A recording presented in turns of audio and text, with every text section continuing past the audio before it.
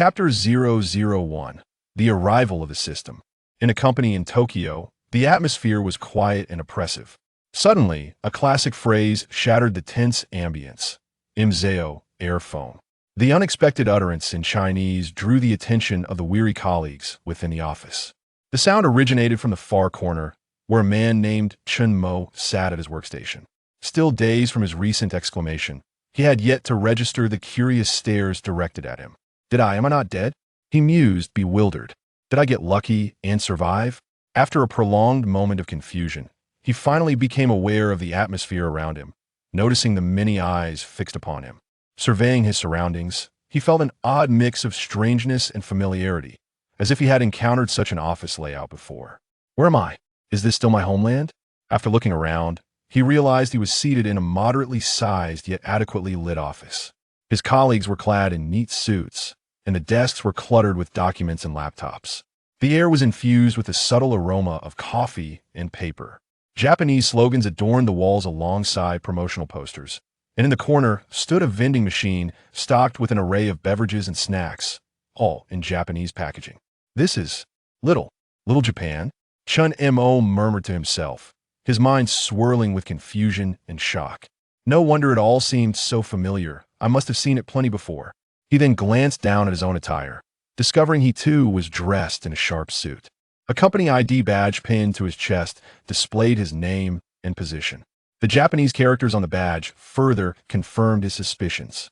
He was indeed in Japan, working for a Japanese company. Have I traversed time? Or have I been reborn? Chen Mo pondered, his thoughts a chaotic whirl. Just then, the sharp sound of high heels echoed through the office, breaking the silence. He looked up to see a tall, poised woman with an icy demeanor and striking beauty striding towards him. She wore a tailored black pencil skirt suit, her long legs accentuated by black stockings that drew the eye. Her long hair cascaded over her shoulders, and her gaze was sharp and commanding, exuding an undeniable authority with each step. Chen Mo, what are you doing? Her voice was cold, laced with impatience, as if reprimanding a subordinate for a mistake, her eyes reflecting disdain and contempt. Startled by the fierce woman before him, Chen Mo momentarily froze, then quickly realized she was likely his superior. A swift glance at her ID badge confirmed her identity, Fujiwara Mizuki. Director Fujiwara, he instinctively began to explain, but was cut off by Fujiwara Mizuki. This is work time, not a moment for daydreaming. Her tone elevated slightly, dripping with sarcasm. If you find this job too easy, I can certainly assign you more tasks. The surrounding colleagues lowered their heads, feigning busyness, yet their ears were perked up, clearly accustomed to such scenes. Sensing the atmosphere, Fujiwara Mizuki smirked internally. Is this what frightens you? Pathetic men? Nothing but a bunch of incompetent fools. Chen Mo felt a surge of irritation rise within him. Without fully grasping his situation and wishing to avoid unnecessary trouble, he forced a smile. Apologies, Director Fujiwara, I was momentarily distracted. It won't happen again. Fujiwara Mizuki shot him a cold glance, clearly unimpressed, her disdain for him palpable. She stepped closer, towering over him as she spoke. Distracted? Don't think I'm unaware you were dozing at your desk. Did the company hire you to sleep? If it happens again, I wouldn't mind sending you to Human Resources for a chat. Her voice was low, yet resonated clearly throughout the office. Chen Mo felt the stares of his colleagues prickling against him like needles, yet he did not shrink away. Shrink back? What a joke. His blood bore the heritage of a proud nation. Not only did he refuse to retreat, but he also lifted his head, meeting Fujiwara Mizuki's gaze squarely. Director Fujiwara, I understand now. His tone remained calm, yet there was a hint of defiance in his eyes. Fujiwara Mizuki was evidently taken aback by his response. Typically, he wouldn't dare lift his gaze when speaking to her, yet now he was boldly returning her stare. This surprised her, prompting her to think, this Chinese man is different. He was never like this before. Fujiwara Mizuki furrowed her brow slightly, but recalled she had tasks to attend to, quickly regaining her icy composure. I hope you truly understand otherwise. With that, she turned and strode away, the sound of her heels echoing in the office until her silhouette vanished at the corridor's end. Chen Mo slumped back into his chair, internally smirking. Fujiwara Mizuki, is it? With some allure? Is she? Just wait and see who ends up laughing last. Let's hope she doesn't fall into my hands otherwise. I might just ruin her reputation. As Chen Mo at his workstation began to sort through this new identity and its memories, he reflected on the previous Chen Mo, who also hailed from his vast homeland. An exemplary student and an orphan, he had fortuitously arrived in Tokyo for study. Observing the favorable wages in Japan, he sought employment here upon graduation, choosing to forge a life in Tokyo. Within this company, his persona was that of an earnest and unassuming individual, perpetually downcast and timid. The Japanese tended to be quite insular. Being a Chinese national with such a demeanor, his colleagues held him in disdain, often undermining him. However, the ordinary colleagues were one matter. His female superior, Fujiwara Mizuki, was an entirely different issue. She was notorious as the ice queen of the company and supposedly harbored a misandrous disposition. At a young age, she had already ascended to a managerial position, wielding considerable power. She was not only stringent with her subordinates, but particularly targeted Chen Mo. Perhaps it was due to his nationality that she found endless reasons to make his work life difficult, frequently docking his bonuses and publicly chastising him in meetings, leaving him humiliated. Lately, this woman had become relentless, assigning him an overwhelming workload, forcing him to endure late nights and endless overtime. Chen Mo, with his poor physical constitution, ultimately met his demise at his workstation under the strain of such rigorous demands. As the new Chen Mo recalled these memories, a cold smile crept across his face. Ah, it seems the previous owner of this body was quite the pushover, easily manipulated by others. However, now that I am here, I shall not endure such indignities.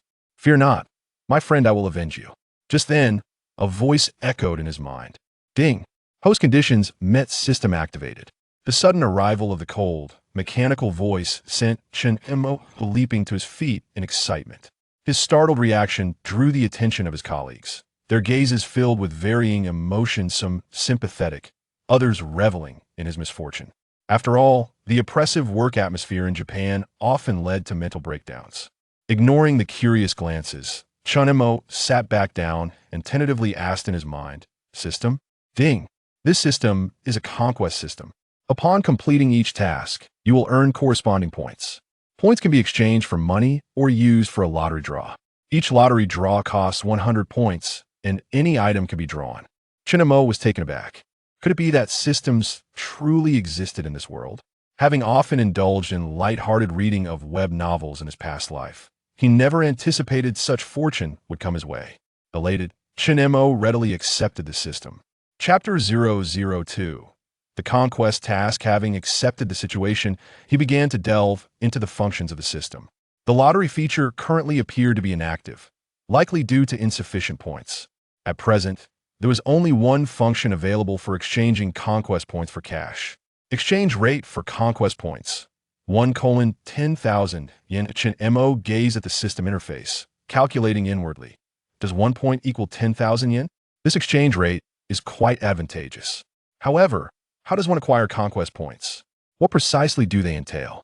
Note, in this article, yen is equivalent to RMB 20:1 at that moment. The cold, mechanical voice of the system rang out once more. Ding detected that the host is facing difficulties from a female, superior, triggering novice task, little cherry blossom woman. Do not be rude.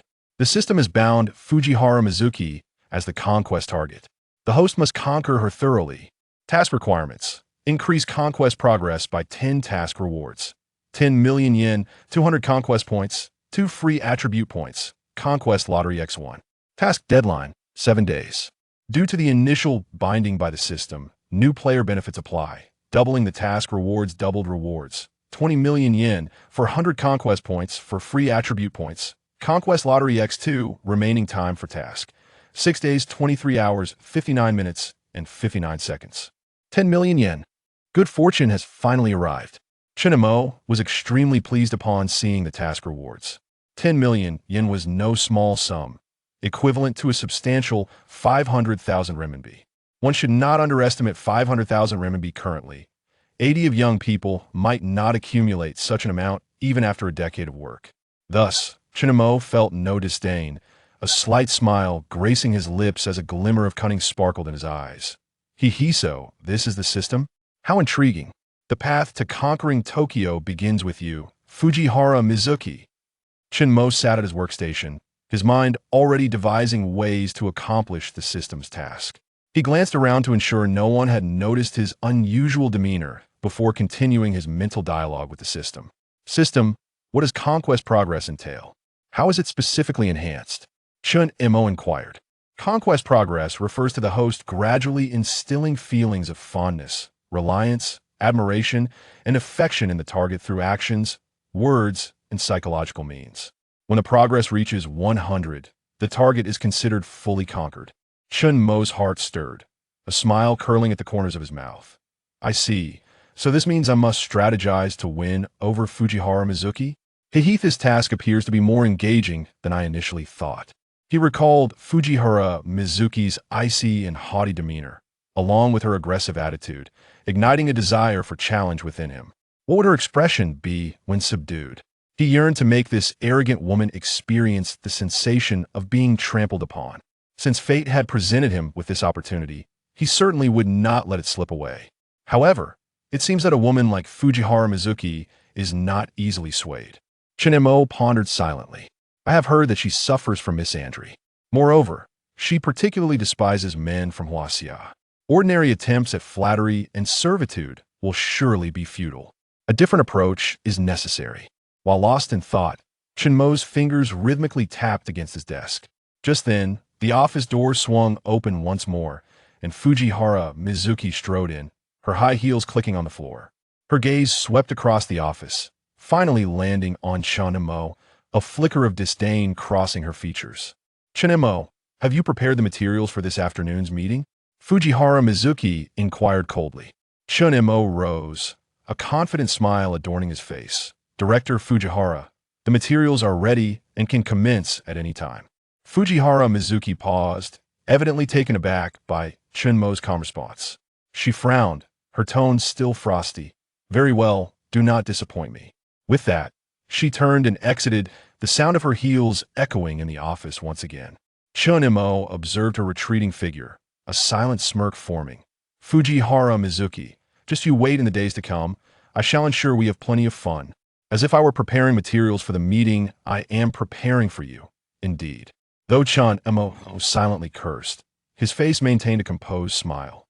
He understood the necessity of biding his time after all. The system's task loomed large, and remaining within the company afforded him more opportunities to engage with this haughty woman. He needed to conquer Fujihara Mizuki step by step. Thus, Chen Mo resumed his seat, beginning to organize the materials required for the afternoon meeting. The necessary documentation had mostly been prepared by his predecessor, leaving only minor adjustments for completion. Time ticked away, and Chen Mo meticulously arranged the materials. Perhaps due to the system's influence, his mind was exceptionally sharp. The entire process flowed seamlessly. Not only did he complete the task at hand, but he also prepared supplementary data and analyses for unforeseen circumstances. Through inherited memories, Chen Mo recognized that Fujihara Mizuki was an individual who placed great importance on details. Any minor oversight could serve as a reason for her to complicate matters for him. The afternoon meeting commenced as scheduled. Fujihara Mizuki occupied the head of the conference table, her gaze scanning each attendee with a frosty intensity. Her eyes resembled sharp blades, seemingly capable of piercing through the facade of any individual, striking at their very core.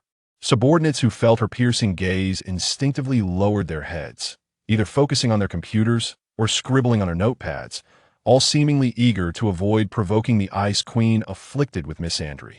Fujihara Mizuki observed their reactions with satisfaction, yet her internal thoughts were far more intricate than her exterior suggested. Look at these individuals, each one like a turtle retreating into its shell, lacking even the courage to meet my gaze. What kind of men are these? Mere trash. Fujihara Mizuki scoffed inwardly, a smirk gracing her lips, tinged with disdain. How dull, not a single opponent capable of piquing my interest. Her gaze eventually settled on Chen Mo. This man from Huaxia was the most repugnant of all, yet today seemed different. Typically, Chen Mo exuded a sense of timidity and unease, his eyes evasive as if bracing for her reprimand. She relished that dynamic. However, today, there was a newfound confidence in his eyes, even a hint of provocation. How pretentious, Fujiwara Mizuki thought derisively. Do you believe this fad will earn my respect? How laughable. Reflecting on their earlier conversation, Chen Mo's composed demeanor had surprised her, even displeased her slightly. She was accustomed to everyone being subservient, relishing the sensation of control. Yet Chen Mo's behavior today hinted at a potential loss of her usual dominance. He is merely a detestable man from Huaxia. No amount of pretense can alter that, Fujiwara Mizuki thought coldly. I shall see how long you can maintain this act. Her gaze swept the conference room again, a faint irritation brewing within her. For years, she had maintained an image of cold allure, suppressing all those around her with her formidable presence. She despised men, particularly those who were self-righteous. She loathed their hypocrisy, their arrogance. It was a visceral disdain. Chen Mo sat opposite her, calm and collected, holding the prepared materials. As the meeting commenced, Fujiwara Mizuki spoke first. Her tone as frigid as ever. Today's meeting primarily concerns the market strategy for the upcoming quarter. I expect everyone to contribute constructive opinions. As her words hung in the air, the room fell silent. Everyone understood that Fujiwara Mizuki's constructive opinions meant she sought proposals that would meet her approval, rather than ordinary suggestions. After Mizuki Fujiwara concluded her remarks, a profound silence enveloped the conference room. Everyone averted their gaze, fearful of being called upon to speak. Mizuki's icy stare swept across the assembly, ultimately resting on Chen Mo. With a slight arch of her brow and a hint of sarcasm in her tone, she inquired, Chen Mo, as a member of the marketing department, do you not have any thoughts to share? Chapter 3. What are you so proud of? Chen Mo heard Miyuki Fujiwara mention his name. It was entirely expected. He knew this troublesome woman would seek him out. Fortunately, he was well prepared and remained completely unfazed. He raised his head, meeting her gaze with calmness. A slight smile playing at the corners of his mouth, revealing a hint of confidence. Director Fujiwara, I indeed have some thoughts regarding next quarter's market strategy. Miyuki Fujiwara was momentarily taken aback, clearly not anticipating such a composed response from him. She was eager to see what this insignificant fish could possibly say. If his answer failed to satisfy her, she would surely humiliate him severely. Her brow furrowed slightly, her tone still frigid. Oh? Do tell. Chen Mo stood up, grasping the materials in his hand, and walked to the projector at the front of the meeting room. With practiced ease, he opened his laptop and projected the prepared PowerPoint onto the large screen. A series of detailed data analyses and market trend forecasts appeared. According to my recent market research, I have discovered. His voice was steady and powerful, each sentence articulated with clarity and supported by substantial data. His analysis encompassed not only the current market situation, but also proposed concrete execution plans, including meticulous calculations of budget and expected outcomes. This was largely due to his diligence in previous roles, enabling such comprehensive data compilation, an effort equivalent to that of 3 individuals. Miyuki Fujiwara was rendered speechless, unable to suppress her astonishment. The colleagues in the meeting room raised their heads in surprise, having never witnessed this typically submissive Chinese man speak with such confidence, let alone present such thorough analysis. Miyuki Fujiwara's brow furrowed deeper, a complex emotion flashing in her eyes. Today, she was in a foul mood and had intended to find fault with Chen Mo, seeking to vent her frustrations. Yet, she had not anticipated that he would present such constructive suggestions. For a moment, she was at a loss. This meeting had been organized solely to indulge her penchant for reprimanding others and to alleviate her poor mood, and she had prepared a plethora of insults for Chen Mo. Now, however, the direction of the meeting was not proceeding as she had anticipated. How could she possibly humiliate him when he had produced such data? Suddenly stumped, Miyuki Fujiwara felt a surge of irritation. Where did you obtain this data and analysis? She asked coldly, a hint of accusation in her tone. Chen Mo smiled slightly, meeting her gaze directly. I compiled this data during my recent overtime hours, and I personally conducted the market research, Director Fujiwara. If you have any questions, I can provide more detailed information. Miyuki Fujiwara fell silent for a moment. She had not been paying close attention to Chen Mo's explanation, as she never expected this meeting to have any real significance. It was purely a platform for her to publicly humiliate him. Thus, her mind had wandered, leaving her uncertain of whether his statements were accurate. She could only nod and say, "All right, I will consider your suggestions. However, adjustments to the market strategy are not trivial matters. I need to see a more concrete execution plan." Chen Mo nodded in acknowledgement, secretly smirking to himself. "Consider?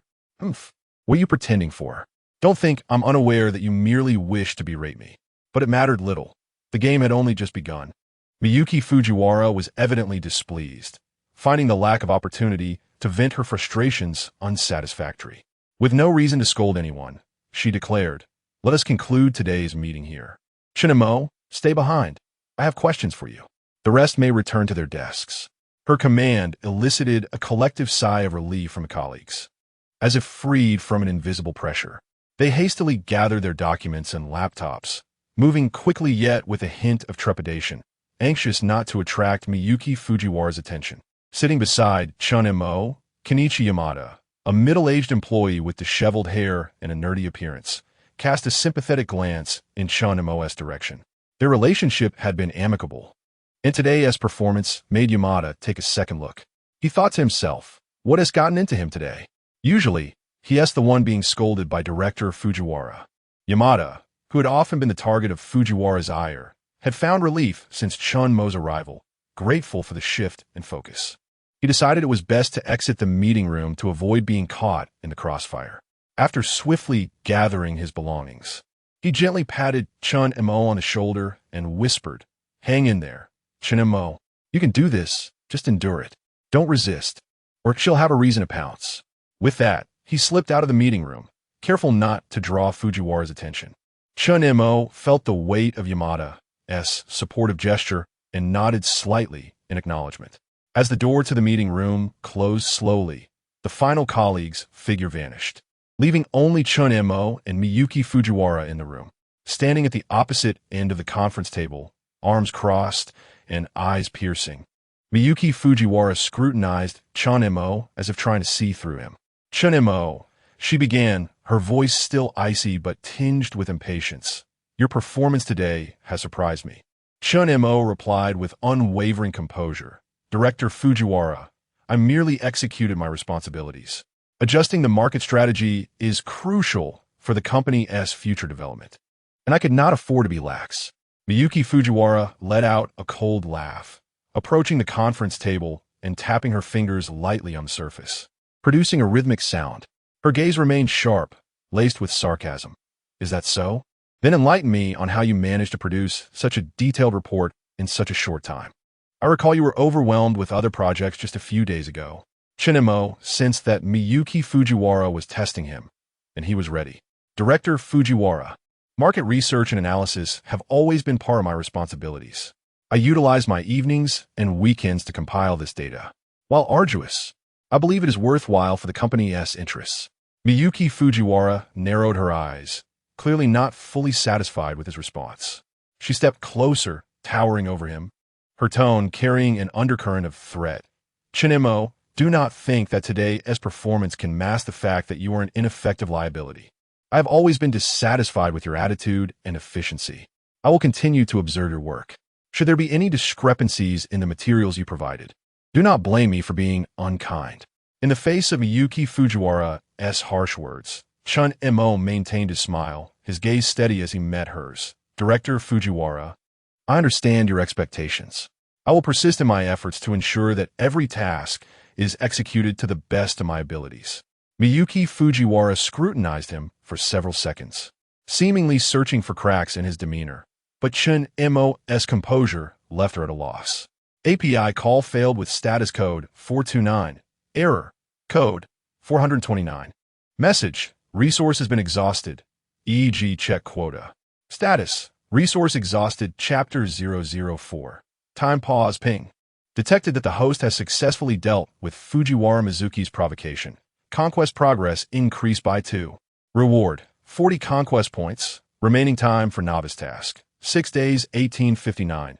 59. Upon hearing the system's notification, Chen Mo felt a slight smile tug at the corners of his mouth, secretly reveling in his triumph. It appears that this obstinate woman is not entirely invulnerable. A mere counterattack can elevate the conquest progress. How intriguing. I had thought the system rewards were only granted upon meeting established criteria, but it seems there are progressive rewards as well. Quite delightful. In a buoyant mood, Chen Mo organized the documents on his desk and was preparing to leave the meeting room when the system's voice echoed in his mind once more. Ping. Hidden task triggered. Hidden task. Emotional provocation. Task requirement. Within the next 24 hours, induce at least one emotional fluctuation, anger, surprise, confusion, etc. in Fujiwara Mizuki through words or actions. Task reward. 100 conquest points, 10 free attribute points, initial hidden task. Hence the reward is doubled reward. 200 conquest points, 20 free attributes, task failure. No penalties. Remaining time for task, 23:59. 59. Raising an eyebrow. Chen Mo smirked inwardly. Emotional provocation? This task is rather amusing. He exited the meeting room and returned to his workstation, already devising strategies to accomplish this hidden task. A woman like Fujiwara Mizuki, seemingly frosty on the surface, must possess a sensitive heart, particularly regarding her interactions with men. Since she harbors misandry, I am keen to discover just how far she can endure. As he pondered, he opened his computer, feigning earnest work while subtly observing Fujiwara Mizuki's movements. The afternoon hours passed swiftly, and soon it was time to leave the office. His colleagues began gathering their belongings, yet Chen Mo deliberately took his time organizing his files, seemingly awaiting something.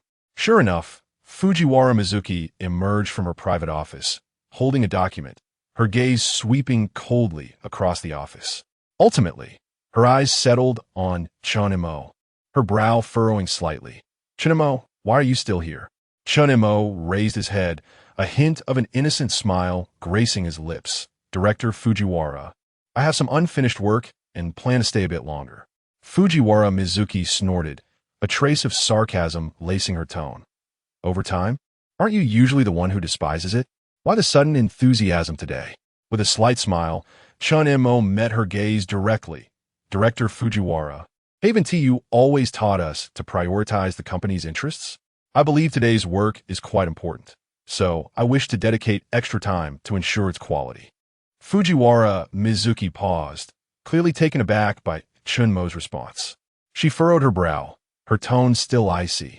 Suit yourself, but don't think that working late will mask your incompetence. Having uttered this, she turned to leave, but Chen Mo suddenly interjected. Director Fujiwara, you've worked hard today. Would you care to join me for a cup of coffee? It's on me. Fujiwara Mizuki halted, turning back to regard him with a cold, wary glare. What did you say? Today's Chen Mo was too different, and it unsettled her, leading her to suspect that he might have ulterior motives, perhaps even something nefarious in the coffee.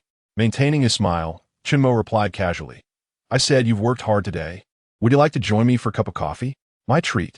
Fujiwara Mizuki's frown deepened, her eyes fixed intently on Chen Mo. Something was amiss. Very amiss. This upstart Chen Mo must be up to something. He wouldn't genuinely consider drugging me, would he? Perceiving her unease, a flicker of displeasure crossed her eyes. Chen Mo, do you think that just because you performed well today, you can casually bond with me? Chen Mo shrugged, his tone remaining composed. Director Fujiwara, you've misunderstood. I merely thought you deserved a break after your strenuous work. After all, you are human too and require rest. Fujiwara Mizuki's expression shifted slightly, revealing a hint of complex emotions. She clearly hadn't anticipated such a response from him. Could it be that things were not as she had assumed? Might Chen Mo genuinely harbor no ill intentions, but simply wish to show concern for her? For a moment, she found herself at a loss for words. You. She opened her mouth, seemingly about to say something, but ultimately coldly retorted, no need. You can drink by yourself. With that, she departed the office without looking back. Chen Mo observed her retreating figure, a smirk playing on his lips, inwardly reveling in his success. It seems this obstinate woman is not completely indifferent. In that fleeting moment, her emotions were undeniably stirred. Ping. Hidden task. Emotional provocation completed. Task reward. 200 conquest points. 20 free attribute points have been granted. Hearing the system's notification, Chen Mo felt a swell of satisfaction. Excellent. This task proved even simpler than I had anticipated. Now, it's time to make good use of these points and attribute values. He accessed the system interface to examine his attribute panel. Host, Chen Mo, Strength, 60. Average for adult males is 80. Agility, 60. Average for adult males is 80. Stamina, 60. Average for adult males is 80. Mentality, 80. Average for adult males is 80. Charm, 70. Free attribute points, 20. Gazing at his attribute panel, Chen Mo calculated. Both strength and agility are rather low. Evidently, the previous owner of this body was quite weak. As for charm, while 70 points may seem low, it is not excessively so compared to the aforementioned 3 attributes. How maddening that all are below the average for a typical man. This body is truly a disappointment. These statistics appear utterly paltry. This simply cannot stand. With such physical conditions, how can I conquer Tokyo? I must train to improve. After some contemplation, he decided to allocate the 20 free attribute points he had just acquired to stamina. Ping. Stamina increased by 20. Stamina elevated to 80. Stamina now meets the average level for adult males. Strength simultaneously increased by 10 points. Chen Mo sensed subtle changes within his body. The fatigue-laden physique transformed, rejuvenated with vitality, and he felt significantly more agile. He nodded in satisfaction, then opened the system's points redemption interface to check his current balance. Conquest points, 240, point to cash conversion rate, 110,000 JPY. With 240 points, he could exchange for 4 million yen, equivalent to approximately 120,000 Chinese yuan. However, there was no rush to redeem it. While cash is certainly appealing, the system provides ample opportunities for wealth. Thus, he opted to explore the lottery function first. Chen Mo clicked on the lottery interface, discovering that the lottery feature had been unlocked, requiring 100 points per attempt. While the cost was steep, given he had 2 chances, he decided to proceed without hesitation. He clicked the lottery button. Ping. Lottery in progress. Congratulations, host. You have obtained time pause, permanent. Time pause. Each use allows for a 3-minute suspension of time, with a cooldown period of 1 hour. Chapter 005. The curvaceous neighbor Chen Mo, upon witnessing the results of the lottery, felt a surge of ecstasy. Time pause? This ability is truly extraordinary. Although it lasts merely 3 minutes, it can certainly prove invaluable in critical moments. He was eager to experiment with this newfound skill, yet, considering he was still at the office, surrounded by surveillance cameras, he prudently restrained his impulse. He resolved to wait until he returned home to explore it further. But first, he was curious to see the outcome of the second lottery draw. He clicked the lottery button once more. Ding! Lottery in progress. Congratulations, host has obtained Charm Enhancement Card, one-time use. Charm Enhancement Card. Upon use, the host charm value will be permanently increased by 10 points. Chen Mo raised an eyebrow. A charm enhancement card? While it may not be as formidable as the time pause ability, it is nonetheless quite beneficial. After all, charm is crucial in conquering tasks. Without hesitation, he activated the charm enhancement card. Ding! Charm value increased by 10 points. Current charm value, 80. Chen Mo sensed a subtle transformation in his demeanor, feeling more confident and poised. Excellent. His charm value had finally reached an average level of attractiveness. Though not exceptionally high, it was sufficient to prevent him from lagging behind. Ding!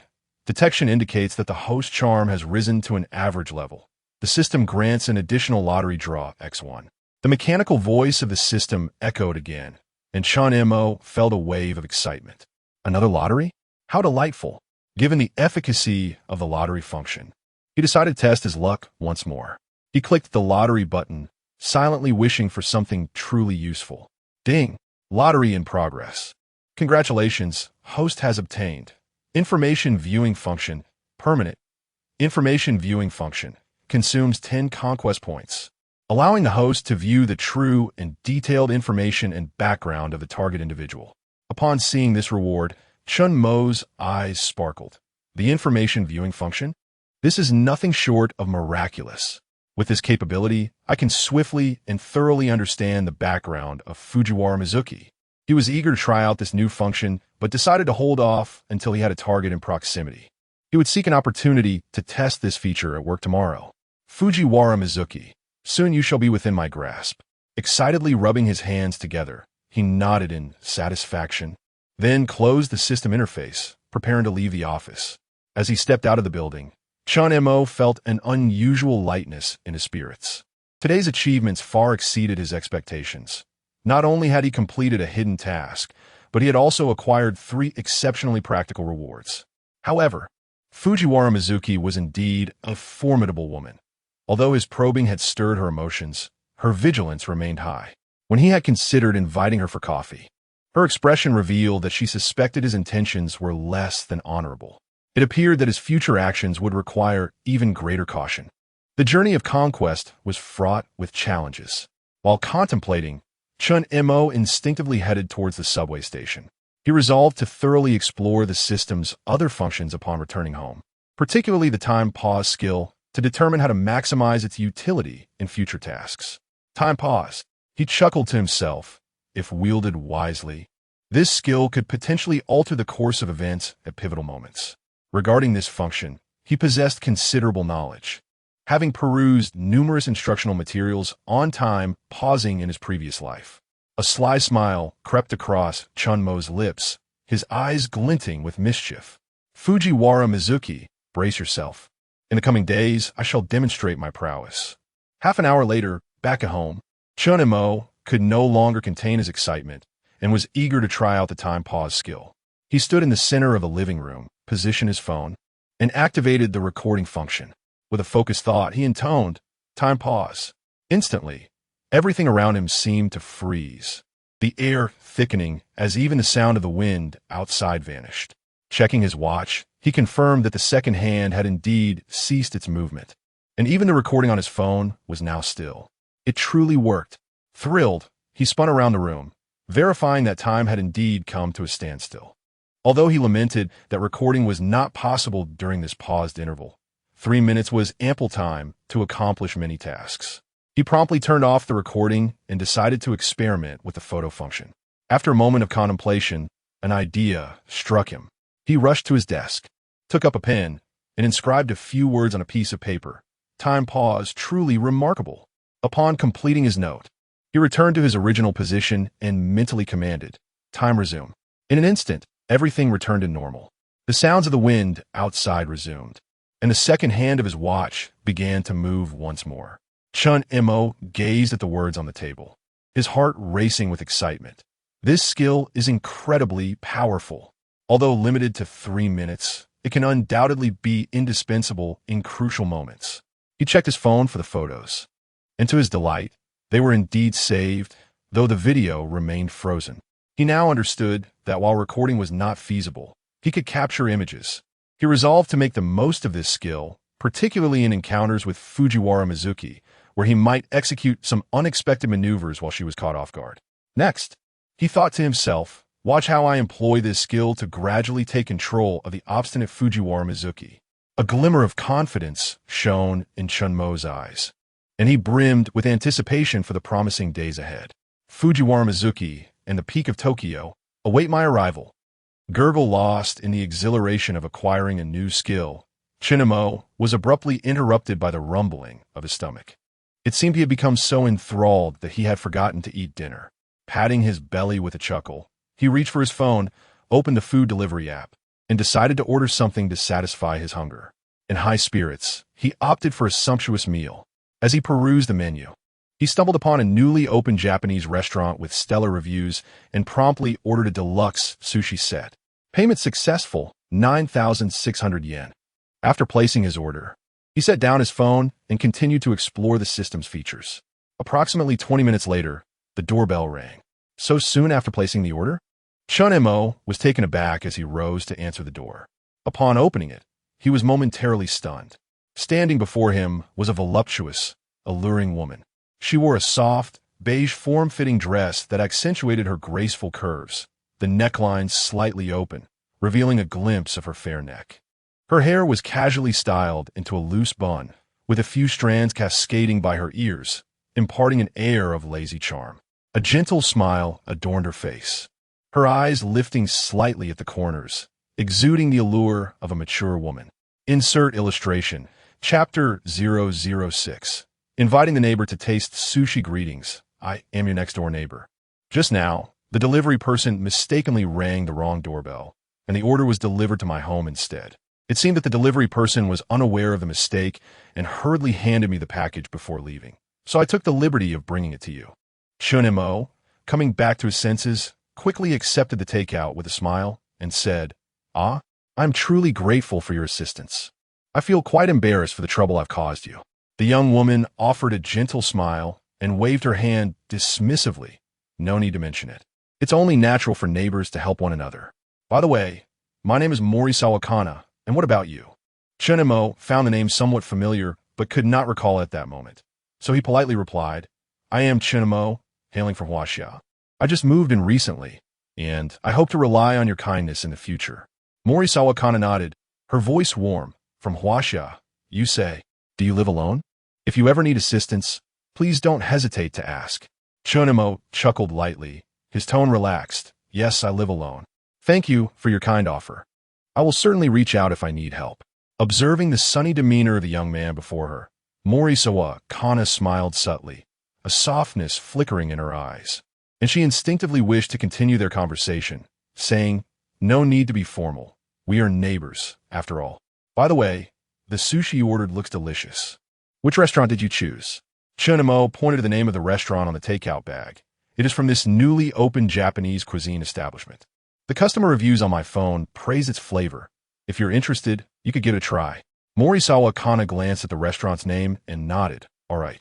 Thank you for the recommendation. I will definitely order from there next time. You should enjoy your meal. I won't intrude any further. However, Chen Mo's eyes sparkled with an idea, and he quickly proposed, how about you come in for a moment, Miss Kana? I just moved in, and my place is still a bit chaotic, but we could enjoy some sushi together. Mori Sawakana was momentarily taken aback. After all, they were still strangers. Hesitating slightly, she replied, is that really appropriate?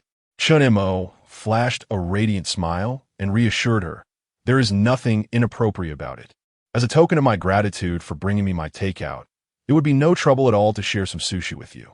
Seeing the harmless expression on Chen Mo's face, Mori Sawakana found herself agreeing before she realized it, nodding with a smile. Well, all right then. I hope I'm not imposing. They entered the living room together, where Chen Mo arranged the sushi on the table and poured 2 cups of tea. Miss Kana, do try it and let me know how it tastes. Mori Sawakana picked up a piece of sushi and took a delicate bite, her eyes lighting up with surprise. This is indeed quite delightful. It seems this restaurant is truly worth recommending. Chen Mo chuckled, a hint of pride in his voice. Isn't it? My taste is quite discerning. As they savored the sushi, their conversation flowed effortlessly, the atmosphere gradually becoming more relaxed and enjoyable. Suddenly, Chen Mo recalled the prize he had just drawn. Seizing the moment, he activated the information viewing function, silently murmuring, System, activate the information viewing function. Target, Mori Sawakana. Beep. Consuming 10 conquest points, retrieving target information. Remaining conquest points, 30. Name, Mori Sawakana. Age, 32 years. Height, 160 centimeters. Weight, 47 kilograms. Charging times, 1. Comprehensive score, 90. Occupation, housewife. Husband often works abroad. Personality, gentle, considerate, empathetic. Background, well-off family. Her husband is an executive at a multinational corporation and travels for extended periods, leaving her to live alone. Though her life is affluent, she experiences a certain loneliness, weakness, long-term solitude, yearning for companionship and care. Interests, youthful vitality, enjoys cooking and gardening, often participates in crafts or community activities during her leisure time. Current affection level towards host, 15, ordinary neighbor. Meets conquest criteria. Would you like to bind? Confirm cancel. After reading this information, Chen Mo felt a twinge of empathy. So this is her life. It seems this alluring neighbor is quite lonely at heart. With that thought, Chen Mo made a swift decision and confirmed the binding. Beep. Conquest binding successful. Initial conquest progress. 15. He pondered for a moment before smiling and asking, Miss Kana, do you often find yourself home alone? Is it ever dull? Morisawa Kana sighed, a hint of resignation in her tone. It could be a bit lonely with my husband abroad. I am often left to my own devices, and sometimes it truly does feel quite boring. Huh? Miss Kana, you're already married? Yet you appear so youthful. You hardly resemble a married woman. I thought you were closer to my age. Chen Mo feigned astonishment. Morisawa Kana beamed at Chen Mo's exaggerated expression and words, feeling overjoyed. A faint blush crept on her cheeks as she replied bashfully, Oh, it's not that exaggerated. You are quite the charmer, Chen Mo-kun. I am in my 30s now. I cannot possibly compare to you young folks. It would be more fitting for you to call me Mrs. Morisawa. Miss feels rather inappropriate now. Chen Mo spoke sincerely, his gaze clear. Who says so? Miss Kana, you truly appear youthful, and your grace is undeniable. Feeling a bit bashful from the compliments, Morisawa Kana lightly pressed her lips together. A flicker of joy in her eyes. Thank you, Chen Mo-kun. You are truly a sweet talker. It must be exhausting to comfort someone like me, an old woman. Chen Mo waved his hand, earnestly asserting, Not at all. I speak nothing but the truth. Morisawa Kana, with her eyes sparkling, realized it had been ages since she felt this happy. While she was delighted, she knew they couldn't dwell on this topic for too long. Otherwise, it might become awkward. Oh dear, all right. I believe you, Chen Mo-kun. What do you enjoy doing besides work? Chen Mo shook his head, pondering deeply. Well, I previously devoted nearly all my time to work. Morisawa Kana, sensing Chen Mo's despondent mood, felt a twinge of sympathy and comforted him. Is that so? However, Chen Mo-kun, working so hard is truly admirable. Chen Mo lifted his head, a smile returning to his face as he said, I'm all right. Thank you for your kindness, Mrs. Morisawa. And what about you? What do you do to pass the time? Surprised by Chen Mo's resilience, Morisawa Kana noted how quickly he shifted from his earlier melancholy and replied, I enjoy crafting or participating in community events. By the way, there's a cooking competition in the community this Sunday. It should be quite lively. I plan to participate, and if you're interested, you could come to watch. Chen Mo's eyes sparkled with intrigue. A cooking competition? That sounds quite interesting. I will definitely come to support you. Morisawa Kana was pleasantly surprised that this young man showed interest in cooking. It made her feel validated in her own pursuits, and she smiled gently, a glimmer of anticipation in her eyes. Then it settled. I will save you a spot. They exchanged smiles, the atmosphere becoming even more harmonious. The system has detected an increase in the host's affinity with Mrs. Morisawa. Current affinity, 25, friendly neighbor. Conquest progress, 25, conquest reward. 100 points upon hearing the system's notification. Chen Mo was inwardly delighted. He mused that this voluptuous neighbor must be quite lonely, considering the rapid pace of the conquest. Thus, he resolved to strike while the iron was hot, continuing to deepen his interactions with Kana Morisawa and further bridge the gap between them. Mrs. Morisawa, what kind of crafts do you typically enjoy? Chen Mo inquired, feigning curiosity with a hint of genuine interest. Speaking of her favored domain, Kana Morisawa smiled faintly, a glint of radiance in her eyes. I rather enjoy fabric crafts, such as sewing small dolls or creating home decor items. Occasionally, I dabble in simple woodworking, though I'm not very skilled, but I find it quite amusing. Chen Mo listened attentively to his neighbor's voice, nodding in agreement and displaying an admiring expression. That sounds fascinating. Alas, I'm usually swamped with work and rarely have the opportunity to engage in such crafts.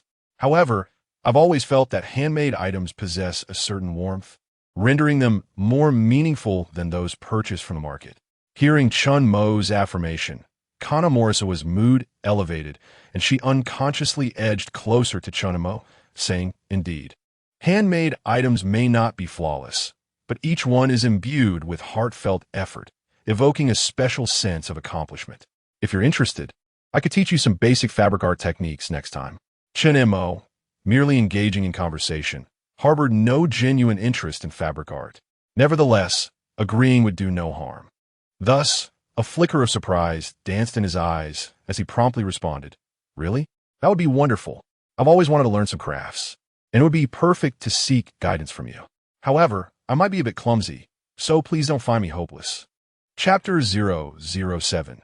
The Eye of Reality. Mizusawa Kana chuckled lightly, her tone laced with a hint of teasing.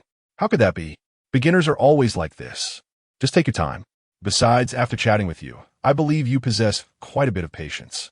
It surely won't be too difficult for you to learn.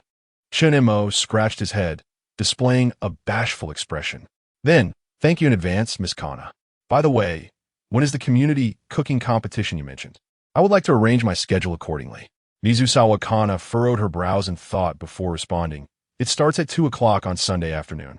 At the Community Activity Center. The theme for the competition is home flavor.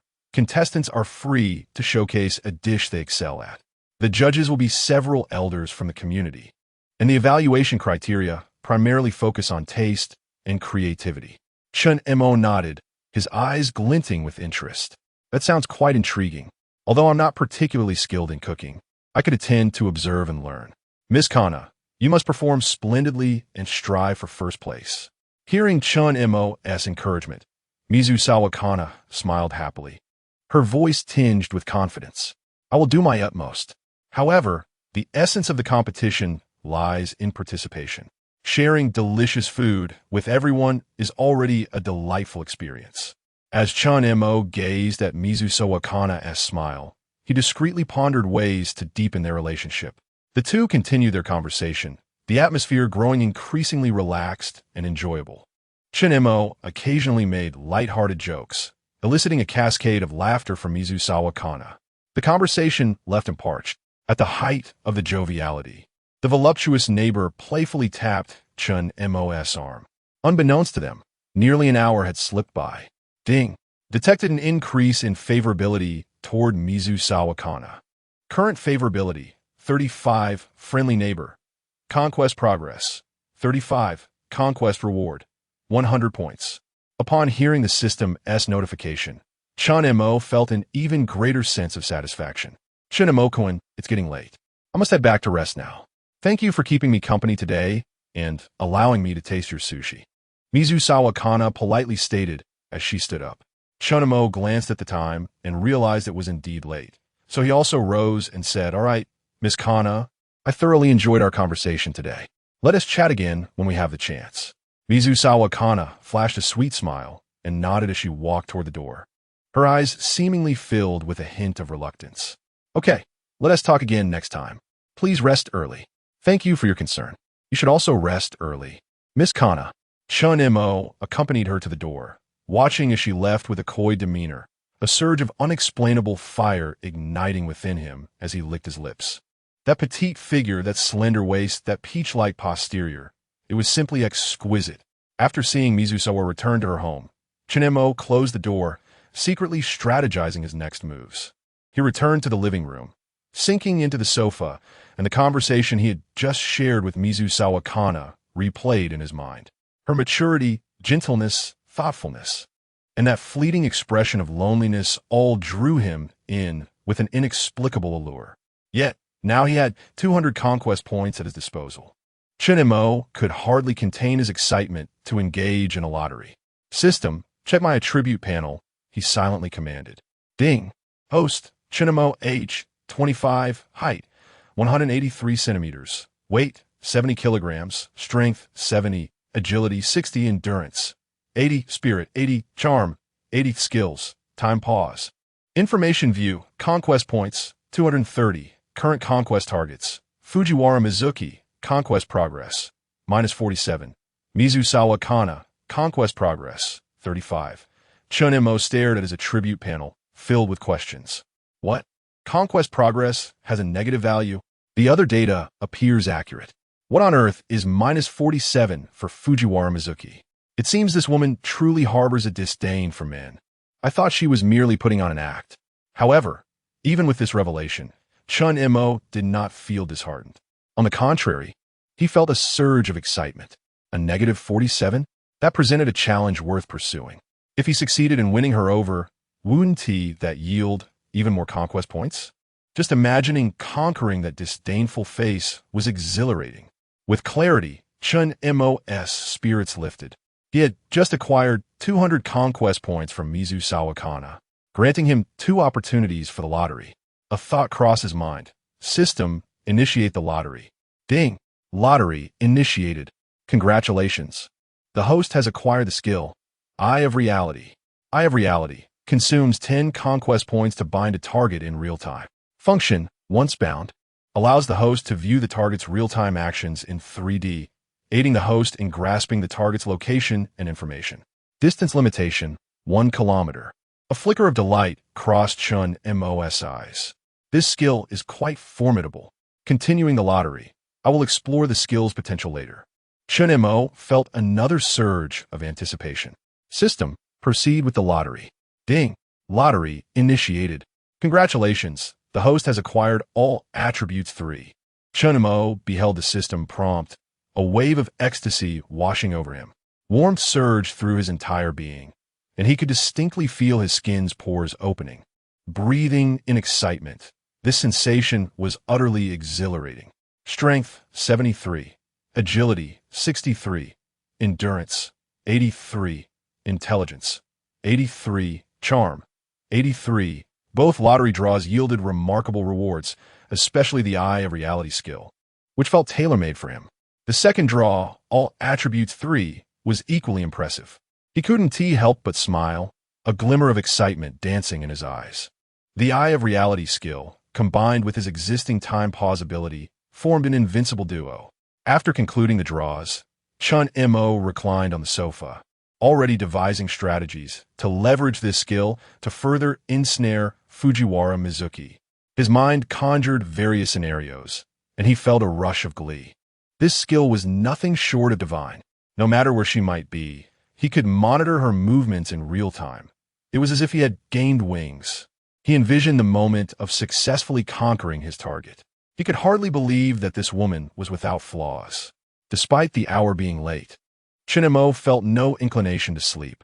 He resolved to further investigate the Eye of Reality skill, seeking additional applications. System, activate Eye of Reality and bind the target. Mizu Sawakana, he mentally commanded. Ding! Consume 10 conquest points. Eye of Reality successfully activated. Please select the target to bind. Mizu Sawakana, Fujiwara Mizuki, without hesitation. Chen Mo chose the voluptuous neighbor, Mizu Sawakana. Ding! Eye of Reality binding successful. Target, Mizu Sawakana. Current status, return home. Currently washing up. Chen Mo felt a surge of delight upon seeing the system notification. He had not anticipated the skill to be so powerful, allowing him to view the target's real-time status. In his mind, a 3D model of Mizu Sawakana as every movement unfolded before him. Chapter 008. The justifiable affection of Kanai Morisawa. Kanai Morisawa returned home, gently closing the door behind her and leaning against it, releasing a long sigh.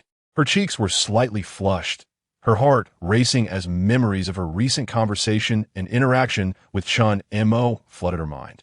The young neighbor smiled. The warmth of the sun and his genuine interest in her crafts and cooking filled her with a sense of long-forgotten ease and joy.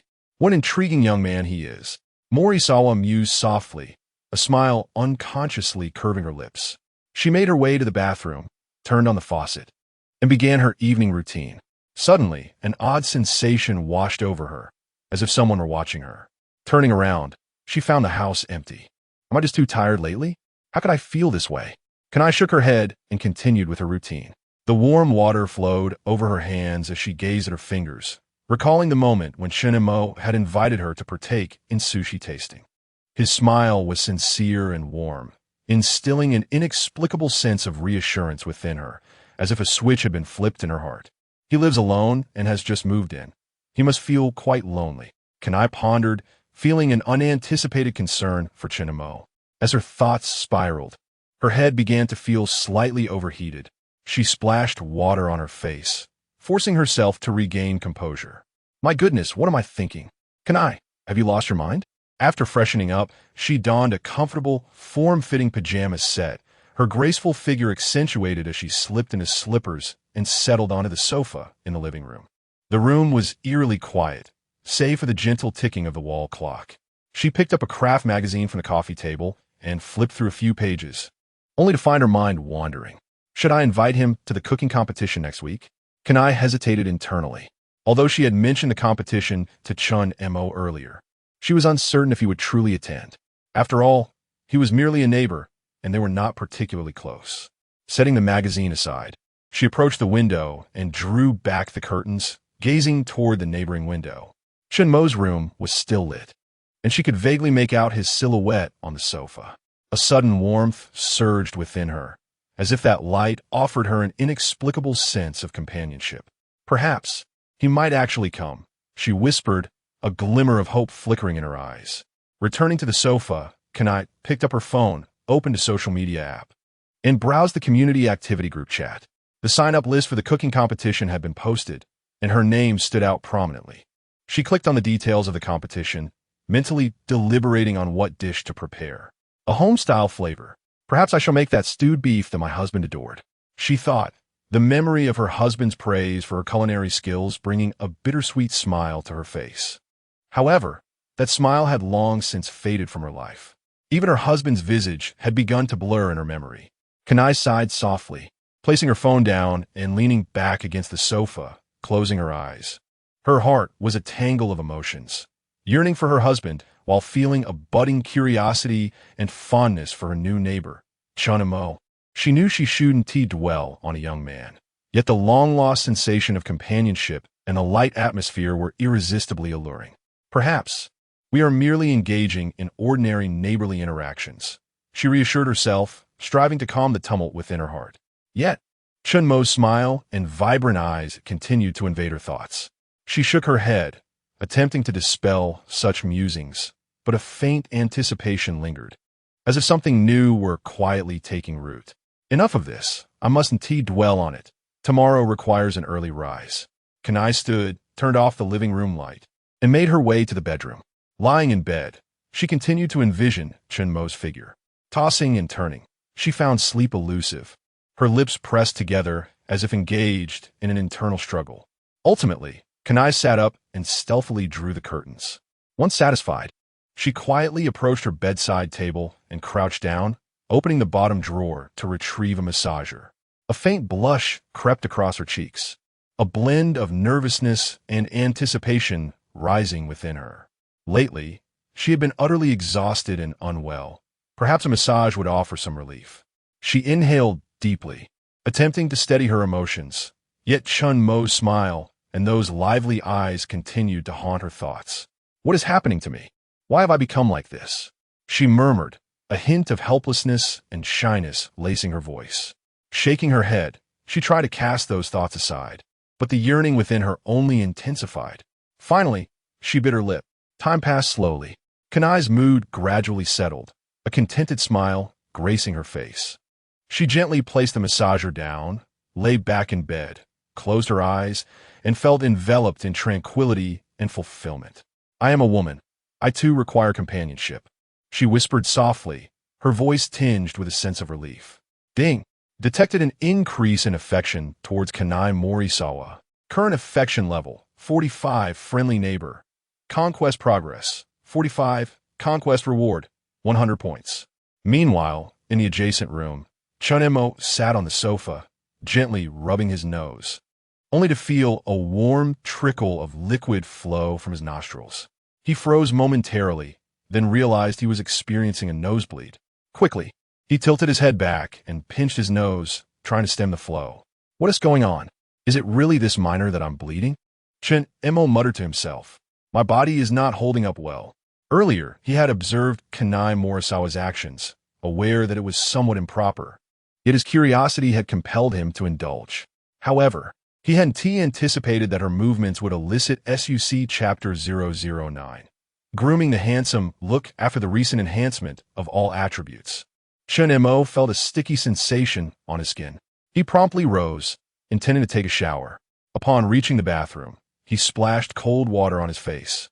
Attempting to calm himself, the water cascaded over his cheeks, offering a refreshing chill, and gradually, the nosebleed ceased. As he lifted his gaze to the mirror, he was momentarily taken aback. The reflection revealed a face with features that appeared more defined than before. The contours of his brows and eyes had sharpened, and his gaze seemed profoundly deeper. Previously, his slightly sallow complexion, coupled with pronounced dark circles, evoked an impression of a reclusive figure in poor health. Now, his visage radiated a healthy glow, and the contours of his cheeks became more prominent. Moreover, there appeared to be subtle alterations in his physique. His shoulders had broadened slightly, and the outline of his abdominal muscles was becoming discernible. An aura of confidence and composure enveloped him. Is this the effect of the attribute enhancement? Chen Mo murmured softly, touching his face, the sensation still palpable, yet the image in the mirror seemed entirely transformed. A surge of elation coursed through him.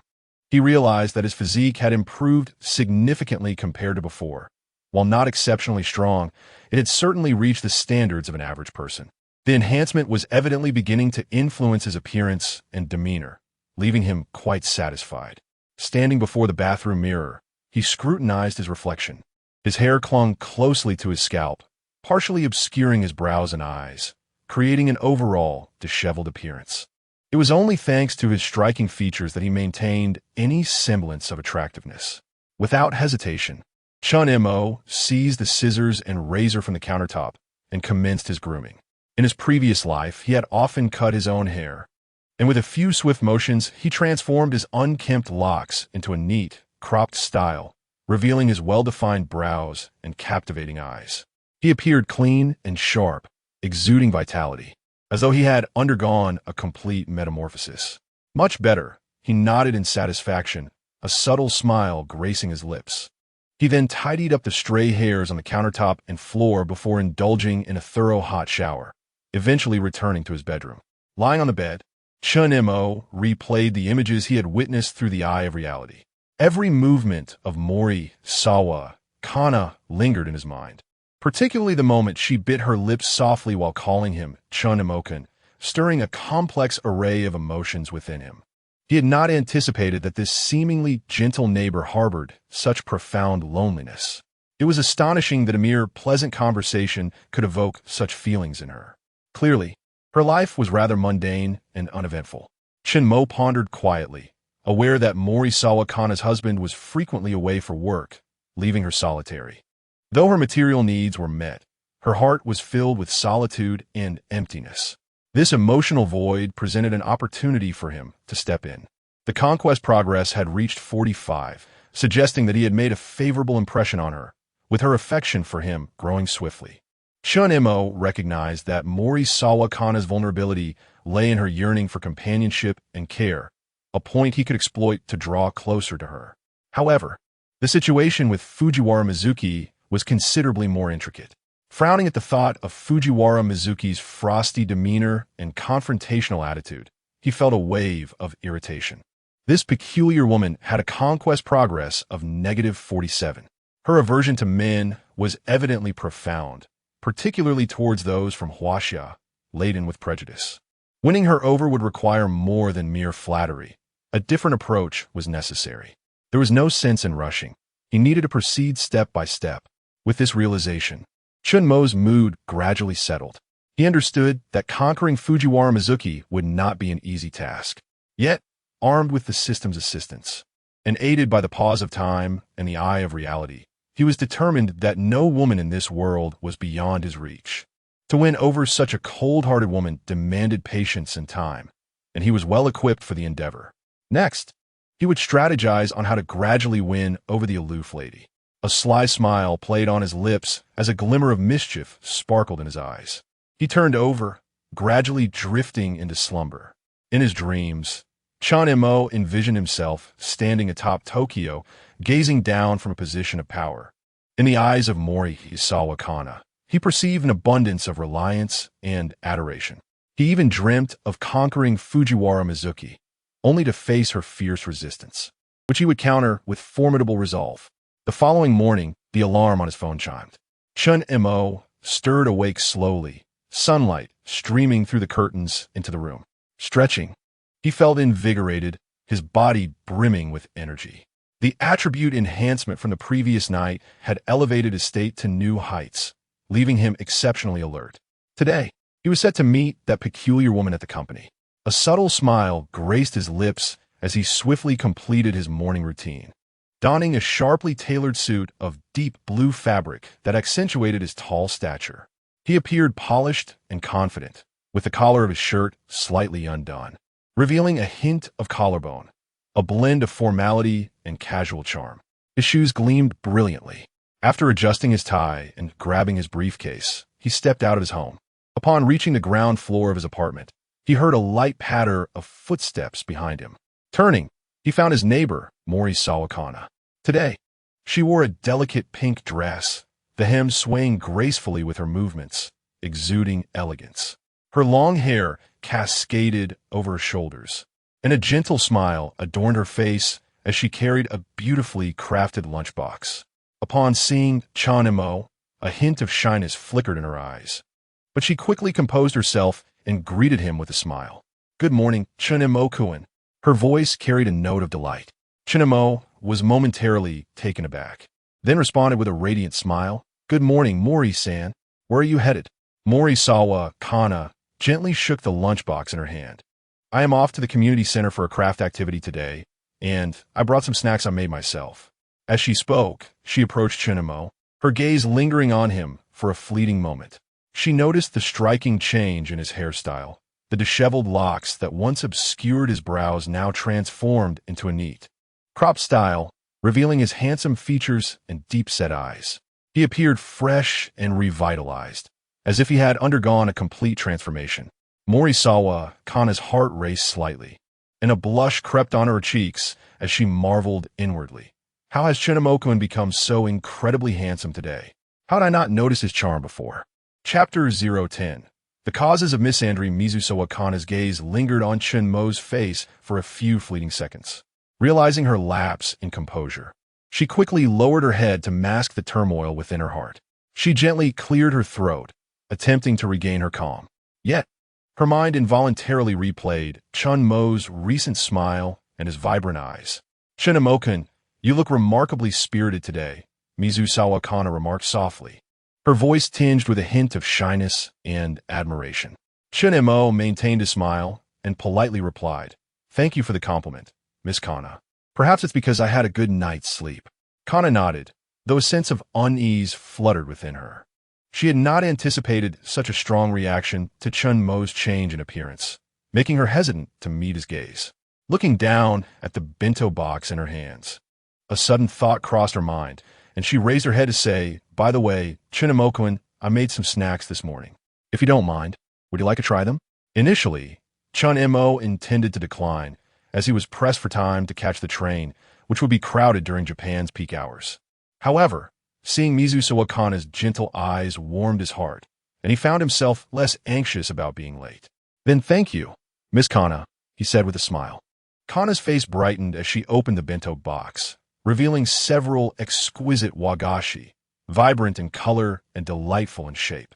She picked up a piece and offered it to Chen Mo, saying, "This is freshly made. Please give it a try." Instead of taking it with his hands, Chen Mo bowed his head and accepted it directly with his mouth, unintentionally brushing his tongue against Kana's fingers. Upon tasting the sweet delicacy, Chen Mo couldn't help but exclaim, "Delicious. Your culinary skills are truly remarkable, Miss Kana." Kana was taken aback by his boldness, feeling a tremor run through her as a blush crept onto her cheeks from the unexpected contact. Quickly retracting her hand, she hid behind her back and softly responded, I'm glad you like it. If there's a chance in the future, I'll make more for you to try." Chen Mo smiled and nodded. "Then I shall look forward to it." As they walked and chatted, both were keenly aware not to address the earlier incident, allowing the atmosphere to remain light and pleasant.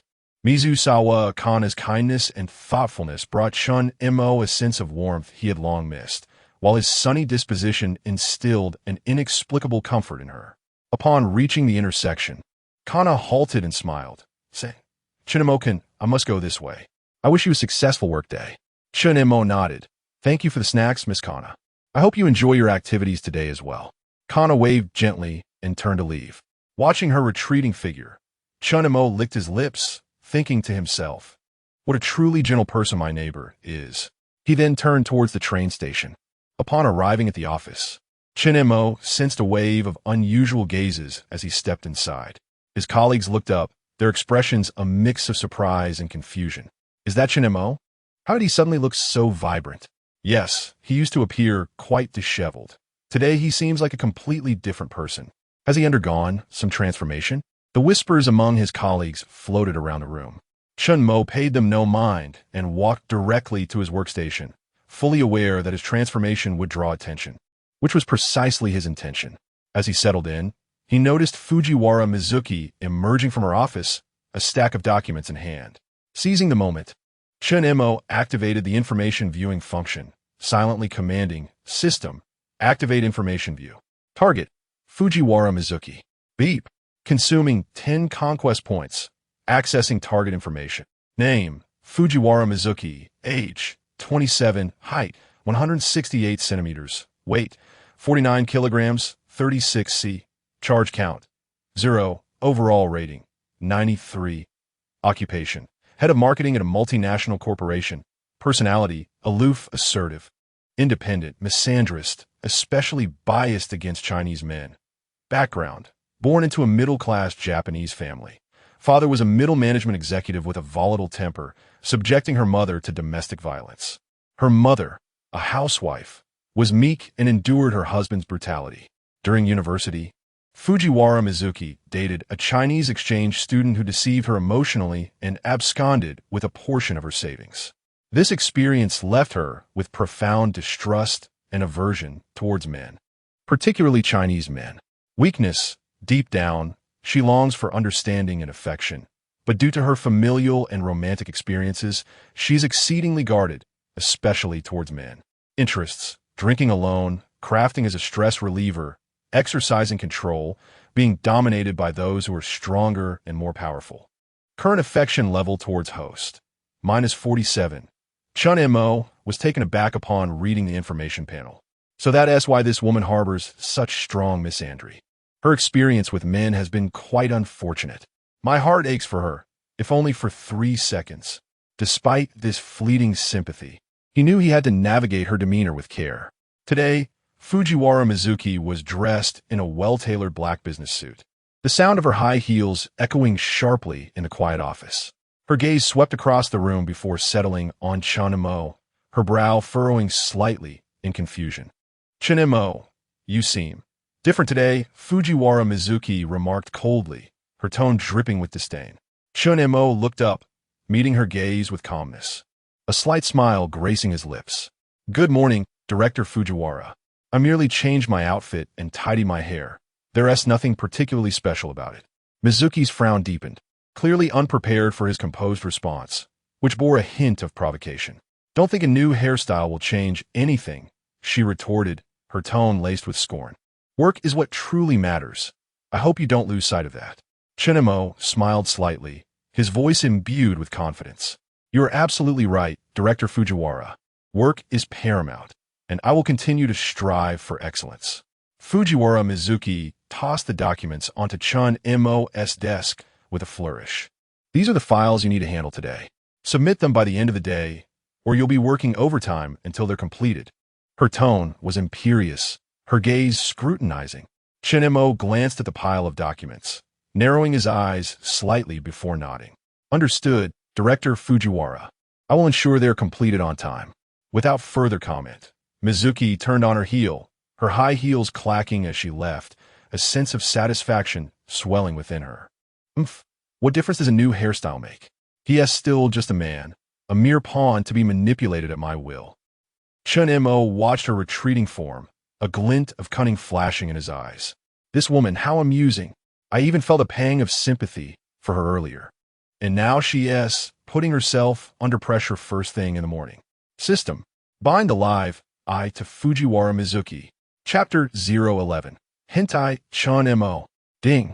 Expending 10 conquest points. Initiating binding to target. Fujiwara Mizuki. Binding successful. Ocular surveillance activated. Host may observe the target's real-time status. A virtual interface materialized in Chen Mo's mind, displaying Fujiwara Mizuki's live image. Her expression remained icily resolute. This Chen Mo. Why has he suddenly become so self-assured today? Does he truly believe he can alter anything?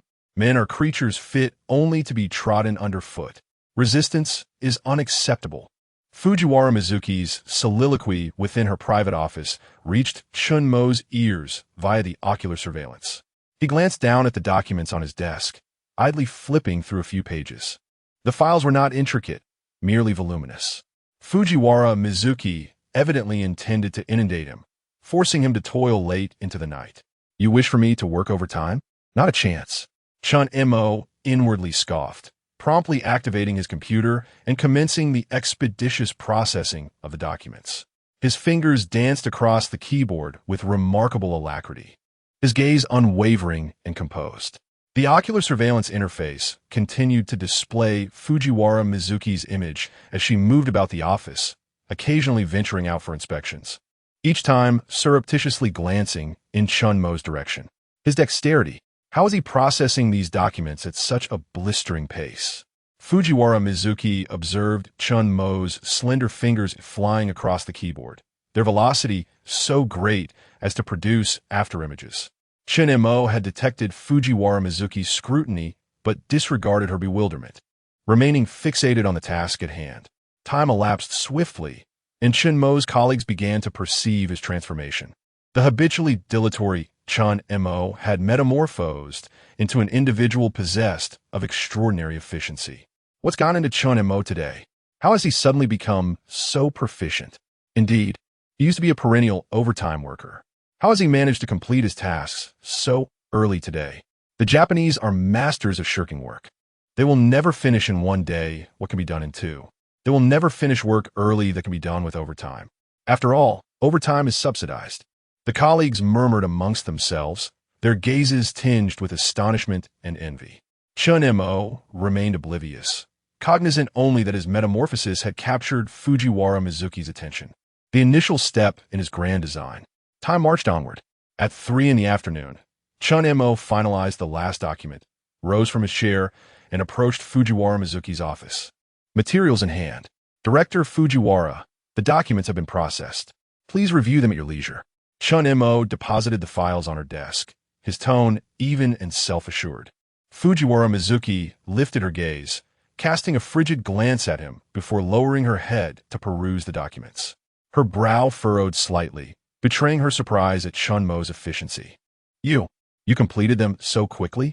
Fujiwara Mizuki's tone carried a hint of incredulity. Chen Mo offered a subtle smile and nodded. Indeed, Director Fujiwara. If you have no further instructions, I shall return to my duties. Fujiwara Mizuki paused, contemplating placing further pressure on Chen Mo, but lacking any tasks to assign. She merely waved her hand dismissively. Very well. Chen Mo exited Fujiwara Mizuki's office and proceeded directly toward the lavatory. As he neared the entrance, he encountered his colleague, Yamada Kenichi, emerging from within. Yamada Kenichi's face registered surprise upon seeing Chen Mo, followed by a somewhat lewd smile. Yo, Chen Mo-kun, you seem to be in high spirits today. I hear you completed all the tasks Director Fujiwara assigned this afternoon. Quite the impressive fellow. Chen Mo responded with a slight smile and a nod. Haha, I suppose I was simply a bit more efficient than usual. As the two drew closer, Chen Mo detected a malodorous scent. Disgusted, Chen Mo cursed inwardly. Damn it, this perverted otaku colleague. Yamada Kenichi reached out to pat Chen Mo's shoulder, but Chen Mo, repulsed, sidestepped the gesture. Yamada Kenichi's hand met empty air, but he remained unfazed, his tone laced with playful banter. Did you imbibe some sort of elixir today, lad? I've never seen you so diligent. However, Director Fujiwara is not easily deceived, so don't get carried away. Chen Mo chuckled, offering a terse response. Thank you for the reminder. I shall remain vigilant. Despite the colleague's lascivious nature, he was not entirely disagreeable. On previous occasions when Chen Mo was being exploited by Fujiwara Mizuki and burdened with excessive workload, he would surreptitiously lend a hand. Yamada Kenichi waved his hand dismissively, adding, All right, I won't detain you from your ablutions. I shall return to my work. With that, Yamada Kenichi departed from the lavatory entrance. Chen Mo then entered the lavatory. The company's lavatory comprised only 2 stalls. One displayed an occupied sign, indicating its use. leaving him no choice but to enter the vacant stall. Good heavens! The stench within was overwhelming. He held his breath, swiftly concluding his business. After securing his trousers, Chen Mo promptly exited the stall. Upon reaching the communal wash basin and activating the faucet to wash his hands, he detected the sound of high heels. Chen Mo turned to see Fujiwara Mizuki approaching, her gaze sweeping over him with a hint of displeasure. Chen Mo, what are you doing here? Chen Mo, what am I doing here? Isn't it obvious that I'm using the lavatory? Is that now prohibited? Do I require your permission to relieve myself? Fujiwara Mizuki was taken aback by the sudden shift in Chen Mo's demeanor, from obsequious to assertive. You. She was about to erupt in anger when she seemed to detect an odor, prompting her to recoil several paces, covering her nose and mouth.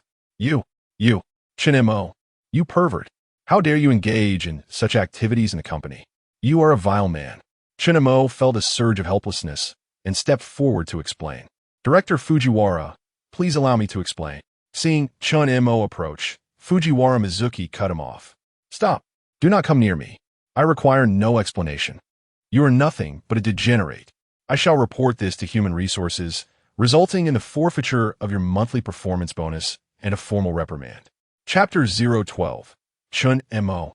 Why haven't you clocked out yet? Upon hearing Mizuki Fujiwara's words, Chen Mo felt a wave of silence wash over him. He never anticipated that a mere trip to the restroom would lead to such a misunderstanding, being mistaken for a hentai. The true hentai, Kenichi Yamada, had already departed. Taking a deep breath, he endeavored to calm himself before responding. Director Fujiwara, I believe there has been a misunderstanding. I merely went to the restroom and did not engage in any inappropriate behavior. If you doubt my words, would you like me to remove my trousers for your inspection? Mizuki Fujiwara's expression shifted slightly at the mention of Chen Mo's intent to disrobe. The situation became increasingly awkward. Her face displayed overt disdain, and she barked, "Get lost. You lecher. Who would want to smell your pants? Chen Mo, I warn you. Do not think that a moment of good performance grants you license to act freely. You had better behave, or else." Before she could finish her sentence, Chen Mo interjected. Director Fujiwara, I understand your bias against men. However, I hope you can treat every employee fairly. If you impose arbitrary punishment based on personal feelings, I believe that contradicts the company's regulations. Mizuki Fujiwara was momentarily taken aback by Chen Mo's words, unsure of how to retort. She had not anticipated that the usually submissive Chen Mo would so boldly confront her today. Gritting her teeth, she replied coldly, Very well, Chen Mo, your performance today has truly surprised me. I will continue to monitor you closely, and should you exhibit any misconduct, I will not hesitate to take action. As she caught a whiff of the odor, nausea washed over her, and she no longer wished to engage in further conversation with Chen Mo. Thus, she turned and swiftly exited the restroom, the sound of her heels echoing down the corridor. Watching her departing figure, Chen Mo felt an urge to pause time and give her a piece of his mind. However, he worried that such actions might hinder the system's conquest task. So he refrained. Mizuki Fujiwara hurried back to her office, her stomach churning and her emotions in disarray. Though her stride remained graceful, her mind was anything but tranquil. Chen Mo's behavior today had taken her by surprise, leaving her somewhat unprepared. What had come over him? He seemed like an entirely different person. Seated in her office chair, her brow furrowed, she replayed the earlier conversation in her mind. She had always harbored profound biases against men, particularly those from Huaxia. To her, men were arrogant, incompetent beings who only thought with their lower halves. Having witnessed her father's betrayal of her mother and faced countless instances of dismissal and harassment from men in the workplace, her experiences had bred a deep-seated loathing and distrust of them. That insignificant Chen Mo dared to challenge me. Mizuki Fujiwara's fingers unconsciously drummed on her desk, her heart swelling with both anger and a subtle, unrecognizable feeling. Previously, she had relished exerting pressure on Chen Mo through heavy workloads, deriving a perverse satisfaction from his exhaustion. Yet today, not only had he not crumbled under her demands, but he had completed his tasks with astonishing speed and even found the energy to confront her. That calm and confident gaze of his lingered in her mind. His attitude today was in stark contrast to the submissive individual she had come to expect, transforming into a man who dared to confront her and even retaliate. How dare he speak to me in such a manner? The more she pondered, the angrier she became, and a flicker of unease began to rise within her. She had always prided herself on her control over everything, particularly her dominance over male employees. Yet today, Chen Mo's performance challenged her authority. She abhorred this feeling and was even somewhat frightened by it. No, I must make him pay. Mizuki Fujiwara clenched her teeth, silently vowing to herself. Returning to his workstation, Chen Mo leaned back in his chair, arms crossed, lost in thought. Ding! Conquest progress with Mizuki Fujiwara increased by 2. Reward: 40 conquest points. Current conquest points: 140. Current conquest progress: minus 45. Chen Mo, what is going on? How did the conquest progress increase? Could it be that my assertiveness earlier truly affected that insufferable woman? Perhaps despite her overt hostility towards men deep down. Glancing at the clock, he noted that there were still 30 minutes until the end of the workday. Although he had completed his tasks, he had no intention of leaving early. After all, Mizuki Fujiwara was still watching him, and any minor slip-up could be seized upon. Since she wishes to keep an eye on me, I shall give her plenty to observe. Chen Mo smirked internally, then opened his computer to play Minesweeper, feigning busyness. Indeed, it was not long before Mizuki Fujiwara's figure reappeared at the office entrance. Her cold gaze swept across Chen Mo's workstation, seemingly verifying whether he was genuinely engaged in his work. Feigning ignorance of her scrutiny, Chen Mo remained focused on the screen, his fingers flying across the keyboard. After observing for a moment and apparently finding no irregularities, Mizuki Fujiwara turned and left. Since you wish to play, I shall indulge you to the end. Chen Mo chuckled inwardly, continuing his fa ade of busyness. As time ticked away, the office gradually emptied. Colleagues began packing up to leave. Yet Chen Mo remained at his station, appearing completely unperturbed by the impending end of the workday. Mizuki Fujiwara appeared at the office entrance once more. Noting that Chen Mo was still working, her brow furrowing slightly. She approached his workstation and coldly inquired, "Chen Mo, why haven't you clocked out yet?" Chen Mo lifted his gaze, displaying a fatigued but resolute expression. "Director Fujiwara, I wish to review today's work once more to ensure there are no oversights." Mizuki Fujiwara was momentarily stunned, evidently not anticipating such a response from him. She had assumed Chen Mo would, as usual, make excuses to leave early or adopt a nonchalant demeanor. Yet today, his behavior was entirely unexpected. Are you truly this serious?" Mizuki Fujiwara's tone held a hint of skepticism. Chen Mo nodded, his tone firm. "Yes, Director Fujiwara. Since you entrusted me with such an important task, I must ensure it is flawless." "Very well. Do as you wish," Mizuki Fujiwara coldly remarked before turning back to her exclusive office. Watching her retreating figure, Chen Mo furrowed his brow. Chapter 013. A stark contrast time has passed for quite some while. In the minister's office, Mizuki Fujiwara quietly pressed down on the Venetian blinds, peering through the gap at Chen Mo, who was seated before his computer. "What's with Chen Mo today? Why is he acting so strangely?" A hint of impatience laced her tone. Perhaps he has finally been tamed by me, diligently working just like before? With that thought, she lifted her wrist to glance at her watch. It was already 8:34. After uttering this, Mizuki Fujiwara locked the office door, dimmed the lights a touch more, and returned to her desk. She donned her headphones, opened a search engine, and delicately tapped a few keys. Subsequently, an advertisement-laden website popped up on her screen. Outside the office, Chen Mo was not truly engaged in playing on his computer. Instead, he was employing his surveillance ability to keep a close watch on Mizuki Fujiwara. Initially, he discerned nothing amiss. Could it be that this woman is genuinely a workaholic, simply enjoying her overtime? However, at 8:36, the languid Chen Mo straightened up, finally receiving the anticipated revelation. He witnessed a 3D model of Mizuki Fujiwara in his mind, secretly indulging in mischief within her office. A smirk crept onto his lips, a quintessential dragon king grin gracing his face, as a glint of cunning flickered in his eyes. So, this was why she always worked so late. Chen Mo continued to observe Mizuki Fujiwara's every move through his surveillance ability. He never expected that the typically aloof and frosty Mizuki Fujiwara was not someone who truly relished control or power. Such a stark contrast. Alas, this little minx had locked her office door. At that moment, Chen Mo yearned for the skill to pick locks, so he could pause time and slip into the minister's office to capture her indiscretions. Leaning back in his chair, Chen Mo began to devise a plan. It seemed that this ostensibly lofty minister had indulged in such behavior before. How skilled she appeared. I must find a way to acquire the key to her office.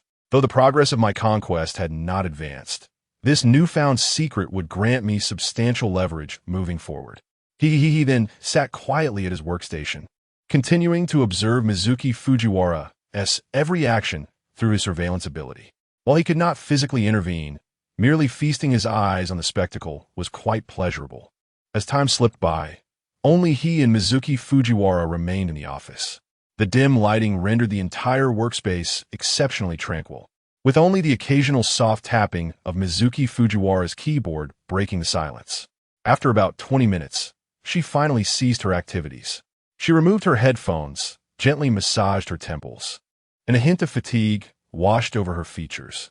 Rising from her seat, she adjusted her attire, meticulously checking for any traces of her earlier actions before shutting down her computer and preparing to exit the office.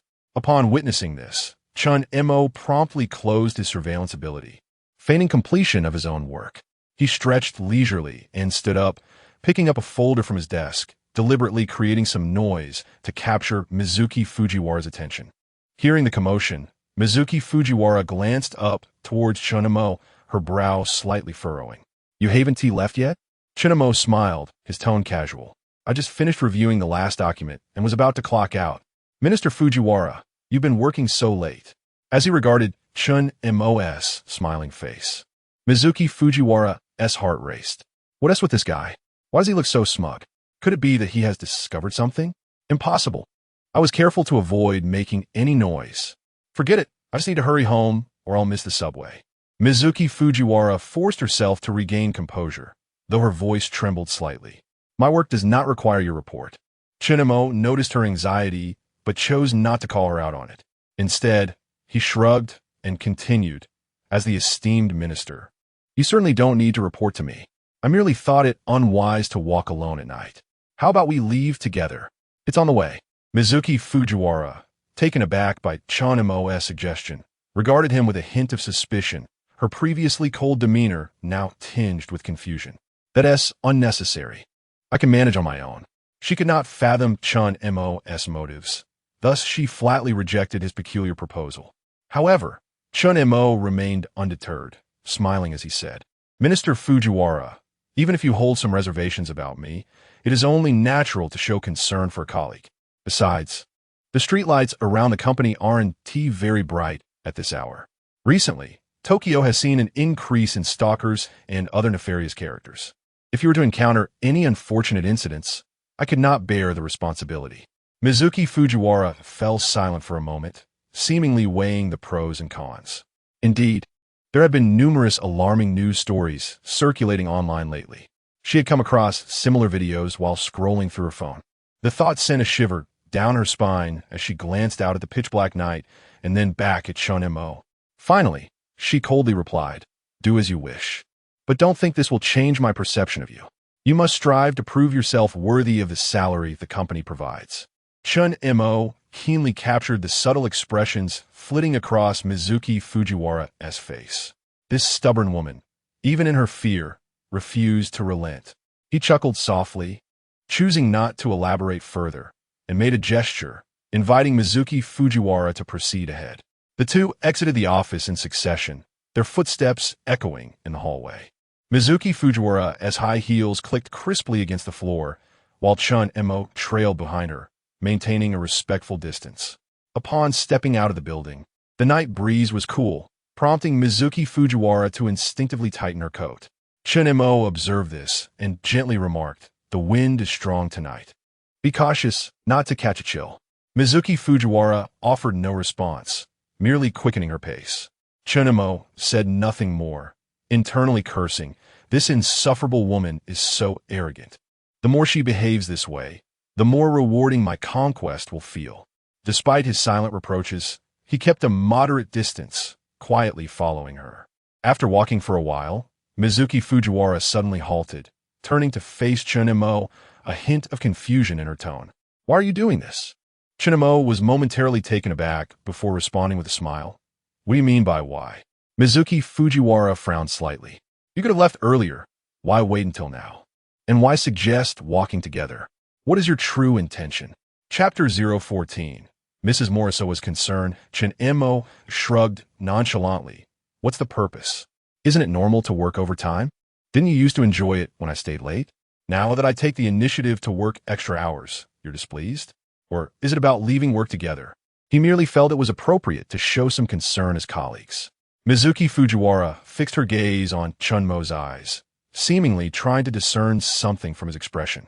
Yet, Chen Mo's demeanor remained composed and unflinching. After a moment, Mizuki averted her gaze and coldly remarked, "Don't think this will change my opinion of you. Although your performance today surprised me slightly, it does not mean I will ease my standards. It is essential to maintain strict requirements regarding work." Chen Mo refrained from retorting and rolled his eyes. "Ah, yes, you have always been stringent with me. I will keep striving." Although his eye-rolling annoyed Mizuki, she chose to remain silent, aware that, given the current circumstances, she could not risk humiliating him when alone. Consequently, she turned and continued walking ahead. Chen Mo followed behind her, a slight smile gracing his lips, his eyes glinting with a meaningful light. The two exchanged no words until they reached the entrance of the subway station. Mizuki halted, stating coldly, "I've arrived. You may leave now." Chen Mo nodded, smiling as he said, "All right, Miss Fujiwara, take care on your way home. See you tomorrow." Mizuki offered no reply, striding directly into the subway station. Chen Mo stood still, watching her silhouette disappear into the crowd, his smile gradually fading, replaced by a pensive expression. "Ah, so it's Miss Tsundere, is it?" Chen Mo murmured coldly to himself. "The secret is now in my grasp. It remains to be seen how I will deal with you." Despite having worked overtime today, he felt neither fatigue nor dismay. Rather, he was invigorated.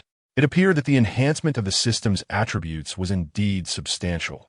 In the past, such a workload would have left him utterly exhausted. He pulled out his phone, glancing at the time. It was already past 10 in the evening. "Goodness, I must hurry home.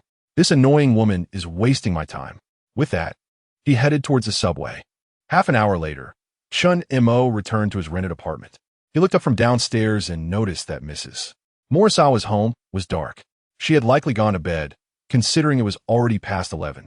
He then used his real-time vision to check, confirming that Mrs. Morisawa lay peacefully in her bedroom, her sleeping posture undeniably alluring. After observing, Chen Mo returned home, washed up briefly, and soon fell into a deep slumber. The next morning, Chen Mo woke up early. After tidying himself, he prepared to leave for work. Just as he opened the door, he heard a faint rustling sound from next door. Turning his head, he saw Mrs. Morisawa holding a delicate paper bag, seemingly poised to head out as well. She wore an elegant floral dress, fitted to accentuate her figure, with her hair casually swept back, a gentle smile adorning her face. Upon noticing Chen Mo, she paused momentarily before greeting him cheerfully. "Good morning, Chen Mo-kun. You're out early today." Chen Mo politely nodded, responding, "Good morning, Mrs. Morisawa. I woke up early, so I decided to head out sooner." Mrs. Morisawa lightly acknowledged this and extended the paper bag towards him. "I baked some cookies last night, thinking I could take them along for a stroll in the community this morning. Would you like to have some?" Chen Mo accepted the bag with a smile, exclaiming, "Oh, that's wonderful. Thank you, Miss Kana." Mrs. Morisawa waved her hand dismissively. "No need for thanks. There's no need for formality between neighbors. You're so busy with work and hardly have time to eat properly. These cookies are just to boost your energy." Chen Mo felt a warmth in his heart and nodded. "Then I won't be polite. Mrs. Morisawa, you truly are a virtuous woman. If I could marry you, I would surely be the happiest man. I envy your husband." The unexpected compliment delighted Mrs. Morisawa, and her face flushed with embarrassment as she replied bashfully, "Oh, it's just cookies. I'm not as wonderful as you say." The two continued their light-hearted banter as they walked to the elevator. Mrs. Morisawa pressed the button for the ground floor and casually inquired, "Chen Mo-kun, is work going well lately? I see you often working late. It must be tough." Chen Mo smiled lightly, maintaining a relaxed tone. "It's all right. Work has its busy moments, but I've grown accustomed to it." Mrs. Morisawa glanced at him, concern evident in her eyes. "It's commendable that young people are dedicated to their careers. But do take care of your health. Don't overexert yourself." Chen Mo replied robustly, "Thank you for your concern, Mrs. Morisawa. I'm in good health. Overtime is nothing for me. Just look at how strong my chest is." He patted his chest to demonstrate his vitality. Mrs. Morisawa chuckled shyly. Yes, you do appear to be a robust man." As the elevator doors opened, they stepped inside, where the atmosphere turned a touch subdued. Chen Mo decided to break the silence, softly saying, "By the way, Mrs. Morisawa, if you ever need help with anything, don't hesitate to ask. Although I may not be able to assist with anything significant, I can certainly help with minor tasks." Mrs. Morisawa felt a flutter of warmth in her heart and smiled. "All right, Chinamokan, I won't hesitate to ask if I need anything." In the confined space of the elevator, she unconsciously recalled her indiscretions from the previous days, her ears tinged with a rosy hue. Chen Mo noticed the change in her demeanor and asked with concern, "Mrs. Morisawa, are you all right? Your face is quite red." Just then, the elevator reached the first floor, and Mrs. Morisawa hurriedly replied, "I'm fine. I suddenly remembered something I need to attend to. I must go now, Chinamo-kun. Take care on your way." With that, she dashed out of the elevator. Chinamo chuckled at her adorably flustered demeanor. Mrs. Morisawa, take care not to trip." He glanced down at the paper bag in his hands, a sense of warmth bubbling within him. Such small gestures of kindness from Mrs. Morisawa should not be subjected to suffering. If her husband does not cherish her, then I shall not hold back. Sunlight streamed through the gaps between the towering buildings, illuminating the streets of Tokyo. Mizuki Fujiwara walked gracefully towards the office building, her high heels clicking rhythmically against the pavement. Her expression remained as frosty as ever, as if everything around her were of no consequence. However, just as she approached the plaza in front of the company building, a large black dog suddenly emerged from a nearby alley, lunging at a man ahead of her, tugging at his pant leg. Mizuki froze, her face draining of color. Instinctively taking several steps back, the sound of her heels echoing sharply against the ground. Despite the distance between them, fear gripped her. Chapter 015. Do you take me for a dog? With a cheerful whistle and a handful of biscuits, Chen Mo ambled away from the subway station. His spirits elevated as he made his way to the office. Within moments, he found himself at the plaza in front of the company building. Upon arrival, he spotted Chang Wei playing with a dog. Chen Mo had a fondness for dogs, appreciating their loyalty over that of humans. After all, dogs that obey are rewarded with food, while those that do not face a far less pleasant fate. Thus, he held no fear of dogs and even called out to one. "I come here." To his astonishment, the large black dog trotted over at his beckoning. Such is the mysterious power of Huaxia. The previously fierce canine approached Chen Mo, tail wagging and demeanor submissive, as if eager to please. Crouching down, Chen Mo noticed the dog wore a collar with a leash attached. The collar bore a tag inscribed with the name Kuro. Grasping the leash, he affectionately patted the dog's head and, reaching into the paper bag provided by Mrs. Sins, produced a biscuit, offering it to the eager creature. The dog sniffed and, with delicate care, clamped its jaws around the treat, tail wagging with increased fervor. Well, you discerning pup. It seems you enjoy Mrs. Sen's culinary skills." Chen Mo chuckled, pulling out another biscuit to tease the dog further. Just then, a breathless middle-aged man emerged from a nearby alley, clutching a severed leash. As he ran, he shouted, Kuro, don't run off." Chen Mo glanced up and stood, still holding the leash. Upon reaching him, the man sighed in relief at the sight of his obedient dog seated by Chen Mo's feet. "Thank you so much," he exclaimed, wiping the sweat from his brow, his face awash with gratitude. This dog is usually quite well behaved, but today it unexpectedly broke free and startled people. Chen Mo smiled, returning the leash to the man. "No trouble at all. The dog is quite obedient, just a bit greedy." The middle-aged man accepted the leash, repeatedly expressing his thanks. I truly appreciate your help. Without you, I wouldn't have known where it had gone. Chen Mo waved his hand dismissively. It was but a small effort. However, it is indeed a sizable dog. Next time, make sure to secure it tightly to prevent further escapades. The man nodded vigorously. Yes, yes. I will thoroughly check the leash upon my return. Chen Mo continued. It did chew on someone else's pants earlier. You might want to address that. With that, he turned away from the plaza, heading toward the office. The middle-aged man took Kuro by the leash, thanking him again as he prepared to resolve the matter. Upon returning to the office, Chen Mo glanced at the time, noting that he still had a moment before work commenced. He settled at his workstation, organizing the tasks for the day. Although he had worked late the previous night, he had not engaged in any significant activities, having merely indulged in observing Fujiwara Mizuki. The morning passed in the usual flurry of busyness, with Chen Mo focusing on his work while occasionally stealing glances at Mizuki's office. The door remained firmly shut, suggesting she had not yet made an appearance. Chen Mo pondered whether she was avoiding him due to the events of the previous night, perhaps feeling a twinge of guilt. As afternoon approached, having just finished his lunch, he entered the break room with a cup of tea, only to find Mizuki standing at the coffee machine, cradling a freshly brewed cup. Her expression remained stern, yet there seemed to be a hint of hesitation in her eyes.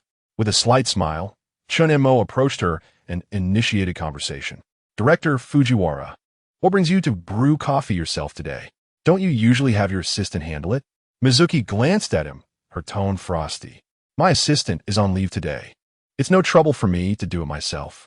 Chen Mo nodded, pouring himself some tea as he casually remarked, Ah, I see. However, Director Fujiwara, you seem a bit distracted today. Did you not rest well last night? Mizuki's fingers faltered momentarily before she regained her composure. My affairs are not your concern. Understood. Chen Mo replied with a chuckle, refraining from pressing further, instead savoring the steam rising from his cup. They lingered in silence for a time until Mizuki finally broke it. How did you manage to calm that dog down? It appeared so fierce, yet suddenly obeyed you. Chen Mo paused, realizing she was referring to the earlier encounter. I offered it a couple of biscuits, he explained. Mizuki frowned, evidently unsatisfied with his response. Is it really that simple? Chen Mo shrugged nonchalantly. Indeed it is. Her brow furrowed in confusion. What biscuits? Meeting her gaze, Chen Mo replied, What? Would you like a piece? At that moment, Mizuki inexplicably felt a wave of apprehension wash over her, despite her usual authoritative demeanor. Who would want the biscuits you fed to a dog? Don't be so presumptuous, she retorted, awkwardly sipping her coffee. Mizuki's discomfort stemmed from Chen Mo's effortless control over the fierce dog, conjuring memories of the creature wagging its tail before him. For reasons unknown, she found herself harboring a peculiar sensation, as if Chen Mo possessed an indescribable power over the situation. Shaking her head to dispel such absurd thoughts, she glanced back at him only to be confronted again by that unsettling feeling. Chen Mo's gaze bore a hint of mockery, as though he had unraveled her thoughts. Director Fujiwara, is something amiss? You appear unwell. Feigning composure, Mizuki replied coolly, I'm fine, just a bit fatigued. Chen Mo smiled, choosing not to delve deeper. Instead, taking a sip of his tea while his eyes remained fixed on Mizuki, awaiting her next move. Feeling increasingly uneasy, Mizuki hastily finished her coffee and turned to exit the break room. Yet, just as she did, Chen Mo called out Director Fujiwara, much like dogs. People too can be swayed with a little sweetness.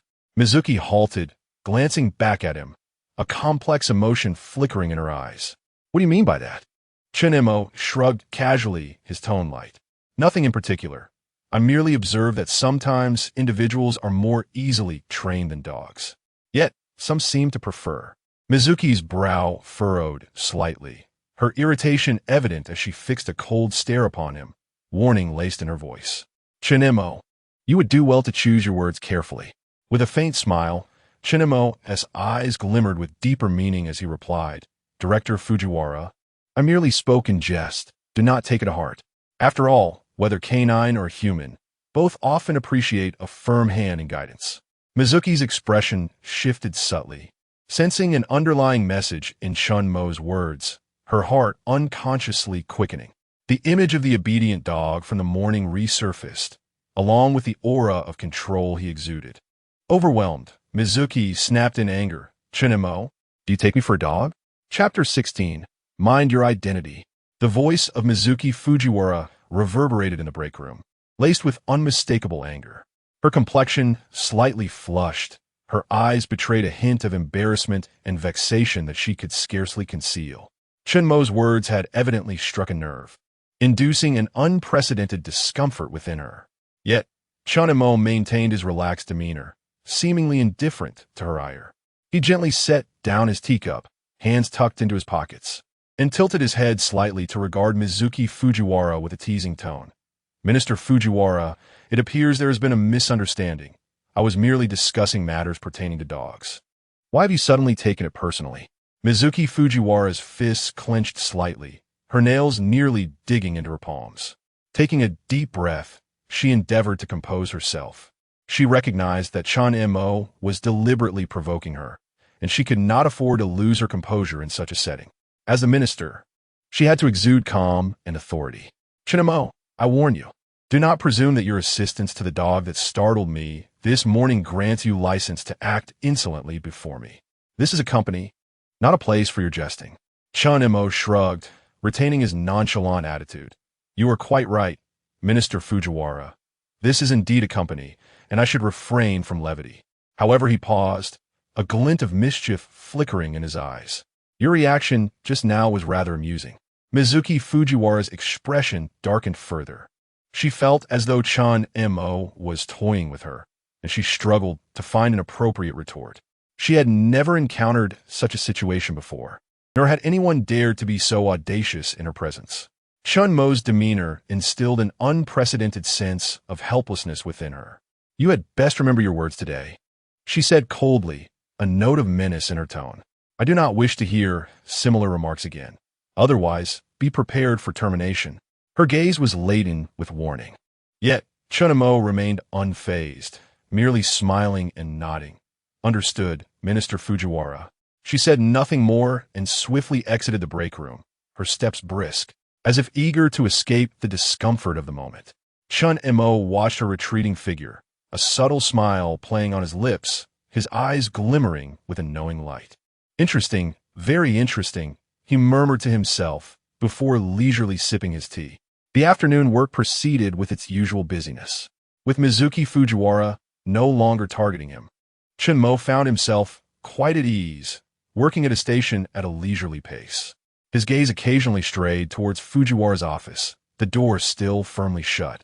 It appeared she truly was upset. A smile crept onto his face as he contemplated this, realizing that his earlier actions and their exchange had successfully planted a seed in her mind.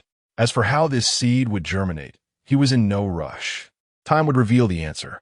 As the workday drew to a close, Chen Mo's phone vibrated suddenly. He picked it up to find a message from Mrs. Morisawa. Chen Mo-kun, how are the cookies today? Chen Mo chuckled and replied, Mrs. Morisawa's craftsmanship is indeed exquisite. Thank you, they were delightful. Setting his phone down, he stretched lazily and prepared to gather his belongings to leave. Just then, the office door swung open, and Mizuki Fujiwara emerged. Her expression remained stern, yet her eyes seemed to harbor a complex mix of emotions. Chen Mo glanced up and cheerfully inquired, Minister Fujiwara, is it time to clock out? Mizuki Fujiwara did not respond, merely casting him a cold glance before hurriedly making her way to the elevator. Chen Mo shrugged and picked up his bag, following her closely. Inside the elevator, silence enveloped them, the atmosphere awkward. Mizuki stood in one corner, her gaze fixed ahead, as if entirely oblivious to Chen Mo's presence. He leaned against the opposite side, hands in his pockets, occasionally stealing glances at her. Minister Fujiwara, I commend you for your hard work today. Chen Mo broke the silence, his tone laced with playful sarcasm.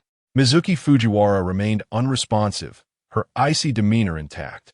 He continued, in truth, I sense something amiss with you today. Did you not rest well last night? Her brows knitted slightly. She finally turned to face him, her gaze frosty. Chen Mo, mind your identity. I am the minister. Do you think I am idle? Or do you presume to meddle in my personal affairs? Chen Mo shrugged, his tone light-hearted. I merely wish to show concern for my superior, as you do appear somewhat fatigued today. Mizuki Fujiwara's expression darkened further. She sensed a challenge in his words, but struggled to formulate a suitable comeback.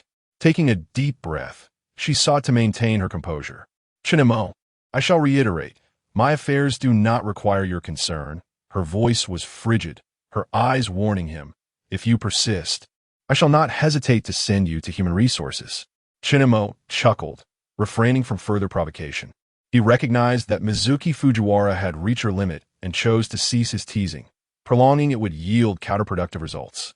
He nodded, his tone tinged with a hint of apology. Understood, Minister Fujiwara. At last, the elevator reached the ground floor. Mizuki Fujiwara exited swiftly, eager to distance herself from Chen Mo. He trailed behind at a leisurely pace, watching her retreating figure with a slight smile. Minister Fujiwara, until tomorrow, he murmured softly, an enigmatic smile gracing his lips. He retrieved his phone, glancing at the time before meandering towards the subway station. The evening breeze carried a refreshing chill, brushing against his face and instilling a sense of relaxation within him. Everything that transpired that day had unfolded precisely as he had anticipated. Though Mizuki Fujiwara's reaction had been intense, it had not exceeded his control. Half an hour later, Chen Mo returned to his apartment.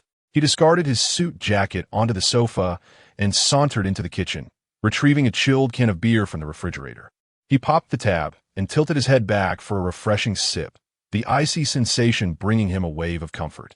Ding dong, ding dong. Chapter 017. A neighbor's request for assistance. As Chen Mo set down his beer can, the doorbell rang.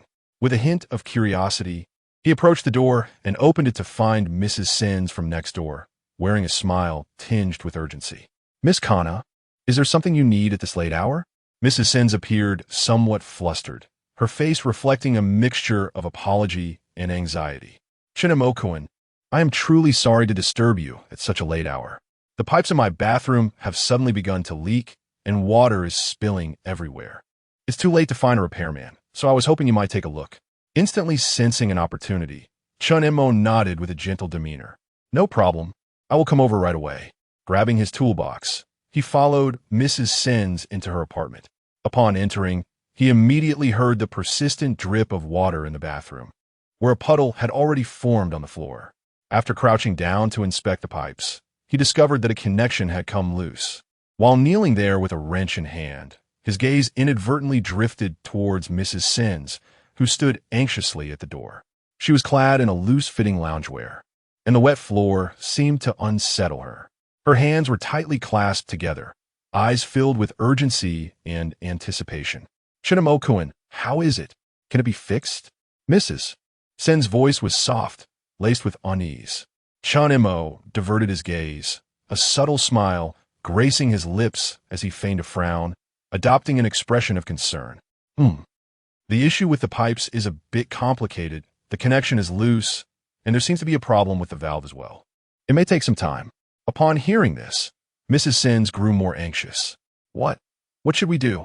If the water keeps flowing, the floor will be ruined. Standing up, Chen Mo spoke in a relaxed tone. Don't worry, I have a solution. However, I will need your assistance. Me? What can I do to help? Mrs. Sins asked, puzzled. Just hold this pipe steady while I tighten it, he instructed, motioning towards the pipe with a mischievous glint in his eyes. Without hesitation, Mrs. Sins complied, crouching down and grasping the pipe, though her movements were clumsy, clearly unfamiliar with repairs. Chen Mo stood behind her, watching her delicate silhouette as he deliberately slowed his motions with the wrench. Shinamo-kun, is it ready? She inquired, her hands starting to ache. Almost, he replied, dismissively. Yet his hands remained idle, his gaze fixated on the nape of her neck. At that moment, Mrs. Sins suddenly felt a warm breath against her back and turned abruptly, startled to find Chen Mo's face nearly brushing her ear. In her shock, her grip faltered and the pipe clattered to the ground, splashing water everywhere. Ah, she exclaimed, hastily rising, only to slip on the wet floor and tumble backward. Quick as lightning, Chen Mo caught her around the waist, securing her safely in his embrace. Their bodies were pressed closely together, and the atmosphere turned palpably intimate. "Be careful. The floor is very slippery," he murmured, his voice gravelly. Mrs. Sen's face flushed a bright red, her heart racing as she awkwardly pushed away from him. Thank you. I'm fine." Both stood there momentarily awkward. As the steady drip of water continued to echo in the bathroom, droplets splattering everywhere, soaking their clothes. Chen Mo glanced down at his drenched shirt and then at Mrs. Sen's, whose loungewear clung to her form, accentuating her curves. Her damp hair framed her face, rendering her appearance particularly vulnerable. His throat tightened, the stirring in his heart intensifying. The pipe still needs fixing." He cleared his throat, attempting to dispel the tension. Mrs. Sens snapped back to reality, her cheeks still flushed. Her voice trembled slightly. "I'm sorry, I just... accidentally." "It's all right. The floor is just too slippery," Chen Mo replied with a feigned ease, bending down to retrieve the wrench from the floor. "However, we must fix the pipe quickly, or the water will only continue to accumulate." Mrs. Sens nodded, cautiously stepping aside. Her arms crossed over her chest, exuding a sense of unease. Her wet clothing clung to her, sending chills down her spine, but more than that, she felt a wave of embarrassment. She was entirely oblivious to her own appearance. Chen Mo knelt again to recheck the loose connection, this time not delaying. He swiftly tightened the loose section with a wrench, the dripping sound gradually diminishing until it ceased altogether. "All done," he announced, rising and wiping the beads of water from his forehead, turning to Mrs. Sens. "I also checked the valve. It should not leak anymore." Mrs. Sens sighed in relief, a grateful smile illuminating her face. "I cannot thank you enough, Chen Mo. If it weren't for your help, I truly wouldn't know what to do." He waved his hand dismissively, maintaining a light tone. It was a mere, trifling matter, no need for such formality. "However, we must quickly clean up the water on the floor, or it will damage everything." Only then did Mrs. Sens notice the significant accumulation of water on the floor, exclaiming, "I'll get a mop right away." As she turned to leave the bathroom, she slipped once more, nearly falling again. Chen Mo, ever quick, caught her slender waist again, concern evident in his voice. "Be careful. The floor is covered in water and quite slick." The atmosphere in the bathroom had grown significantly charged, their gazes locking together. Mrs. Sen's cheeks flushed anew, her heart racing. It felt as though she could hear the pounding of her heart resonating within her chest. She felt Chen Mo's large hand steadfastly resting on her waist, the warmth seeping through her damp loungewear, causing her to involuntarily shiver. Thank you," she stammered, her voice barely audible, her gaze flitting away, unable to meet Chen Mo's eyes. Instead of releasing her, he leaned slightly closer, whispering softly in her ear, "Mrs. Sens, you really ought to be more careful. I worry about you. What would happen if I weren't here to catch you?" His breath brushed against her ear, warm and intimate, causing her ears to redden. She instinctively shrank back, attempting to create distance, but Chen Mo's embrace tightened, pulling her even closer. "Chen Mo. Chapter 018. Mr. Chen, we mustn't," she uttered, her voice tinged with a hint of disquiet and bewilderment. Her hands, though feeble in their attempt, pressed against his chest, endeavoring to create distance. Chen Mo's gaze lingered on her face, captivated by the apprehension and bashfulness reflected in her eyes. A fire ignited within him. His fingers delicately traced the contours of her waist, sensing the subtle tremor that coursed through her frame. A faint smile graced his lips. "Mrs. Morisawa, are you aware?" he murmured, his voice a velvety caress, laced with a hint of enchantment. "In this moment, your allure is truly captivating." Mrs. Morisawa's heart threatened to breach her ribcage. Her cheeks flushed with an intense heat, her breath becoming shallow and erratic. She yearned to articulate her thoughts, but her vocal cords seemed paralyzed, rendering her speechless. Chen Mo gently elevated her chin, compelling her gaze to meet his. His eyes, profound and ardent, seemed to threaten to engulf her entirely. "Mr. Chen, please. Not like this," she whispered, her voice barely audible, tinged with a plea. Undeterred, Chen Mo continued his advance, his face drawing nearer until their breaths intertwined. Mrs. Morisawa felt her heart teeter on the brink of cessation, her fingers clutching his shirt, her knuckles blanching. Ultimately, reason prevailed over desire, and she forcefully pushed him away, fleeing the confines of the bathroom, her heart pounding relentlessly. Upon entering the sanctuary of her bedroom, Mrs. Morisawa secured the door, leaning against it as she inhaled deeply, attempting to regain her composure. Suddenly, her gaze fell upon her sodden loungewear. A wave of mortification washed over her as she realized the impropriety of her attire, wishing for the earth to swallow her whole. Oh, the shame! She inwardly lamented, belatedly recognizing her lack of decorum. No wonder Mr. Chen's Adam's apple quivered when he looked at me. A change of clothes was imperative. Despite the embarrassment that enveloped her, a sense of elation lingered. To think that, at her age, she could still captivate a handsome young man like Mr. Chen. Approaching her wardrobe, Mrs. Morisawa retrieved a fresh set of loungewear. Ding! Morisawa-kana's conquest progress increased by 10.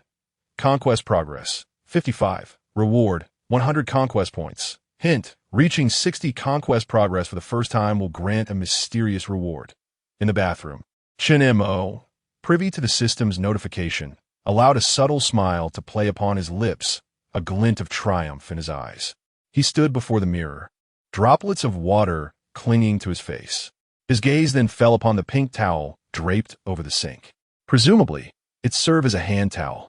Chen Mo used the pink towel to dry his face, then meticulously adjusted his collar. His mind replayed the interaction with Mrs. Morisawa, the disquiet, the bashfulness, and the alluring moments that had transpired, all contributing to an ineffable sense of satisfaction. Conquest progress at 55. He murmured to himself, his fingers drumming lightly on the edge of the sink, his gaze deepening.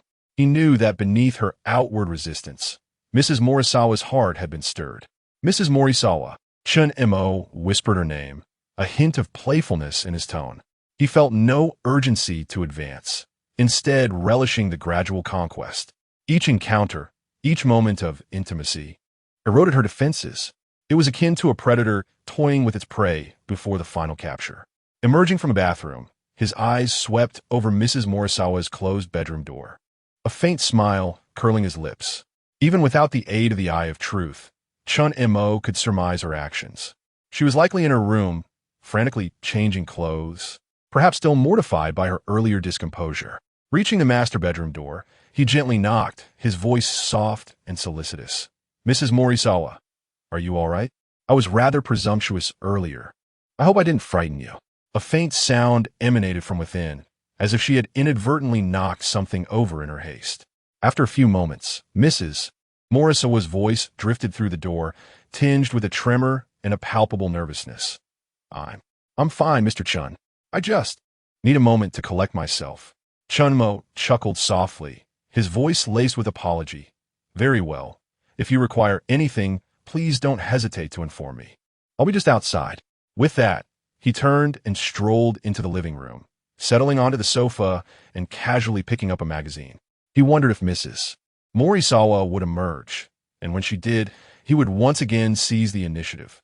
As anticipated, it wasn't long before the bedroom door creaked open. Mrs. Morisawa, now clad in fresh loungewear, her cheeks still flushed, stood before him, her gaze averted. In a subdued voice, she said, Mr. Chen, I must apologize for earlier. Chen Mo set aside the magazine and responded gently, the apology is mine. I was too impetuous and failed to consider your feelings. His sincerity caused Mrs. Morisawa's heart to flutter once more. She lifted her gaze to meet his, momentarily lost in his profound eyes. Could it be that she still possessed such allure? Despite her age, Mr. Chen's reaction seemed genuine. Perhaps he was simply inexperienced with women and his feelings were misguided? If that were the case, she felt compelled to guide him, to steer him onto the right path. It would be a tragedy for such a promising young man to stray. She should advise him that younger women were more suitable for him, as she herself would inevitably age. Mr. Chen, she murmured, her voice tinged with a hint of melancholy that even she didn't fully recognize. Sensing Mrs. Morisawa's emotional shift, Chen Mo rose and approached her, gently taking her hand in his. He felt the subtle tremor in her fingertips. Mrs. Morisawa, he murmured, please forgive my earlier indiscretion. I am deeply drawn to your undeniable charm, and I found myself unable to restrain my emotions. Chen Mo's words caused Mrs. Morisawa's heart to race once more. Her cheeks burning. She attempted to withdraw her hand, but his gentle grip held her captive. Mr. Chen, please, don't say such things, she stammered, her voice a mix of disquiet and confusion. We shouldn't. Chen Mo's gaze remained gentle and ardent. Mrs. Morisawa, he whispered, I understand your concerns, but emotions are not easily controlled. You are truly special to me. Chapter 019. The distressed Mrs. Sins found herself engulfed in a tumult of conflicting emotions. She could not fathom why, in such a brief span, she had developed feelings for Chen Mo. Perhaps it was his radiant kindness, or maybe it was her prolonged solitude that had fostered this unexpected attachment. Regardless of the reason, it was an unacceptable situation. Mrs. Sins reminded herself that she was still a wife. Her heart raced with turmoil. She was deeply touched by Chen Mo's tenderness and sincerity, yet felt a disquietude due to their age and status disparity. Lowering her gaze, her voice trembled as she spoke. Chen Mo, you are still young. You should seek a girl of your own age. I'm already married, and I'm no longer young. There should not be such feelings between us. Chen Mo gently lifted her chin, compelling her gaze to meet his. His eyes were filled with determination and warmth. No, Mrs. Sensei, age has never been a barrier. What I cherish is you as a person, not your age. Every nuance of your being captivates me. Mrs. Sins locked her eyes onto Chen Mo's, her heartbeat nearly ceasing. Her fingers clutched tightly at his shirt, trembling slightly. Internally, she wrestled with her thoughts, reason urging her to push him away, while the long-standing loneliness and emotional void made it difficult to resist him. Her voice carried a hint of desperation. Chen Mo, please, don't do this. We cannot. Chen Mo's face inched closer, their breaths intertwining. His tone was low and gentle, laced with persuasion. Mrs. Sins, do not resist your heart. You feel something for me too, do you not? Just as their lips were about to touch, her reason finally triumphed over emotion. She forcefully pushed Chen Mo away, retreating a few steps in panic before turning to flee to the master bedroom. With a resounding thud, she locked herself inside, leaning against the door as her voice quaked. Chen Mo, I'm sorry. This is all too sudden. I wasn't prepared. Outside the master bedroom, Chen Mo stood in silence, listening to Mrs. Sins' quivering voice. He did not knock again, but remained quietly outside, waiting for a moment. With a gentle sigh, he spoke softly. Mrs. Sins, I understand how you feel. I was too impulsive today. I hope I haven't troubled you. I will give you some time to calm down. Having said that, Chen Mo turned towards the living room, retrieving his coat in preparation to leave. He felt content with the progress of their relationship, which had advanced to this point. The defenses Mrs. Sins had long held were beginning to wane. As he reached the entrance, Chen Mo glanced back at the closed master bedroom door, a faint smile gracing his lips. He softly called out, Mrs. Sins, I am heading back now. If you need any assistance, do not hesitate to reach out. With that, he gently closed the door behind him and left Mrs. Sensei's home. Upon returning home, Chen Mo felt an overwhelming sense of joy. In merely 2 or 3 days, Mrs. Sins had developed feelings for him. Currently, it was merely a battle between her reason and her emotions. What remained was just a catalyst to liberate her from her psychological burdens. Sitting on the sofa, he replayed the interaction with Mrs. Sins in his mind.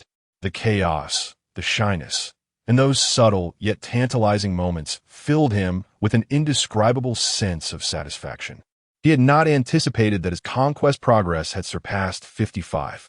Just a little more, and he could reach 60. Chen Mo's eyes sparkled with anticipation. He wondered what mysterious reward the system would grant him upon reaching 60. He was curious, but not in a hurry to hasten the process.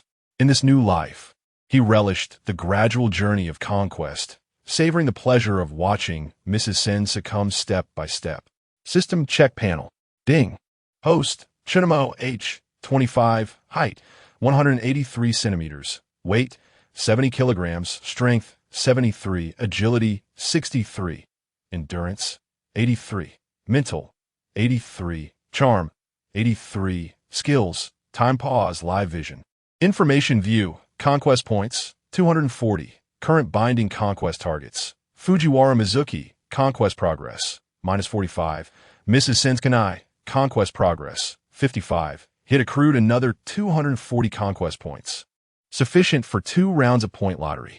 When it came to the lottery segment, Chen Mo felt a surge of indescribable excitement. Rubbing his hands together, he spoke to the system. System, initiate point lottery. Ding. Consuming 100 conquest points, commencing lottery. Congratulations to the host for acquiring the skill. Culinary master. Culinary expertise. The host will master world-class culinary techniques, effortlessly handling Chinese, Western, Japanese cuisine, and desserts, creating dishes that are not only delectable but also soul-stirring. Upon hearing the system's announcement, a faint smile crept onto Chen Mo's face. Culinary expertise? Excellent. Just in time, as Mrs. Sens enjoys cooking and has invited me to watch her competition on Sunday. This might indeed come in handy. The system continued the lottery. Ding. Consuming 100 conquest points. Commencing lottery. Congratulations to the host for acquiring the skill. Locksmith. Locksmith. The host will master various basic unlocking techniques for ordinary locks. Chen Mo raised an eyebrow, a glimmer of amusement crossing his eyes. A locksmith? The system truly understands me. With this skill, I could take advantage while Fujiwara Mizuki is busy playing the miner in the office. After the lottery concluded, Chen Mo checked his remaining conquest points. He still had 40 points left, insufficient for another lottery, so he decided to save them. Ding! Chen Mo's phone buzzed with a text notification. He picked it up to see. Your Sakura Bank credit card bill, ending in 0057, is due today with a balance of 300,000 yen. Please ensure payment within 7 days to avoid impacting your credit record. Damn it, he thought, burdened with loans? Opening the Sakura Bank app on his phone revealed a balance of 311,578 yen. Staring at the screen, his brow furrowed. Good heavens, owing 300,000 yen with only 31,000 in savings. What a precarious situation. Fortunately, he had the system. It was the perfect opportunity to try out the cash conversion function for conquest points. System, use 40 conquest points to exchange for cash. Ding, consuming 40 conquest points. Cash exchange successful. Exchange rate, 1 conquest point 10,000 yen. Cash received, 400,000 yen. His phone vibrated again. Sakura Bank, your account ending in 0219 has been credited with 400,000 yen. Looking down, Chen Mo saw his balance had surged from 311,578 yen to 711,578 yen. Thank goodness for the system. Otherwise, he might genuinely have faced starvation. First, let's settle the loan. He navigated the Sakura Bank app and promptly paid off his credit card bill. His new balance stood at 411,578 yen. After repaying the debt, Chen Mo's lips twitched slightly. The prizes in the points lottery were all remarkable. Exchanging points for money seemed a lamentable loss. Suddenly, a thought crossed his mind. The cautious individual he was, he inquired within, system, is there any issue with this money? Suddenly acquiring 400,000 yen. Could this lead to any complications? Rest assured, host. All sources of reward funds have been processed through legitimate channels, ensuring no suspicion will arise. This sum has been transferred to your account through standard procedures, with bank and tax records meticulously handled, posing no issues whatsoever. Having confirmed the information, Chen Mo felt a wave of relief wash over him. His physical condition had undeniably transformed. Since the system assured him there were no problems, he decided to trust its word. Chapter 20. The spectacle commences. As dawn painted the sky, Chen Mo arose with alacrity, meticulously preparing himself for the day ahead. A sense of elation buoyed his spirits as he embarked on his commute. It was Friday, and the prospect of a weekend respite loomed large. His interactions with Mrs. Morisawa the previous evening had instilled in him a renewed sense of confidence. The conquest, in its nascent stages, had already progressed to 55%. Mrs. Morisawa's favor was undeniable. He contemplated his subsequent stratagems, a subtle smile gracing his lips. Some time later, Chen Mo entered the office, as usual.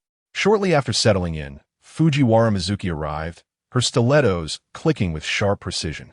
Her countenance remained as aloof and haughty as ever. Clutching a document, she advanced directly to Chen Mo's desk. "Chen Mo," she began, her tone brusque. "This report is due today. It is required by Monday. Do not disappoint me." Chen Mo glanced up, a faint smile playing on his lips. "Very well, Director Fujiwara. I shall endeavor to complete it punctually."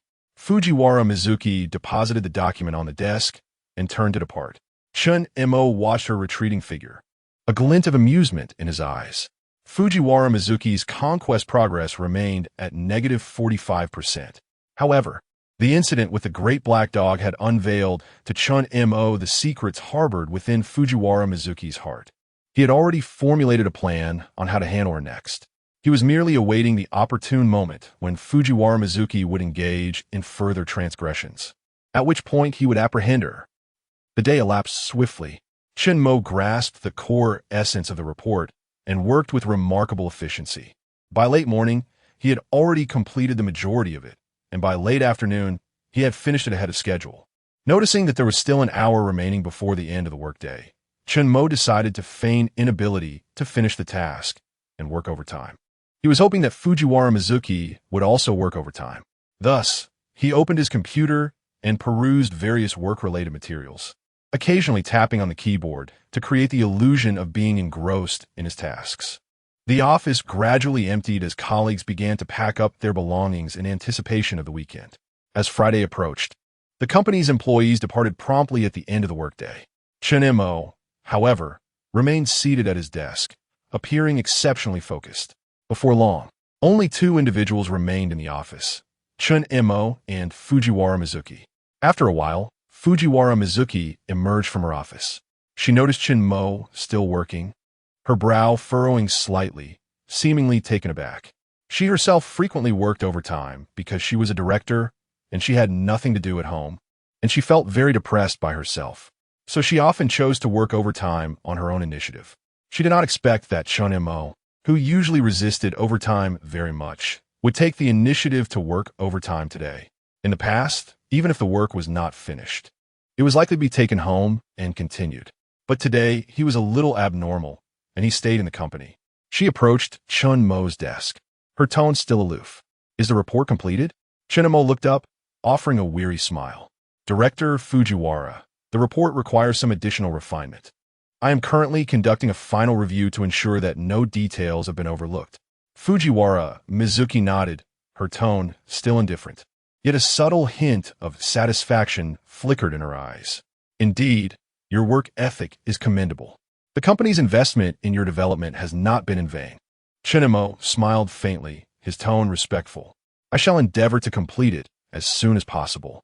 Fujiwara Mizuki offered no further comment and turned toward her private office. The crisp sound of her heels echoed on the floor, her figure still exuding an air of aloof elegance. Chen Mo watched her depart, a playful glint in his eyes. "It seems there may be an opportunity today," he mused inwardly. He resumed his pretense of diligence, his fingers lightly tapping on the keyboard. Chen Mo maintained constant vigilance through the eye of providence, focusing his attention on Fujiwara Mizuki's office. Time ticked by relentlessly. Chen Mo checked the time. It was already past 8 o'clock in the evening. "Damn, why hasn't that bitch started yet? Doesn't she want it today? I have to think of a way to test it out." He stretched languidly, feigning fatigue as he massaged his temples. Then, he rose from his chair and headed toward the tea room. In the tea room, he brewed himself a cup of coffee and also prepared a cup for Fujiwara Mizuki. He carried the 2 cups of coffee and gently knocked on the door of Fujiwara Mizuki's office. "Enter." Fujiwara Mizuki's voice responded from within, still cold. Chen Mo pushed open the door, sauntering in with a playful smile. "Director Fujiwara, I noticed you were still working overtime, so I brewed you a cup of coffee to help you stay awake." Fujiwara Mizuki looked up, her eyes narrowing slightly, a hint of wariness in her gaze. "Thank you. Just place it on the desk." Chen Mo placed the coffee on her desk, making no move to leave. Instead, he stood to the side, holding his own cup of coffee, and asked, feigning casualness, "Director Fujiwara, do you often work this late?" Fujiwara Mizuki offered no response.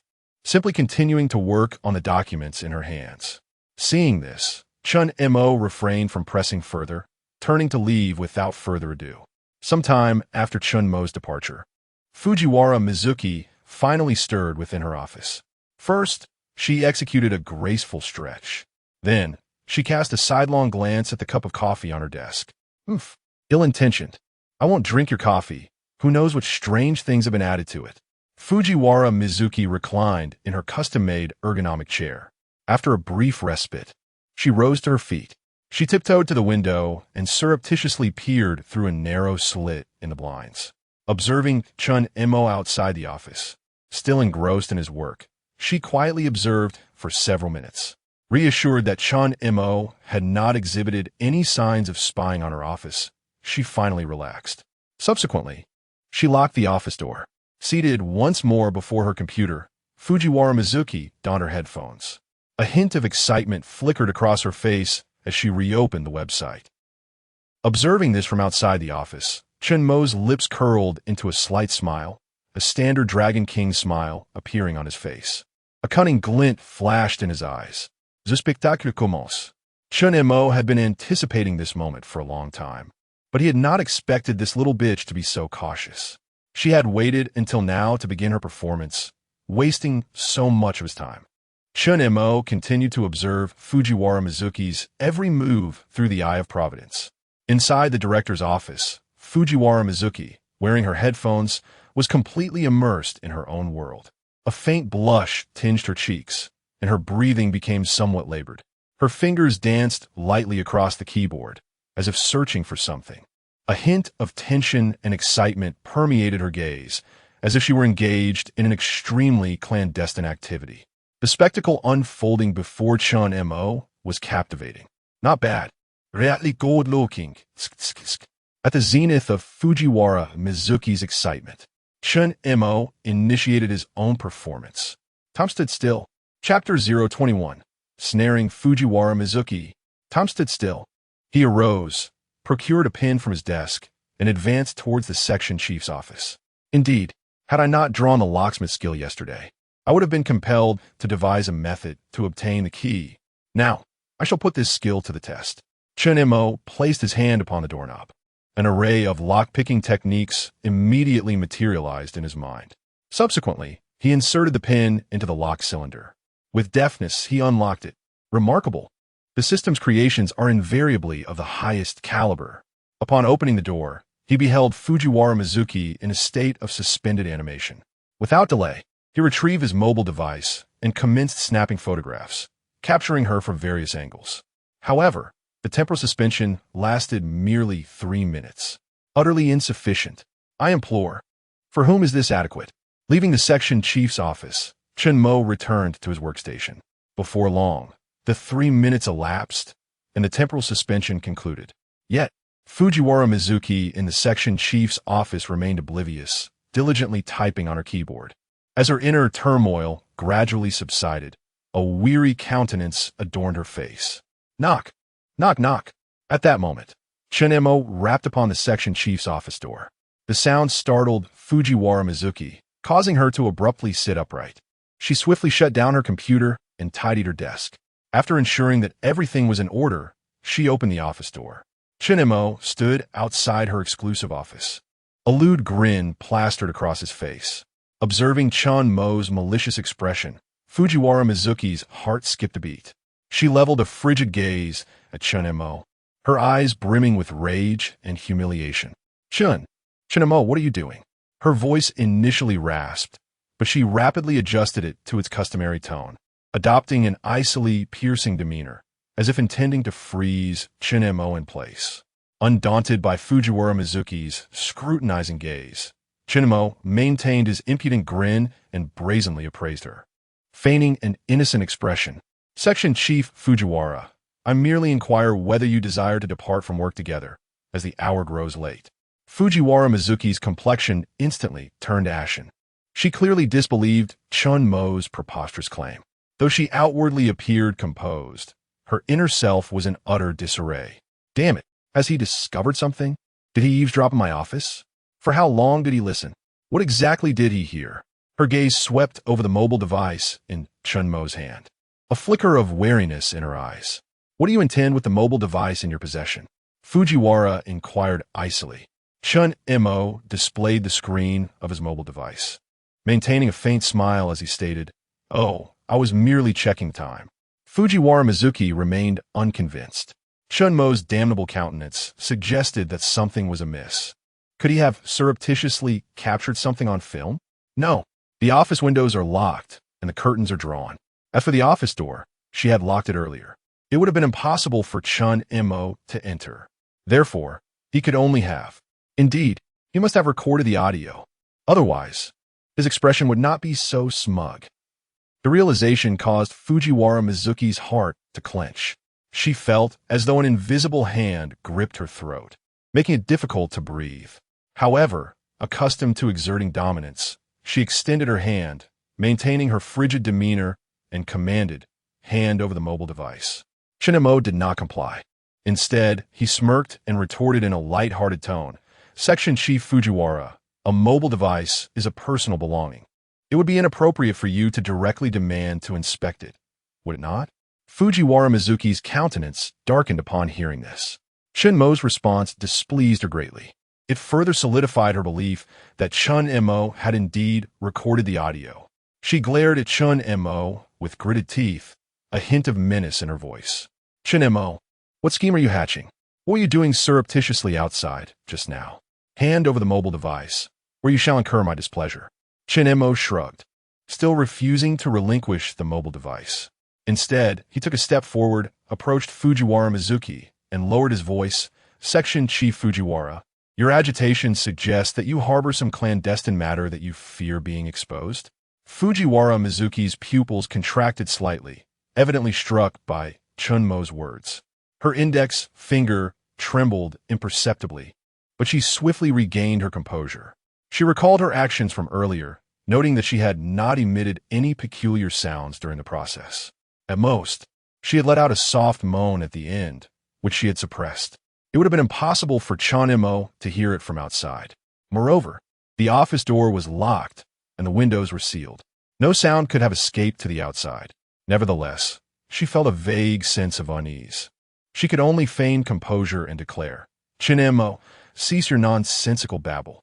I shall state this one last time. Hand over the mobile device, or you shall face the consequences." Chen Mo chuckled softly, a glint of cunning in his eyes. He sauntered towards the sofa in the office and plopped down. He extracted a cigarette from his pocket, lit it, and leisurely stated, "Section Chief Fujiwara, I witnessed your misdeeds in the office, and I even captured some beautiful photographs to commemorate them." Upon hearing this, Fujiwara Mizuki's comely face drained of color, becoming deathly pale. She stammered, How could you possibly? You were spouting nonsense. Who was engaging in misdeeds in the office?" Her voice trembled, her eyes filled with disbelief. Chen Mo smiled faintly, taking a deep drag from his cigarette. He paused before speaking. Temporal suspension was a phenomenon that could not be divulged.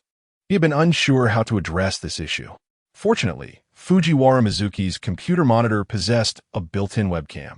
He gestured towards the webcam on the monitor, a hint of triumph in his voice. "Section Chief Fujiwara, observe what that is. Do you surmise that I might have found a means to capture your photographs?" Fujiwara Mizuki's gaze followed the direction of Chen Mo's gesture. The webcam. Damn it. How had she never noticed this issue before? Fujiwara Mizuki clenched her fists tightly, her nails almost piercing her palms. She glared at Chen Mo, her eyes filled with both anger and resignation. It was her own negligence. Now, she no longer doubted whether Chen Mo had indeed taken photographs. Chen Mo's expression provided the answer. Her heart sank completely. She had been caught red-handed by Chen Mo. If this matter were to be exposed, her reputation and standing would be utterly ruined, plunging her into an abyss of despair. "What do you intend to do?" Fujiwara Mizuki inquired through gritted teeth, a solitary tear tracing a path from the corner of her eye. Chapter 022. Chen Mo, do not be excessive. With a deliberate inhalation of smoke, Chen Mo spoke in a tone steeped in authority. "It is quite simple, Minister Fujiwara. I do not wish to see you causing me any trouble in the company henceforth. Be compliant. Do you understand? Otherwise, you are well aware of the consequences. He then shifted to a seemingly comforting tone. After all, we are both striving for the betterment of the company. Why must we make this unpleasant? To Fujiwara Mizuki, Chen Mo's soothing words felt like the mocking laughter of a demon, mocking her actions, deriding her fade. She paused momentarily, filled with disdain, and let out a silent sigh. Is it truly that simple? A useless man? Nevertheless, she felt a sense of relief that Chen Mo had not made any unreasonable demands. Otherwise, she would have had no choice but to acquiesce. Finally, taking a deep breath, she replied, "Very well, I shall comply. However, Chen Mo, you had best remember, should you dare to speak of this matter, I will not spare you." Chen Mo smiled subtly and nodded. "Rest assured, Minister Fujiwara, I am a man of discretion. As long as you behave, this matter shall remain a secret forever." Mizuki's momentary relaxation was abruptly replaced by tension. Her eyes, filled with panic, hinted at an unusual emotion. Gritting her teeth, she inquired, "What do you mean by behaving?" Chen Mo flicked away the ash from a cigarette, appraising Fujiwara Mizuki from head to toe. "My dear minister, do you truly believe this matter can conclude so effortlessly?" His words rekindled the anxiety in Mizuki's heart, and her gaze was laden with aggression, as though he had stripped her of her defenses. This unsettling vulnerability made her uncomfortable. Gripping the hem of her clothing tightly, her eyes betrayed a whirlwind of fear, yet her tone remained unyielding. "I have already promised to refrain from troubling you. I will keep my word. So, what more do you desire?" Chen Mo's smile broadened, his eyes glinting with mischief. Gradually, he rose and approached Fujiwara Mizuki, looking down upon her with a teasing inflection. "Minister, are you not being a tad naïve? Now that I possess your little secret, do you truly think I would let you off so easily? Is that even a possibility?" Pale, Mizuki felt a blush creep onto her cheeks. Instinctively, she recoiled a step, her voice trembling. What do you want from me?" Chen Mo exhaled a gentle puff of smoke toward her face, speaking leisurely. "It is simple. Starting today, you must heed my commands. Whatever I ask of you, you shall comply. Otherwise, I have no qualms about revealing to the entire company what the esteemed Minister Fujiwara is truly like in private." The acrid scent of smoke made Mizuki cough involuntarily, her eyes ablaze with anger and humiliation, though a greater sense of helplessness loomed. She realized she was now entirely at Chen Mo's mercy. You despicable man." Mizuki seethed through clenched teeth. Chen Mo shrugged nonchalantly, chuckling. "Despicable? Minister Fujiwara, you have not been lenient with me, have you? I am merely returning the favor." Mizuki fell silent, cognizant of the truth in his words. Her previous oppression and difficulties imposed upon him were indeed somewhat excessive. Yet, was it not for his own good?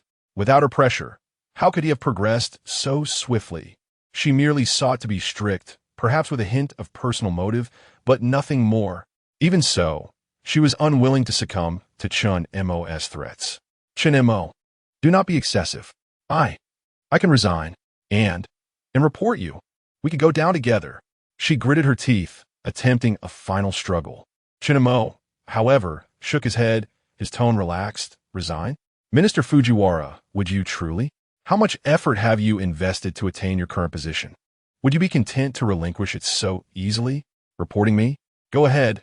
Let us see whether the police arrive faster or I manage to post your photographs online first." Mizuki's body quivered slightly. Chen Mo's words struck deep within her. She indeed felt resentful. This position was earned through countless efforts, and she could not relinquish it easily. Not to mention, the notion of reporting him was out of the question. Her reputation would be irreparably tarnished.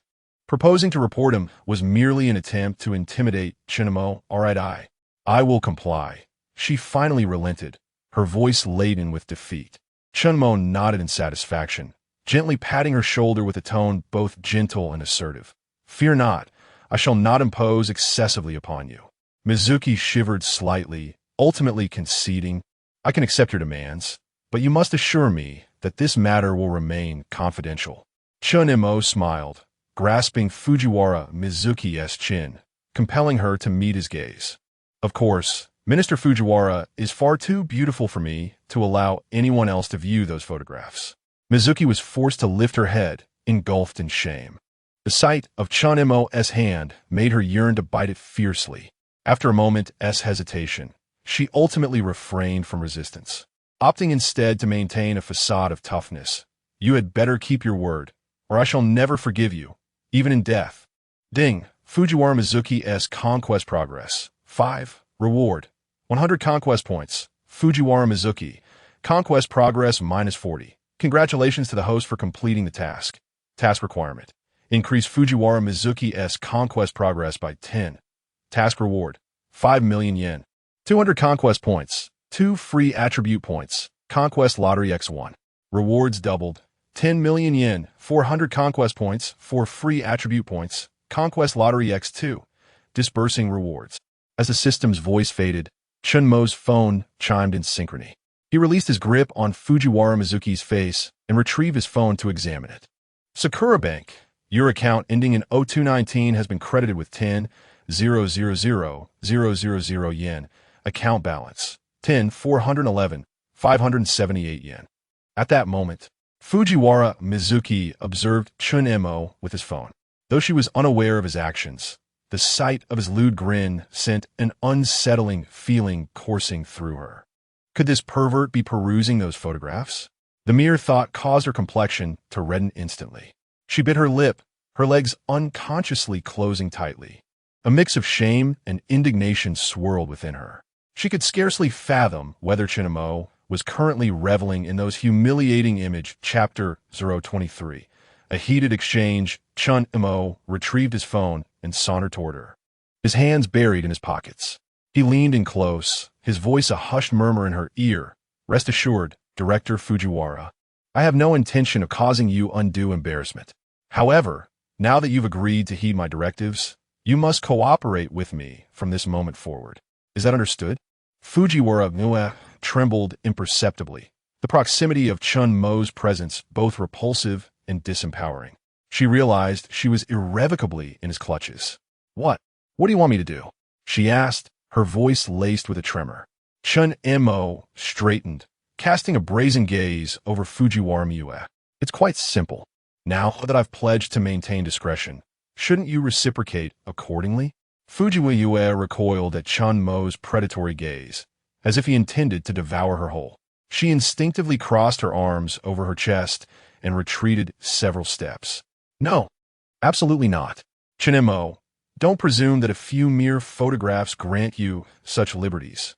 I'm warning you, don't even entertain the thought. Even if you were to succeed, I would not hesitate to report you to the authorities. Chen Mo, taken aback by her unyielding defiance, nonchalantly produced his phone. Very well, Director. Since you insist on being uncooperative, I shall simply disseminate these images across the internet, ensuring your complete social demise. Panic seized Fujiwara Mizuki as she lunged forward, grasping for Chen Mo's phone. No, please no. Chen Mo swatted her hand away, his tone hardening.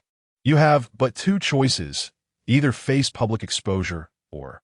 Fujiwara Mizuki's eyes reflected her inner turmoil and helplessness. Chen Mo's threat hung over her like a sword of Damocles, poised to fall at any moment. Anything but that.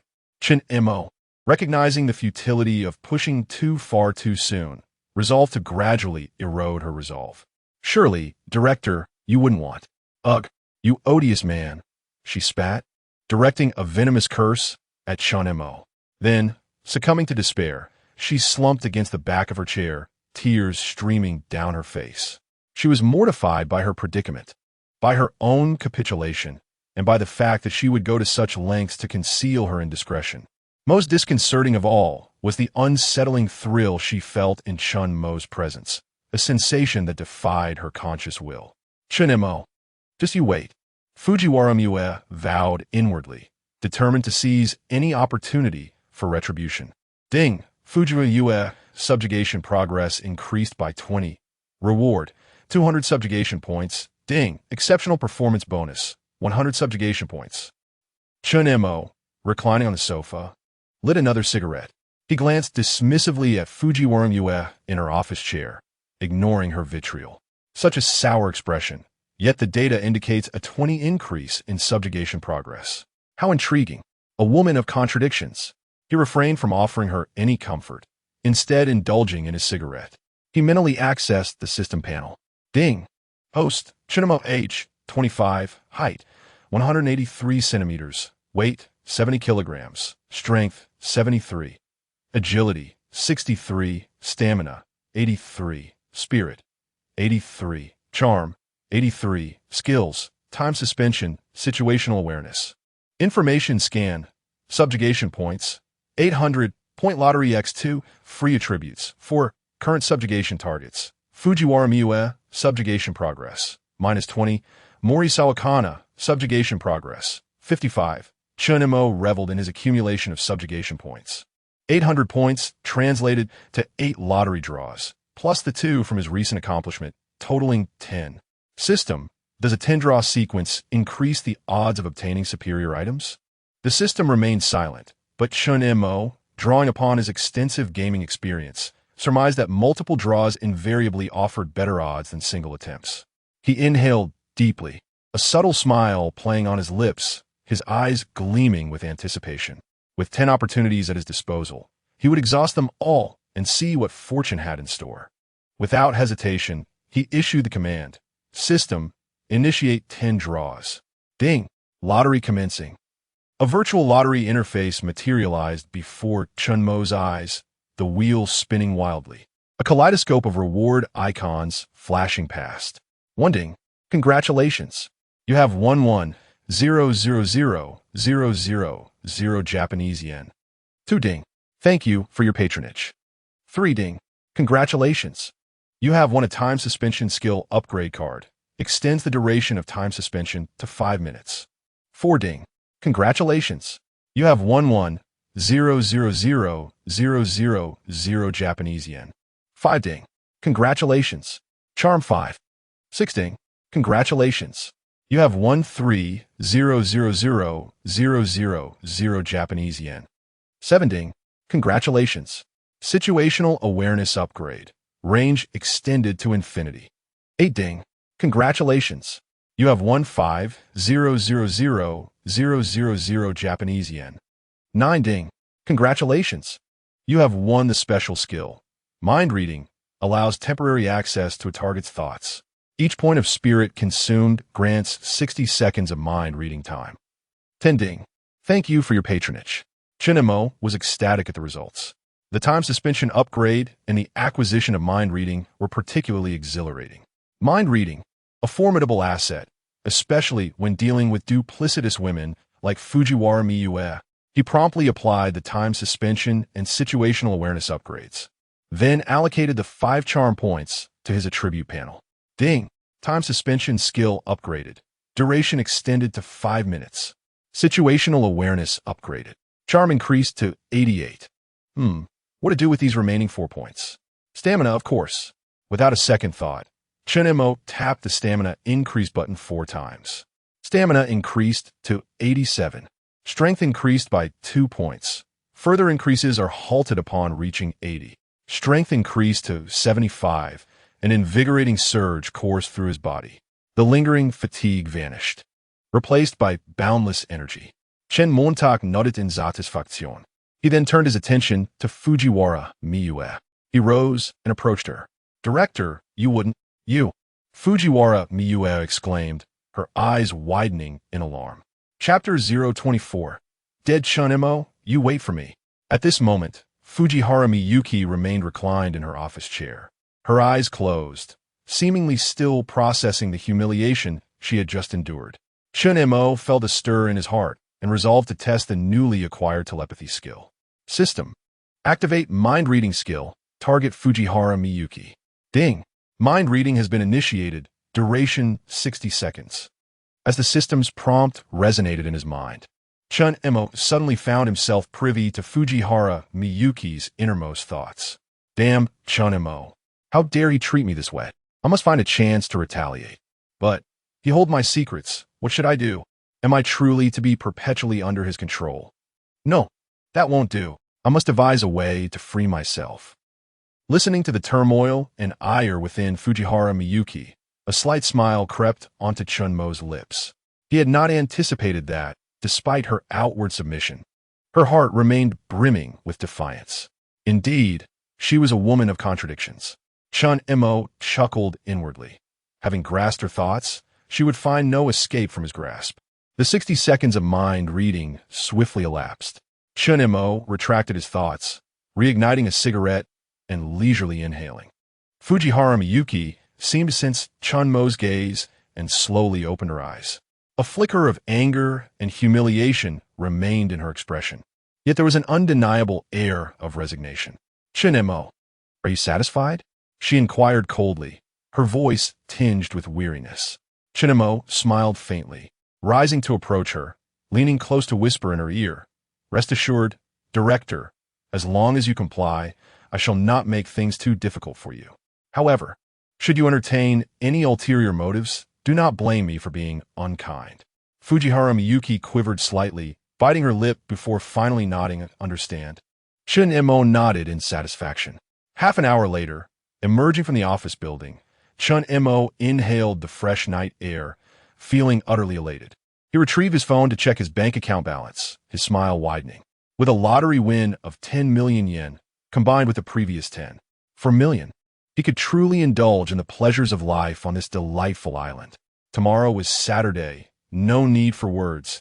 Expenditure was imperative. Meanwhile, in the office above, Fujiwara Miyuki curled up in her chair, hugging her knees tightly. Her heart was a tempest of conflicting emotions: anger, humiliation, resignation, even a hint of a peculiar sensation she was reluctant to acknowledge. How did I end up like this? She murmured, her voice trembling. She recalled the earlier encounter, Chen Mo's breath still lingering in her ears. The oppressive sense of control left her gasping. She loathed this feeling, despised being under his thumb. Yet the most intolerable realization was that, in that moment, she had felt a flicker of unexpected excitement. No, this cannot be. Fujiwara Miyuki shook her head vigorously, attempting to banish that feeling from her mind. She arose and approached the window, gazing vacantly at the nightscape, her heart as cold as ice. She recognized that she had fallen into Chen Mo's clutches, unable to extricate herself easily. If those photographs were ever made public, her career, her reputation, even her very life would be irrevocably shattered. Damn it, I cannot allow myself to be controlled like this. Fujiwara Miyuki gritted her teeth, a glimmer of determination flashing in her eyes. She resolved to find an opportunity to counterattack, to not remain idle and allow Chen Mo to prevail. She needed time, a plan, a method to extricate herself completely. But was that even possible? Would such an opportunity truly present itself? Her gaze drifted to the street below, where she spotted Chen Mo. He walked with an air of carefree ease that irked her immensely. Her throat tightened in suppressed rage. Coughing lightly, she seethed, "Damn, Chen Mo. Just you wait." Yet, despite the fury and rebellious thoughts swirling within her, a trace of wavering doubt lingered deep inside. An undeniable thrill stemming from being under Chen Mo's control. It left her feeling profoundly perplexed and anxious. As Fujiwara Miyuki noticed Chen Mo glance upward, she hastily drew the curtains, her heart racing. Chen Mo stepped out of the office building, the night breeze brushing against him, cool and tinged with the scent of the sea. He gazed at the starry sky, feeling exuberantly liberated. Today he had successfully maneuvered Fujiwara Miyuki. The workdays ahead promised to be anything but dull. Memories of office study materials he had seen on television flooded his mind. All those late-night study videos he had diligently watched would soon become practical experiences. A grin spread across his face as he checked the time on his phone. It is already past 10 in the evening. He hailed a taxi, providing his home address. As the vehicle glided into the night, Chen Mo leaned back, closing his eyes, involuntarily replaying the day's events. The struggle, the anger, and the subtle shift within Fujiwara Miyuki. He savored the sensation of looking down upon her disgruntled visage. It was exhilarating. The taxi soon arrived at Chen Mo's apartment building. He paid the fare, over 4,000 yen, for a ride of less than 10 kilometers. Ridiculous. Thankfully, he was no longer short on funds. Exiting the vehicle, he strode directly to the elevator. Inside, the elevator was empty, and Chen Mo leaned against the wall. Upon returning home, he couldn't help but recall the alluring silhouette he had encountered. He wondered what Mrs. Morisawa was doing at that moment. Although he possessed the eye of reality, he preferred to refrain from using it at critical times. There was a sense that constant surveillance, while thrilling, would ultimately diminish the joys of life. As the elevator doors opened, Chen Mo stepped out, retrieving his keys to unlock the door. The room was shrouded in darkness. He flicked on the light, illuminating the tidy living room. He shed his coat, tossing it onto the sofa, and made his way to the refrigerator, retrieving a chilled can of beer. With a swift motion, he pulled the tab and tilted his head back, savoring a refreshing gulp as the icy liquid coursed down his throat. The coolness brought forth a wave of comfort.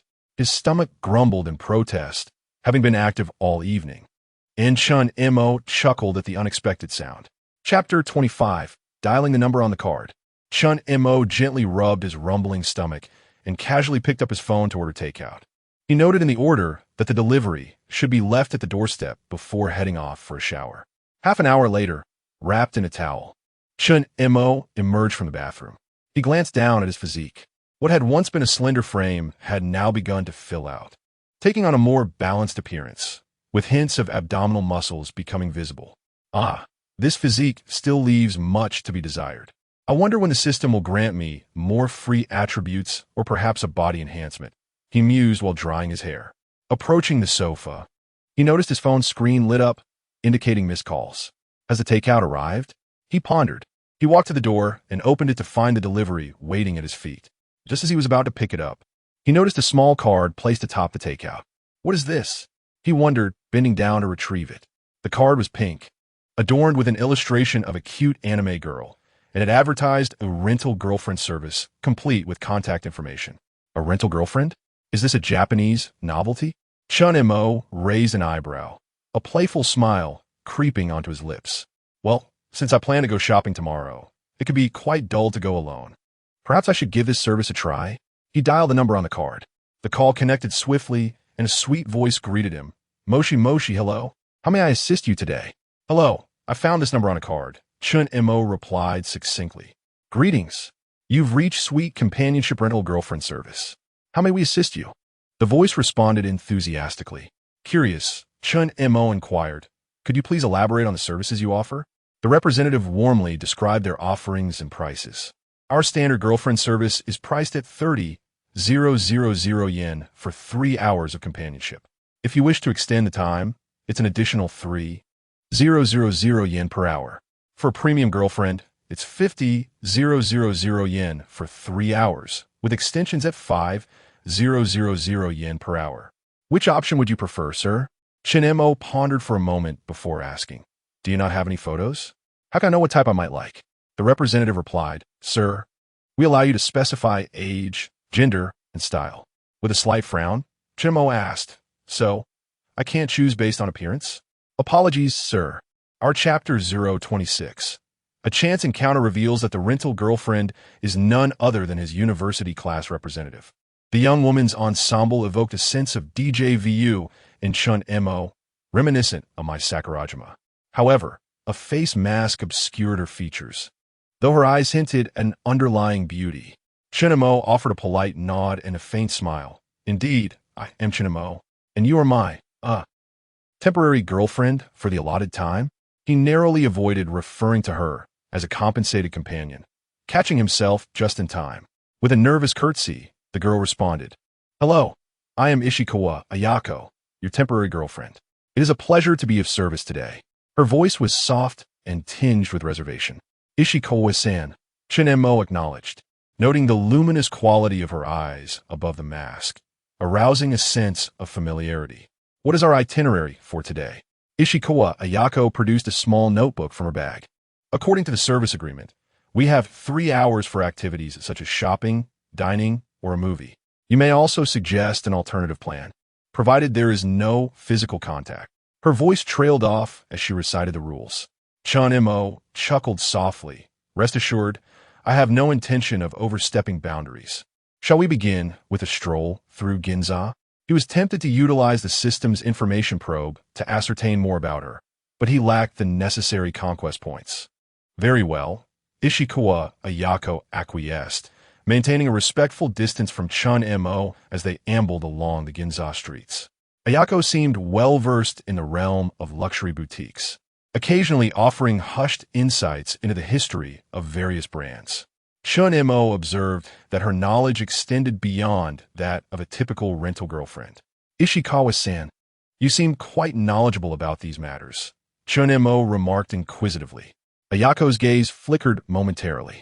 Ah, well, I previously worked as a sales associate. Chen Mo nodded, sensing a subtle discrepancy but unable to pinpoint it. He was increasingly curious about the face concealed beneath the mask. As they continued their walk, he spotted a familiar coffee house. Inspiration struck. Chen Mo gestured towards the establishment. We've been walking for quite some time. Would you care for a coffee break? Ishikawa Ayako hesitated before gently nodding. Yes, please. Upon entering the CAF, Chen Mo deliberately selected a window-side table. After they were seated, he inquired, "What would you like?" "I'll place the order." "A simple latte will suffice," Ishikawa Ayako replied softly, her fingers fidgeting with the hem of her skirt. Chen Mo soon returned with 2 coffees. He noticed Ishikawa lost in thought, gazing wistfully out the window. Sunlight streamed through the glass, illuminating the delicate contours of her profile, accentuating the brilliance of her eyes above the mask. "Here is your latte," Chen Mo announced, placing the coffee before her. "Ah, arigato, thank you," Ishikawa Ayako murmured, accepting the coffee but merely holding it without taking a sip. "Are you feeling unwell?" Chen Mo inquired, feigning concern. Ayako seemed startled, her composure momentarily faltering. "Ah, no, not at all." "Then why not remove your mask?" Chen Mo pressed gently. "How will you drink your coffee?" "Ah, I apologize." After a moment's hesitation, she slowly removed her mask. The sight that greeted him nearly caused Chen Mo to spill his coffee. You are. He paused, searching his memory. "Ah, yes. Ishikawa Mio." Ishikawa Ayako's head snapped up, her complexion paling. How do you know my real name?" Chen Mo couldn't help but smile wryly. "Of course I know. You were the class representative. We were classmates at Tokyo University. Don't you remember?" Ishikawa Mio's fingers clenched tightly around her skirt, her knuckles turning white. How could she forget? Chen Mo's name was rather unique. It was unlikely that 2 individuals in Tokyo would share the same name and bear such a striking resemblance. She had simply been unwilling to acknowledge the truth. She lowered her gaze, her voice barely audible. "Actually, I recognized you from the start." "Huh?" Chen Mo asked, a mixture of shock and amusement in his voice. "If you recognized me, then why?" Ishikawa Mio's eyes welled up with tears. "Because it is too embarrassing to be seen by a classmate engaging in such an undignified occupation." And she glanced furtively at Chen Mo. You have changed so much." I was clinging to a sliver of hope. Chen Mo finally understood. Indeed, since acquiring the system, his physique and aura had undergone a profound transformation. However, it was not to the point of being unrecognizable. The primary reason for her reluctance was likely embarrassment. "Class representative. You. Please do not call me that." Mio interjected, her voice tinged with agitation. Realizing her outburst, she lowered her head apologetically. "I am sorry. I'm no longer worthy of the title. It is no longer appropriate for me." The gentle music in the CAF seemed jarringly out of place. Chen Mo gazed at the once spirited and accomplished student, the Ishikawa Mio who effortlessly secured scholarships and consistently topped her class, now reduced to working as a rental girlfriend due to circumstances. Well, not exactly reduced considering the relatively high income. It was simply not a respectable profession. Even if she were providing companionship services, the perception of a rental girlfriend would be indistinguishable from that of a sex worker. Chen Mo took a deep breath, striving to maintain a calm tone. "Mio, Ishikawa-san, would you be willing to share what has transpired? Has your family encountered some difficulties?" Ishikawa Mio's fingers gripped the coffee cup tightly, her knuckles white. Her head was bowed, her long lashes casting shadows upon her face. Because my family's in debt. A substantial amount, so..." Her voice dwindled to a whisper, barely audible. Ishikawa Mio refrained from elaborating on the specific reasons, deeming it pointless. After all, divulging the details would only amplify her humiliation. Moreover, she perceived Chen Mo as someone who did not come from particularly affluent circumstances. During her school days, as the class representative, she had a decent understanding of her classmates' backgrounds. Chen Mo had often worked part-time to earn money. Even now, Chen Mo's extravagant spending on rental girlfriends must be a way to relieve the stress of work. After all, it was difficult for young people in island countries to make money. Because she needed money, she knows better than anyone how difficult it is to earn money. Although Chen Mo was tempted to dissuade her from continuing her current path, he refrained from prying. Ishikawa noticed his silence and assumed that he looked down on her. Her voice was tinged with tears. I know this is shameful, but I have no other choice. This is the most lucrative job I could find. At least it is better than working in a brothel. Chapter 27. The Economic Conquest Model. He gazed at the once proud girl before him. Although he was unaware of the circumstances that had led her to relinquish her dignity for the sake of her family, he felt a profound admiration for her resolve. Chen Mo shook his head and said, "There is no shame in earning money. You need not feel disheartened, class monitor. In fact, I find you quite remarkable." Upon hearing Chen Mo's comforting words, Shikawa Mio lifted her gaze, her face reflecting disbelief. "Thank you, Chen classmate, for your kind words, but could you please keep today as events a secret?" Chen Mo nodded in affirmation. "I will not disclose anything about today." A flicker of gratitude flashed in Shikawa Mio's eyes. "Thank you. As for today's service, I want to charge you. I will explain it to the company." "Ah, that is unnecessary." Chen Mo scratched his head. "Didn't you mention that you needed money? Earning it isn't easy, so I will pay you as if you were an ordinary guest." Shikawa Mio bit her lip. "No, that is not acceptable. Although I do urgently need the money, in my previous experiences, others have always sought to take advantage of me. You are the first to understand and comfort me. Chen Mo-kun, you also find it difficult to earn money, so let us consider this a class reunion." Chen Mo found her stubbornness amusing in such a situation. "It's all right. I will pay what I owe. After all, I did not come here merely to chat.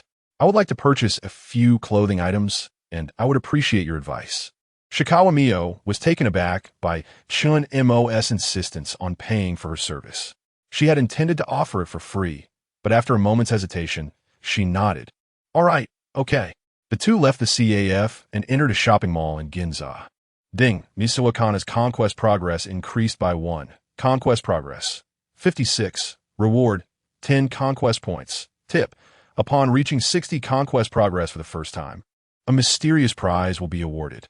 As they stepped into the mall, Chen Mo suddenly heard a system notification. What is this? How did Mrs. Mizusawa increase her conquest progress on her own? Intrigued, he activated the upgraded version of his insight ability to investigate. Instantly, a 3D image of Mrs. Mizusawa appeared in his mind. No wonder. I was puzzled about the progress increase. It turns out she called his name again. Coincidentally, Mrs. Mizusawa had sent him 10 conquest points. He then directed his information probe towards Shikawa Mio. Ding! Consuming 10 conquest points, retrieving target information. Name, Shikawa Mio, age, 23, height, 158 centimeters, weight, 46 kilograms c. Charging attempts, 0. Comprehensive score, 94. Occupation, rental girlfriend from a sweet companionship shop. Personality, resilient and enduring. Delicate and sensitive, materialistic yet not frivolous. Background, Shikawa Mio was born into an ordinary family in Osaka. Her father was a company employee and her mother a housewife. An exemplary student, she was always a source of pride for her parents. However, 2 years ago, her father incurred massive debts due to a failed investment and, subsequently, took his own life under the weight of despair. Her mother fell gravely ill, and the exorbitant medical expenses and debts plunged the family into dire straits. To repay debts and cover her mother's medical bills, Shikawa Mio had to forego further education and took on various jobs. Yet, the sheer magnitude of the debts rendered ordinary part-time work insufficient. In her desperation, she stumbled upon an advertisement for rental girlfriends, which offered substantial pay without the need for physical contact. Despite her internal resistance, She ultimately chose this path for survival. Weakness. Yearns to be rescued by a man she admires, desires immense wealth rather than love, and this month, if she cannot gather enough money, she plans to audition for action films. Hobbies: photography, anime, and cosplay. Current affinity towards the host: 10. Ordinary friends. Score above 90 qualifies for conquest conditions. Bind? Confirm cancel. After perusing this information, Chen Mo felt a stirring in his heart. So her situation is akin to this? No wonder she is so financially strained. This narrative felt oddly familiar to him. A gambling father, ailing mother. If I don't help her, who will? Such classic tropes. Without further contemplation, Chen Mo confirmed the binding. Ding. Conquest binding successful. Initial conquest progress. 10. Ding. Different target types yield varying conquest rewards. Current target detected as economically related. Unlocking economic conquest mode. Economic mode. All expenses for Shikawa Mio will be reimbursed by the system, with a chance of doubling the reimbursement. With a multiplier of 1 to 5. Economic mode cannot be exploited for cash. All interactions must be reasonable and reciprocal. At that moment, Chen Mo was interrupted by a voice beside him. Chun-kun, Shikawa Mio was speaking to him. What type of clothing are you looking to buy? What is your budget? I used to work here, so I might be able to assist you. In truth, Shikawa Mio did not intend to interrupt Chen Mo. His gaze had lingered on her for quite a while, making her feel somewhat bashful. She was confident in her appearance, well aware of her beauty. After all, she had encountered countless instances of being stared at. However, while she found those gazes repulsive, Chen Mo's attention made her shy. Returning to the moment, Chen Mo looked at Shikawa Mio's earnest expression and smiled, scratching his nose. As for the budget, I'm okay with anything under 20 million yen. Shikawa Mio's eyes widened in surprise. Are you joking, Chen-kun? No, I'm serious, Chen Mo shrugged. I've had good fortune recently and earned some money, so I plan to splurge a bit. Shikawa Mio regarded him with skepticism, but her professional demeanor quickly returned. Then, let us first check out the men's clothing. There are a few excellent custom shops around here. The two entered a high-end menswear store. Initially, the staff appeared indifferent to Chen Mo's attire. However, when he casually inquired about the price of a shirt, Shikawa Mio's fluent and professional introduction immediately altered the staff's demeanor. This fabric is imported from Italy, and the cut is particularly suitable for Asian physiques. Shikawa Mio's fingers gently caressed the material, her gaze focused and professional. Chen Mo watched her serious profile, curious about her expertise. Did you work here before? Shikawa Mio paused briefly, then nodded gently yes. I worked part-time as a sales assistant during my second year of university. Chen Mo nodded thoughtfully and casually selected a few outfits to try on. When he emerged in the first outfit, Shikawa Mio's eyes brightened noticeably. It suits you very well. You look quite dashing, she whispered, then quickly added, the cut accentuates your physique. Chen Mo glanced at his reflection in the mirror. Indeed, he looked significantly more attractive than usual. He turned to the staff and said, I'll take this set. Let me try on a few more. An hour later, Chen Mo had purchased 5 outfits, with the total exceeding 5 million yen. As he swiped his card, Shikawa Mio watched without blinking, her curiosity deepening. However, she was acutely aware of her position and identity, and refrained from inquiring about Chen Mo's circumstances. Chapter 28. I am not short of money. Continuing in her role as a shopping guide, she inquired, Chen Mojuan, aside from clothing, do you intend to purchase anything else? Chen Mo pondered thoughtfully. With 41 million still in hand, while it was a considerable sum, it was not excessively abundant either. He needed to find an opportunity to present a gift to Ishikawa Mio, thereby testing the cashback feature of his spending.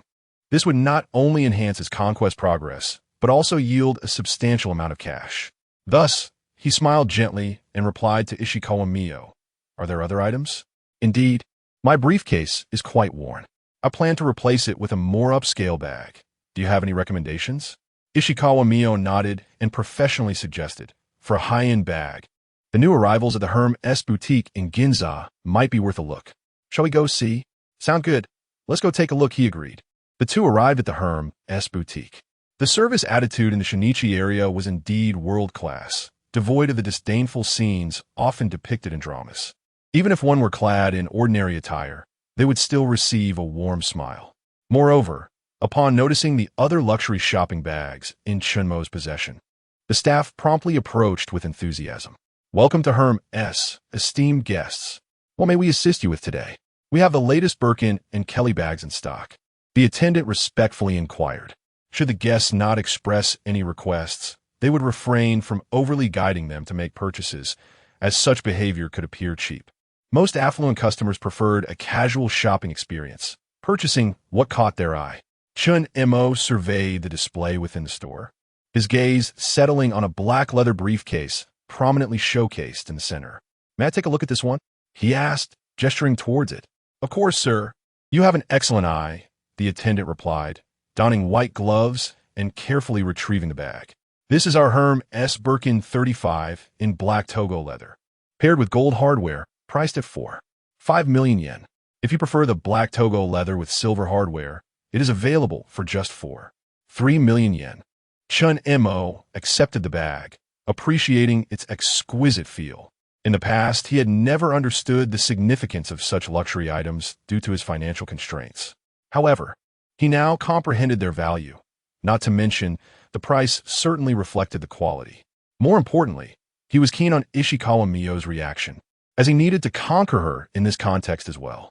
Turning to her, he inquired, "What do you think?" Ishikawa Miyo examined it seriously, nodding. "This bag is quite suitable for business occasions. The 35 size can accommodate a laptop, and the leather and craftsmanship are exquisite. Moreover, black is versatile and will never go out." Chapter 29. The money tree Miyo Ishikawa bit her lip, wrestling with her inner turmoil. She was indeed in dire need of financial support, yet she held steadfast to her principles. Accepting gifts from clients would render her no different from those who sold their bodies. At least for now, she was merely selling her time and had not engaged in any physical intimacy with clients. It was merely a matter of decorum. Faced with financial constraints, she found herself with little choice. The employment landscape for women in her country was bleak, and respectable jobs offered no respite from overwhelming debts. Respectability could not alleviate the burdens of the elderly in hospitals. Money. She needed money. "No, really, I can't accept it," she murmured, her voice tinged with defiance despite the gravity of her situation. How could a girl not desire beauty? In this age of information, with the internet at its peak, it was impossible for a young woman to turn her back on elegant and functional items like handbags. She too cherished bags and clothing, but she remained rational, merely admiring them from afar, aware that such indulgences did not belong to her current lifestyle. Chen Mo observed the stubborn girl with a sigh. He had been attentive to Miyo Ishikawa, noting that although her gaze often lingered on him, she would occasionally steal glances at a golden brown handbag nestled in a woman's purse. Subsequently, he pointed at the bag and addressed the sales attendant. "Could you please wrap that one up for me as well?" The Hermes attendant followed his gesture. "Sir, are you referring to the golden brown one?" Chen Mo nodded. "Yes. Please wrap it up and process the payment." The attendant, elated by his command, felt an overwhelming urge to shower him with affection. How lucky she would feel to encounter such a wealthy and assertive gentleman. She yearned to experience the sensation of being gifted something she had not asked for. However, casting a glance at Miyo Ishikawa, she felt defeated. As an Hermes sales associate, she considered herself somewhat attractive, but in comparison to Ishikawa, she felt lacking. Nevertheless, she had earned 3 commissions today, which somewhat compensated for her losses. "Very well, sir. I shall wrap it immediately." The attendant swiftly retrieved the golden brown Kelly 28 bag, carefully packaging it. Miyo Ishikawa stood frozen, her cheeks slightly flushed, her fingers unconsciously twisting together. "Chen Mo, this truly isn't appropriate," her voice trembled. "This bag is far too expensive for me to accept." Chen Mo gazed at her flustered demeanor and smiled gently. "Why can't you accept it? Consider it a gift for reuniting as classmates." But Ishikawa lowered her head, her voice diminishing. "This contravenes company policy. And besides, we are merely employer and employee feigning disappointment." Chen Mo sighed. "So, in your eyes, I am just an ordinary customer?" "No, that is not it. Ishikawa quickly raised her gaze, only to avert it again upon meeting his eyes. It's just. This is too valuable. He did not press her further, but turned to the attendant. Is it ready? It is, sir. The attendant respectfully presented 3 exquisite bags. You have purchased a black Birkin briefcase for 5 million yen, a Baron wallet for 2 million yen, and this golden brown Kelly 28 women's bag for 4 million yen, totaling 7 million yen. Chen Mo calmly signed for the transaction. Sakura Bank. Your account ending in 0219 has been charged 7 million yen at Hermes. Current balance 71 million yen. Beep. Detected that the host is spending on Mio Ishikawa. Economic mode activated. Shopping expenditure of 4 million yen triggers a triple bonus. Beep. Sakura Bank. Your account ending in 0219 has been credited 12 million yen. New balance 71 million yen. Having just spent 7 million yen, receiving 12 million back was akin to a free gift. If he strategized wisely, he could earn back even more. Chen Mo felt a surge of satisfaction. Ishikawa would become his personal money tree. He even contemplated embracing her in a kiss, though their relationship had not yet reached that level of intimacy. Yet, Ishikawa needed money, and he had it. At the right moment, with matching abilities, how splendid, how fitting. Chen Mo's lips curled into a slight smile as he held out the Kelly bag towards Ishikawa. Here, take it. Ishikawa instinctively stepped back, shaking her beautiful head in refusal. No, I truly cannot. Chen Mo leaned closer, whispering in her ear, if you don't accept it, I'll toss it into the trash. His tone was gentle yet firm. Why dash? Ishikawa's eyes widened in disbelief as she stared at him. Chen Mo shrugged. The money has already been spent. If you refuse, it becomes useless to me. If you don't want it, I'll simply throw it away when we leave. Ishikawa bit her lip, wrestling with her thoughts. Why would Chen Mo give her such an extravagant gift? Did he have feelings for her? That seemed improbable. They were hardly acquainted. Their exchanges during school had been scant. Yet, when he had gazed at her outside the mall, it felt as though he were entranced. Could he genuinely like her? But as she recalled her work as a rental girlfriend, her spirits deflated. He must only be attracted to her looks and physique, right? Was this gift a precursor for her to repay him with her body? Yet, Chen Mo did not seem like that kind of person. Confusion clouded her mind. This Kelly 28 bag could fetch at least 5 million yen on the second-hand market, equivalent to over 3 months of her salary. Selling it could alleviate her family's financial burdens. However, accepting it would complicate their relationship. As she hesitated, Chen Mo had already placed the bag into her hands. There it settled. His tone was light, as though he were gifting her something trivial. Yet, this was a bag worth 4 million yen. Ishikawa cradled the bag, her fingertips trembling slightly. This was the first gift she had ever received in her life. While others had offered her gifts before, she had always turned them down. Those who had looked upon her had eyes filled with lewdness and filth. Chen Mo was different. His gaze was clear. Beep. Conquest progress increased by 10. Current conquest progress, 20. Reward, 100 conquest points. Chen Mo's lips curled into a satisfied smile. Indeed, the influence of wealth on a financially struggling girl was profound. Thus, he had no intention of stopping here. Chapter 30. The touched Ishikawa Mio having missed breakfast. I felt a twinge of hunger.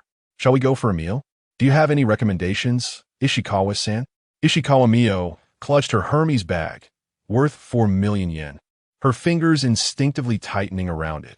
Taking a deep breath, she endeavored to steady her voice. Chen Mo-kun, this is truly too precious. I cannot simply accept it. Perhaps we should return it? Chen Mo observed the slight flush of her ears, feigning disappointment. Is Ishikawa-san discontent with my gift? No, not at all. She quickly shook her head. Chen Mo pressed on. Do you dislike me then? Her voice faltered in a rush. No, it's just, it contradicts company policy and... Policy? Chen Mo interjected with a light chuckle. Is there a clause in the rental girlfriend contract prohibiting gifts from clients?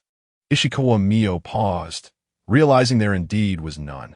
Yet, typically, gifts from clients came with ulterior motives. What motives? He teased. No need to elaborate, right?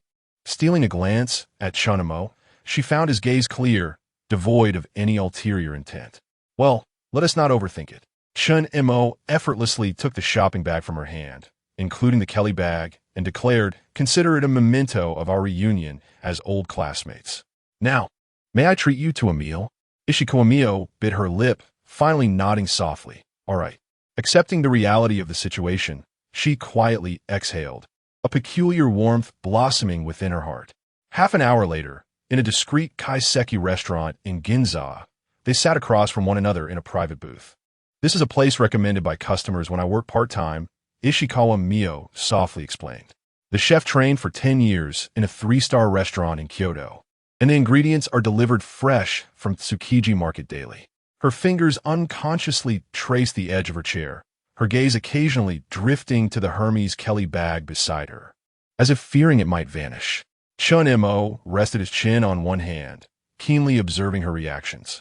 A glance at the menu revealed a starting price of 50,000 yen per person, a luxurious expense for the average Japanese citizen, yet a mere trifle for him. "Then, I entrust you with ordering," he said, sliding the menu toward her while watching her intently. She took the task seriously, her lashes casting delicate shadows in the soft light. When she inquired about the day's specials, her neck arched gracefully, reminiscent of a swan, stirring memories within Chen Mo of the quiet girl who always sat alone in the corner of the classroom. "Chen Mo-kun," Ishikawa called out, puzzled. "Are these dishes acceptable?" Snapped from his reverie, Chen Mo smiled and nodded. "Perfect." Once the waiter exited the booth, the confined space enveloped them in a slight awkwardness. As a rental girlfriend, Ishikawa excelled at navigating such moments, yet inexplicably, she felt a wave of nervousness, as if they were genuinely dating rather than engaging in a transactional arrangement.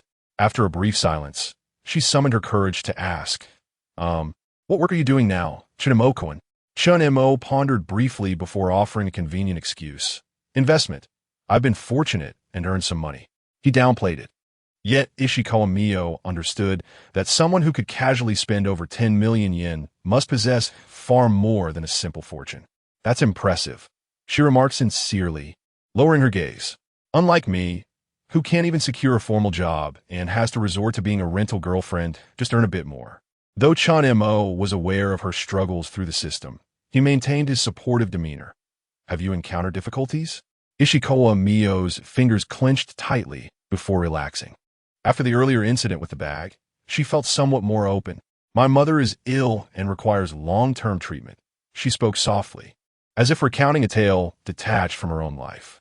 "My father passed away, leaving behind debts. The hospital bills and rent demand a substantial amount. I chose to be a rental girlfriend because the hourly pay is higher, but..." Chen Mo listened quietly, allowing her to share without interruption. "Let us not dwell on that. Honestly, I am very happy to see you today, Chen Mo-kun." Ishikawa suddenly lifted her head, her eyes glistening yet smiling, as if transported back to their student days, when the only concern was preparing for exams. Ding! Conquest progress for Ishikawa has increased by 10. Current conquest progress, 30. Reward, 100 conquest points. They continued to chat idly for half an hour until the waiter presented their dishes. The exquisite kaiseki cuisine was served artfully, each plate resembling a delicate work of art. "Esteemed guests, please enjoy your meal. Should you have any dissatisfaction, do not hesitate to inform us." The waiter bowed deeply before exiting the booth. Chen Mo marveled at the freshness of the ingredients and the meticulous presentation, feeling a wave of nostalgia wash over him. In the past, he could only afford boxed lunches or takeout, merely focused on survival. "Now, this will be my everyday life," he mused. With wealth, he could savor the finest delicacies. Though a hint of melancholy lingered, Chen Mo soon regained his composure. He picked up a piece of sashimi and placed it in Ishikawa bowl, cheerfully encouraging. "All right with the dishes served, let us dig in, Ishikawa-san." "Thank you, Chen Mo-kun. I shall begin," she replied, delicately picking up a slice of fatty tuna, its alluring pink hue glowing under the light. "Oh my, this is truly delicious," she whispered, her eyes widening as the rich flavor melted in her mouth. Observing her childlike reaction, Chen Mo couldn't help but chuckle. "Take your time. If it's good, enjoy it. There's no one here to compete with you." After all, Ishikawa Mio was currently blessed with a money tree's aura, and he intended to indulge her to maximize his gain. Suddenly, Ishikawa Mio became aware of her own lapse in decorum, her ears flushing crimson. Japanese women are particularly mindful of their demeanor. She set down her chopsticks, her hands neatly resting on her knees. I apologize. I was rude, having not tasted such fresh food in so long. Chen Mo discreetly pushed the most expensive dish toward her. Do try this sea urchin. It's quite favored by the Japanese. However, after a few bites, he found it rather unremarkable. Ishikawa Mio stared at the vibrant orange sea urchin, her throat moving as she hesitated to refuse. Chen-mo-kun, please go ahead. Before she could finish, he had already brought the delicacy to her lips. His gaze firm. Open your mouth. This overly intimate gesture rendered Ishikawa Mio rigid. She should have declined. The first rule of being a rental girlfriend is to maintain a proper distance. Yet, as the sweetness of the sea urchin burst in her mouth, she felt an unexpected sting in her nose. What's wrong? Chen Mo noticed her eyes glistening. Is it really that delicious? He and T felt anything particularly remarkable when he tasted it earlier. And no, it's nothing. She stammered, hurriedly lowering her gaze, a tear slipping onto the table. It evokes memories of my father taking me to Otaru to savor sea urchin. Today's experience deeply moved her. Chapter 031. The Bridge of Beans. Chen Mo found himself at a loss for words to console Chuan Mei, and thus opted to change the subject. As the dinner drew to a close, Chuan Mei appeared considerably more relaxed when the dessert was served. Sipping delicately on her matcha pudding, she suddenly inquired, Chen Mo-kun, why are you so kind to me? Chen Mo swirled the sake cup thoughtfully and replied, perhaps it is because someone once slipped an umbrella into my desk during university. Chuan Mei's spoon clattered against the dish in astonishment as she looked up, her eyes wide. You know it was me? I didn't tea at the time, Chen Mo admitted, noticing the flush on her cheeks. But later I recall that you had used that umbrella. That moment marked one of their most recent connections. On a rainy day, Chen Mo had forgotten his umbrella while hurrying to work, and Chuan Mei, as the class monitor, had secretly placed her only foldable umbrella in his desk. She had taken another umbrella with a friend. Such a trivial matter, she murmured, her voice barely audible. It hardly merits such long remembrance. Chen Mo suddenly leaned forward, initiating a bold advance, close enough to catch the faint scent of her inexpensive shampoo. At that time, I was at my lowest, which made it significant for me. The atmosphere in the tatami room thickened with an unspoken tension. In her fluster, Chuan Mei accidentally knocked over the sake bottle, the amber liquid cascading onto Chen Mo's trousers. I'm so sorry. I'll clean it up right away. She fumbled in a panic, only to be halted by Chen Mo's firm grasp on her wrist. Was she so flustered that she had lost her sensibility? You can't just wipe it like that, he thought. Chuan Mei froze, his hold rendering her motionless. The cool sensation of the spilled sake on her fingertips awakened a realization of the inappropriateness of their current actions. I am sorry, she stammered, retracting her hand as if struck by electricity, her face ablaze with embarrassment, even her earlobes tinged with crimson. In her chaos, she knocked over the matcha pudding, the green sauce splattering across the table. Watching her flounder, Chen Mo found an unexpected charm in this girl who always feigned composure. He reached for a tissue and offered it to her. It's fine. It's just a little wet. Chuan Mei lowered her head to accept the tissue, her fingers trembling slightly. She had never felt so undignified. Chapter 32. Just a change of scenery for a chat upon her arrival. Chen Mo immediately set aside his phone, his gaze softening as he regarded her. Are you all right? Ishikawa Mio lowered her head, unable to meet his eyes. I'm fine. Chen-mo-kun, Summoning her courage, she raised her head. Let us pretend that what happened earlier never occurred, shall we? I need to report back to the company. I have work this afternoon. Chen Mo's expression abruptly turned cold. Work? The work of a rented girlfriend? Ishikawa Mio nodded, her voice barely a whisper. Yes. Without warning, Chen Mo stood up and approached her, towering over her. Cancel it. Ishikawa Mio looked up in astonishment. I said, cancel the appointment for this afternoon. His tone brooked no argument. I will cover the rest of today. Shikawa Miyo's hands flailed in panic. No, that's not possible. The company policy states that a last-minute cancellation incurs a penalty fee, and it will affect my credibility. With a frosty demeanor, Chen Mo inquired, "What is the penalty fee?" 500,000 yen. Is that all? It's hardly worth the trouble. I could simply give her a little cash back. With the realization that she had become a lucrative asset, he resolved that Shikawa Miyo was now his to keep. Without further ado, he pulled out his phone and made a few swift motions. Ding! Detected that the host is spending on Shikawa Miyo. Transferred 5 million yen. Triggering a 5-fold bonus. Sakura Bank. Your account ending in 0219 has received 25 million yen. Current balance. 91 million yen. Soon, Shikawa Miyo's phone buzzed with a transfer notification. 5 million yen credited. This. Her eyes widened in disbelief. I've covered the penalty fee, and the remainder will be considered payment for this afternoon. Chen Mo stated, his gaze resolute. Now, can we cancel? Shikawa Miyo's fingers clutched her phone tightly, her heart torn. Ultimately, she sent the cancellation message to her company. Once the message was sent, she deflated like a punctured balloon. Chen Mo-kun, this is too much. The penalty was only 500,000.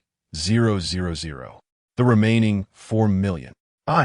Chen Mo interjected. Then let us count it towards today, tomorrow, and the day after. I'll continue to compensate you afterwards. She felt utterly deflated. Chen Mo-kun, why go to such lengths? Gently, he lifted her chin, compelling her to meet his gaze. Because I like you, have liked you since university. I cannot bear to see you with other men, even if it is merely work. Declarations of affection cost nothing, and Chen Mo spoke freely. Yet, this statement struck deep into Shikawa Miyo's heart, causing tears to spill from her eyes once more. But, I am merely a rented girlfriend. I don't deserve. Hush. Chen Mo wiped away her tears with his thumb. Do not speak such words. You deserve the very best. He took her hand. Come, I shall take you somewhere. Exiting the restaurant, Chen Mo led Shikawa Miyo to the Bulgari Hotel in Tokyo. Standing before the hotel, Shikawa Miyo felt her palms grow clammy. Chen Mo-kun, what are we doing here? Noticing her apprehension, Chen Mo chuckled lightly. Do not worry. We are merely changing venues for our conversation. There is a splendid observation deck on the top floor. He grasped her hand and entered the hotel. Upon reaching the Bulgari reception, a hostess in a tailored uniform greeted them with a sweet voice. Hello, how may I assist you? In such a prestigious hotel, the hostess's beauty was beyond question. Only the most exquisite individuals were selected for such roles. Chen Mo addressed the attractive attendant. I have a reservation. Certainly, sir. May I have your name? Chen. Upon hearing this, the hostess's eyes widened slightly. Moments earlier, she had received a message via intercom about a distinguished guest who had booked their most luxurious suite on the 44th floor, spanning 400 square meters at a rate of 4 million yen per night. Rarely did anyone reserve such an opulent room.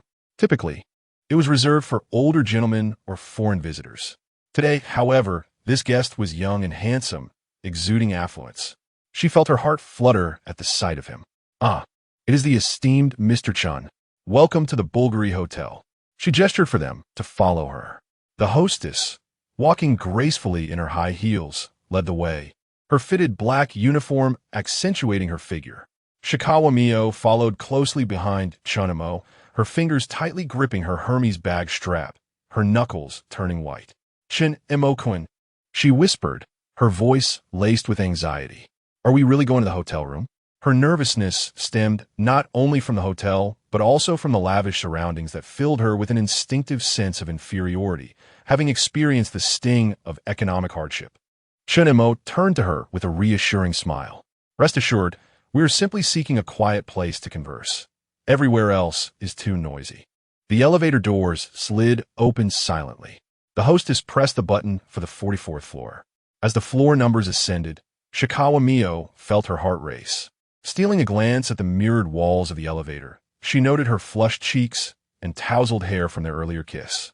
Another glance at Chen Mo revealed his striking confidence, as if this opulent venue existed solely to cater to him. With a chime, the elevator reached the 44th floor. The hostess led them through a corridor adorned with sumptuous Italian marble, finally stopping before a pair of intricately carved wooden doors. "Mr. Chun, this is your Bulgari suite." She swiped the keycard, standing respectfully to the side. The suite, spanning 400 square meters, included a master bedroom, living room, dining area, study, and spa, with panoramic views of Tokyo Tower from the windows. Shikawa Mio stood at the entrance, hesitant to step inside, her eyes wide with wonder. The soft touch of the Persian carpet beneath her feet contrasted with the faint high-end fragrance that permeated the air. Such a place was something she had only witnessed on television. "Shikawa-san, please come in," Chen Mo gently urged her, nudging her forward. As she crossed the threshold into the suite, Shikawa Mio gasped. The floor-to-ceiling windows revealed a breathtaking view of Tokyo, with the Tokyo Tower shimmering in the afternoon sun. A grand piano graced the center of the living room, beside a real fireplace that flickered with decorative flames despite the warm weather. "How much does it cost for a night here?" she stammered. The hostess observed Shikawa Mio's astonished reaction, feeling a mix of envy and admiration. The scene before her resembled a fairy tale romance between a domineering heir and an ordinary girl. Why had such fortune not graced her? With professional poise, she replied with a smile, "Is 4 million yen, miss." 4 million. Chapter 033. The choice of Ishikawa Mio upon hearing the figure of 4 million. Ishikawa Mio nearly bit her tongue. This amount equated to her earnings over the span of 4 months. Was it truly the case that her entire 4 months of income could only afford her a single night's stay here? A sudden realization struck her, accentuating the disparity between her and Chen Mo. She abruptly turned to Chen Mo, exclaiming, "It's too expensive. Let's find another place." Yet, Chen Mo paid her no heed and addressed the receptionist. "Please proceed with the check-in process." The receptionist, striving to exude charm, responded, "Certainly, Mr. Chun." After whispering a remark into her collar microphone, a young woman clad in Bulgari attire soon entered the room. Her beauty was striking, easily scoring above 80 on any scale. Do not underestimate an 80. It signifies a level of attractiveness that stands out among the crowd. "Esteemed Mr. Chun, I am Hoshino Tsukimi, and for the next 24 hours, I shall serve as your dedicated concierge." Chen Mo nodded, signaling her to commence with the check-in formalities. They both approached the sofa, where Chen Mo sank into the cushions. Hoshino Tsukimi gracefully produced a tablet, her movements elegant and professional, slightly bending at the waist. Her hand caressed her fitted skirt while the other held the tablet. She knelt before Chen Mo, presenting the tablet with a soft voice. "Mr. Chun, could you kindly confirm your check-in information?" Sitting on the sofa, Chen Mo observed the alluring figure of Hoshino Tsukimi as she knelt, his mind captivated. What does it mean to indulge? What defines true service? Look at how effortlessly she embodies it. The emotional value she provides is palpable. Chen Mo took the tablet, swiftly scanning the details before signing. He then handed his bank card to Hoshino Tsukimi, who retrieved the tablet and, with practiced ease, processed the transaction. All check-in procedures are now complete. Beep. Host detected spending by Ishikawa Mio. Accommodation expense of 4 million yen, triggering a quadruple multiplier. She proceeded to explain the hotel's amenities and, in conclusion, presented her business card alongside the bank card to Chen Mo. "If you require any assistance, please do not hesitate to call me. I am available 24 hours a day." Beep. Chen Mo glanced at his phone screen, which illuminated with a notification. "Sakura Bank. Your account ending in 0219 has received a deposit of 16 million yen, with a balance of 50 million yen.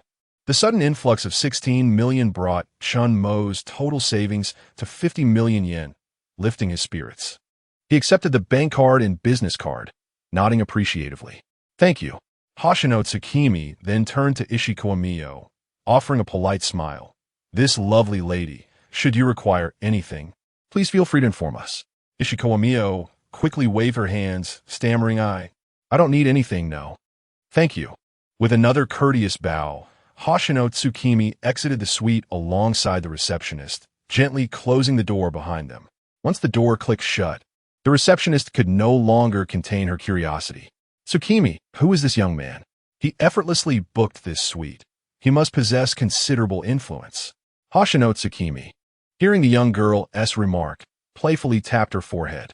Kobayashi-chan, our company policy prohibits inquiring about guests' personal information. How could you forget that? The receptionist, Kobayashi, rubbed her head and replied, ouch, that hurt. Tsukimi, I was merely curious.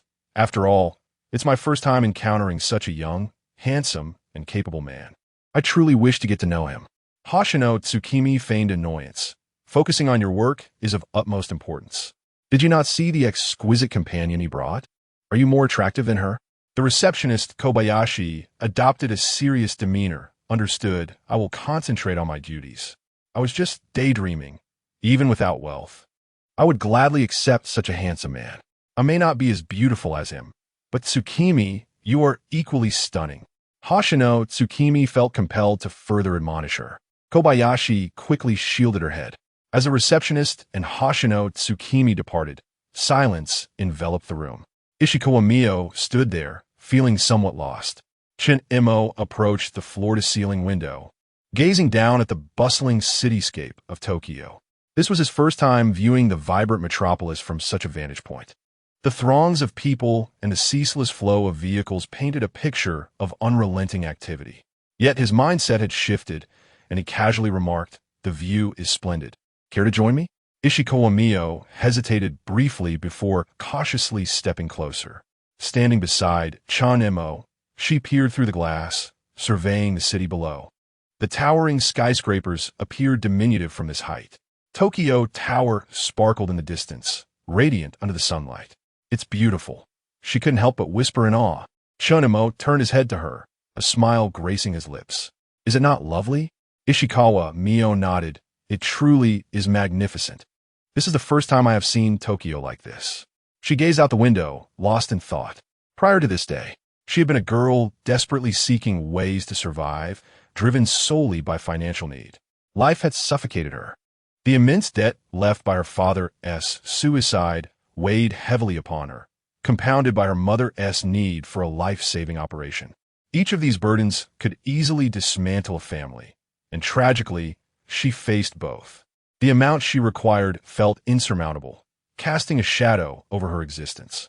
The previous month had seen her struggle to meet even the interest on her debts. The creditors had warned her that failure to pay would lead her down a path of degrading compromise. She had resisted this reality, yet felt utterly powerless. Promises of borrowed funds to cover her mother's surgery were made, but she was merely a young woman in her early 20s, filled with a passion for life. Why? Why was misfortune her constant companion? Though Chen Mo was wealthy, she had never considered that anyone might assist her, nor did she believe anyone would. No one would extend unconditional help. Besides, she was a bottomless pit, needing far more than mere millions to resolve her plight. Chen Mo's appearance today felt like a ray of light breaking through the clouds of her bleak existence. Given her circumstances, and since she was already contemplating a life-altering decision, why not create a beautiful memory for her first time? At the very least, moments spent with Chen Mo brought her joy. As Ishikawa Mio gazed out the window, her eyes glistened with unshed tears. Chen Mo noticed her emotional shift and drew her into his embrace, softly inquiring, "What troubles you?" "Nothing." Ishikawa Mio hastily wiped her eyes. She merely felt as though all of this were a dream. Lifting her gaze to Chen Mo, her eyes reflected a mix of longing and determination as she declared, Chen Mo-kun, please take me." Chen Mo was momentarily taken aback, quickly grasping the implications of her words. A flicker of complex emotions crossed his face. He gently stroked her long hair. "Mio, do not feel compelled." Ishikawa Mio shook her head, her gaze resolute. "This is not coercion. It is my own choice." With that, she wrapped her arms around Chen Mo's neck and, standing on her toes, initiated a kiss. This kiss was far more passionate than the ones shared in the restaurant. Ishikawa Mio, though inexperienced, sought his warmth. As their kiss lingered, both found themselves breathless. Chen Mo lifted her effortlessly and laid her gently upon the bed. API call failed with status code 429. Error. Code. For 29. Message. Resource has been exhausted. E.G. Check quota. Status. Resource exhausted. Chapter 034. Serendipitous rewards. Half an hour elapsed. Ishikawa Mio nestled in Chen Mo's embrace, her cheeks still flushed with a lingering blush. Chen Mo gently stroked her hair, then broached the subject. Mio, perhaps it's time to relinquish your position as a rental girlfriend. Ishikawa Mio, who had been tracing circles on Chen Mo's chest with her finger, stiffened at his words. But your mother's medical expenses and the family's debts. I shall assume responsibility for them, Chen Mo stated with unwavering conviction. Ishikawa Mio abruptly sat up, the quilt slipping to reveal her exquisite figure. That's far too much. Chen Mo drew her back into his arms. It's inconsequential to me, and besides. He playfully pinched Ishikawa Mio's cheek with a mischievous grin. Now that you are mine, I have no desire for you to have any contact with other men, even if it's for work. Ishikawa Mio buried her face against his chest, murmuring, Chen Mo-kun, why are you so kind to me? Chen Mo paused momentarily before whispering, perhaps it is because the affection I couldn't express in university, I finally have the opportunity to atone for. These words, though partially fabricated, stirred a warmth within Ishikawa Mio's heart. She initiated a kiss upon Chen Mo's lips, both tentative and fervent. As the night deepened, Ishikawa Mio succumbed to an exhausted slumber. Chen Mo gazed upon her sleeping countenance, gently brushing aside the stray strands of hair that framed her face. He noticed that even in her sleep, her brow remained furrowed, whether from the recent events or some other cause. Chen Mo tenderly smoothed away the lines of worry with his thumb. Ishikawa Mio, seemingly sensing his touch, responded with a subtle upturn of her lips, even making a soft, contented sound. Having assuaged this lucrative asset, Chen Mo accessed the system interface. Ding! Ishikawa Mio Conquest Progress. 60 Mysterious Grand Prize Distribution in progress. Acquired Arigato. Thank you for your patronage. Restoration Technique. Arigato Restoration Technique. Consumes 10 points of mental energy upon use, instantly restoring physical condition. Usage. Utter the phrase arigato. Ding! Enhancement 3. Observing the two rewards presented by the system, a peculiar smile graced Chen Mo's face. Without hesitation, he applied the enhancement. Subsequently, he turned his attention to the other reward. Arigato Restoration Technique. Consumes 10 points of mental energy, instantly restoring physical condition. Chen Mo glanced at the sleeping Ishikawa Mio beside him. Her sleeping visage was serene and lovely, yet a trace of weariness lingered between her brows. After confirming that she was indeed fast asleep, Chen Mo decided to test the technique, murmuring, arigato. His previously somewhat fatigued body was instantly revitalized, brimming with renewed energy. He felt an impulse to awaken Ishikawa Mio, but he resisted the urge, remembering her recent emotional distress that had led to her immediate collapse into sleep. Chen Mo then shifted his gaze to the system panel. Today, he had accumulated a total of 500 conquest points from Ishikawa Mio, granting him another opportunity to draw from the lottery. However, he resolved to save them for a future 10-draw attempt. With nothing else to occupy his time, he joined Ishikawa Mio in slumber. At 5 o'clock in the afternoon, Chen Mo detected faint rustling sounds nearby. Opening his eyes, he observed Ishikawa Mio furtively wielding a pair of scissors. Amused by her endearing behavior, Chen Mo couldn't resist teasing her, Mio-chan. Damaging this bedsheet could incur a cost of hundreds of thousands of yen, you know? Ishikawa Mio, whose back was turned to Chen Mo, startled at the sound of his voice, causing her hand to tremble and the scissors to fall onto the bed. Her face flushed crimson as she turned around. Her head bowed like a child caught in a transgression. I'm sorry, I just wanted to. Chen Mo sat up and, noticing the few crimson blossoms adorning the bedsheet, reached out and drew Ishikawa Mio into his embrace, chuckling softly. Such precious mementos should indeed be preserved with care. Ishikawa Mio's face deepened in color as she mumbled, it's quite all right, Chen Mo interjected, changing the subject. Next time, you can simply inform the hotel. They will assist you. You can even take the bedsheet with you. High-end hotels place great emphasis on the privacy of their guests. Ishikawa Mio lifted her head in surprise. Is that permissible? Is it really? Certainly, Chen Mo replied, reaching for the phone on the bedside table. Shall I contact them on your behalf? Oh, no. No, thank you. Ishikawa Mio hastily restrained his hand. I've already cut it out. Observing her flustered demeanor, Chen Mo couldn't resist planting a kiss upon her cheek. Are you feeling peckish? I've already arranged for them to prepare dinner, which can be served at any time. Ishikawa Mio finally noticed the fading light outside the window. She glanced at the time in astonishment. Has it become so late already? Have we been asleep for so long? To be precise, you have been asleep for so long, Chen Mo corrected with a smile, rising from the bed. I awoke long ago, but I refrained from disturbing your peaceful slumber. Ishikawa Mio blushed at Chen Mo's playful remark, frantically attempting to conceal the cut-out portion of the bedsheet within her bag. Chen Mo, amused by her awkward and endearing actions, couldn't suppress a chuckle. Silly girl, don't bother hiding it. I'll have the housekeeper assist you in packaging the entire bedsheet later. He picked up the phone and dialed the number listed on the business card. Miss Hoshino, please send up 2 dinners. After hanging up the phone, Chen Mo retrieved a bathrobe from the closet and presented it to Ishikawa Mio, saying, All right, go take a shower first. Dinner will arrive shortly.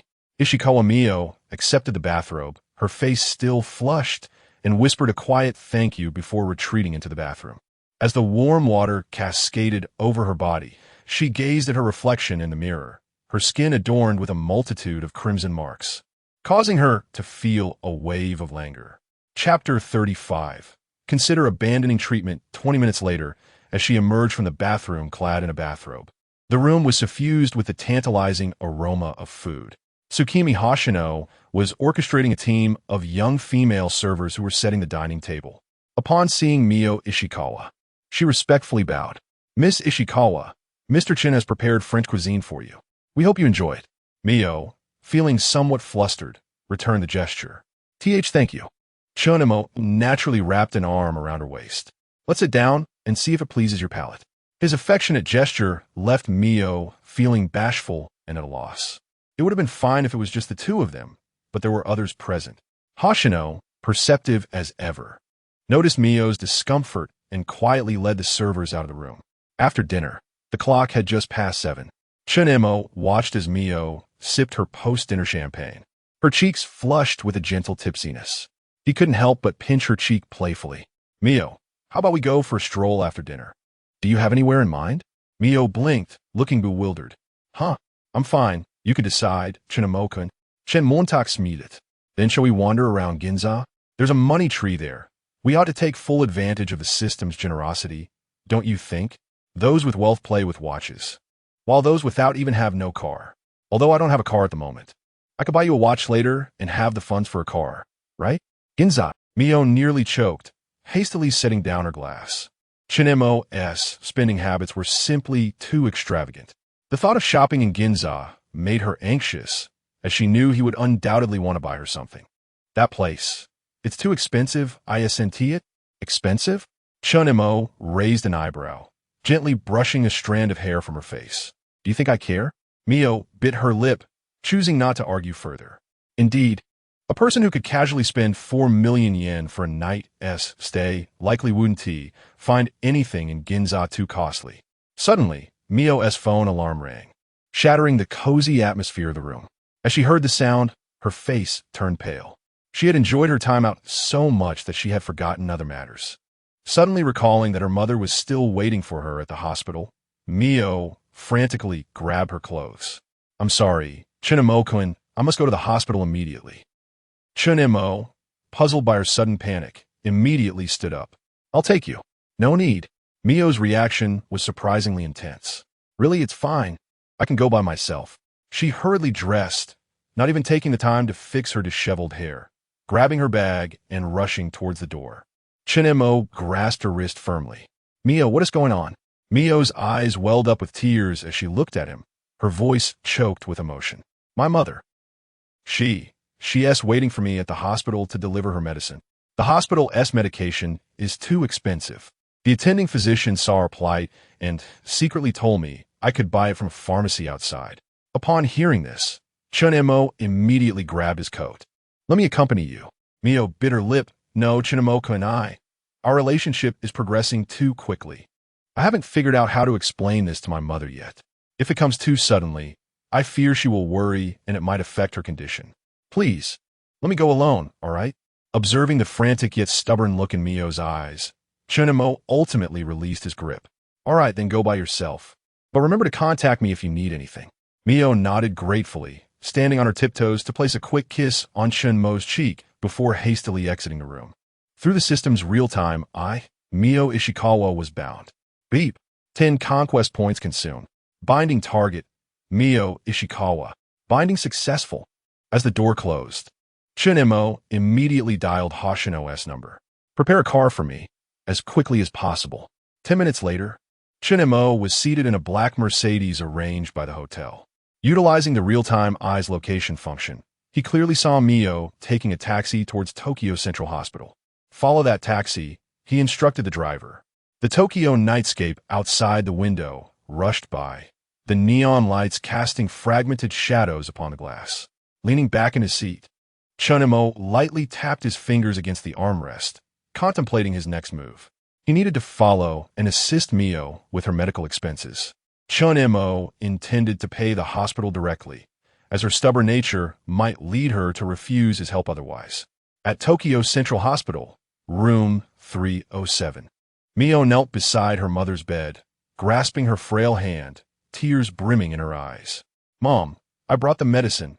You will get better. The middle-aged woman on the hospital bed appeared ashen, her breathing faint. She struggled to lift her hand to gently stroke her daughter's swollen eyes. Mio-chan, don't cry. Okayasen is fine. Miss Ishikawa, a doctor in a white coat, entered, his expression grave. I just checked the records. Your outstanding balance has exceeded the hospital's maximum limit. If you cannot pay at least 3 million yen in deposit tonight, you must discharge by tomorrow. Mio's shoulders trembled violently. Doctor, please, I beg you, grant us a few more days. I can gather the money. The doctor sighed. The hospital is not a charity. Your mother requires a liver transplant, which costs 5 million yen, plus an additional 15 million yen for the liver usage fee, not to mention subsequent treatments. He shook his head. If you cannot afford it, I suggest you consider abandoning treatment. Mio abruptly stood, her knees colliding with the bed's edge without her noticing. Suddenly, she recalled the 5 million yen Chen Mo had transferred to her today.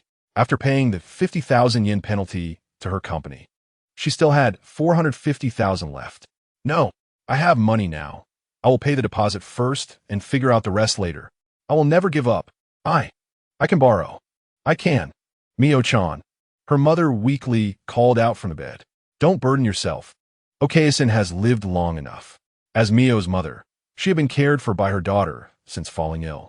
Not only was Mio responsible for her medical expenses, but she also had to deal with the enormous debts left behind by her failed husband. Watching her daughter work tirelessly day and night, her heart ached. Countless nights had seen her in tears, as she had long since wished to cease treatment, but feared that after her passing, Mio would struggle alone against the overwhelming debts. Okayasen, please don't say that. Mio broke down, embracing her mother tightly. You must live. You cannot leave me all alone. In that moment of despair, the door to the room swung open.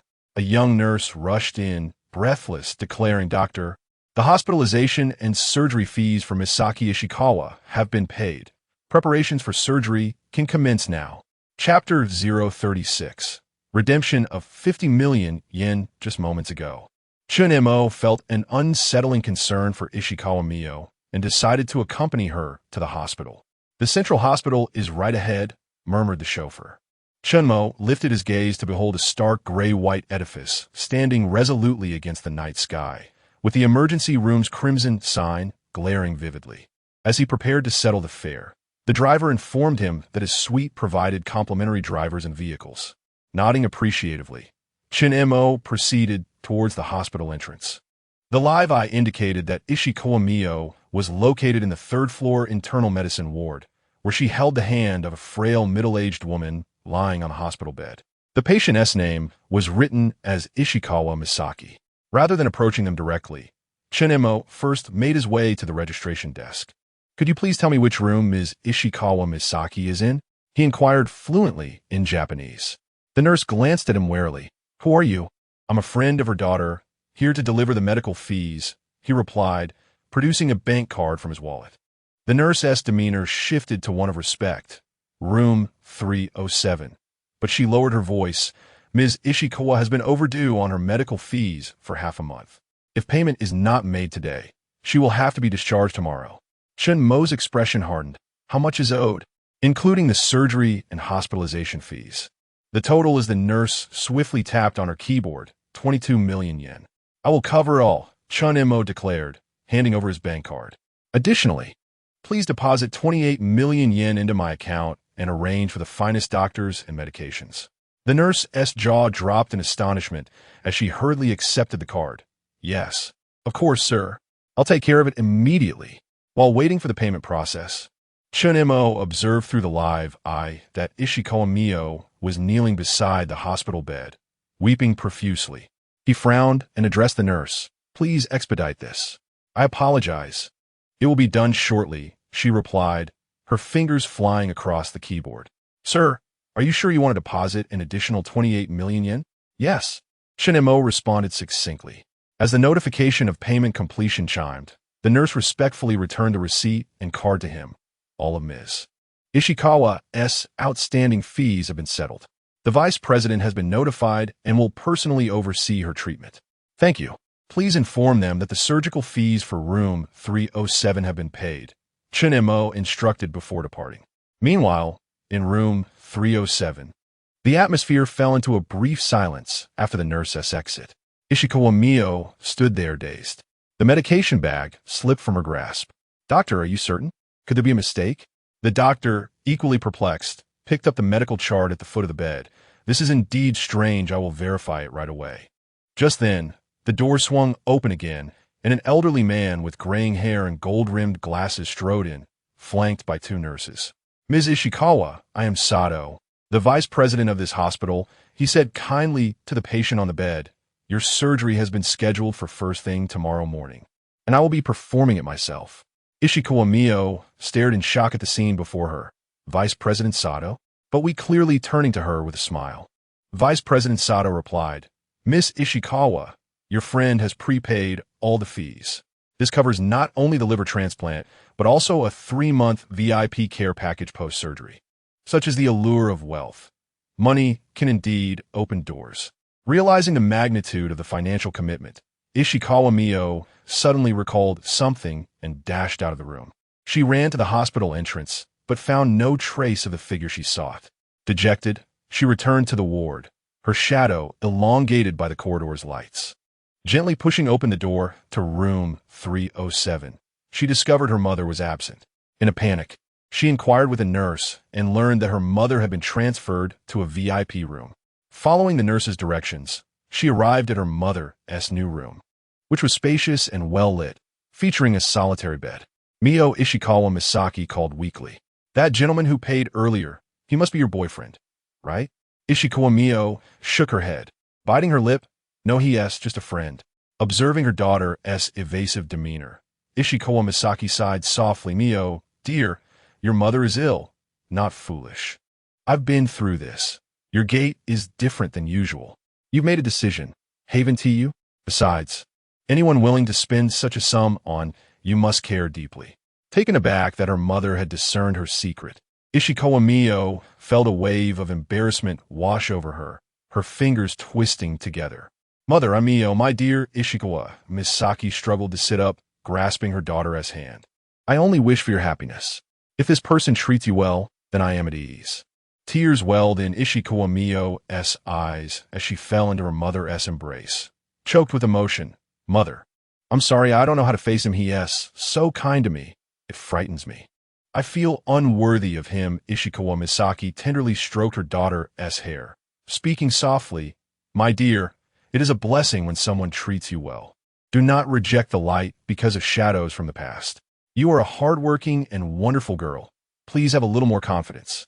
Gradually calming under her mother's comfort, Ishikawa Mio wiped her tears and said gently, Mother, please rest. I need to make a phone call. Stepping out of the room, Ishikawa Mio stood by the corridor window, gazing at the Tokyo nightscape. Taking a deep breath, she dialed Chen Mo's number. Mio? His gentle voice resonated from the other end. Chen Mo, Ishikawa Mo's voice trembled. Did you pay my medical fees? A brief silence ensued. Yes, I did, he affirmed. Why would you do that? Ishikawa Mio clenched her phone tightly. The sum was overwhelming. She felt she could never repay it. I do not require repayment. Chen Mo's tone was resolute yet gentle. Mio, I wish to care for you and your mother. This is not charity. You are my first woman, perhaps not the only one, but there will always be a place for you in my heart. Ishikawa Mio's tears flowed anew. But we just reunited yesterday. Sometimes a single day is enough, he replied softly. Now you must be exhausted. Please ensure that both you and your mother rest well. Holding the phone, Ishikawa Mio felt her vision blur with tears. She had never imagined that, at her most desperate moment, someone would extend such unconditional support, pulling her from the abyss of darkness. Chen Mo, thank you, she managed to utter, her voice choked, barely able to form coherent sentences. Ding! Ishikawa Mio's conquest progress increased. 20. Current conquest progress. 80. Reward. 200 conquest points. Chen Mo's warm laughter resonated through the line. All right. No more tears. Your mother's surgery is tomorrow, so you should head back and rest now. After hanging up the phone, Mio Ishikawa leaned against the corridor wall and gradually slid down to the floor. She embraced her knees, burying her face in the crook of her arms, silently weeping. This was the first time she felt such a profound sense of relief since her father's passing. Chapter 037. The Yakuza's Maple. Upon exiting the hospital, Chen Mo felt an overwhelming sense of relief. Just moments ago, he had paid 50 million yen for the medical expenses of Ishikawa Mio's mother. The system did not disappoint him. It triggered a fourfold critical return. At this moment, his savings had swelled to 200 million yen. Notably, his conquest points had also accumulated to 1,000. With these points, he initiated a 10-fold draw from the system. Ding acquired all attributes 3, 10 million yen, 1 million yen. Acquired top-tier combat skills, 10 million yen, 1 million yen. Acquired mastery of 18 types of short blades, 10 million yen, 1 million yen. Acquired strength 5. The rewards from this 10-fold draw were rather mediocre. Indeed, they were quite ordinary. The combat skills were decent for self-defense. But what use was mastery of short blades in today's lawful society? One would be foolish to engage in such activities, lest they face dire consequences. The other 6 rewards amounted to merely 6 million yen. Currently, he was not in need of money, with only the 2 rewards that enhanced his physical attributes being of any real interest. After walking for more than 10 minutes, Chen Mo decided it was time to return. He hailed a taxi and instructed the driver to take him to the Bulgari Hotel. The taxi came to a stop in front of the opulent entrance of the Bulgari. As Chen Mo stepped into the lobby, he was met with the sound of a heated argument. In a deep navy uniform stood Hoshino Tsukimi, blocking the elevator. Opposite her was a red-haired girl with a high ponytail, clad in black leather and a short skirt, her feet adorned with 10-centimeter platform boots, dragging a suitcase emblazoned with a skull motif. She bore a striking resemblance to Machima.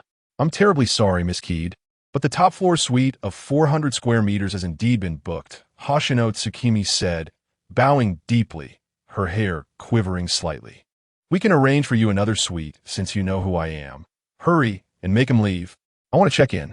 The girl suddenly drew a butterfly knife, its tip dancing in a silver arc at her fingertips. Otherwise, I'll go up myself and have a word with him. Miss Hoshino, what is happening here? Chen Mo interjected. Hoshino Tsukimi rushed over as if she had seen a savior, whispering, Mr. Chun, this is Miss Keed, the daughter of the Wakagashira of the Sumiyoshikai. She insists on your suite before she could finish her sentence. The butterfly knife was pressed against Chen Mo's collar. The girl, named Keed, rose on her toes, her breath carrying a hint of mint. So you're the one occupying my room, foreigner? The tip of the knife lightly flicked upward. Make me an offer. I want to see the Tokyo Tower's night view tonight. Chen Mo lowered his gaze to the blade mere inches from him. Suddenly, he reached out and grasped the girl's wrist.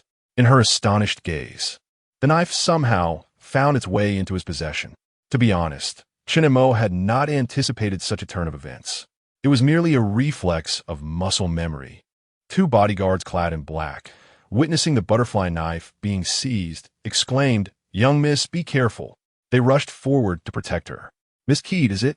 Chen Mo twirled the butterfly knife with a flourish, then closed it, slipping it back into the girl's leather pocket.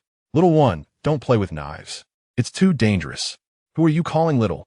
Keat exploded in her chapter 038, pretending to be Mrs. Sen's husband when Chen Mo returned to the apartment. It was nearly 10 o'clock.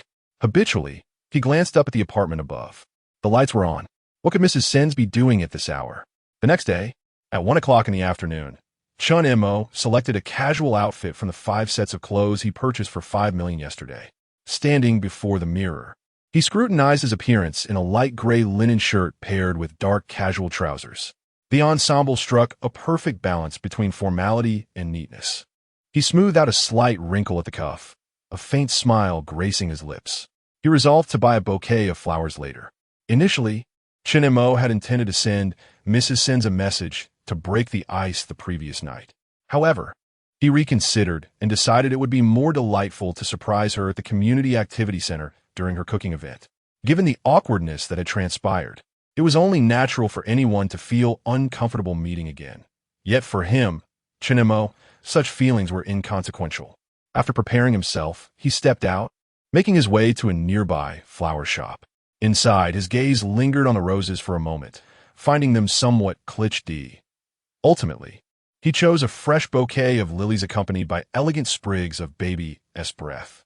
The shopkeeper smiled and asked, "Are these for someone special?" "Yes, for a remarkable lady," he replied. Exiting the shop, he glanced at his watch. It was precisely 2 o'clock. The event should have just begun. The community activity center was not far from his apartment, a mere 10-minute walk away. Turning the final corner, he caught sight of the glass doors of the activity center, shadows of people moving within.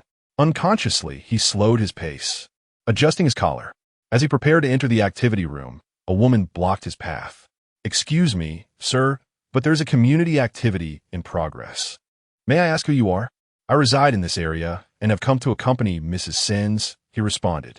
The woman scrutinized him with enthusiasm, exclaiming, "Ah, you must be Mrs. Sen's husband. How young and handsome you are." Her eyes crinkled with delight. "Mrs. Sens often speaks of you. Please go right in. The activity has just started." Chen Mo was momentarily taken aback, but quickly realized it was a misunderstanding.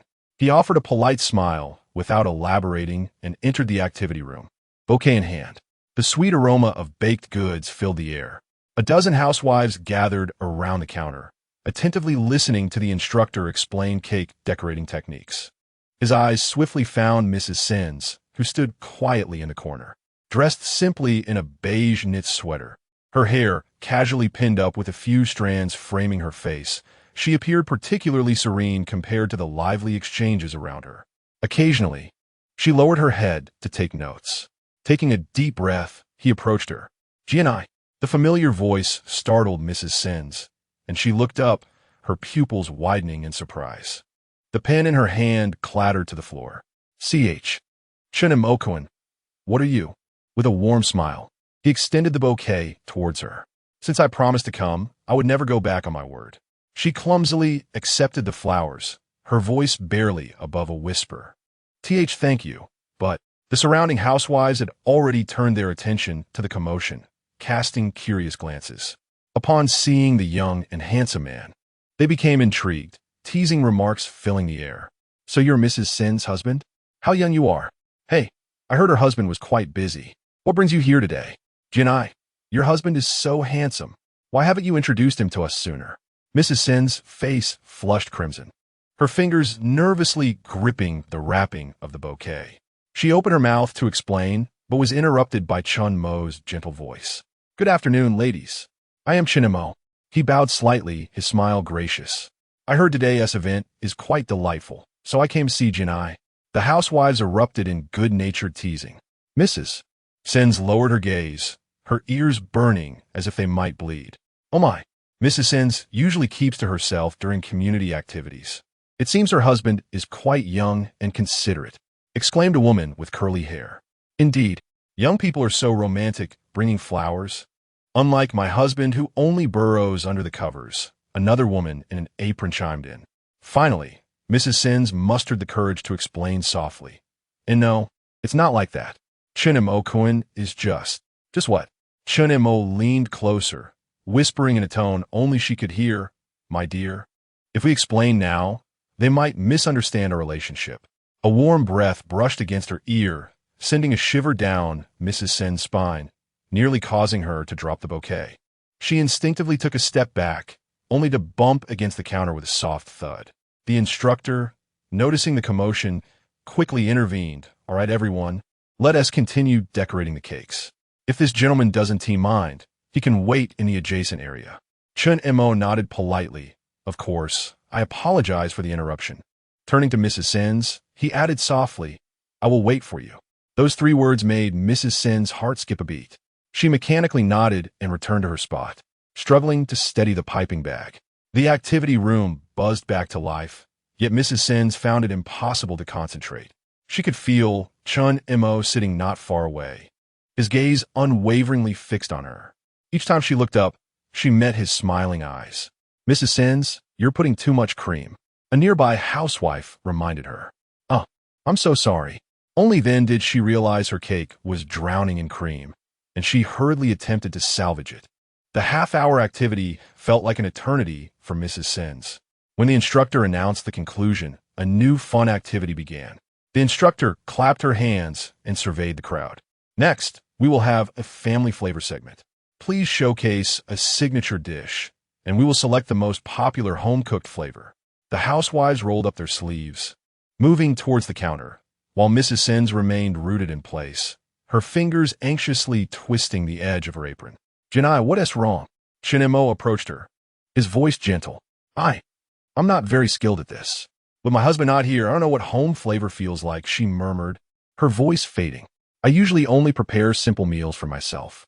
Chen Mo observed her reddened ears and suddenly reached for a spare apron hanging on the wall. "No witties. Let us do this together."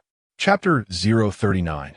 Thoughts of you while sleeping, Morisawa Kanai abruptly raised her head, her almond-shaped eyes widening in surprise. "What? You don't believe in my culinary skills?" Chen Mo had deftly tied his apron and rolled up his sleeves to reveal his well-defined forearms. "When I lived alone, this was how I made a living." Surrounding women erupted in playful cheers. Morisawa Kanai felt her cheeks flush, lowering her gaze to her toes. "No, it's not. Just, then it's settled." Chen Mo naturally positioned himself at the cooking station, turning to wink at her. "Let me guess. Mrs. Morisawa's specialty is tamagoyaki?" She looked up astonished. "How did you know?" "I saw a lot of eggshells at your house the other day."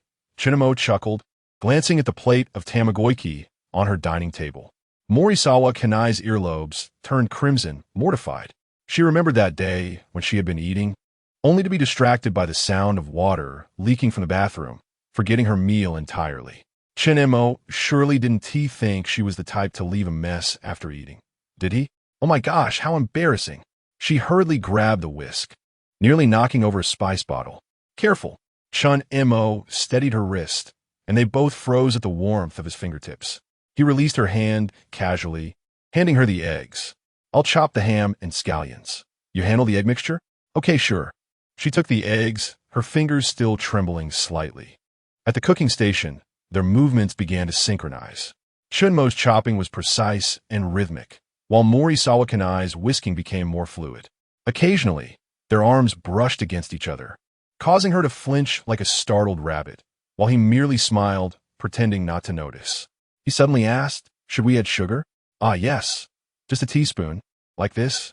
He deliberately scooped a heaping spoonful. "That's too much," Morisawa Kanai exclaimed, grabbing his wrist in a panic. Then realizing her slip, she quickly released him. "I'm sorry." Chen Mo laughed, twisting his wrist to shake the excess sugar back into the jar. "Just teasing you. See, I sent it just right now." He presented the spoon to her, and their proximity allowed them to catch each other's scent. Morisawa Kanai inhaled the subtle masculine aroma mingled with the fragrance of lilies, making her feel dizzy. "Mrs. Morisawa," he lowered his voice. "Everyone is watching us." Only then did she notice the surrounding women giggling, some even capturing the moment on their phones. The eldest, Mrs. Tanaka, smiled and said, "Youth is wonderful. Cooking can be so sweet." "No, it's not," Morisawa Kanai stammered, her eyes reddening with embarrassment. Her whisking became frantic, splattering egg mixture onto Chen Mo's shirt. "Oh no, I'm sorry. I'll clean it up." She fumbled for a paper towel, but was gently restrained by Chen Mo's hand on her shoulder.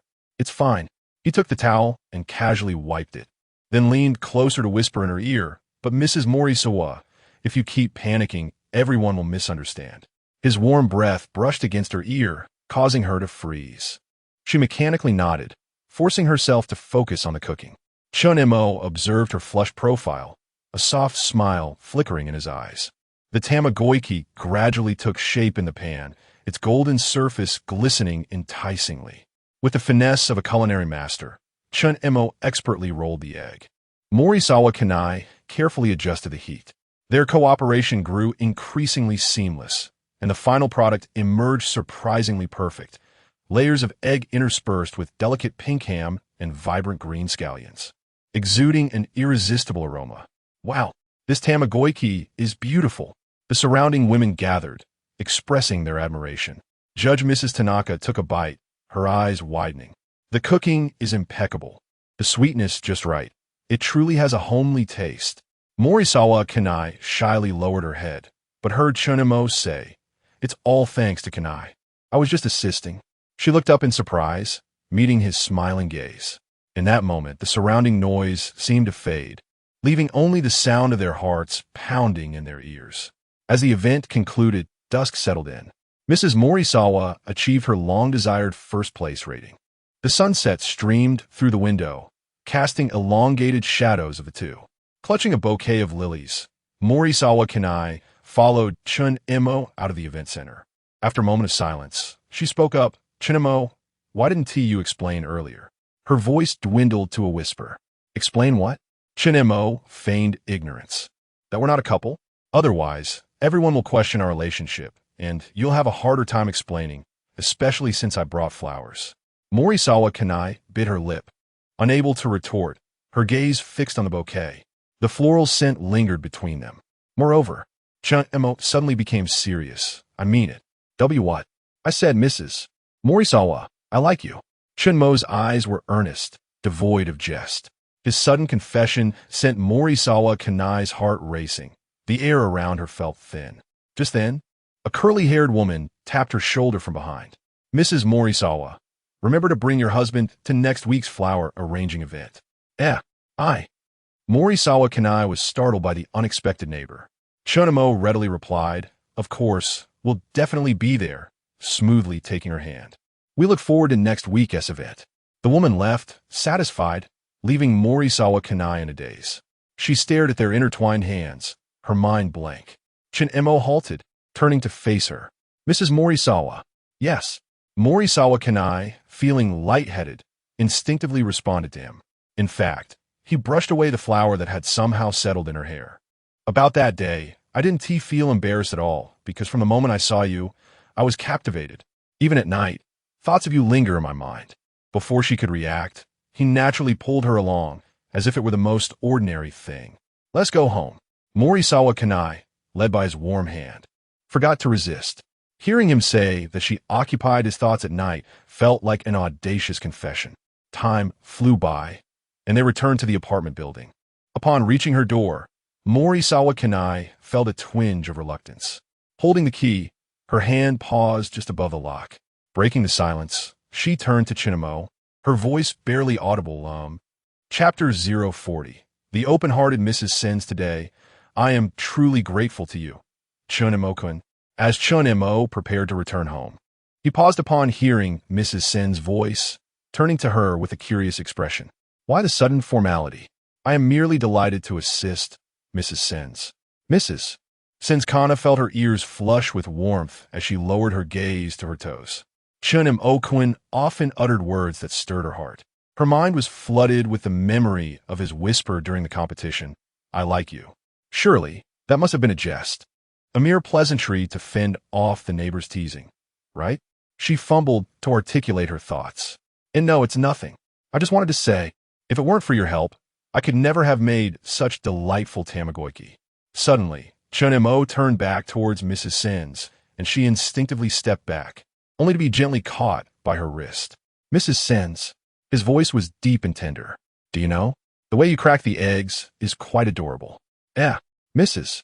Sen's eyes widened in disbelief. She was clearly flustered, yet feigned composure. Chen Mo's thumb softly caressed the inside of her wrist, sending a delicate shiver through her. Especially when you focus intently on the tamagoyaki in the pan, unconsciously biting your lip, resembling a devoted wife preparing a meal for her husband. Mrs. Sens was taken aback. Had he observed her so meticulously? The notion of being likened to a wife laboring for her husband felt surreal. Heat rushed her cheeks. Chen Mo leaned in slightly, narrowing the space between them. So, to celebrate our victory, would you care to join me in my home for a drink? I happen to have a fine bottle of sake. That might not be appropriate, Mrs. Sens instinctively declined. Chen Mo did not press further, releasing her wrist with a flicker of disappointment in his eyes. I see, I was too abrupt. Perhaps another time. No, that's not it. Mrs. Sen's voice unexpectedly rose, startling herself into a softer tone. I mean, if it's just for a drink, it wouldn't be impossible. The latter part of her statement felt almost too difficult to voice. Chen Mo's eyes brightened. Is that true? Mrs. Sens nodded gently, her heart racing as if it might leap from her chest. She knew she ought to refuse her identity as a married woman, the scrutiny of the neighbors. They were merely neighbors, yet at that moment, she yearned to heed her heart's desire just once. At Chen Mo's home, Mrs. Sen's sat awkwardly on the floor before the sofa. She felt a twinge of regret. Though this was not her first visit, the atmosphere now was palpably different. Alcohol often led to unforeseen circumstances. Yet, as she wallowed in regret, anticipation stirred within her. She watched as Chen Mo emerged from the kitchen, carrying a bottle of what appeared to be exquisite sake. Despite his modest background, he took pleasure in indulging in fine beverages, and his home was well stocked. Pouring her a glass, he remarked, "This is a special brew from Kyoto, made with water from a 1,000-year-old well." Mrs. Sen's accepted the glass with both hands, her fingers unintentionally brushing against his. A faint jolt of electricity seemed to surge from their point of contact. In a bid to mask her fluster, she hastily took a sip, only to be captivated by the rich aroma of the sake, her eyes widening in surprise. "How is it? Is it to your liking?" Chen Mo inquired, his eyes glimmering with anticipation. Mrs. Sens nodded, taking another small sip. "It's delightful, smooth on the palate with a lingering aftertaste." Chen Mo smiled, pouring himself a glass as well. "You certainly have a refined palate, Mrs. Sens.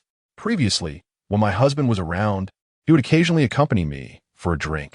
The mention of her husband made Mrs. Sen's voice falter. Internally, she berated herself. How could she bring up her husband in this context? A wave of guilt washed over her. In truth, she harbored no profound affection for her husband.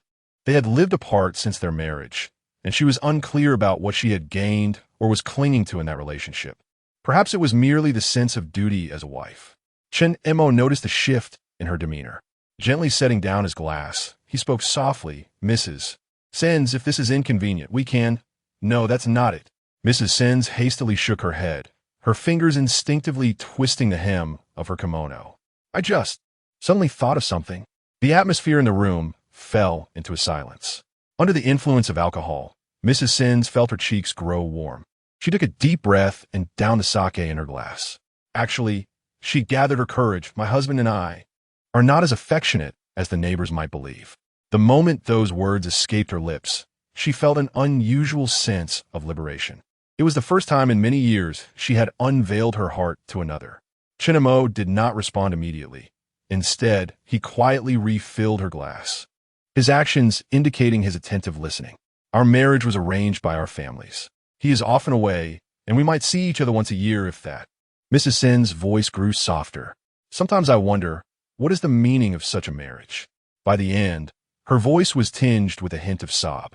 Chen Mo gently grasped her hand, and this time, she did not shy away. "Mrs. Sens, do you know? The first time I saw you, I was captivated by your smile.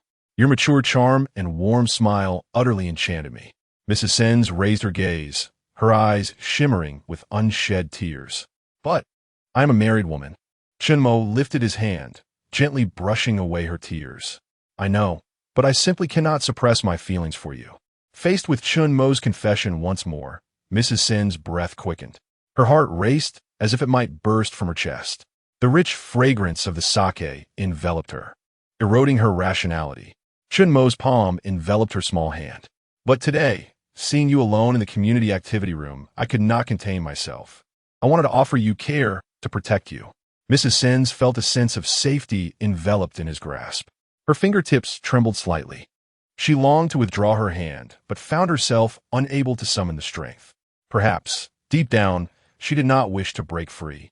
Chinamokuin, but this isn't right. Her voice was faint, barely audible, as if she could not convince even herself. Chen Montag leaned in closer, their proximity allowing them to feel each other's breath. The scent of his masculine essence, mingled with the aroma of sake, sent her head spinning. Mrs. Sins, Chen Mo's breath brushed against her earlobe, causing her to tremble uncontrollably. Chapter 041. Suppressed for 3 years. An eruption. Has your husband been away long? Over 3 years, I believe. The utterance of this figure made her realize the extensive period of her solitude. Had she already forgotten the essence of home, the visage of her husband? A blush crept across her skin beneath the beige knit, the sake's potency beginning to manifest in the voluptuous woman. Chen Mo raised a hand, fingers tracing her nape, gently displacing a stray lock of hair. Such a long time. Surely, anyone would feel lonesome. Do you not? Chen Mo's breath brushed her ear as he spoke, the warmth sending shivers down her spine. Please, don't ask. I cannot answer.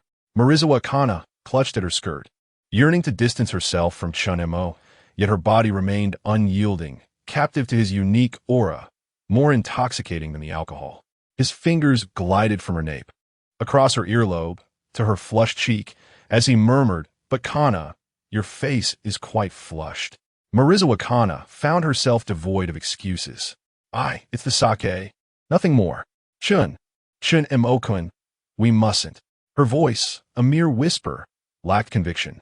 His fingertips traced the line of her neck, a playful tone coloring his words. But Kana, life is fleeting. She gently bit her lip, aware that she should rebuff him. Yet the weight of 3 years' solitude had become unbearable, reason succumbing to overwhelming desire. But I'm so much older now, and Chen Montag chuckled softly, his fingers lifting her chin. He has long ceased to care, has he not? Why else would he be so indifferent to your feelings? His words, like a sharpened blade, pierced through Marizawa Kana's facade, shattering her last defenses. Her eyes, glistening with unshed tears, met his deep, luminous gaze. Chen Mo-kun, do you truly care for me? Her voice trembled, like a drowning soul grasping at a final lifeline. Chen Mo offered no verbal response. Instead, he lowered his head, providing an answer in action, his lips meeting hers. Marizawa Kana's eyes widened, but soon fluttered shut, her hands instinctively rising to his shoulders, tentatively returning the kiss. Chen Mo's kiss was assertive, his hands caressing her slender waist. Marizawa Kana shivered, yet made no move to pull away. Kana, Chen Mo's husky voice whispered in her ear. Cease your contemplation, won't you? Marizawa Kana's cheeks burned. She gave a barely perceptible nod. Yes. With her tacit consent, Chen Mo's kiss intensified. Outside, lightning and thunder intertwined, rain pattering against the window. Time seemed to dissolve. The rain ceased. Marizawa Kana lay nestled in Chen Mo's embrace, asleep, curled up like a kitten, gazing at her slumbering form. He shook his head with amusement. Such a gluttonous little thing. Ensuring his little kitten was sound asleep, he lit a cigarette and activated the system panel. Ding! Marizawa Kana Conquest Progress increased by 15. Conquest Progress. 80. Reward. 500 Conquest Points. Prompt. Conquest Progress has reached 60 for the first time. A mysterious grand prize will be awarded. Mysterious grand prize is being distributed. Acquired. 51 of Ution Multinational Corporation shares. Ution Multinational Corporation has a market value of 25 billion yen. Ution? Isn't that where I work? Chen Mo had not anticipated that his seemingly modest company possessed a market value of 25 billion yen. A 51 stake translated to nearly 13 billion yen. While seemingly decent, it remained inaccessible. For Chen Mo, the reward was merely passable. And 500 conquest points. Should he use them? After 2 rounds of 10 consecutive draws, he perceived no difference, the drop rate remaining unchanged. Very well. I'll draw. System, give me a 5 draw. Ding. Acquired. Kato Taka's hand, top-tier driving skill, Huaxia Remy SU, 7 Ultra. 5 million yen, agility increased by 10 points. Upon viewing the 5 draw rewards, Chen Mo was instantly elated. Damn, this is far superior to the previous 10 consecutive draws. Putting aside all else, he never imagined that Remy would exist in this world as well. That was the fastest sedan coupe in mass production with 4 doors. Although Chen Mo favored the mechanical engine charm of gasoline cars, the 1,548 horsepower Remy car, regardless of its appearance or configuration, was a remarkable product. Most importantly, this car was difficult to obtain even with money, especially in a backwater like the island nation. System, how will this Remy SU7 Ultra be delivered to me? How long will it take? Can the configuration be customized? Due to the island nation's policies, the car requires the host to have their own property before it can be registered and licensed. Once the property and parking space are available, it can be delivered within 3 to 7 days, and the configuration can be customized. As the system's voice faded, a Remy car configuration interface appeared in Chen Mo's mind. Awesome. It can even be brought here? Doesn't that mean I can become the first SU7 Ultra owner on the island nation? Staring at the configuration interface, Chen Mo excitedly extinguished his cigarette and began to operate. The configuration would undoubtedly be fully maxed out. Color: Space Silver. Original color carbon fiber, dual air duct front cover. Decal selected. Carbon fiber roof, large wing, forged wheels, all selected. Following a selection, Chen was eager to experience the thrill of riding in his new vehicle. Despite its modest price, its allure was undeniable, surpassing even the most extravagant cars. After his initial excitement subsided, his attention shifted to the other reward. Kato Taka's hand enhances dexterity of all 10 fingers. Intrigued, Chen examined his hands and mentally activated the skill. The immediate transformation was a delightful surprise. Exquisite, truly exquisite. With this, fewer arigatos will be necessary. The following day, the morning light filtered through the curtains into the bedroom. Despite a night of vigorous activity, Chen felt invigorated. Waking naturally without an alarm, he quietly rose from the bed, observing the still sleeping Kana Morisawa. She was nestled in the covers, her hair artfully scattered across the pillow, a faint smile gracing her lips. Her delicate hand clutched the blanket, creating an endearing scene. Chen gathered the discarded clothing from the floor, depositing them in the laundry basket. After donning fresh attire and a quick shower, he ventured into the kitchen. The refrigerator held a modest selection of ingredients, sufficient for a respectable breakfast. Chen skillfully cracked eggs, the butter sizzling in the pan. As the aroma of fried eggs permeated the air, he heard soft footsteps behind him. Kana Morisawa stood at the kitchen entrance, clad in his white shirt, the hem barely concealing the tops of her thighs. Her pristine skin bore a few tender marks from the previous night. Awake? Chen inquired without turning, expertly flipping the eggs. Have a seat on the sofa. It will be ready shortly. Kana Morisawa remained rooted to the spot. Having bared her soul, she had resolved to embrace her decision. She approached Chen from behind, encircling his waist with her arms, her cheek pressed against his broad back. Chen, last night, her voice was raspy with sleep. Shoo. Chen extinguished the stove, turning to gently pin her against the counter, his egg-coated finger tracing her slightly swollen lips. Kana Morisawa, don't overthink things, all right? Life is fleeting. We should savor the present. Kana Morisawa nodded, her ears instantly flushed. Chen chuckled softly, kissing her forehead before plating the breakfast. He arranged the golden brown eggs and perfectly toasted bread on a plate, then poured 2 glasses of warm milk. Eat up. I need to head to work soon. He ruffled Kana Morisawa's hair. Kana Morisawa nibbled on the toast, stealing glances at Chen, resembling a young girl.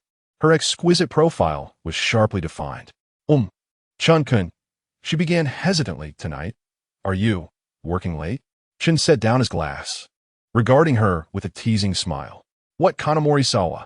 Am I already missed before I've even left for work? Should I call in sick so we can contact? And no, that's not it. Kanamori-sawa frantically waved her hands, nearly spilling her milk. I just. Observing Kanamori-sawa's flustered state, Chen deliberately moved closer, their noses nearly touching. Just what? Kanamori-sawa lowered her head, her face crimson. I just wanted to make you dinner. Chen chuckled softly, pecking her lips. All right, having a beautiful woman waiting for me to cherish at home. I'll be sure to return promptly after work. His words caused Kanamori-sawa's ears to burn once more. Chen-kun always says such lovely things. After finishing breakfast, Chen donned his suit jacket. Kanamori-sawa accompanied him to the entrance, assisting him with his shoes and adjusting his tie, like a wife seeing her husband off. Finally, Kanamori-sawa whispered, "Be careful on your way," her eyes filled with reluctance, reminiscent of a newlywed wife's longing for her husband. He gently pinched Kanamori-sawa's cheek. All right, be a good girl and wait for me at home. Kanamori-sawa nodded shyly, watching Chen depart. At that moment, she finally understood the feeling of being a wife, no longer lonely at night, with someone to think about during the day. Happiness was so simple, yet, despite her long marriage, she had never experienced such contentment. If I were younger, and if Chen-kun were my husband, I would be an exceptionally happy wife. After bidding farewell to Kanamori-sawa, Chen exited the apartment building and hailed a taxi.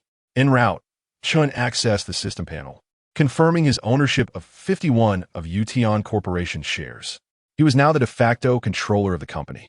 While not the absolute control of 67, it was still a significant achievement. The taxi pulled up in front of the company's skyscraper. Today, Chen's perspective as he gazed up at the building from below was vastly different.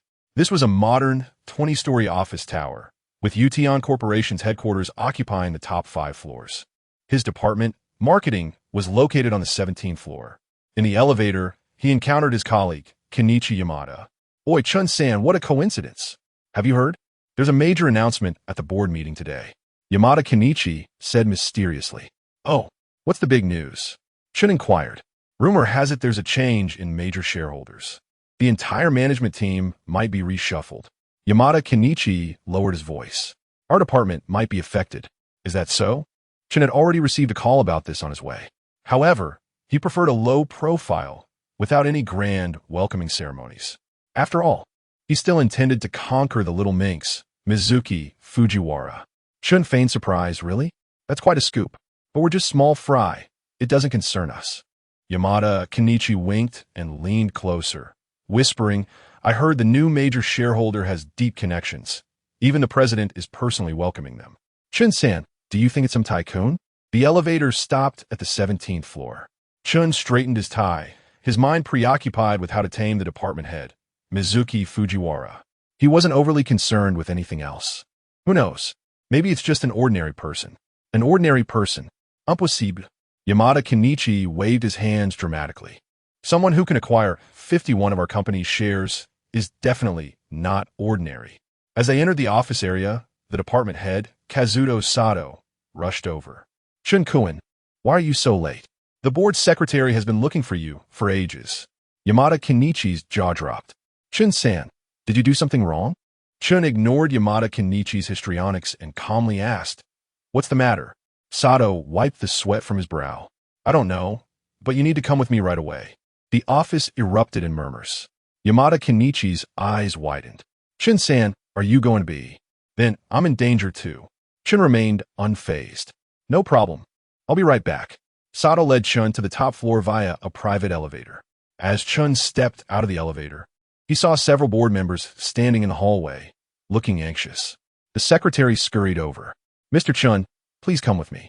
The door to the conference room opened, revealing President Masao Ution standing by the window. He turned around upon hearing the commotion. He is nearly 60, his hair grizzled. Yet his gaze is as sharp as that of an eagle. Are you Chen Mo? Chapter 043. The pressure of a new authority. Are you Chen Mo? Uchiha Masao scrutinized him from head to toe. Indeed, Chen Mo replied with a calm demeanor. In the past, he might have felt intimidated in the presence of a manager from a company valued at 25 billion yen. However, times had changed. He was now destined for greatness, with his sights set on the entirety of Tokyo. It was this very mindset that exuded an air of authority about him. Suddenly, Uchiha Masao bowed deeply and said, "Chairman Chen, from today onwards, I entrust Uchiha Company to you." The elderly Uchiha Masao displayed a notably humble attitude. The reason was simple. The previous night, he had received news of an unknown overseas investment firm acquiring a significant portion of his company's shares overnight, leading to the purchase of many scattered shares as well. His status as chairman had been reduced to that of a president. Without delving into other matters, such a maneuver was nothing short of extraordinary. Moreover, these enigmatic individuals had employed Chen Mo's identity for the acquisition. Uchiha Masao had also researched Chen Mo, discovering that his background was rather obscure. His university experience was unremarkable, and after spending over half a year at their company, he had exhibited no particularly outstanding qualities, ordinary to the extreme. Yet, the more ordinary Chen Mo appeared, the more Uchiha Masao perceived him as extraordinary. The Japanese have a profound admiration for strength. If one possesses sufficient power, they will gladly submit, yet if one lacks it, they will mercilessly attack, regardless of past kindness. In the conference room, the other shareholders and board members, holding the remaining 49 of shares, also bowed in unison. Chen Mo raised an eyebrow. "President Utian, there is no need for such formality." No, Chairman Chen, this is protocol." Uchiha Masao straightened up and continued. "You hold 51 of the shares, making you the highest decision-maker of the company. The board has prepared the transfer documents, awaiting your review and signature." Upon speaking, his secretary hurriedly presented the documents before Chen Mo. Instead of accepting them, Chen Mo proceeded to take a seat at the head of the conference table. He lightly tapped his fingers on the surface, and an air of profound silence enveloped the room, instilling an inexplicable pressure upon the board members present. After a moment of contemplation, he spoke. "I currently have little interest in the company's operations. I will leave daily affairs to President Utian." Uchiha Masao breathed a sigh of relief. After all, this company represented decades of his toil. Although he had sold a portion of his shares, he still retained over 10%. "Chairman, do you have any specific instructions?" After a moment of thought, Chen Mo replied, "First, each of you must perform your duties. Second, I may take over the company at any moment, so I hope none of you will allow any issues to arise. Third," he paused, "I will continue to work in my original position, so ensure your subordinates remain vigilant." Chen Mo now possessed such stature, yet he still chose to retain a subordinate role in the marketing department. Uchiha Masao felt puzzled, yet he quickly noted it down. After all, who didn't he have their peculiar hobbies? In his youth, he had his own eccentricities, such as certain demands of secretaries and subordinates. Was Chen Mo intending to indulge in a narrative of superior and subordinate dynamics? Once the matters were settled, Chen Mo rose. "Additionally, my identity must remain confidential. Just state that the new shareholder is an overseas investment firm." "Understood." Uchiha Masao nodded respectfully, assuring Chairman Chen, "Rest assured, we will strictly adhere to your request to keep your identity confidential." Chen Mo nodded and turned to leave the conference room. As he reached the door, he suddenly halted and inquired, "By the way, who is in charge of the latest project in the marketing department?" Uchiha Masao was momentarily taken aback and exchanged glances with the secretary. The secretary quickly rifled through her materials. "It is Sato Ichiko who is responsible." "Sato Ichiko? The one who just called me up?" He had questioned Chen Mo with an interrogative tone right from the start. "Replace him," Chen Mo stated coolly. "Let Fujihara Mizuki take charge." The room erupted in astonishment. Sato Ichiko was a long-standing employee of the company, currently the head of the department, whereas Fujihara Mizuki was merely a young female manager. Despite her commendable capabilities, traditional views in Japan often placed women beneath men. "Chairman Chen, Sato Ichiko's abilities are quite..." One board member could not restrain himself from interjecting. Chen Mo shot him a cold glance, stating, "I said replace him." The board member, caught in Chen Mo's gaze, fell silent, beads of sweat forming on his forehead. He had previously enjoyed some private dealings with Sato Ichiko, essentially regarding him as an ally. Whenever significant projects were assigned to Sato Ichiko, he had shown understanding and would discreetly offer him favors. As for the source of those favors, it was best left unspoken. Chairman Chen, we will execute this immediately. Although Uchiha Masao was of advanced age, his keen perception remained intact. He quickly intervened to salvage the situation while secretly contemplating Fujihara Mizuki's background. This capable young female manager seemed to share a special relationship with Chen Mo. No wonder he chose to retain a position in the original role. Was he planning to play out a narrative involving superior and subordinate dynamics? Once Chen Mo departed, the elder board members in the conference room finally exhaled in relief. Old chairman, who exactly is this young Chairman Chen? Indeed, he appears youthful. Yet his aura just now instilled pressure even on those of us who have battled in the business realm for many years. Two board members voiced their concerns. Uchiha Masao wiped the sweat from his brow, acutely aware of the pressure. He had clawed his way up from the bottom to this height. Perhaps age had dulled his fervor, but he still possessed the aura of a leader. Do not pry into matters that do not concern you. Remember, from this day forth, none of you are to provoke him. Your petty tricks must cease. Do not think I am unaware. Uchiha Masao had invested his entire life into the company, and the other board members were his old companions in this journey. He was well aware of their past antics, having turned a blind eye to them. After all, they were all seasoned veterans. However, Chen Mo exuded a sense of danger that was unmistakable. Upon returning to the marketing department, Chen Mo sat back at his workstation as usual. His colleagues continued their work, engaging in idle chatter, with few paying him any mind. After all, he had always possessed a low profile, only drawing attention when Fujihara Mizuki summoned him for reprimands. Chapter 044, Overtime Tonight. I await you as soon as Kenichi Yamada saw him return. He hurried over and whispered, Chun-sen, what did Chief Sato want with you? It couldn't be that the company is in trouble and planning to lay you off, could it? Chen Mo casually opened the computer on his desk and replied nonchalantly. Nothing much, just some inquiries regarding the project report. You know, I handle many of the reports myself. He'd prefer to keep his identity undisclosed unless absolutely necessary.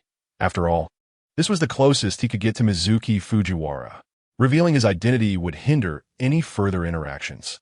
Surely, he couldn't just follow her home, could he? Really? Yamada gazed at him, half convinced.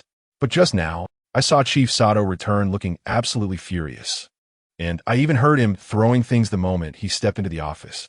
At that moment, the previously chaotic atmosphere in the office fell silent. Click-clack.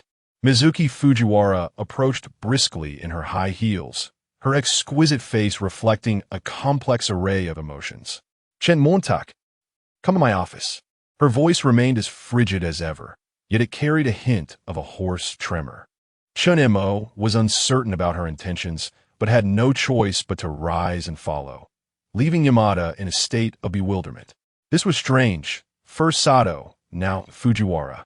Had Chun-san truly not stirred up any trouble? Upon entering the office, Mizuki Fujiwara shut the door and drew the curtains.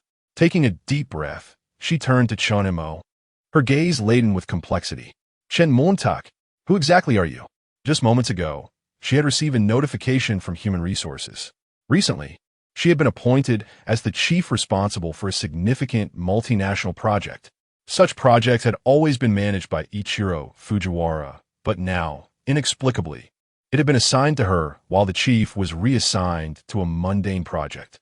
Even more bizarrely, the chairman's secretary had personally informed her that this was the directive of the new shareholders and the new chairman, urging her to take it seriously.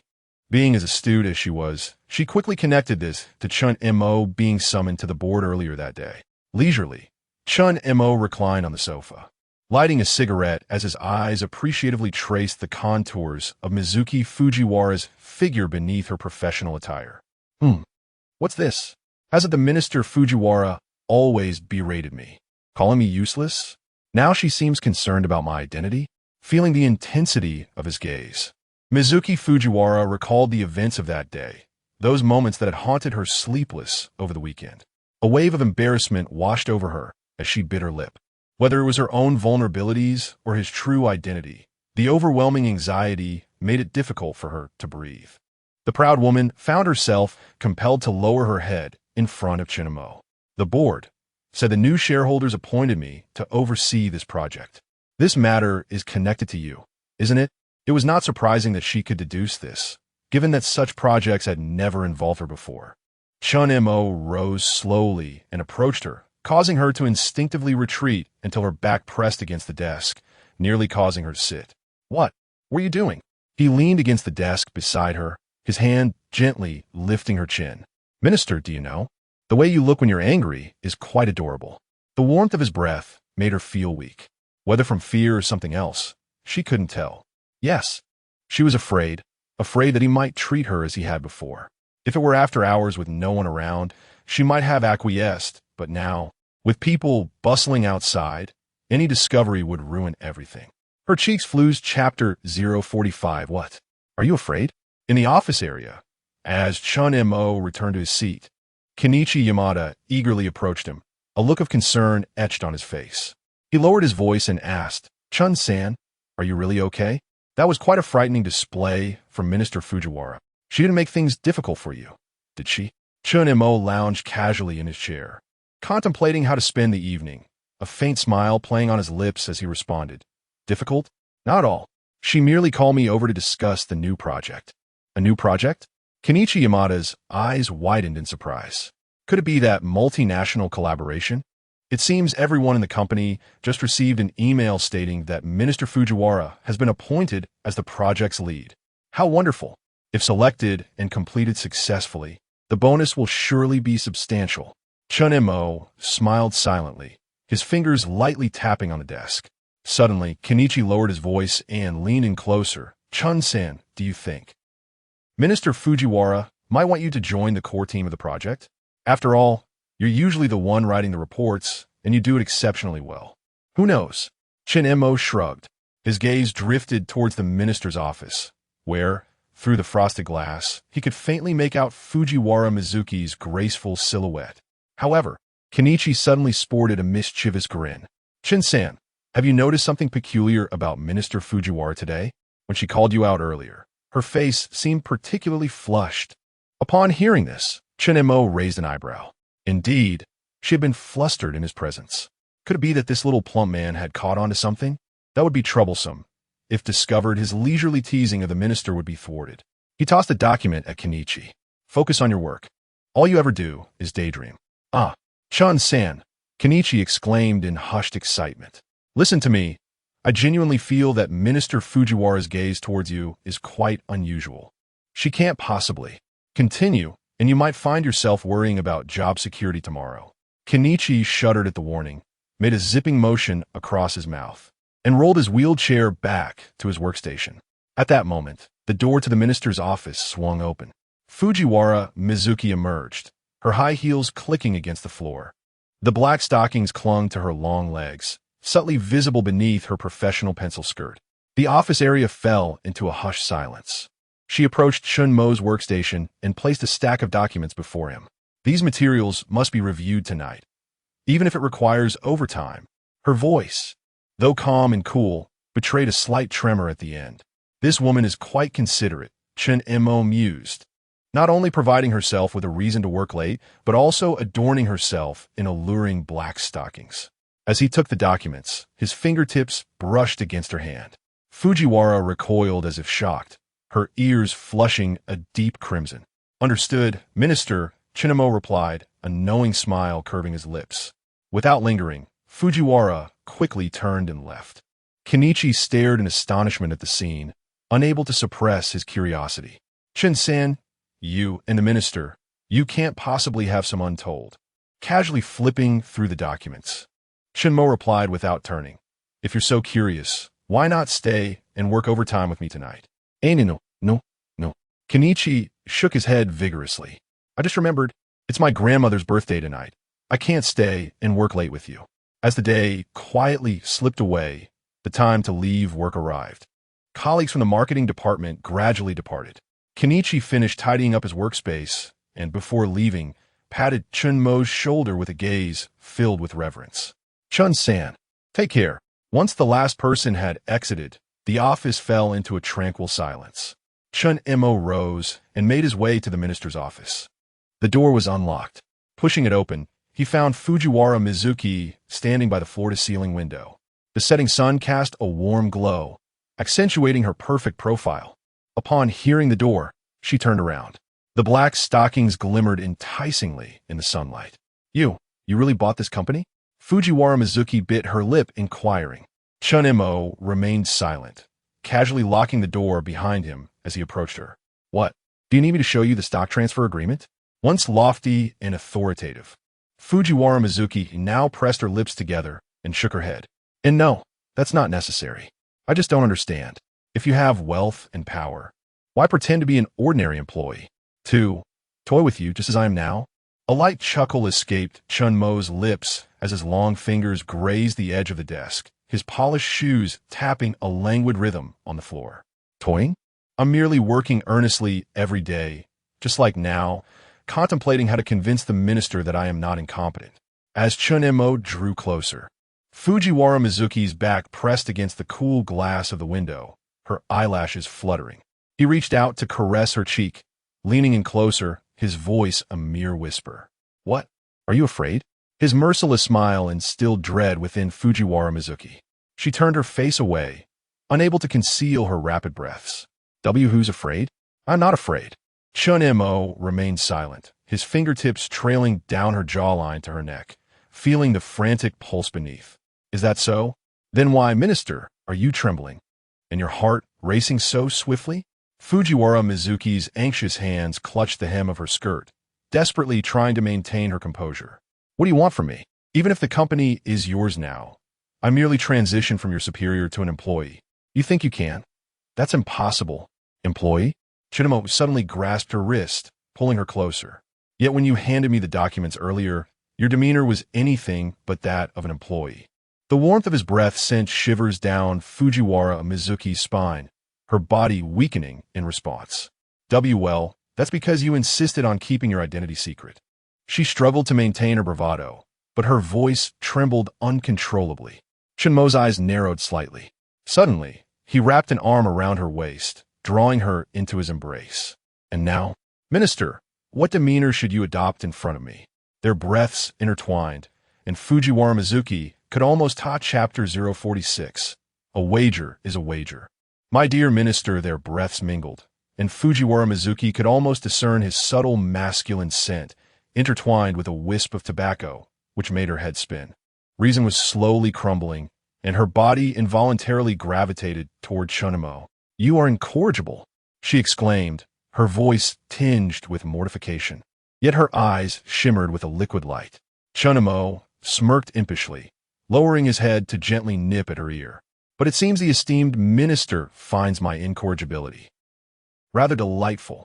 With a vestige of rationality, Fujiwara Mizuki seized his hand. Biting her lower lip, she implored in a faint voice, and no. Not that. Anything else. Her voice trailed off, and she lacked the courage to complete the sentence. Her cheeks flushed crimson like ripened apples, and her hands, though clutching Chen Mo's wandering hand, lacked the strength to push him away. Seeing this, Chen Mo did not press the matter. Instead, he chuckled and raised his other hand, gently lifting her chin. Oh, anything else, you say? Then enlighten me, minister. What else is permissible? The temperature in the office was steadily rising. Fujiwara Mizuki felt an acute nervousness, even more intense than before. Her heart threatened to leap from her chest. I can handle more work for you, I can work overtime, she stammered, attempting to cling to her last shred of composure. Oh, Chen Montak Aftan Ayable, a playful glint in his eyes. Minister, you are aware that I have no inclination to discuss work at the moment. Suddenly, he pivoted, pinning Fujiwara Mizuki against the desk. Documents cascaded to the floor, creating a rustling sound. Fujiwara Mizuki gasped, her hands instinctively bracing against his chest. Don't. I'll help you, she stammered, her voice barely audible. Chen Mo leaned in, whispering softly in her ear, What exactly are you clinging to, minister? What difference does it make? His breath caressed her ear, eroding Fujiwara Mizuki's last vestige of strength, leaving her limp against the desk. She knew she should resist. Anything was preferable, as long as she preserved that final boundary. Yet, her body betrayed her.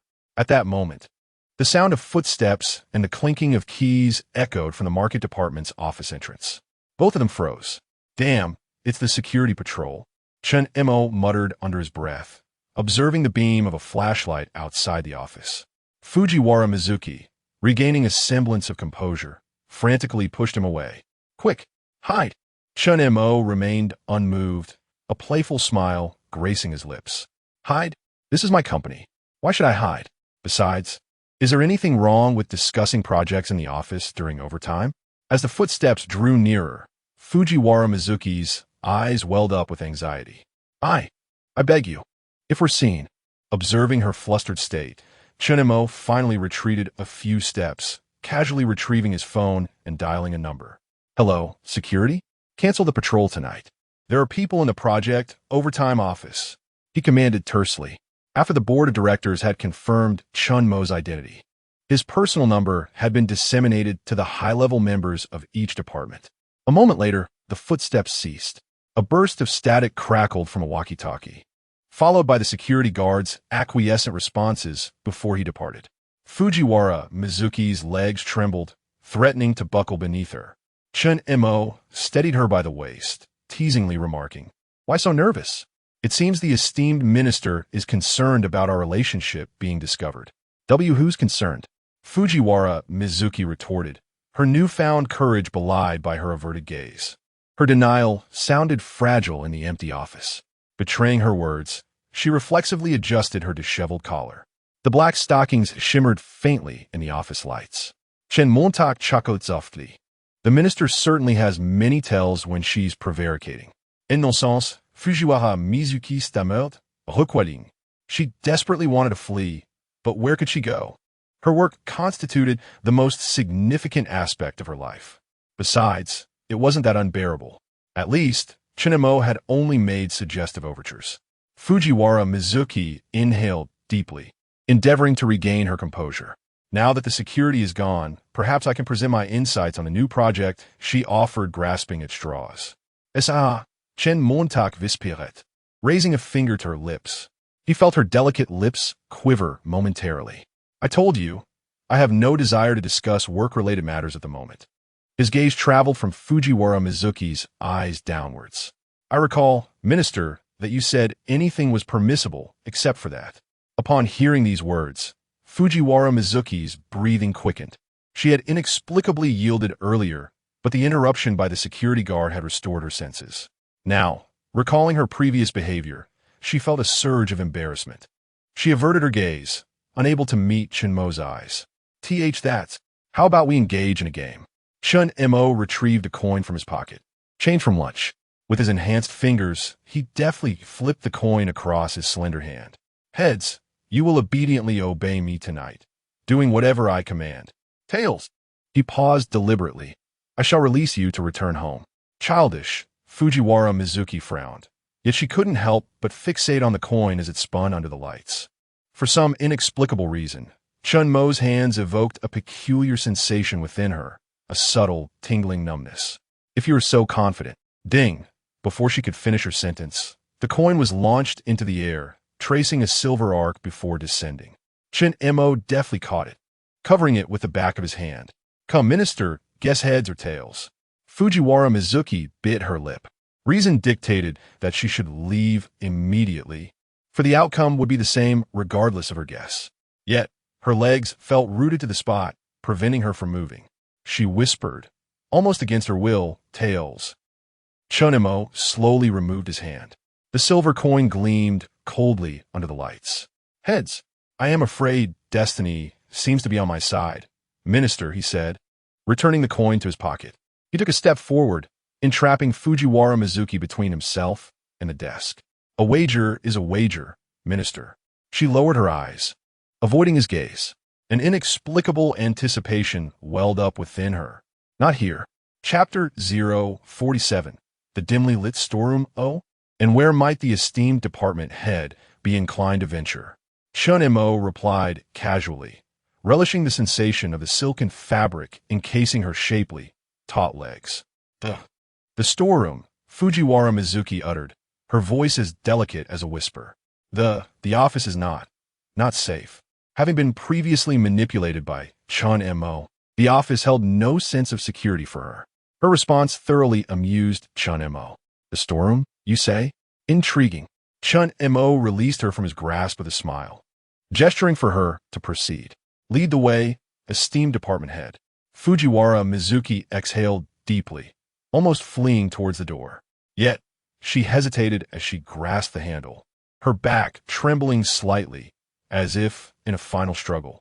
Chen Mo followed leisurely, admiring the graceful curve of her waist and shoulders accentuated by her professional attire. Ah, yes. He interjected suddenly. Why were you so quick to don the stockings this morning, esteemed department head? I have a spare pair in my desk drawer. Fujiwara Mizuki retorted through gritted teeth. The mere mention of it filled her with mortification. That morning, Chen Mo had requested her to wear stockings, and she had, astonishingly, complied. She truly questioned her sanity. The pair traversed the 17th floor corridor, the storeroom situated at its far end, rarely used except during company personnel changes or large-scale conferences. Fujiwara Mizuki trembled several times, her hand failing to swipe the card to unlock the door. Ultimately, Chen Mo took the card and effortlessly opened the door. Beep! The electronic door emitted a crisp, unlocking sound. A faint scent of mothballs wafted from within the storeroom. Chen Mo stood at the entrance, a teasing smile playing on his lips as he observed Fujiwara Mizuki's black-stockinged legs tremble slightly. Devamo. Head, he drawled, deliberately prolonging the syllables, lightly tapping the doorframe with his fingertip. Du proceed. After a moment's hesitation, Fujiwara Mizuki stepped inside, the storeroom door closing softly behind her with a click. The sound amplified her racing heart. The storeroom's illumination dimmed, with only a sliver of light seeping through the doorframe. Fujiwara Mizuki could hear her own heartbeat, acutely pronounced in the confined, silent space. Chen Mo's footsteps echoed from the darkness within. Fujiwara Mizuki instinctively recoiled, her calf bumping against a shelf behind her with a clang. Careful, Chen Mo's hand emerged from the darkness, steadying her waist, his voice laced with concerned tenderness. So tense. Esteemed department head? Who's tense? Fujiwara Mizuki retorted defensively, though her voice trembled noticeably. If not tense, then why the tremor? Chen Montak chuckled softly. Fujiwara Mizuki remained silent, biting her lip. Remember, you made a promise. She protested weakly, uncertain whether Chen Mo would honor their agreement, or if she would even vehemently resist if he didn't. Indeed, he replied, his tone conveying a sense of pleasurable menace. As she couldn't discern whether Chen Mo would restrain himself. The storeroom was not particularly spacious, and their proximity allowed her to inhale his untamed breath. Do you know? Chen Mo murmured from behind her. I find your demeanor during meetings, when you're reprimanding others, particularly intriguing. Fujiwara Mizuki turned her face away in mortification. Silence. Just as the atmosphere began to intensify, footsteps and voices echoed from outside. Fujiwara Mizuki stiffened in alarm, instinctively shrinking into Chen Mo's embrace. Chen Mo listened intently.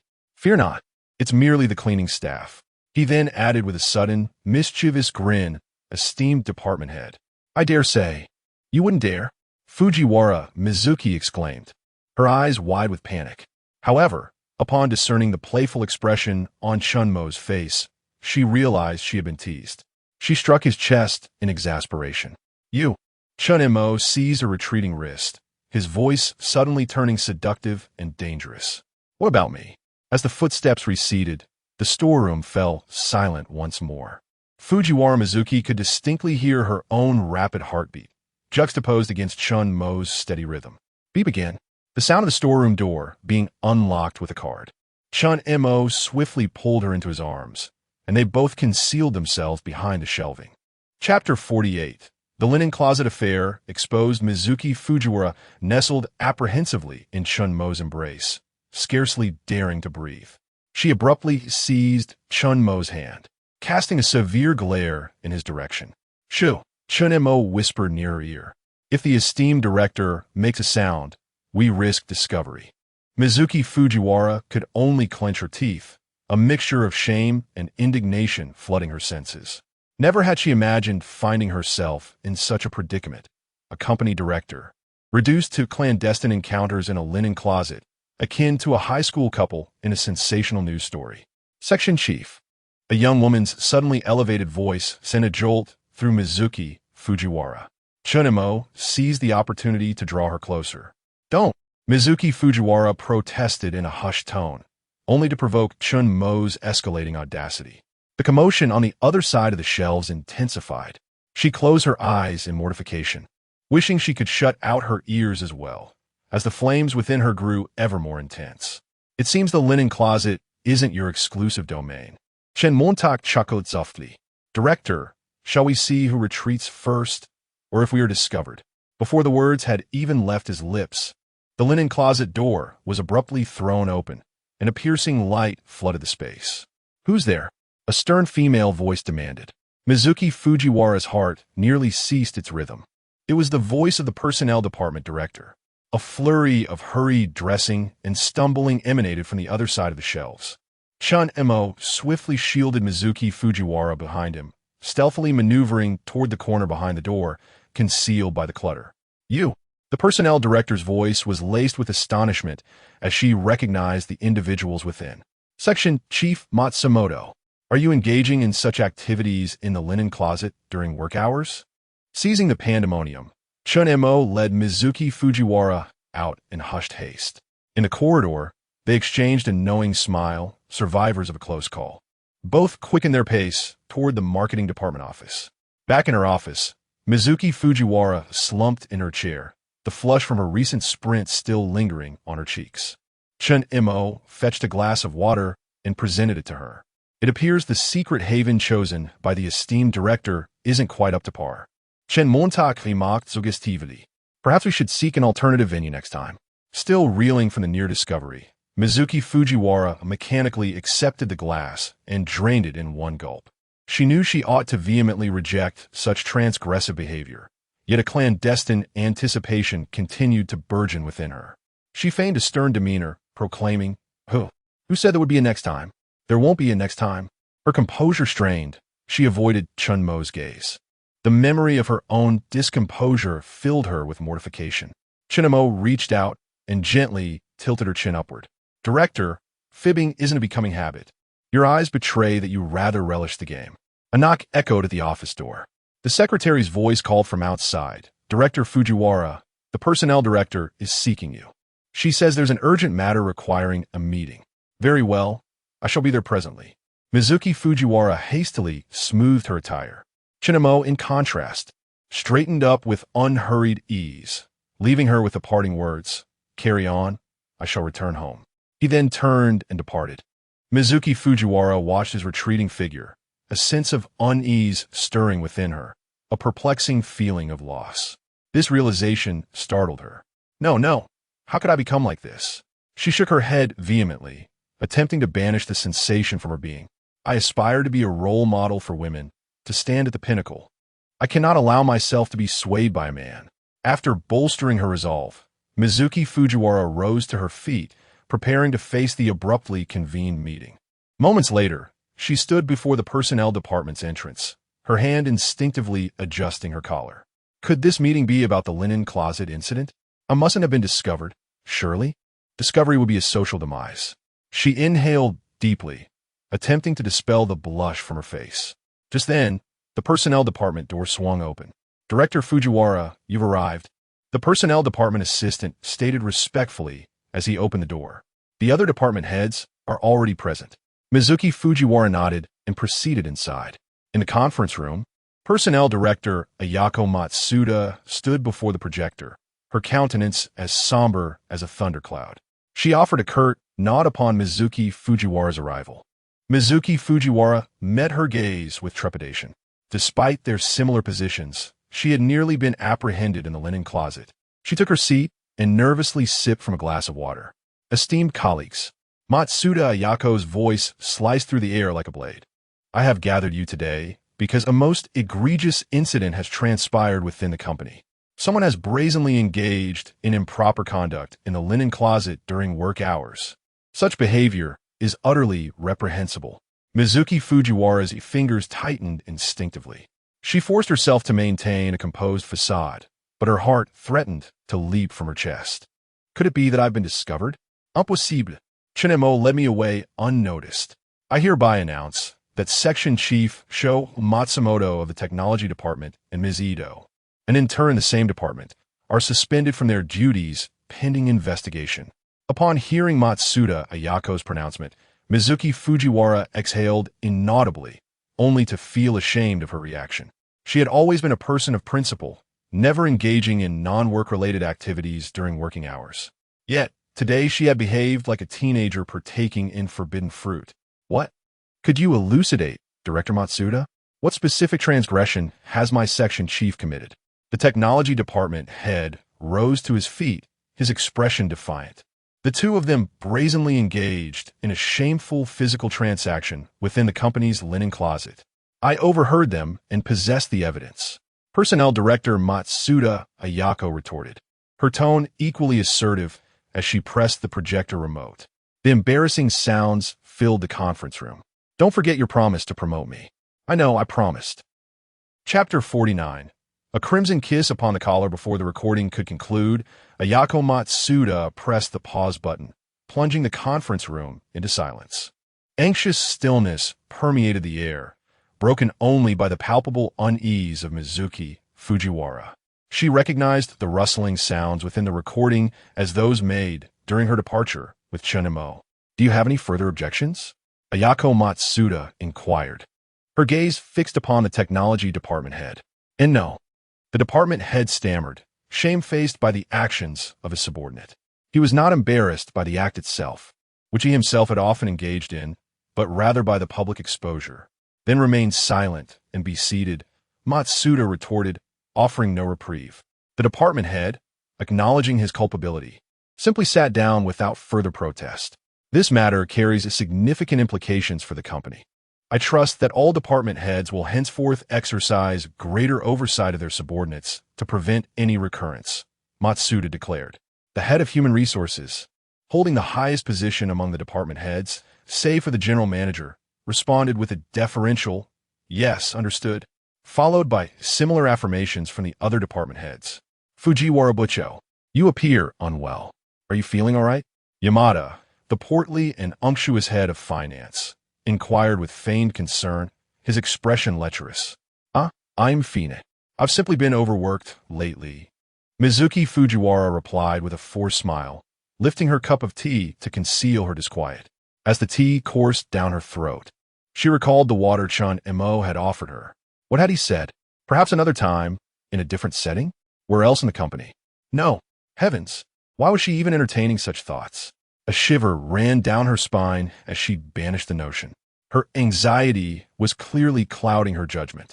The habitually aloof woman, who rarely deigned to acknowledge men she deemed beneath her, had inadvertently smiled today. The finance department head, taking this as a signal, leaned in conspiratorially and whispered, Fujiwara Bucho, your work is truly exceptional, but you must take care. Perhaps we could share a drink after work? I know a place. Snapping back to reality, Mizuki Fujiwara recoiled at the sight of the leering man. Get lost, she spat, her icy glare seemingly capable of murder. The finance department head, his hopes dashed, retreated, muttering under his breath, stuck-up wench. What was that smile for if not an invitation? That concludes today's meeting. I shall compile a report on this matter for the board of directors to deliberate upon. I reiterate, all department heads must ensure better management within their respective departments to prevent similar incidents in the future. Matsuda declared, interrupting Fujiwara's thoughts. Meeting adjourned. Upon exiting the conference room, Mizuki Fujiwara retrieved her phone, finding a message from Chen Mo. Buchodano, did the meeting proceed smoothly? Were we discovered? His flippant demeanor infuriated her. Why should she endure a nerve-wracking meeting while he could saunter away without consequence? Both of them stood to suffer if they were found out. Fuming, she longed to unleash a torrent of abuse upon him. Yet, mindful of her position and his status, she stifled her anger. Her fingers hovered over the screen before finally settling on a simple Meanwhile, Chen Mo hailed a taxi back to his apartment. Glancing up, he noticed that Mrs. Morisawa's lights were off. He suddenly remembered his promise to return home promptly after work. He had been distracted and forgotten. Remorseful, he activated his eye of providence. A 3D model materialized in his mind, revealing a miniature Mrs. Morisawa asleep on his sofa. Spurred into action, he rushed home, arriving at his doorstep in short order. He unlocked the door and entered the dimly lit apartment. After placing his keys on the cabinet, he switched on the living room lights. The sudden burst of light roused the sleeping beauty. Kanata, Morisawa murmured, rubbing her eyes. Upon seeing Chen Mo, her face lit up. Ah, Chen Mo-kun, you're back. She sat up, her silk nightgown slipping off her shoulder, revealing her smooth skin. Hastily, she adjusted the strap, her demeanor tinged with youthful shyness. Her disheveled hair framed her flushed cheeks. I was going to wait for you to discuss dinner, but I must have fallen asleep, she explained, tugging at the hem of her nightgown, her bare toes curling nervously on the edge of the sofa. Observing the gentle and bashful woman before him, Chen Mo felt a pang of emotion. Never before had he experienced such solicitude, such care, such tenderness. He was truly fortunate to have such a virtuous Mrs. Morisawa. He would cherish her no matter what. Even if he were to become a philanderer, she would always hold a special place in his heart. Chen Mo hung his suit jacket in the entryway, loosened his tie, and approached her. Noticing that his usually untidy living room had been meticulously cleaned, he spoke in a low, affectionate tone. I'm sorry. Something came up at work. He leaned down, inhaling the delicate scent of shampoo in her hair, mingled with the aroma of coffee from the table. He kissed her forehead. She was the epitome of devotion. Having tidied up his apartment, she must have skipped her nap. Despite his exertions the previous night, she had risen early that morning, just like him. But his body was beyond normal people, while Mrs. Morisawa was just an ordinary weak woman. She must have been incredibly tired, yet she had waited for him, sustained by coffee. Overwhelmed, Chen Mo wanted nothing more than to comfort her. Would you like something to DRI? Mrs. Morisawa began, before abruptly falling silent. Her eyes widened, her finger hovering in the air, pointing directly at Chen Mo's collar. There, emblazoned in vibrant red, was a lipstick stain. Chapter 50. Jealousy of Kana. The lipstick stain on the white shirt was an eyesore. Chen Mo followed her gaze downward. The image of Fujiwara Mizuki burying herself in his neck in the utility room flashed through his mind. Feeling a pang of guilt, Chen Mo subconsciously reached for his collar. This action startled Mrs. Morisawa, who had been in a daze, and she abruptly stood up. I'll go prepare dinner, she said, almost fleeing towards the kitchen. A tear inadvertently dripped onto the living room floor. The sound of slippers on the floor in this atmosphere was like a string of ellipses. The kitchen door was yanked open quickly, making a jarring sound, and then slammed shut. Morisawa Kana opened the refrigerator door, and a blast of cold air rushed out. She took out celery and meat, and the chill from the food caused the tears she had been holding back to gush out. Chen Mo gazed at the blurred figure on the frosted glass of the kitchen, feeling a sense of unease. He saw Mrs. Morisawa chopping carrots on the cutting board with exaggerated movements, making a rhythmic thudding sound. The atmosphere was quite awkward. He unbuttoned his shirt and walked towards the bathroom, deliberately raising his voice as he passed the kitchen. I'm going to take a shower. In the kitchen, Morisawa Kana's knife moved mechanically on the cutting board. The carrots were sliced, then crumbled into tiny pieces. She felt her vision becoming increasingly blurred. Warm liquid continuously overflowed from her eyes, gliding down her cheeks and dripping onto the countertop. Morisawa Kana wiped away her tears with the back of her hand. What am I doing? She questioned herself silently. It was impossible from the start. Morisawa Kana.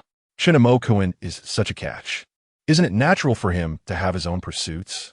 Although she tried to console herself in this way, her heart still couldn't help but ache, perhaps due to distraction. She forgot that the refrigerator was open and cold air was still pouring out. Morisawa Kana didn't feel any coolness. Her mind was buzzing. The bright red lipstick stain on his collar kept magnifying and distorting in her mind, like a sharp blade piercing her heart. This morning, Chen Mo-kun's collar was clearly spotless, and she had even personally tidied it up. Now, he had returned with a woman's mark. Was it intentional or unintentional? Did intentional or unintentional even matter? Perhaps she was just a temporary emotional need for Chen Mo-kun. Thud. The blade in her hand deviated slightly, cutting into her left index finger. The pain came a few seconds later. Blood beads welled up, leaving a striking red dot on the cutting board. She turned on the faucet, and cold water washed over the wound. The stinging sensation brought her back to her senses. Marizawa Kana pressed a kitchen towel against the wound. She looked towards the bathroom through the frosted glass. Chen Mo's blurry figure was moving. I'm really so foolish. Cutting vegetables and cutting herself. Falling for a honey trap so easily. The sound of water in the bathroom stopped. Marizawa Kana frantically wiped away her tears, threw the bloody kitchen towel into the trash can, and covered it with other garbage. Then, she started chopping carrots again. Kana? Chen Mo's voice came from the bathroom. I forgot to bring the shower gel. Can you help me get it? All right away. Her voice trembled. She took a deep breath and walked towards the changing area of the bathroom. After finding the shower gel, she walked to the shower room. In the bathroom, Chen Mo watched as the bathroom door was quietly pushed open a crack. The bottle of shower gel was handed in from outside the door. Mrs. Marizawa's jade bracelet on her wrist bumped against the door frame, making a crisp ting. Here. Mrs. Marizawa's voice was muffled. The half of her arm that was extended in was rigid, as if resisting something. Chen Mo grasped her trembling wrist and pulled her in. Amoizawa kana suddenly pulled in, let out a soft cry. Losing her balance, she was pulled into Chen Mo's arms. He looked down at his neighbor, who was in low spirits. In her other hand, she was still holding a half-cut carrot. The lace trim of her apron still had some orange fragments. Her eyes were red, as if she had been crying. Meeting Chen Mo's gaze, she didn't avoid it. Instead, she gently touched the lipstick stain with the half-cut carrot. This needs to be scrubbed hard to. Before she could finish speaking, she sneezed. Mrs. Marizawa's nose was covered in water droplets, glistening under the bathroom lights. Chen Mo looked at her like this and felt a pang of heartache. He reached out and gently wiped the water droplets from her nose. I'm sorry, he said softly. Marizawa Kana shook her head and buried her face in his chest. The shower was pouring down on both of them. The water was warm, but not as warm as a person's embrace. The shower kept falling, and her hair was soaked. She had also come to terms with it. I don't have the right to interfere in your life, Marizawa Kana said in a muffled voice. I just didn't expect everything to happen so quickly. Chen Mo raised his hand and cupped her face, looking into her eyes earnestly. That was just an accident at work. I said I would take responsibility for you, and I will. Mrs. Marizawa bit her lower lip, her eyes flickering as she said, but no buts. Chen Mo interrupted her forcefully. If you don't believe me, I can call that person right now and have her explain to you in person, he said, and was about to walk out of the bathroom to get his phone, but was stopped by Marizawa Kana. No. She shook her head in a panic. I believe you. Chen Mo looked at her like this, gentle, virtuous, and innocent. He suddenly smiled. Then can you stop being sad now? This form of address made Marizawa Kana's face turn red instantly. She punched Chen Mo's chest in embarrassment, but Chen Mo took the opportunity to pull her into his arms. Warm water washed over them both. In the misty air, Marizawa Kana asked softly then, who is that woman? Chen Mo looked at Mrs. Marizawa, acting like a little woman. Suddenly, he wanted to tease her again. He raised his eyebrows and said, didn't you say you wouldn't interfere? I'm just curious. She turned her head away awkwardly, not daring to look Chen Mo in the eyes. The company's manager, Chen Mo said casually, but the relationship between her and me is not like the one we have. He said, half truthfully, in my heart, I only love Kana, and you are the most important. Marizawa Kana listened to his gentle voice and blinked her eyes, suddenly thinking of something. Wait, is that why you worked overtime and didn't come back? Chen Mo smiled without saying a word, and instead helped her wash her hair. This action warmed Mrs. Marizawa's heart. The gloominess from before was swept away. This intimate and loving contact was something she had never experienced before. To be treated so gently and still want to ask for more would be too much. The thought that Chen Mo not only explained things to her, but also said that she was the most important filled her with a sense of satisfaction. What a big dummy, she muttered softly, the corners of her mouth turning up unconsciously. Although her voice was very soft, Chen Mo still heard it. Mrs., why are you calling me a dummy? I'm angry. Chapter 051. Mrs. Marizawa's renewed bliss sometime later. Chen Mo emerged from the bathroom, carrying Kanako Morisawa in his arms. He proceeded directly to the bedroom. Kanako Morisawa, with her eyes closed, rested against his chest, a sweet smile gracing her lips. She felt herself being gently lowered. Upon opening her eyes and realizing she was in the bedroom, being placed on the bed, she experienced a moment of trepidation. Chen Mo, amused by her apprehensive demeanor, chuckled softly, finding validation in his prowess quite gratifying. However, he feigned a mischievous grin, remarking, "Why the apprehension? I merely intended to dry your hair. What were your thoughts dwelling upon?" The playful teasing caused a blush to creep up Kanako Morisawa's neck, and she stammered in explanation. "Huh? Oh, drying. Dry my hair, you say?" Her explanation only served to deepen the ambiguity, as her mind began to wander into fanciful realms. "I am not that sort of woman," she mused. Having composed herself, Kanako Morisawa, upon seeing Chen Mo approach with a hairdryer, felt a surge of warmth in her heart. After drying her hair, they emerged together. Chen Mo gallantly offered to assist with the preparation of dinner. The two busied themselves in the kitchen, with Kanako Morisawa stealing glances at him, a blissful smile perpetually playing on her lips. Suddenly, Chen Mo grasped her hand, his brow furrowed with concern. "Huh? What happened to your hand?" "It's nothing, really. I just accidentally." Kanako Morisawa attempted to withdraw her hand, but he held it firmly. "Stay put," Chen Mo commanded with gentle authority. He then retrieved a first aid kit and meticulously disinfected and bandaged her hand. Kanako Morisawa gazed at his focused profile, captivated by the undeniable allure of a man engrossed in earnest care. Her heart raced uncontrollably. "Be more careful in the future," Chen Mo admonished softly. "It would pain me to see you hurt, you know." These words resonated deeply within Kanako Morisawa, bringing her emotions to a crescendo. With tear-filled eyes, she embraced Chen Mo, clinging tightly to his waist. "What is it?" Chen Mo inquired with a hint of surprise. "Nothing. It's just, I suddenly feel incredibly happy," Kanako Morisawa replied, shaking her head. Chen Mo chuckled and gently stroked her hair. "Silly girl, this is merely the genesis." During dinner, Kanako Morisawa was noticeably more animated, sharing with Chen Mo, with infectious enthusiasm, details of her day, including television shows she had watched and the recent opening of a dessert shop nearby. Chen Montag listened attentively, occasionally interjecting with a comment. The atmosphere in the living room was suffused with warmth and affection. "Oh, right," Kanako Morisawa exclaimed, as if struck by a sudden thought. "Chen Mo, would it be possible for you to return home a bit earlier tomorrow?" I was hoping we could go to the supermarket together." Her voice trailed off, becoming almost inaudible.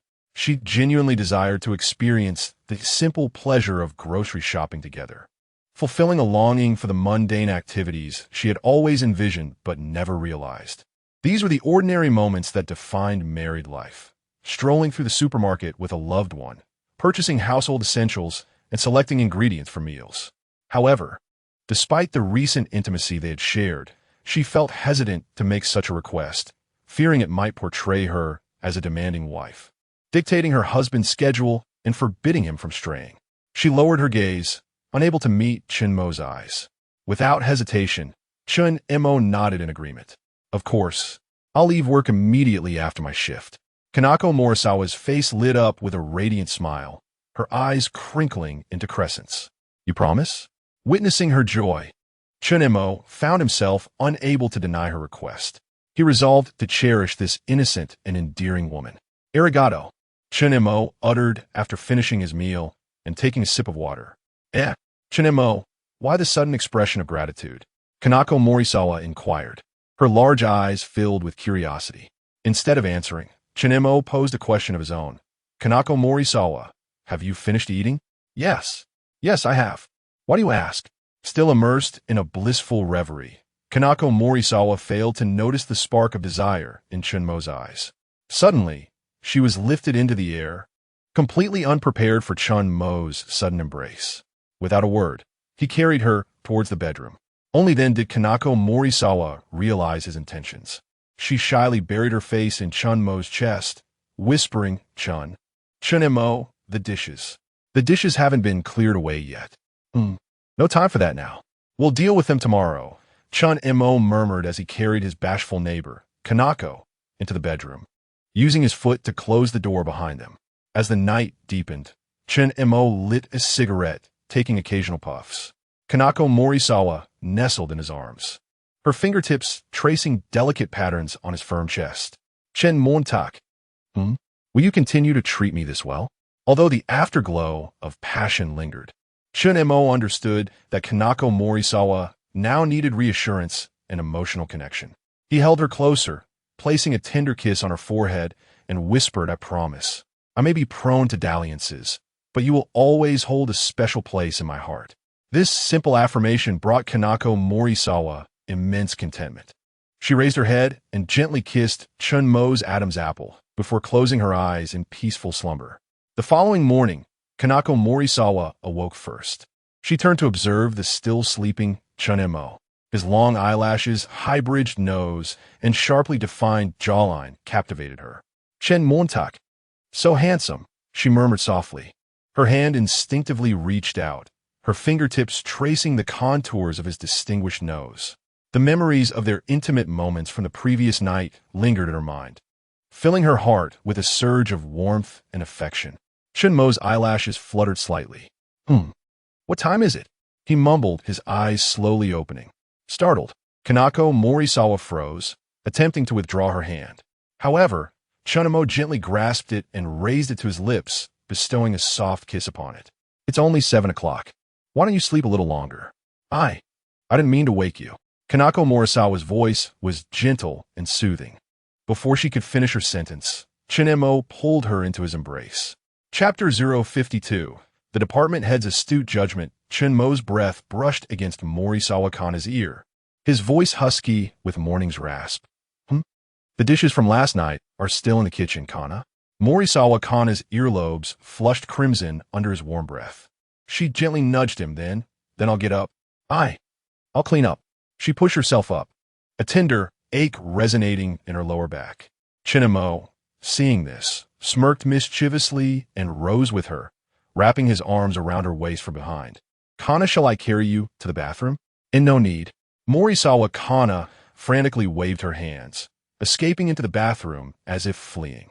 Once the bathroom door was sealed shut, she exhaled a sigh of relief. He's too much," she mused. "I can't handle him at all." After breakfast, Morisawa Kana stood in the entryway. Mit cool Auslichtreichtaining Chen Mostai. He donned a light blue shirt today, accentuating the handsome contours of his face. She suddenly recalled the glaring lipstick stain she'd noticed on his collar the previous night, her fingers involuntarily tightening their grip. "What's wrong, Kana?" Chen Mo sensed her unease. "Nothing." Morisawa Kana forced a smile. "It's just." "Chen Mo-kun, you'll be home on time tonight, right?" Chen Mo chuckled, pinching her cheek affectionately. "I promise. I'll come straight home after work. I won't keep Kana waiting." He sealed his promise with a kiss on Morisawa Kana's rosy lips. "Have you decided what to buy today?" Morisawa Kana's eyes sparkled at the mention of shopping. "I've decided I want to make braised pork for you, to let you taste the flavors of home, and I want to buy some fruit. Oh, and we're almost out of shower gel." Observing her earnest chatter, a tender spot in Chen Mo's heart softened. What an unadulterated woman, yearning for nothing more than the simple joys of everyday life. "All right, I'm off to work. I'll see you later." Chen Mo strode out the door, waving goodbye. Morisawa Kana, her face brimming with anticipation, watched Chen Mo's silhouette fade into the distance before closing the door and returning to her abode. Chen Mo hailed a taxi and arrived at the company. The marketing department buzzed with its usual symphony of keyboard clicks, rustling documents, murmured conversations, and the ever-present aroma of coffee. He ambled to his workstation, pulling out his chair to sit down. Yamada Kenichi, seated beside him, noticed Chen Mo's arrival and couldn't resist scooting his chair closer, whispering conspiratorially, "Chen-san, have you heard? I heard there was a major incident at the company last night." Chen Mo, without turning his head, simply opened his computer. "Heard what?" Yamada Kenichi, with an air of clandestine knowledge, replied, "I received reliable information that someone was doing that in the company's storage room last night." Chen Mo scoffed derisively. "Reliable information? From you?" Undeterred by the jest, Yamada Kenichi continued, "Hey, I may be unreliable, but the information is solid. It's explosive news for the company. Don't you want to know? Not interested, Chen Mo replied flatly.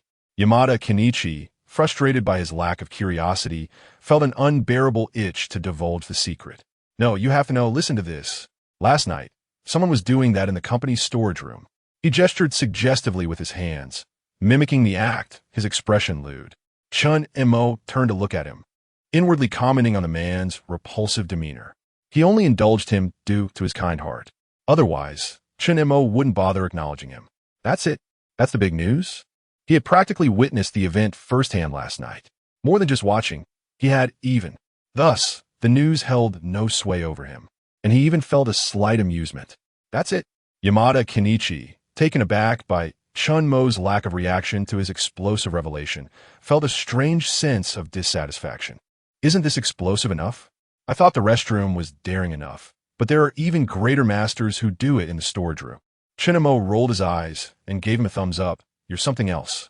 Defeated in his gossiping attempt, he dejectedly pulled his chair back to his workstation. 2.5 hours of unremarkable slacking left Chen Mo feeling bored. With a mischievous glint in his eyes, he hatched a plan. He grabbed a stack of inconsequential documents and stood up. Yamada Kenichi, ever the gossip, noticed his movement and inquired curiously. Shin-san, what are you up to? None of your business, Chen Mo retorted. I'm going to check some documents with Department Head Fujiwara. Want to come? Chen Mo was truly exasperated by the portly man. Upon hearing this, Yamada Kenichi shook his head vigorously. Going to the department head? You go ahead. I won't join you. Good luck. Seeing his cowardly demeanor, Chen Mo ignored him. With his timid nature, he would never succeed, destined for a solitary existence. Chen Mo first went to the pantry to brew a cup of coffee before heading to Fujiwara Mizuki's office. He turned the doorknob and opened the door. How discourteous. I've emphasized that when entering my office, you must knock. Fujiwara Mizuki, initially engrossed in processing documents, was visibly irked by the sudden interruption. However, upon seeing the intruder, her body involuntarily shuddered. The reprimand she was about to unleash died in her throat. Why you? What are you doing in my office? Chen Mo calmly closed the door, locked it, and lowered the blinds. Fujiwara Mizuki, observing his smooth actions, sensed impending doom.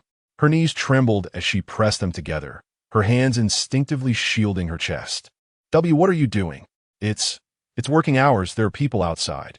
Chen Mo, amused by her reaction, felt his workplace ennui dissipate instantly. Holding his coffee, he approached her. Department head, I merely brewed you a cup of coffee. Why are you reacting so dramatically? Fujiwara Mizuki remained unconvinced, her gaze wary. You're really just here to deliver coffee? With no ulterior motives? Chen Mo flashed a wide, innocent grin. Department head, what are you implying? I'm genuinely here to deliver coffee. He then placed the coffee in front of Fujiwara Mizuki. Fujiwara Mizuki's eyes darted back and forth, and after determining that Chen Mo seemed to harbor no ill intentions, she picked up the coffee and took a sip. The distinct bitterness of the coffee alleviated her fatigue. Speak, what do you want? Chen Mo's innocent smile morphed into a knowing smirk. Department head, you're right, I do have ulterior motives. Chapter 053. A peculiar odor. The coffee in Fujiwara Mizuki's hand jolted abruptly, the dark brown liquid nearly spilling onto the documents. She hastily set down the cup, startled enough to slide her office chair back half a meter. That rogue Chen Mo. This is during work hours. Is he truly unafraid of being discovered? Not only will I be finished, but he won't fare much better. At this moment, Fujiwara Mizuki regretted drinking his coffee. Had she known, she wouldn't have, and she might have maintained some semblance of composure, although she knew the outcome would be the same regardless. Before she could finish her thought, Chen Mo propped one hand on the desk and gently lifted her chin with the other. Director, you weren't so reticent last night, were you? Are you feigning ignorance now? The indistinct murmur of colleagues' conversations drifted in from beyond the blinds, and the mechanical whir the printer was close enough to touch. Fujiwara Mizuki tensed, every muscle taut.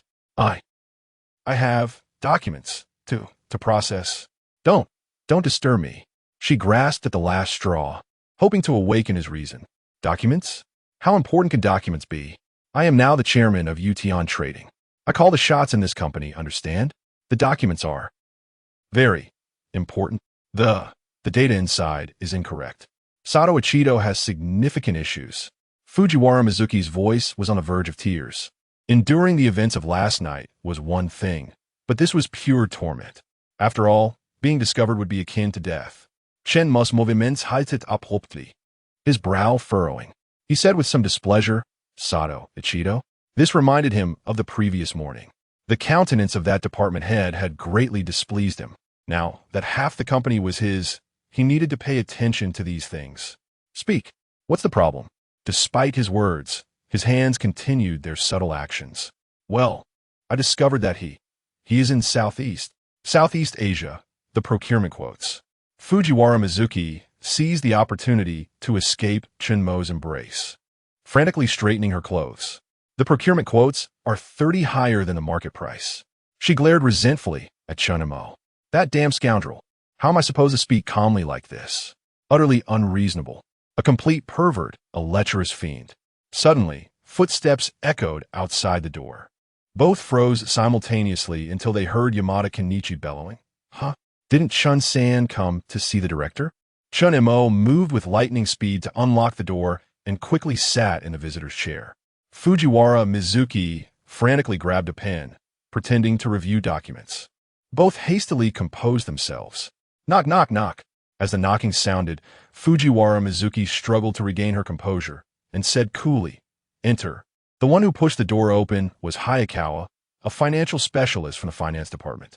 She paused, stunned, just a few steps inside. Chen Mo was sitting upright in the visitor's chair, and Director Fujiwara was buried in her work.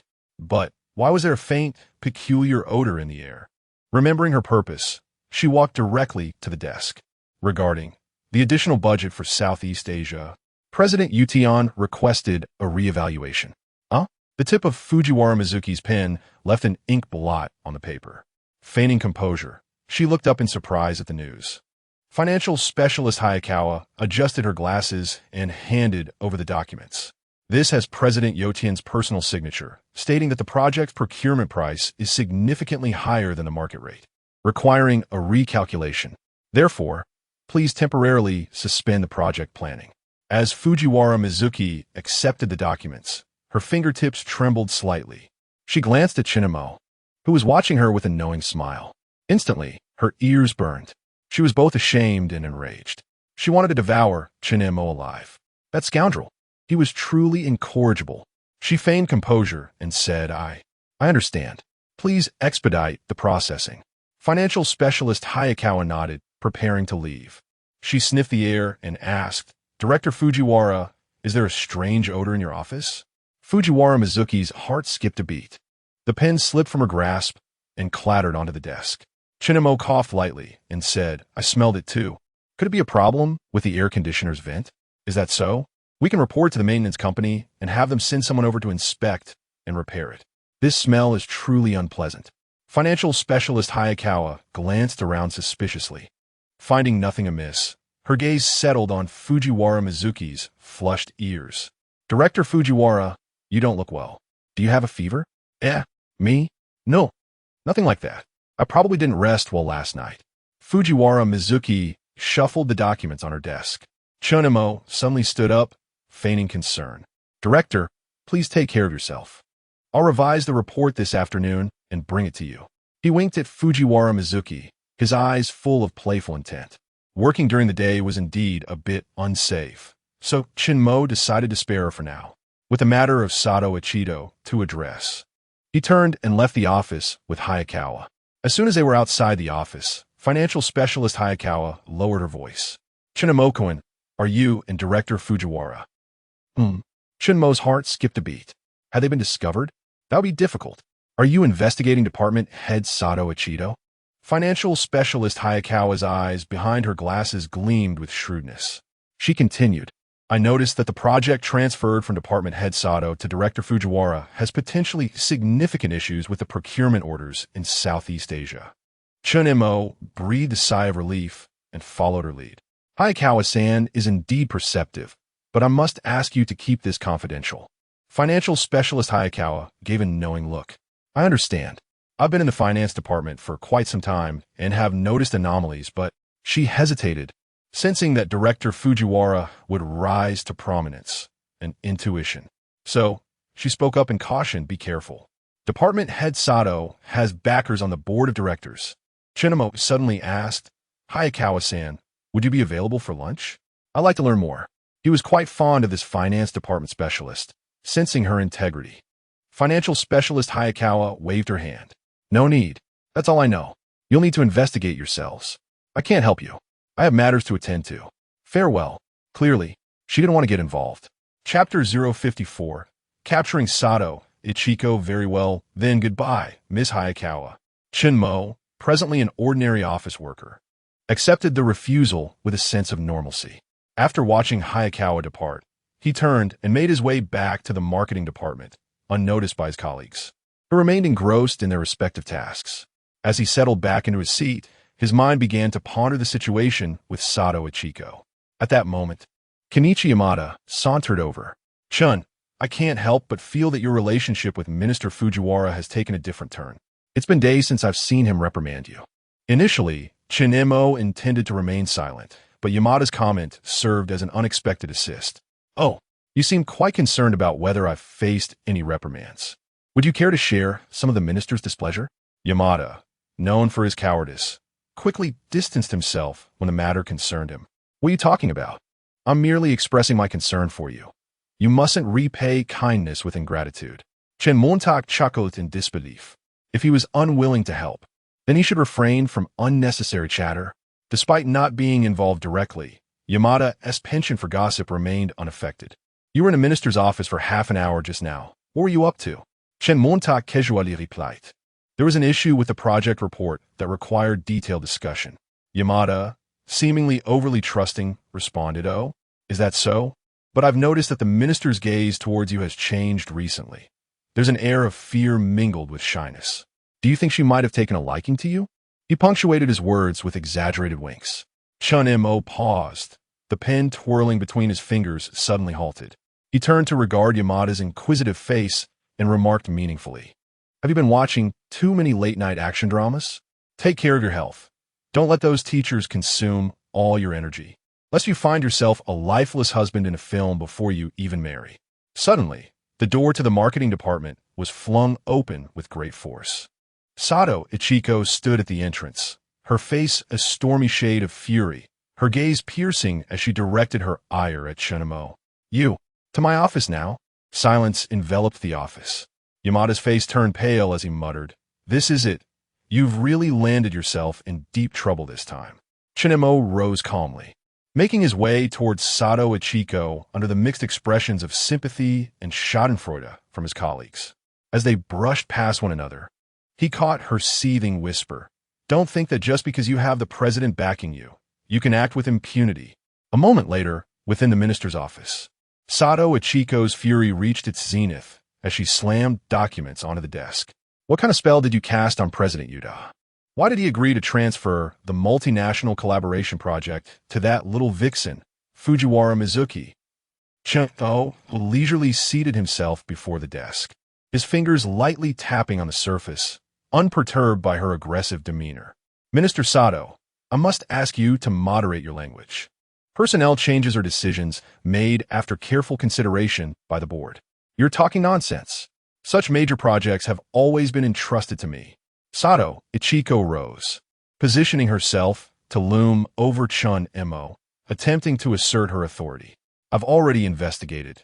The project only shifted after you were summoned to the board this morning. Speak. What means did you employ to sway President Yuda? Speak. Chen Mo chuckled lightly, rising to meet her gaze. I am now a new shareholder of the board. What? The revelation rendered Sato Ichiko momentarily speechless, retreating a few steps in shock. Chen Mo regarded her with the disdain one might reserve for an insect, stating, Given your earlier remarks and your disrespect towards Minister Fujiwara, I suggest you gather your belongings and depart. And no, I cannot allow this. I will request a board meeting. As the largest shareholder of the company, convening a board meeting would be redundant, Chen Mo retorted, watching as Sato Ichiko slumped into her chair, deflated. Why are you treating me this way? I have always dedicated myself to the company.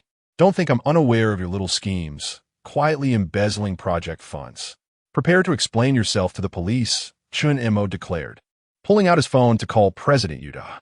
Hello, please send someone from security to Minister Sato's office. I am reporting her for embezzling project funds. Understood, President Chen. Yuda replied with a sigh, fully aware of the internal workings of the company. Despite Sato Ichiko being among his earliest supporters, he had been turning a blind eye to her misdeeds, entangled with several shareholders in the process. He had begun cleaning up the mess since yesterday, hoping to garner some benefit from Sato by suggesting a review of the reports. He had anticipated Chen Mo would be less attentive to the company affairs, only to discover the truth within a mere day. After hanging up, a heavy silence enveloped the office. Sato Ichiko's complexion shifted from green to white, beads of cold sweat forming on her brow. Her lips trembled as if to argue, but no words emerged. Chen Mo remained indifferent to her plight, strolling over to the floor-to-ceiling window. Upon acquiring shares in Yuda's company, he had received a plethora of documents detailing the company's affairs, which he had yet to thoroughly examine. He had just discovered a comprehensive dossier addressing all company-related issues. Gazing out over Tokyo, sunlight streamed through the glass, casting a sharp outline on his jawline. President Chen, Sato Ichiko eventually regained her voice, though it lacked the earlier bravado. There must be some misunderstanding. I implore you to grant me an opportunity to explain. Explain? What you ought to consider now is how to defend yourself in court. Chen Mo replied coolly, his back to her, his calm demeanor sending chills down her spine. Footsteps echoed outside as the head of security and several guards entered. President Chen, we've arrived. Chen Mo nodded. Take her away. Ensure she doesn't escape. I've already called the police. Also, prevent her from communicating with anyone. With that, Sato Ichiko found herself flanked by two guards, succumbing to despair. She struggled, shouting, Chen Mo, on what grounds do you treat me this way? You are but an outsider, just a filthy bug from Huaxia. Chapter 055. The peculiar transformation of Fujiwara Mizuki. The insults hurled by Sato Ichiko reverberated through the office. The security guards exchanged glances, yet they dared not act impulsively. Chen Mo slowly turned around, his gaze icy as he uttered, What did you say? Repeat that. His voice was soft, yet it plunged the entire office into a profound silence.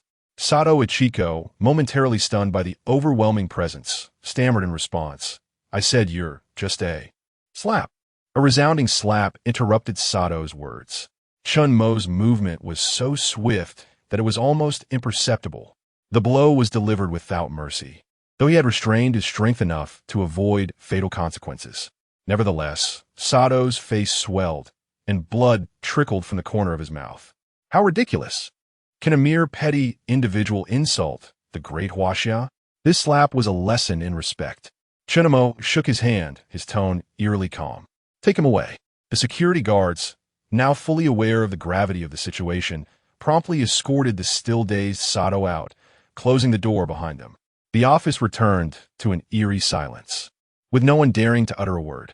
Chen Mo adjusted his slightly disheveled cuff and was preparing to leave when his phone vibrated in his pocket. Are you all right? I heard that Sato was causing you trouble. Chen Mo smirked, quickly replying, I'm fine, it's already been dealt with. However, Minister, are you genuinely concerned for me? Just as he sent the message, the office door swung open, revealing Fujiwara Mizuki at the threshold. Her cheeks flushed and a document clutched in her hand. I came to deliver the documents, she said feebly, her heart sinking into self-mockery. Goodness, what am I doing? Why do I care if that jerk is being harassed by Sato? You've truly been reduced to a foolish state, Fujiwara Mizuki. That scoundrel is the largest shareholder in the company. Who could possibly trouble him? She had fortuitously arrived just in time to witness Chen Mo's furious demeanor, calm and composed, exuding an air of authority and control, particularly during that decisive slap. He looked remarkably handsome. Feeling this shift in her emotions, she was nearly overwhelmed with despair, unable to fathom why she had become so peculiar. She lowered her head, unwilling to meet Chen Mo's gaze. Chen Mo chuckled softly. This little woman had begun to lose her haughty demeanor and was even starting to fear him. He approached her, closed the door, and gently lifted her chin. Minister, you look quite adorable when you lie. Fujiwara Mizuki stumbled back a step, only to be pulled into his embrace. And no, this is Sato's office. But it is yours now, Chen Mo whispered close to her ear, his warm breath causing her entire body to weaken. W, what did you just say? Enough of the pretense. The game is over. From this day forth, I am no longer a mere employee. I am the chairman of the company. And you? Chen Mo's thumb caressed her lips as he declared his intention to succeed Sato as the new head of headquarters. How? How is this possible? Do you doubt my capabilities? Chen Mo grinned mischievously, his hand now unabashedly sliding to her waist. Wait, just a moment, it's still work hours. Fujiwara Mizuki attempted to struggle, but Chen Mo swiftly turned her, pinning her against the desk. Perfect timing. Let us see how soundproof this office really is. And no. Just then, urgent footsteps echoed from outside. Knock, knock, knock. Someone asked at the door. Fujiwara Mizuki pushed Chen Mo away forcefully, hurriedly adjusting her shirt buttons. Chen Montak, interrupted mid-action, felt a tinge of annoyance, but it was not the time to continue. Opening the door revealed the head of security, who inquired with a disgruntled tone. What is it? Outside stood the head of security, a man who had proven his astuteness by attaining such a position, although he was unaware of Chen Mo's identity. The recent incident of dealing with the head of headquarters indicated that he was someone of considerable influence. Apologies, Mr. Chairman. Realizing the gravity of the situation, Chen Mo decided to drop the pretense. Upon hearing this, the head of security dared not question him further and immediately responded with utmost respect. Chairman Chen, I apologize for the disturbance. The police have arrived and need to speak with you. Chen Mo waved his hand in annoyance. Have them come find me. The head of security, understanding the implications, bowed deeply. Understood. I will arrange it immediately. As the office door closed again, Fujiwara Mizuki's cheeks still bore a rosy hue, and upon witnessing the door shut, she felt a surge of anxiety. Are you truly the chairman? Why? Do you still doubt my authenticity? You don't strike me as a particularly foolish woman. Perhaps I should call you Damasao to confirm? Chen Mo leisurely tied his disheveled tie, while Fujiwara Mizuki fidgeted nervously. No, that won't be necessary. I just can't comprehend why you would masquerade as a mere employee. Suddenly, Chen Mo advanced, trapping her between the desk and himself. What is this? The little employee who was reprimanded daily is now your superior, and you're filled with trepidation? He raised his hand, gripping her chin firmly. Fujiwara Mizuki turned her face away, her ears burning, and indignantly exclaimed, Who is scared? Knock, knock. Before Chen Mo could respond, the door was knocked upon again, followed by the voice of the head of security. Chairman Chen, the police have arrived. Chen Mo released Fujiwara Mizuki. Kumin. 3 police officers entered, the lead officer displaying his credentials and casting a glance between the two. Finally, he addressed Chen Mo. Regarding the case of Sato Ichiko's suspected embezzlement, we have confirmed the veracity of the situation through the email you sent, but we may require cooperation from both of you. Fujiwara Mizuki instantly felt a wave of unease and instinctively took a step back behind Chen Mo, observing her reaction. Chen Mo stifled a laugh. What could she possibly be afraid of? She had done nothing wrong. Yet, maintaining his composure, he stood protectively in front of her and said, I am Chen Mo, the current chairman of Yuda Corporation. You may direct any inquiries to me. The officer nodded in acknowledgement, flipping open the notebook he had brought. According to the reports, Sato has engaged in significant fraudulent activities in the Southeast Asia procurement project. We have investigated his personal emails. He lowered his voice. It appears he not only committed fraud, but also had dealings with the board. Enough. Chapter 056. Lunchtime on the rooftop. Chen Mo was suddenly interrupted. The police merely needed to follow protocol in their investigation. As he was about to continue, an officer's phone rang. After answering, the officer's demeanor shifted to one of respect. Hello. Understood. My apologies, Chairman Chen. We will take the suspect away at once. Once the police departed, Fujiwara Mizuki could no longer contain her curiosity. Are there board members involved? Chen Mo remained silent. The information from his system had been sent to his phone. He opened his email and handed it to her. Take a look at this. The document contained property information for a resort in Southeast Asia, with several board members' names prominently listed as the owners. In an instant, Fujiwara Mizuki comprehended the implications. Those inflated procurement costs would ultimately funnel into personal accounts. Sato was merely a pawn in this game. Chen Mo smirked. This system's allocation of shares was anything but straightforward. It was a mess. The internal workings of the company were in disarray. What was most alarming was that after acquiring shares, these unscrupulous individuals had every intention of betraying him. Among the upper echelons of the company, only Yuichiro Misao had been struggling to maintain operations, but he had long been sidelined. This final project was merely a means to extract the company's profits. No wonder they had so readily transferred the project. They intended to leave someone else to bear the burden of this debacle. Fujiwara Mizuki understood everything, her complexion paling in fear, her fingers trembling uncontrollably. She almost became an unwitting scapegoat. "Do not fear," Chen Mo said, gripping her chin. "You are mine now. None of these parasites will escape." He took out his phone and called Yuichiro Misao. "Gather the board members immediately. Everyone must be present." With her chin lifted, Fujiwara Mizuki gazed at Chen Mo's sharply defined profile, suddenly realizing that this rogue exuded a captivating yet perilous aura, coupled with an inexplicable sense of security. It seemed that as long as she followed his lead, she would be safe, perhaps even gain everything, not just happiness. "Why are you helping me?" Her voice trembled. After hanging up, Chen Mo leaned in close to her ear and whispered, "Because rather than destroy prey, I prefer it to obediently comply." Moments later, the secretary entered. "Chairman Chen, the meeting is ready." Chen Mo nodded and turned to the blushing Fujiwara Mizuki. "Let's go, minister. I shall take you to witness a splendid performance." As the doors to the boardroom swung open, Chen Mo stood at the entrance with one hand in his pocket, followed by the flushed Fujiwara Mizuki. Several pairs of eyes turned toward them, filled with surprise, confusion, and subtle hostility. "Thank you for your patience. We met just yesterday, so I trust one am not unfamiliar to you." Chen Mo spoke in Japanese. His voice was soft, yet instantly silenced the room. He strolled leisurely to the head of the table, pulled out a chair, and gestured for Fujiwara Mizuki to sit to his right.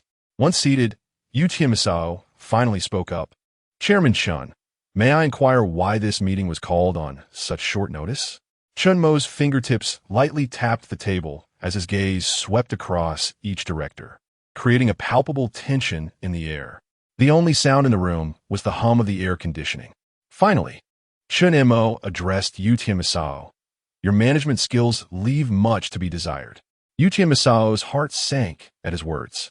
Initially, he had assumed this young new shareholder was merely inexperienced and oblivious to the company's situation. However, it was evident that the reality was far from optimistic. Since Sato Ichido's arrest, he had begun to suspect something was amiss. "I apologize. The company has indeed struggled under my management," he said, rising to bow to Chen Mo. "I have made efforts to salvage the situation, but there are far too many complexities involved." Chen Mo gestured for him to sit. "Allow me to speak." The bald man, named Mikami, visibly flinched at being called out. "You purchased your villa in Okinawa using company project funds, specifically through kickbacks from the Philippine rubber factory. Did you not?" The bald director's forehead glistened with sweat. Perhaps he had struck a nerve and was momentarily at a loss for a rebuttal. "Additionally, Kobayashi," Chen Mo continued, his fingers rhythmically tapping the table, "your daughter is studying in New York, and her tuition appears to be funded by timber procurement for Vietnam. How dare you?" Suddenly, a board member with a handlebar mustache slammed his hand on the table. "You, a Chinese national, have no understanding of Japanese business etiquette." He turned to Yuichiro Misao. "Chairman, are you going to tolerate an outsider?" Before he could finish, Chen Mo chuckled. "I hold 51 of the company's shares. Do you still consider me an outsider? I will not enumerate the transgressions of the others." He continued at a leisurely pace. "You now have two options: resign voluntarily, or," at his words, 7 out of the 12 board members immediately pulled out their phones and began to write their resignation letters, while Yuichiro Misao remained silent, head bowed. "I hereby announce that from now on, Fujiwara Mizuki will serve as the vice president of the company. The rest may disperse. Yuichiro Misao remain." The atmosphere in the room seemed to freeze. The directors exchanged glances, some wishing to protest but silenced by Chen Mo's icy gaze. Fujiwara Mizuki was left speechless, her fingers clutching the hem of her clothing, knuckles white. Vice President? This is no trivial position. In Japan, such roles were typically reserved for those of advanced age. She had toiled immensely to reach her current rank, combining her stellar education and outstanding capabilities. Normally, someone her age would only aspire to be a section chief. But now, with just a statement from Chen Mo, she had attained a position she once deemed unattainable.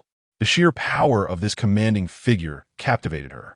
Ding! Fujiwara Mizuki's favorability increased by 50. Reward: 500 conquest points, said Chairman Chen. She stammered, her voice quivering uncontrollably. I fear I may not be up to the task.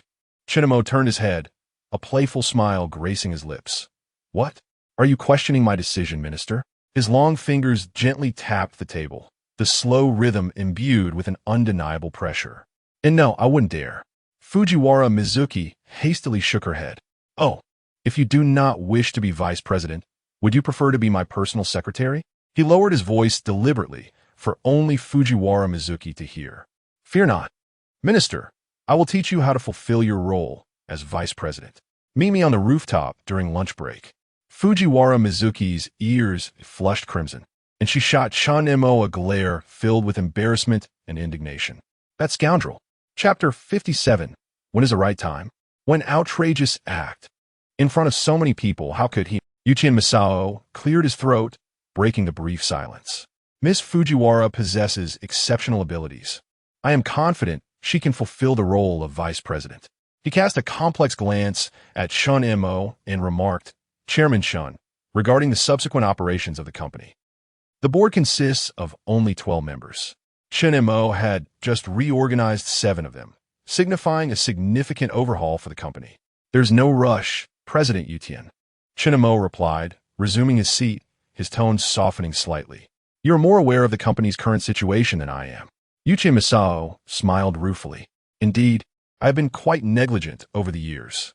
No, you have done well, Chen Mo interrupted. Maintaining the company's operations under such circumstances is no small feat. And you have not compromised your integrity, have you? Yuchi Masao was taken aback. He had not anticipated such a response from Chen Mo. Therefore, I hope you will continue to serve as president. Chen Mo's subsequent words astonished him further. The company requires your experience, while He glanced at Fujiwara Miyuki, adding meaningfully, merely need to oversee the bigger picture. Chen Mo's intention was straightforward, to maintain control over the company. Thus, it was imperative to have his trusted individuals in the upper echelons, and this young lady was the ideal candidate. Fujiwara Miyuki felt her heart race under his gaze and hastily lowered her head.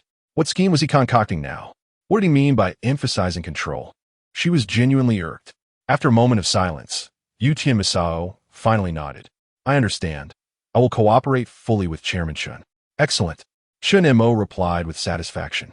Suddenly shifting the topic, he added, as for those errant board members, you are responsible for investigating their accountability and attempting to mitigate the losses. I will send you the relevant evidence. His eyes sharpened as he declared, let none escape. Yuchi Masao's heart raced. He instantly grasped Chen Mo's implication. This chairman seemed intent on pursuing matters to the very end. If such evidence existed, this young man was indeed formidable. I will arrange it immediately, he said, bowing before swiftly exiting the conference room. As the door closed, Fujiwara Miyuki could no longer restrain herself and inquired, what exactly are you trying to accomplish? Chen Mo arched an eyebrow. What? Are you dissatisfied, Vice President? That's not what I meant. Fujiwara Miyuki bit her lip. You know full well I lack the qualifications and the capability. Why would you? In Japanese companies, positions are often tied to age. Who says you don't? Chen Mo suddenly reached out and pulled her onto his lap. Let go of me. Fujiwara Miyuki exclaimed, panic-stricken at the thought of someone entering. Fear not, Chen Mo said, gripping her chin to force her to meet his gaze. I'm the highest authority in the company now. If someone enters and sees us, so what? Who would dare speak out? His thumb gently caressed her soft lips as he spoke in a low voice. Or, are you saying you dislike this position? Fujiwara Miyuki's heart raced. Being scrutinized under his gaze left her feeling weak. I just don't understand. Don't understand? It's quite simple. Chen Mo leaned closer, his warm breath brushing against her sensitive skin. Once I set my sights on something, I never let go. And you, his voice, deep and commanding, proclaimed from the inside out, you belong to me. Feeling the warmth of his hand, Fujiwara Miyuki shuddered and pushed him away in embarrassment, saying you. Don't go too far. Chen Mo chuckled and released her. All right, I won't tease you anymore. This is a conference room, and there are internal cameras. A little flirtation is acceptable, but engaging in serious matters here would be quite inconvenient. After all, he had no inclination to display his preferences for others to witness. Standing up, he adjusted his suit and declared, Let us go, esteemed Vice President. It's time for you to see your new office. Fujiwara Miyuki blushed, staring at him incredulously. Are you serious? Of course, Chen Mo replied, glancing back at her as he reached the door. Or shall I say, esteemed Vice President, would you prefer I carry you there? And no, that won't be necessary. Fujiwara Miyuki hurried to follow, her mind in disarray. What on earth did this scoundrel intend to do with her life? Meanwhile, in the company's underground parking lot, a mustachioed board member, who had stormed out earlier, was speaking on the phone with a sullen expression. Yes, the new major shareholder is of Huaxia descent and has begun to purge our members. A chilling laugh echoed from the other end of the line. Interesting. A Huaxia person dares to wreak havoc in Japan? The mustachioed board member lowered his voice, asking, Senior, how should we proceed? Continue as planned. I will send someone to handle the rest, came the cold response. I will make him aware that this is not a place where a Huaxia individual can act with impunity, even if they control an entire company. On the 19th floor, Fujiwara Miyuki anxiously twisted her fingers, trailing behind Chen Mo. At the end of the corridor stood the office designated for the vice president. The company staff had acted swiftly. The nameplate had already been changed to hers. As she opened the door, the spacious interior halted her in her tracks. The panoramic floor-to-ceiling windows overlooked the entirety of Tokyo Bay. The office was equipped not only with leather sofas, but also a small lounge and restroom. This was truly extravagant. Fujiwara Miyuki murmured quietly. Chen Mo approached from behind, his breath brushing against her ear. Do you like it? I specifically requested they change the carpet. He pointedly stepped on the dark gray cashmere carpet. This is much more comfortable than the storage room. Fujiwara Miyuki's ears flushed with heat as memories of the previous night in the storage room flooded her mind. Chairman Chun. There was a knock on the office door. Chen Mo released Fujiwara Miyuki. Komin Hayakawa entered, carrying a stack of documents. These are the financial procurement details you asked me to organize. She placed the files on the desk and promptly exited. Chen Mo nodded and turned to Fujiwara Miyuki. Vice President, this procurement report is for you to verify. Fujiwara Miyuki stared at him in shock. What? You trust me this much? Chen Montak chuckled softly. What? Do you think I would misjudge someone? His thumb began to playfully tease Fujiwara Miyuki's lips again, his tone suggestive. I have personally assessed your data verification skills from last night. Fujiwara Miyuki's face turned crimson as memories of being pinned against the filing cabinet surged back. And now is not the time for that, she exclaimed, hurriedly swatting his hand away. Chapter 058, Do Not Clean the Floor Yet. Oh, Chen Mo suddenly wrapped his arms around her waist from behind. The vice president pondered. When would be an appropriate time? During lunch break? Or after work? Fujiwara Mizuki, flustered and embarrassed, struggled, saying, You don't do this is the office. Chen Mo chuckled wickedly, tightening his embrace, his lips nearly brushing against her earlobe. What is wrong with the office? Isn't the vice president's position meant to facilitate my guidance at any moment? Fujiwara Mizuki trembled, hastily pressing his hand down and exclaiming, No, someone might come in. The door is locked. Chen Mo's eyes narrowed dangerously now. Answer me, lunch break or after work? Choose one. Fujiwara Mizuki felt as if she could hardly stand. Biting her lip, she glared at him. This is workplace harassment. Although she had long given up resisting, she could not fathom why she always subconsciously acted tough. Wrong. Chen Mo suddenly leaned in, murmuring, This is the boss assessing the employee's enthusiasm. Noticing Fujihara Mizuki's silence, he prepared to become angry. After work, I choose after work. Fujihara Mizuki sensed the change in Chen Mo's expression. If she did not make a choice, she was certain the outcome would not be pleasant. Perhaps they would end up arguing again. I'm sorry, Vice President, you chose the wrong answer. Chen Mo settled onto the sofa, lighting a cigarette and taking a comfortable puff. He could not help but laugh. This little lady's resolve was indeed steadfast. If that was the case, he needed to exert more effort. Since she wouldn't give in, he would return home after work. At home, there awaited a gentle and virtuous companion. After finishing his cigarette, Chen Mo made his way to the bathroom, intending to take a shower. To avoid the inevitable sorrow of Mrs. Morisawa detecting something amiss. Suddenly, he discovered the bathroom door was locked. Inside, Fujihara Mizuki heard the sound of the doorknob turning and was startled. You, what do you want? I'm going to take a shower, Chen Mo replied flatly. He had exerted too much energy recently and was now in a sage mode. Though separated by a door, Fujihara Mizuki was still frightened, her hands protectively in front of her, watching the door warily. And no, wait until I'm done. Vice President, open the door obediently. Don't make me say it twice. Or if I force my way in, you'll be in trouble. Chen Mo's tone was calm, yet it bore an undeniable authority. You don't think this flimsy door can stop me, do you? I'll count to 3. If you don't open it, I'll go in myself. 3, 2.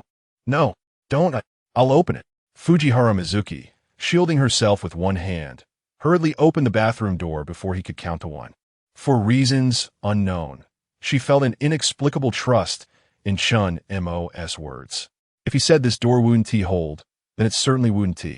If she did not open it, she might lose something significant. As Chen Mo stepped in the bathroom, undressing, he found Fujihara Mizuki's flustered expression quite amusing. Let the sage be who he wishes to be. Under Fujihara Mizuki's resentful and pouting gaze, Chen Mo dressed and exited the vice president's office.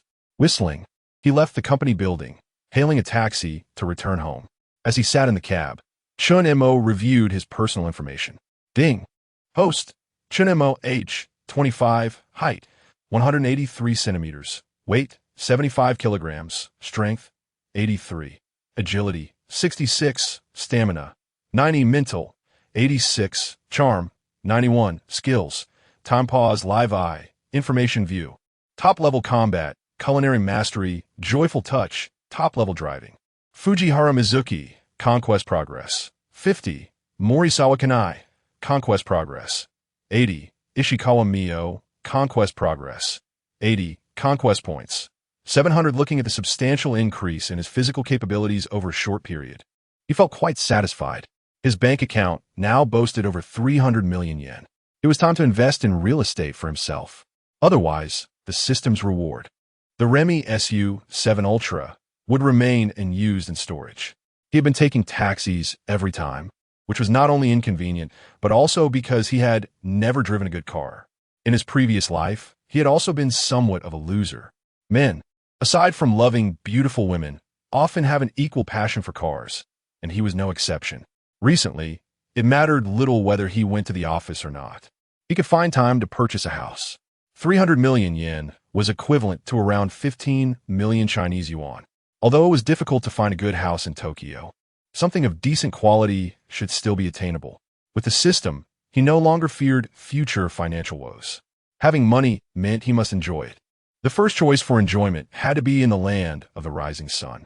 Chen Mo contemplated for a moment and decided to look at properties in a couple of days. As he was lost in thought, the taxi brought him back to his apartment building. After paying the fare, he got out and double-checked that he bore no marks, then took the elevator upstairs. Upon unlocking his front door, Chen Mo was captivated by the scene before him. Standing with her back to him in the entryway was Mrs. Morisawa, diligently wiping the floor with a cloth. Who could understand this perspective of Chen Mo's? Hearing the sound of the door opening, Mrs. Morisawa turned around and was pleasantly surprised to see Chen Mo at the door. Chen Mo-kun, why are you back so early? Ahem. I just finished a project at work, so I got off early to take a break, he stammered, nearly choking on his own saliva as he gazed at her. Kanai, what are you doing? Realizing her awkward position under his intense gaze, Morisawa Kanai blushed and replied, I had nothing to do, so I thought I'd help clean your floor. Chen Mo. Thank you, Mrs. Morisawa, but please do not clean the floor just yet. Perhaps you should tidy up elsewhere first. After speaking, Chen Mo locked the door behind him. The sound of Chen Mo locking the door made her heart skip a beat. The man's ardent gaze scrutinized her nylon-clad legs, his Adam's apple bobbing noticeably. Marizawa Kana bashfully averted her eyes. Was this the vitality of a young man? Or had her own allure not diminished? Either way, she was delighted.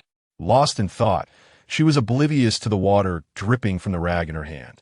Suddenly, Chen Mo crouched down, grasping her delicate foot and removing the slipper. Dust from the entrance had sullied Kana's foot. Her toes curled involuntarily. She recoiled, only to bump into the shoe cabinet. Wait, the floor I just mopped will. Precisely. Chen Mo snatched the tie from his neck. If it gets dirty, Kana can simply mop it again. Thunder rumbled outside, and rain began to fall in Tokyo. A bedsheet was still hanging on the balcony, one that Marizawa Kana had changed that very morning. Some time passed. In the bathroom, a misty vapor filled the air. Chen Mo tenderly placed Marizawa Kana on the edge of the tub. He adjusted the shower head to a comfortable temperature and gently rinsed her. Mrs. Marizawa's skin was flushed a delicate pink, like cherry blossoms in bloom. Droplets cascaded down her collarbone, shimmering in the light. I can manage myself, Marizawa Kana murmured, shyly reaching for the towel, but Chen Mo demurred. Stay still. His voice was gentle yet firm. Warm water enveloped them both. Chen Mo's touch was meticulous and focused. When his hand traced the curve of her waist, Marizawa Kana flinched. Did I hurt you? Chen Mo paused. Marizawa Kana shook her head, her damp lashes lowered.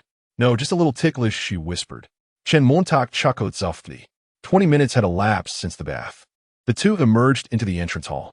Marizawa Kana was clad in a white, form-fitting black-trimmed knit top, paired with a charcoal pencil skirt. Her legs, bare of stockings, were still alluring. Her wavy hair accentuated her mature charm. This ensemble, combined with Marizawa Kana's pitiable face, was utterly captivating. Okay, stop staring, or I'll get embarrassed. Marizawa Kana playfully tapped Chen Mo's chest. Forgive me, Mrs. Marizawa is simply too beautiful. Chen Mo chuckled, pulling her into an embrace and planting a kiss on her lips. The sudden kiss sent a blush creeping up Marizawa Kana's neck. She futilely pushed against Chen Mo's chest, her nails digging into the firm muscles beneath his shirt. Someone might see us. Ha, I'm only teasing. Let's go. Chen Mo released her and, instead, clasped her hand in his as they exited the apartment. As Chen Mo and Marizawa Kana emerged from the building, they encountered Mrs. Tanaka, the curly-haired woman they had met at the community event. Her eyes lit up as she spotted them, crinkling her face with a smile. Oh my, isn't this Kana and her husband? Mrs. Tanaka's booming voice drew the attention of passers-by. Look at you two, holding hands so sweetly. It reminds me of my younger days. Marizawa Kana's face flushed crimson. She instinctively tried to withdraw her hand, but Chen Mo held fast. He smiled and nodded to Mrs. Tanaka. Good afternoon, Mrs. Tanaka. Mrs. Marizawa looks lovely today, Mrs. Tanaka said, scrutinizing her. That skirt accentuates her figure. So young and already so curvaceous, no doubt she'll have chubby babies. No wonder her husband can't take his eyes off her. And no, Marizawa Kana stammered, hiding behind Chen Mo, her fingers twisting the hem of her skirt. She was mortified. It was all Chen Mo's fault for insisting she wear this outfit. She had bought the clothes when she was younger. They hadn't felt this way before. But now that she was older, the difference was striking. It was beautiful, but too revealing.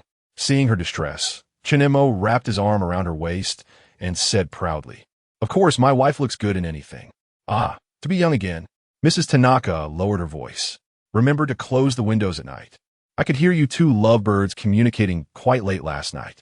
Marizawa Kana's head snapped up, her eyes wide with panic. What should she do? How could the neighbors have overheard?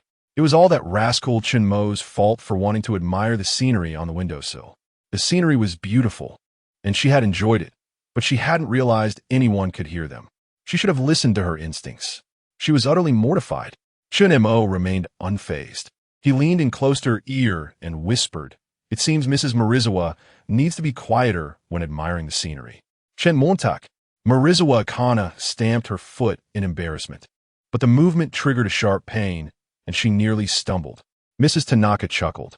"Oh my, you two are so in love. When are you planning to have children? The government offers so many benefits these days. If I weren't so old, I'd have another one myself. Take advantage of your youth." Mrs. Tanaka, Chen Mo interrupted, brandishing the shopping bag. "We have a lot to buy before the supermarket closes. Perhaps we can chat another time." Mrs. Tanaka waved dismissively. "Young people are always busy. Off you go, and remember to buy some healthy food to replenish your strength." She winked knowingly. Chapter 060. A reward for such docility. Morisawa Kana blushed, nearly burying her face in Chen Mo's embrace as he swiftly guided her away. Only after turning the street corner did she release a sigh of relief, gently tapping his chest with a flushed countenance. "It's all your fault," she exclaimed. "If Tanaka-senpai finds out, the entire neighborhood will know." Chen Montak chuckled, capturing her wrist and bestowing a tender kiss upon her palm. "Know what? That we are deeply in love," he murmured, his voice dropping to a sultry whisper. "Or perhaps that." Don't say it." Kana frantically covered his mouth, her fingertips brushing against his warm lips before recoiling as if shocked. She had almost forgotten Chen Mo was such a libertine. Had she hesitated even a moment longer, she feared she would have been caressed. Lowering her gaze, unable to even see her own toes, she confessed with crimson ears, I won't listen to you anymore." "Really?" Chen Mo pressed closer, his ardent breath caressing her ear. "Eep!" Kana yelped, startled. She frantically glanced around, and, upon confirming their solitude, glared at him with puffed cheeks. If you say such things again, I'll," she stammered, unable to conjure a suitable threat, and ultimately surrendered, pressing her burning cheek against Chen Mo's shoulder in resignation. "I'll die of embarrassment." Chen Mo reveled in her flustered state. He continued to hold Mrs. Morisawa's hand as they strolled through the supermarket, engaging in playful banter and occasional flirtations. He was about to tease her further when his gaze fell upon the glass display across from them. His eyes darkened, and his arm tightened around Mrs. Morisawa's waist. "Darling, look over there." Following his gaze, Kana's eyes landed upon the display of various lingerie. A purple lace negligee hung prominently, its translucent fabric shimmering provocatively under the lights, exuding an air of wanton allure. "And no," she protested, immediately understanding Chen Mo's intent. She shook her head frantically. "But such fabric would be exquisite on your figure." Chen Mo countered, already leading her toward the display, his voice laced with irresistible amusement. "And I believe you would look particularly ravishing in purple." "Please, no more," she pleaded, on the verge of tears. This was not the privacy of their home, but a public supermarket. If overheard, she would be mortified. Suddenly, her eyes lit upon the fruit section in the distance. Seizing it as a lifeline, she pointed to the strawberries and exclaimed, "Chen-mo-kun, I want strawberries." Chen Montak chuckled knowingly. "Strawberries it is. Strawberries are a must." He led Mrs. Morisawa to the fruit, leaned in to select the ripest box, and gently traced a finger across the crimson berries. "These strawberries are truly exquisite, much like you, my dear." Tien Mkun. Kana stamped her foot in exasperation. But as she did so, her foot slipped, sending her tumbling backward. In a flash, Chen Mo caught her around the waist. Amid gasps from nearby shoppers, they froze in a near-dance pose. "Are you all right?" Chen Mo's voice was suddenly serious. Kana, still shaken, nodded. She then noticed the envious glances cast their way. Young women murmured amongst themselves, "How romantic! That guy is so dreamy." The whispers reached Kana's ears, and she realized the intimacy of their position. She scrambled to her feet, but Chen Mo swept her into his arms. "Put me down," she protested softly, her cheeks ablaze. "So many people are watching. Not a chance. Why must my darling be so careless?" Chen Mo retorted playfully, carrying her toward the seating area, attracting even more attention. He whispered in her ear, "Now the entire supermarket knows you are my wife." Kana buried her face against his chest, inhaling his familiar scent, her heart pounding erratically. Although mortified, she felt a surge of sweetness and surreptitiously clutched his sleeve. Once Chen Mo had gently placed her on a bench. He immediately knelt to examine her ankle. Kana tugged lightly on his sleeve. Chen Mo looked up. She lowered her eyes, her lashes fluttering, and whispered that. Negligee. After a pause, she added almost inaudibly, get it in a size L. Chen Mo swallowed hard, his lips curving into a smile. He had thought she would reject it, but it was merely modesty. He gently massaged her ankle. Does it hurt, my dear? Did you twist it? And no, it doesn't hurt. I didn't twist it. She could no longer endure such intensely amorous behavior and quickly pulled Chen Mo to his feet. I'm fine, Chen Mo-kun. I haven't had a proper look around the supermarket yet, now that I have someone to accompany me. She rose and linked her arm with his as they explored the supermarket. For over an hour, they wandered through the aisles, chatting and laughing, purchasing a plethora of groceries and household items. As it was still early, Chen Mo suggested dining out and perhaps browsing shops.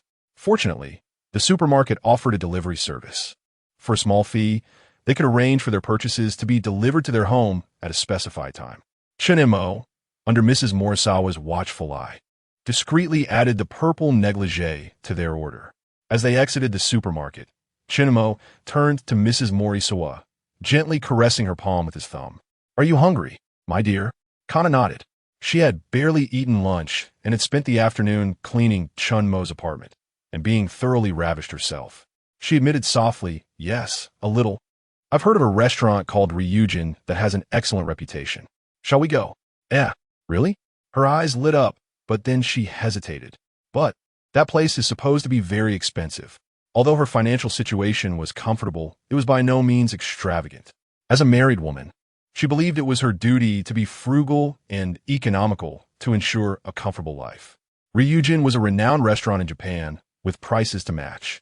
She had never dined there, but she had heard that a single dinner could cost nearly 100,000 yen. She deemed it far too extravagant. 100,000 yen could cover a month's worth of groceries. Chen Mo pinched her cheek playfully. Don't worry about saving me money, my dear. I'm alone, and I have no one else to spend it on. I'd rather spoil you. Kana blushed, flattered by his declaration, but murmured softly, still. We shouldn't be too wasteful. It's not wasteful, Chen Mo whispered in her ear, his voice low and suggestive. Kana, you were so well-behaved today, cleaning my apartment so thoroughly. You deserve a reward. Chapter 061. Mrs. Sen's admiration for Chen Mo, who would desire such a reward? She gently pushed Chen Mo away. Her cheeks flushed with embarrassment, yet her lips betrayed a smile. In the longing restaurant, the ambience was both elegant and romantic. Soft lighting cast a warm glow upon the dark tablecloths, while a pianist serenaded the guests with soothing melodies. A waiter approached to inquire, Good evening, esteemed guests. Do you have a reservation?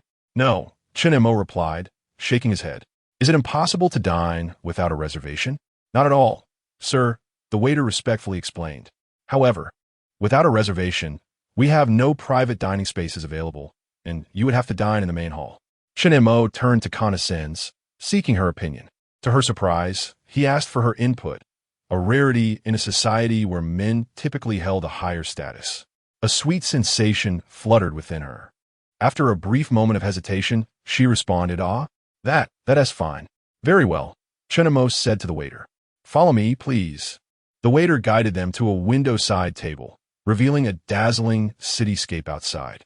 Neon lights flickered, and traffic flowed like a river. It's so beautiful here, Kana said as she settled into her seat, resting her chin in her hands, her eyes sparkling. Chen Mo, captivated by her expression, gently pinched the tip of her nose and remarked, Kana is far more lovely than the night view. Oh, not again. She blushed, swatting Chen Mo's hand away, her heart softening with sweetness.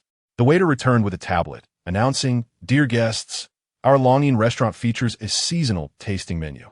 We do not offer a la carte service. Dishes are crafted according to the seasonal ingredients, allowing our guests to savor the essence of each season.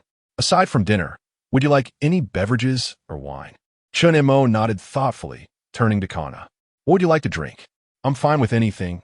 I'll defer to you. Chen Mo-kun, she replied, preferring to embrace a more traditional feminine role. Understanding her nature, he asked the waiter, In that case, let us have a bottle of wine. Any recommendations? Indeed, sir. We have just received a batch of 20-year-old Pomerol, priced at 680,000 yen. Would you like a bottle? Chen Mo, unaccustomed to such luxury, but feeling financially secure, replied without hesitation, "Yes, let us get one." The waiter's demeanor shifted, becoming even more respectful, his posture slightly more deferential. Although the longing restaurant was upscale, patrons who ordered such fine wine were a rarity, especially Pomerol of this caliber. The waiter, initially uncertain, was now eager to serve, knowing he would earn a commission from the sale. "Very well, sir. I will arrange that for you. The dinner is 80,000 yen, and the 20-year-old Pomerol is 680,000 yen, totaling 760,000 yen. How would you like to settle the payment?" With a card, Chen Mo responded, retrieving his bank card from his suit pocket. Not out of a desire to flaunt wealth, but simply due to the convenience of card payments in Japan, where cash still held sway in many establishments. The waiter accepted the card with both hands and retreated respectfully. Kana, feeling a bit anxious, clutched her napkin and whispered, "Chen-mo-kun, this is rather expensive, isn't it? 680,000 yen for a bottle of wine?" Suddenly recalling something, she frantically rummaged through her handbag. "Oh, I brought supermarket discount coupons." Chen Mo found her flustered demeanor endearing rather than amusing. In this fast-paced world, women like Kana, who cherished a simple, fulfilling life, were increasingly rare. He gently placed his hand over hers, saying, "Kana, you cannot use coupons here."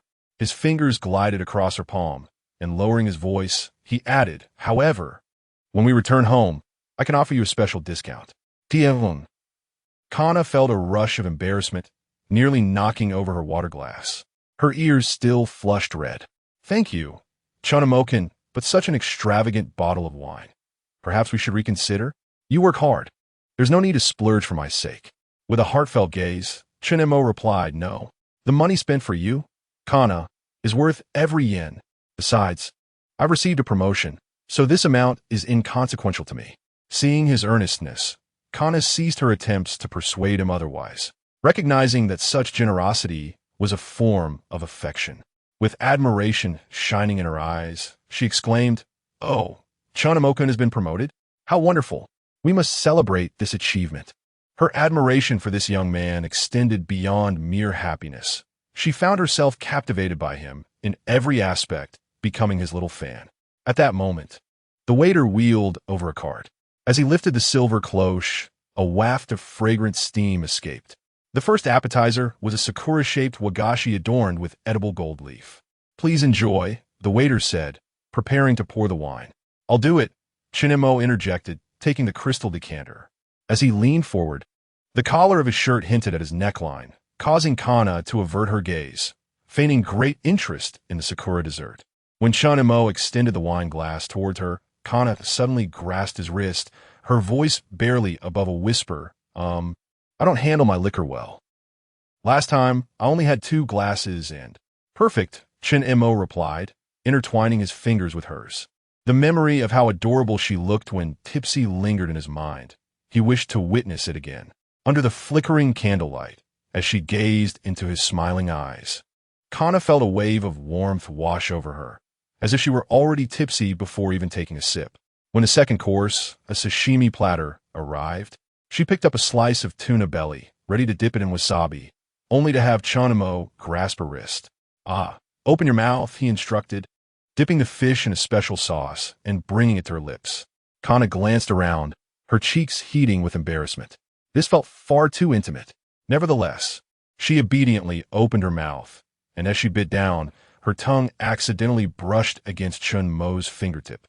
In a flurry, she reached for a napkin, but Chen Mo had already wiped his fingers clean before she could offer it. "Very sweet," he remarked, his gaze suggestive. At that moment, Kana felt immensely grateful for the dim lighting, which concealed her flushed expression. The main course, a 5 wagyu beef paired with truffles, arrived next. Chen Mo cut a piece and held it out to her, saying, "Try this." Just as she was about to take it, he raised the fork slightly higher. A playful grin spread across his face. "What a rascal," she thought, feeling a rush of shyness as she tucked a loose strand of hair behind her ear. Reluctantly, she opened her mouth. Chen Mo placed the tender steak in her mouth, and, as the juices burst forth, she suddenly heard his low voice ask, "Is it good?"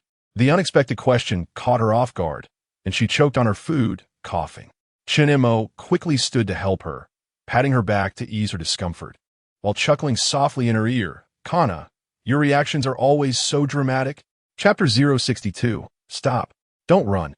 Mizusawa Kana expressed her annoyance, exclaiming, "You rascal, Chen Mojuan. If you continue like this, I shall ignore you."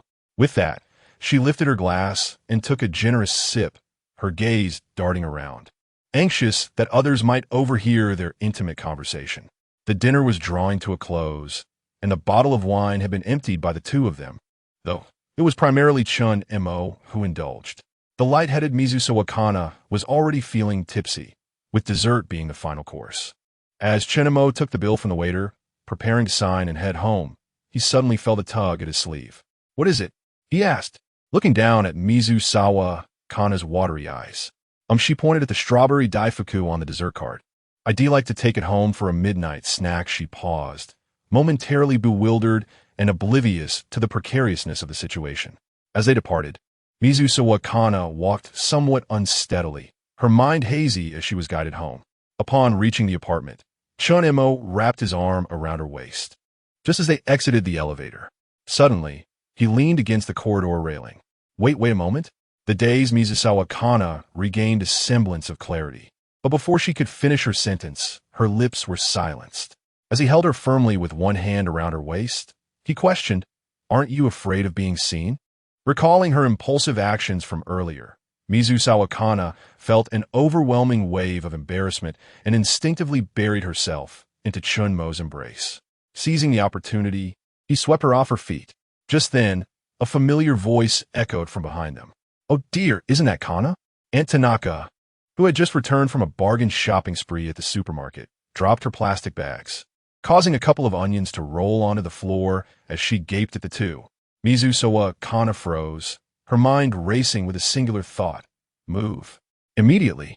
Leave the apartment, escape Tokyo, flee from the land of cherry blossoms. How utterly embarrassing. "Chen Mojuan, put me down," she exclaimed, her voice laced with desperation. As she pounded on his shoulders, yet he held her tighter.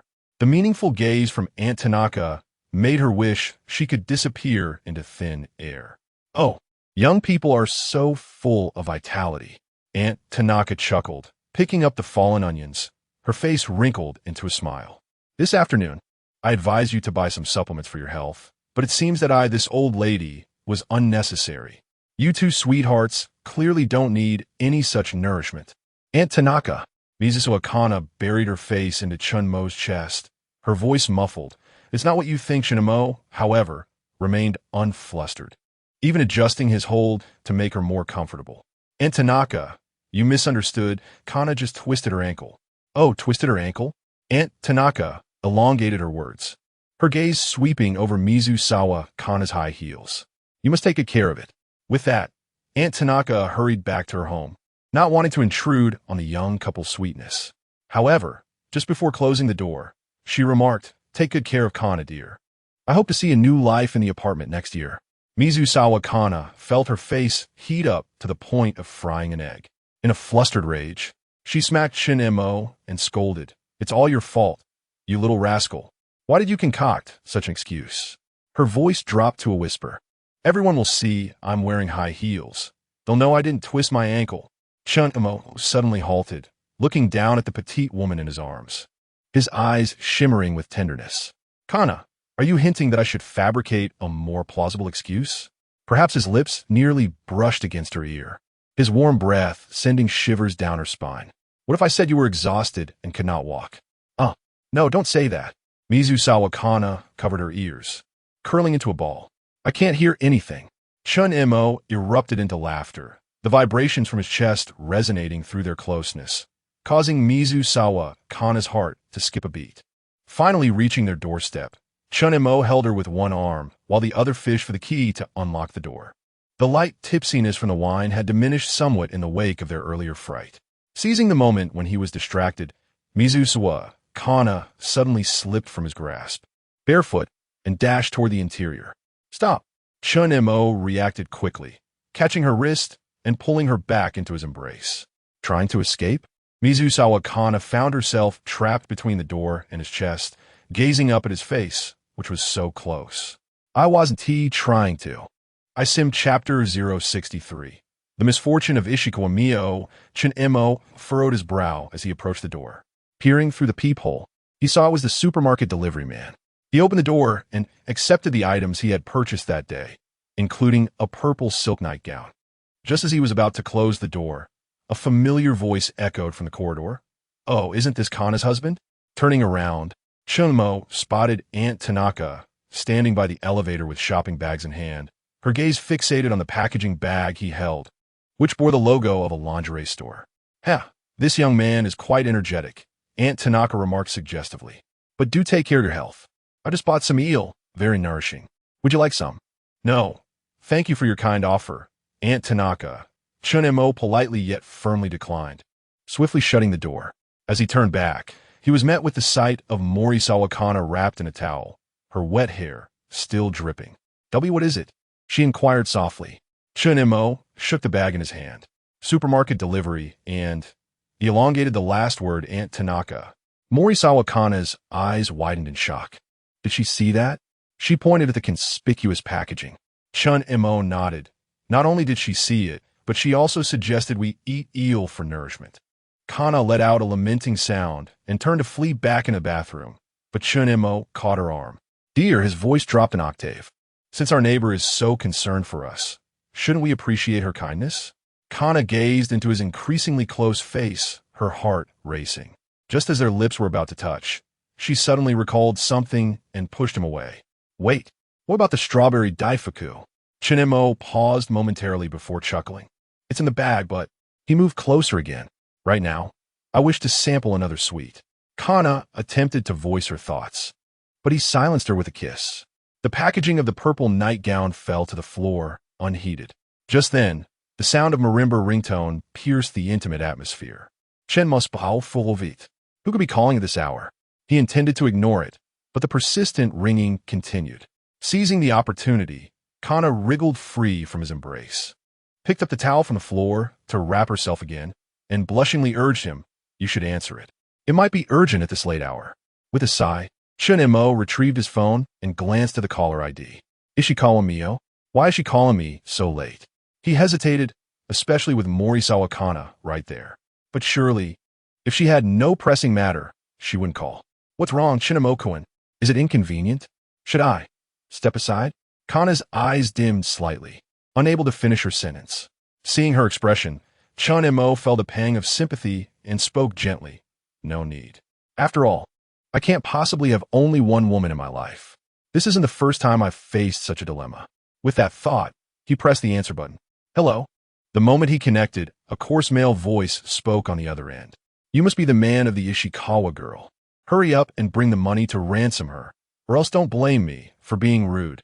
Chen Mo's heart sank at the man's tone. After all, Ishikawa Mio was indeed his woman. Was she kidnapped? Yet, he compelled himself to maintain a calm demeanor. "Who are you? Why do you have her phone?" "None of your business, you bastard. I give you half an hour. Bring the money, or she'll have to obediently star in a little movie with me." The line crackled with the sound of lewd laughter before abruptly disconnecting. Chen muss ja tightened, Frustration riesing. "Damn it, where is she? How do I find her?" Beside him, Morisawa Kana, having overheard snippets of the conversation, looked at him with concern. "Shinamo-kun, what happened?" He tucked his phone away, casting a grave look at Kana. "A friend is in trouble. I need to go help." Despite his reluctance to leave the delicate woman freshly emerged from her bath alone. Ishikawa Mio was also important to him, and the situation was dire.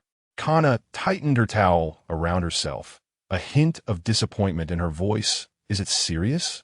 Shouldn't we call the police?" "Not for now." Chen Mo shook his head, gently caressing her cheek. "You should rest. I'll return as soon as I can." But Kana hesitated, knowing well the nature of their relationship. Ultimately, she nodded, "Just be careful and stay safe." Chen Mo nodded, quickly donning his coat.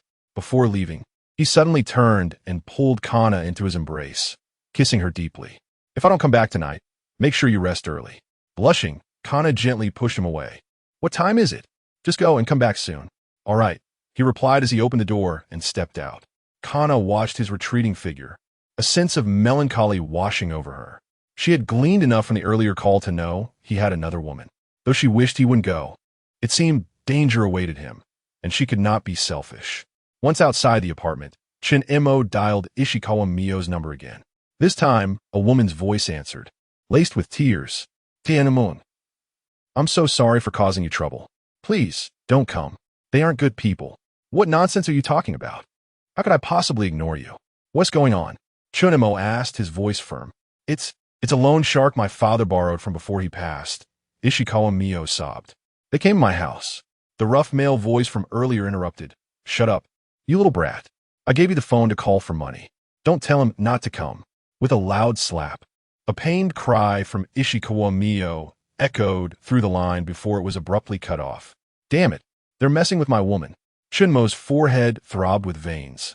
His fists clenched tightly, cracking under the pressure. He forced himself to remain composed. He still had not inquired about her location before the call ended. Suddenly, a thought struck him, his system skills. System, activating real-time eye, binding to Ishikawa Miyo. Ding. Conquest points deducted, 10. Real-time eye binding successful. Binding target, Ishikawa Miyo. Moments later, a 3D live feed of Ishikawa Miyo appeared in Chen Mo's mind. She was sitting on the edge of a bed, tears glistening on her face. Beside her, a frail mother lay in bed. In the cramped room stood 7 or 8 menacing figures. Chapter 064, Street Racing in Tokyo. The location is an old apartment in Taito Ward, Tokyo. Understanding the place, Chen Mo hurriedly hailed a taxi at the street corner. After a long wait with no taxi in sight, he felt the inconvenience of the situation. In a state of urgency, he took out his phone to summon a ride through a mobile app. Suddenly, a roaring sound of motorcycles approached from afar. Chen Mo looked up to see 5 or 6 two-wheeled vehicles speeding towards him, halting right at the intersection he occupied, where a red light was currently displayed. The riders were a group of young individuals, engaged in cheerful banter. The nearest to Chen Mo was a youthful girl riding a red Yamaha R1. Clad in a short black leather jacket and form-fitting black jeans paired with Martin boots, accentuating her long legs. While chatting with her companions, she suddenly heard a friend mention a handsome guy by the roadside and turned a glance at Chen Mo. The young woman lifted her helmet's visor to the maximum and glared fiercely at Chen Mo, exclaiming, Finally, I've caught you, you jerk. Chen Mo merely shot a glance at this sudden accuser, feeling a flicker of recognition but too pressed for time to engage. He lowered his head to continue trying to book a ride. The girl, now in front of him, put down her footpeg. I say, you arrogant jerk. You haven't changed a bit. Frustrated with the lack of taxis, Chen Mo raised his head, his tone icy. What do you want? The girl, realizing Chen Mo did not recognize her, grew even angrier. She swung her long leg off the bike, removed her helmet, and tossed her disheveled hair, declaring, Jerk, look closely. I am Jidao Feng. As Chen Mo finally recognized her as the girl he had encountered at the hotel, she demanded, Let me borrow your bike. Without hesitation, he snatched the helmet from her grasp. Hey, what are you doing? Jidao Feng widened her eyes, still stunned. Chen Mo had already mounted her Yamaha R1.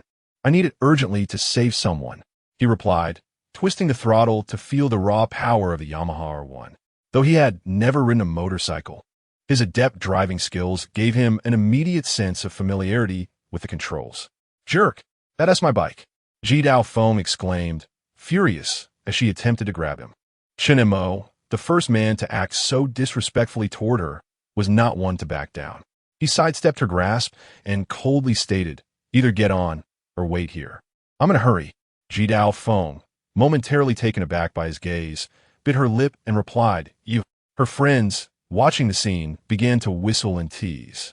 Miss Feng, has a man stolen your bike? This is a first. Indeed. How unusual. Who is this handsome guy? Why not introduce him to us? Shut up. Jidao Feng, flustered and angry, snatched the helmet from one of her friends and climbed onto Chen Mo's bike. I want to see what you intend to do with my bike. If you don't have a good reason, you're finished. Hold on tight, Chen Mo replied curtly, twisting the throttle. The Yamaha R1 shot forward like an arrow, the front wheel barely lifting off the ground. Are you insane? Slow down. Ji Daofeng's screams were drowned by the wind as she clung tightly to Chen Mo's waist, her nails nearly piercing his clothes, leaving deep red marks on his abdomen. The engine of the Yamaha R1 roared like a beast under Chen Mo's command, the speedometer needle soaring to 180 and still climbing. Shut up and hold on tight, Chen Mo shouted back. Weave in Chapter 65. Sumiyoshikai's Nikawa Tetsusaka. At the end of the third-floor corridor, Chen Mo unleashed a forceful kick, sending the door crashing inward. The scene that unfolded ignited a tempest of fury within him. Ishikawa Mio was bound to a chair, a trickle of blood staining the corner of her mouth. Her blouse was torn, revealing a glimpse of skin. 3 tattooed men surrounded her, one of them filming with his phone. Tien Emokun. Ishikawa Mio's tears welled up and streamed down her face. Baka, who are you? The heavily tattooed man discarded his phone and seized a metal baseball bat. Chen Mo wasted no time on words. With a swift movement, he advanced. The tattooed man swung the bat, but Chen Mo effortlessly evaded it, delivering a sharp, precise knife hand strike to his wrist. The tattooed man's eyes widened in disbelief as he clutched his wrist and collapsed to his knees. Bastards! The remaining 2 men lunged at him simultaneously. Chen Mo sidestepped, seizing one of their wrists and twisting it sharply. A sickening crack echoed through the room, accompanied by a blood-curdling scream. The third man's fist grazed Chen Mo's cheek, but he retaliated with a powerful blow to the temple, rendering him instantly unconscious. The entire confrontation lasted no more than 10 seconds. Kayakuro Keed stood frozen in the doorway, her folding knife clattering to the floor. She had never witnessed such a display of combat. There were no flamboyant movements, only ruthless efficiency. Each strike was aimed with deadly precision, leaving her chilled to the bone. Mio, it's all right now. Chen Mo untied Ishikawa Mio, gently wiping the blood from her lips. I'm sorry. I've caused you so much trouble. Ishikawa Millionen Zubit, bullying Hezelf and Chen Mus Embrace. Kayakuro Keed watched from the doorway, a strange pang of melancholy tugging at her heart. This man, who had moments ago resembled a harbinger of death, was now radiating an unexpected tenderness. They said my father borrowed 30 million yen. Ishikawa Mio trembled as she spoke. My mother requested an early discharge from the hospital, refunded the money you deposited and used it to pay them, but they said it wasn't enough. There's still 20 million in interest. It's already taken care of, Chen Mo reassured her, gently patting her back. Loan sharks, huh? How intriguing. He turned his gaze to the groaning tattooed man on the floor. Tell your boss the debt is nullified. If you dare harass her again. He then planted his foot on the tattooed man's wrist, applying a subtle pressure. The bones creaked ominously. Understood. The tattooed man was drenched in sweat, writhing in agony. I promise we won't come back. Kayakuro Keed stepped forward and kicked the tattooed man. You're from the Sumiyoshi Kai, aren't you? You're a disgrace to the organization. Who sent you? The tattooed man's face paled. This girl was from the same gang as them. He felt like he'd seen her before, but he couldn't quite place her. He tentatively inquired, You are? Kayakuro Keed placed her hands on her hips, glaring down at the tattooed man. Kayakuro Taki is my father. Who do you think I am? The tattooed man's complexion turned ashen. He realized he was in deep trouble. The daughter of a senior leader. His superiors might not fear her, but he was just a lowly grunt. He scrambled to his feet and knelt before her, his voice trembling. Keed-sama, we didn't know it was you. You know now? Kayakuro Keed sneered. She snatched a nearby ashtray and smashed it over his head. You dare lay a hand on my friend? Who gave you the audacity?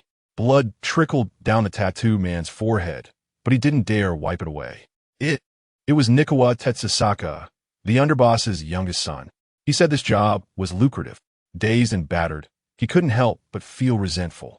Kaede-sama, Nikawa Tetsusaka ordered us to pressure this woman.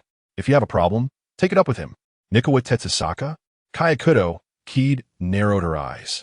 That treacherous, troublemaking scoundrel? She turned to Chen Mo and explained, Although my father is with the Sumiyoshi Kai, this has nothing to do with us, but I will help you sort it out. Chen Mo overheard their conversation and realized that Kayakuro Keed was affiliated with these thugs, but not necessarily aligned with them. He cradled the weakened Ishikawa Mio in his arms and glanced at Kayakuro Kid. Thank you. Kayakuro Kid averted her gaze, kicking at the phone on the floor. Hey, if there are any compromising videos on there, I may not be able to touch Nikawa Tetsusaka, but I'll personally chop off your fingers. The tattooed man shook his head frantically. No, we didn't have time to film anything. Besides, Tetsusaka-san only told us to rough her up a little, but not to. Get out, Chen Mo said coldly. Tell your people that if they ever appear before Mio again, they'll regret being born. Nikawa Tetsusaka, is it? I'll remember that name. Yes, we understand. The men scrambled over each other in their haste to escape. Chen Mo then addressed Kayakuro Kid. Thank you for your assistance. Kid-san, you may leave as well. Kayakuro Kid suddenly felt a surge of injustice. She had gone out of her way to help, and now she was being dismissed? She glared at him. You bastard. You still haven't addressed the matter of stealing my car. It wasn't stealing, it was borrowing. The car is downstairs. Chen Mo interrupted her. I'll remember your kindness, Kid-san. I'll repay you when the time comes. Or, if you prefer, you can name your price. He didn't want to be indebted to her. Money was easier to handle than favors. You jerk. How could this man be so insensitive? He had wronged her twice, and she hadn't even sought retribution. How could he say such hurtful things? Offering her money? Naming a price? It felt as if she had spent the night with him.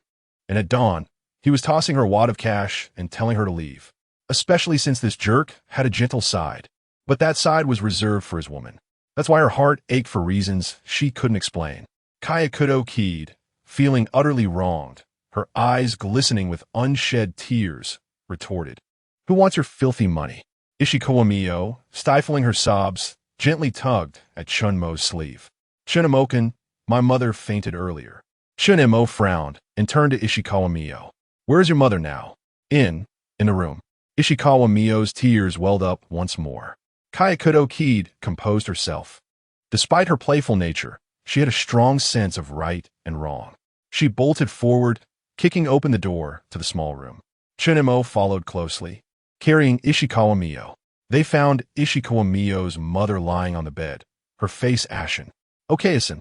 Ishikawa Mio struggled to free herself from Chen Mo's arms and rushed to her mother's side. Chen Mo knelt down to examine her. He discovered that her breathing was shallow and her pulse erratic. She had likely fainted from shock. He swiftly pulled out his phone. I'll call an ambulance immediately.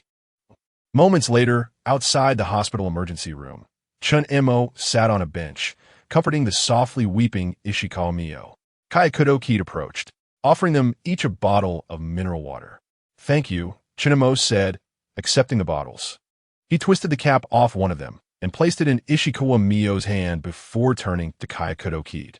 About today, Ishikawa Mio, having regained her composure, spoke up. Kid-san, thank you so much for your help today. If it weren't for you, my mother and I... Don't mention it, Kayakuro Kid interrupted. I can't stand thugs who prey on women. She shot a meaningful glare at Chen Mo as she spoke. Chen Mo noticed the gaze she cast upon him and simply smiled, saying, Regardless, I owe you a favor. Ji Dao Feng let out a soft snort, poised to respond. When the door of the emergency room swung open, a doctor emerged, his face etched with exhaustion. Chapter 066. Who is close to him? The patient has been stabilized, yet requires hospitalization for observation. Ishikawa Mio, previously filled with anxiety, now felt a sense of relief and bowed deeply to the doctor, expressing her heartfelt gratitude. Doctor, thank you so very much. The doctor, with a stern demeanor, admonished her. The patient has just undergone surgery a few days ago. How could she possibly leave the hospital so soon? She has even fainted due to the stress. Any unforeseen accident could be fatal. Do you understand? Ishikawa Mio, chastised, repeatedly lowered her head in apology, tears streaming down her cheeks once more. Chen Mo stepped forward, positioning himself protectively in front of her, and inquired, Doctor, is the patient's condition stable now? Does she require any special treatment? The doctor glanced at Chen Mo, his tone softening slightly. For now, there is no immediate danger to her life, but she needs to rest. What is wrong with you family members? The patient has just had a transplant. How could you allow her to undergo such stress? Chen Mo turned to Ishikawa Mio, exasperated. Honestly, You are such a fool. Did I not say I would assist you? Why did you not confide in me? Did you decide this on your own? Shikawa Mio bit her lip, her voice barely audible. Okay, it's in Woon Tea, let me tell you. Nonsense. Chen Mo raised his voice, startling Shikawa Mio, who flinched. He took a deep breath, suppressing his anger, and addressed the doctor. Please arrange for the best room and care. Cost is not an issue. The doctor nodded. First, proceed with the hospitalization paperwork. Jidao Feng stood by, observing Chen Mo decisively manage the various arrangements with a complex expression. The man who had just moments ago appeared fierce was now meticulously ensuring that everything was in order. Like a true head of the household, unable to contain herself, she interjected. Do you need my assistance? My father has influence with the hospital director. Chen Mo continued filling out forms without looking up. No need. It's already taken care of. Jidao Feng pouted, muttering under her breath, so prideful. Shikawa Mio gently tugged at Chen Mo's sleeve. Chen Mo can... About my father's debts. Chen Mo paused, tousling her hair. Do not worry. I will handle everything. Jidao Feng watched the scene unfold, feeling inexplicably vexed. Mio, Chen Mo said, looking into Shikawa Mio's eyes. Can you tell me in detail about your father's high-interest loans? Shikawa Mio fidgeted with her fingers, her voice trembling. I don't know. My father never spoke of it. Those people came with contracts after he passed away, claiming that my father's friend borrowed 30 million, and my father was the guarantor. Chen Mo furrowed his brow, tapping his fingers lightly on the table. Guarantor? So, this debt was not originally borrowed by your father? Jidao Feng suddenly interjected. Wait, I've seen this kind of trick before. She crossed her arms, disdain evident on her face. It was a common tactic among gangsters to use a deceased person as a guarantor, as there could be no witnesses to dispute it. Shikawa Mio's tears began to flow again. But the contract has my father's seal and signature. There are many ways to forge documents. Jidao Feng scoffed. Suddenly, as if struck by inspiration, she turned to Chen Mo. Hey, do you want me to look into this? I'm familiar with such cases. Chen Mo regarded her thoughtfully. What are your conditions? You. Jidao Feng stomped her foot in anger. Who wants to negotiate with you? I just can't stand them bullying others.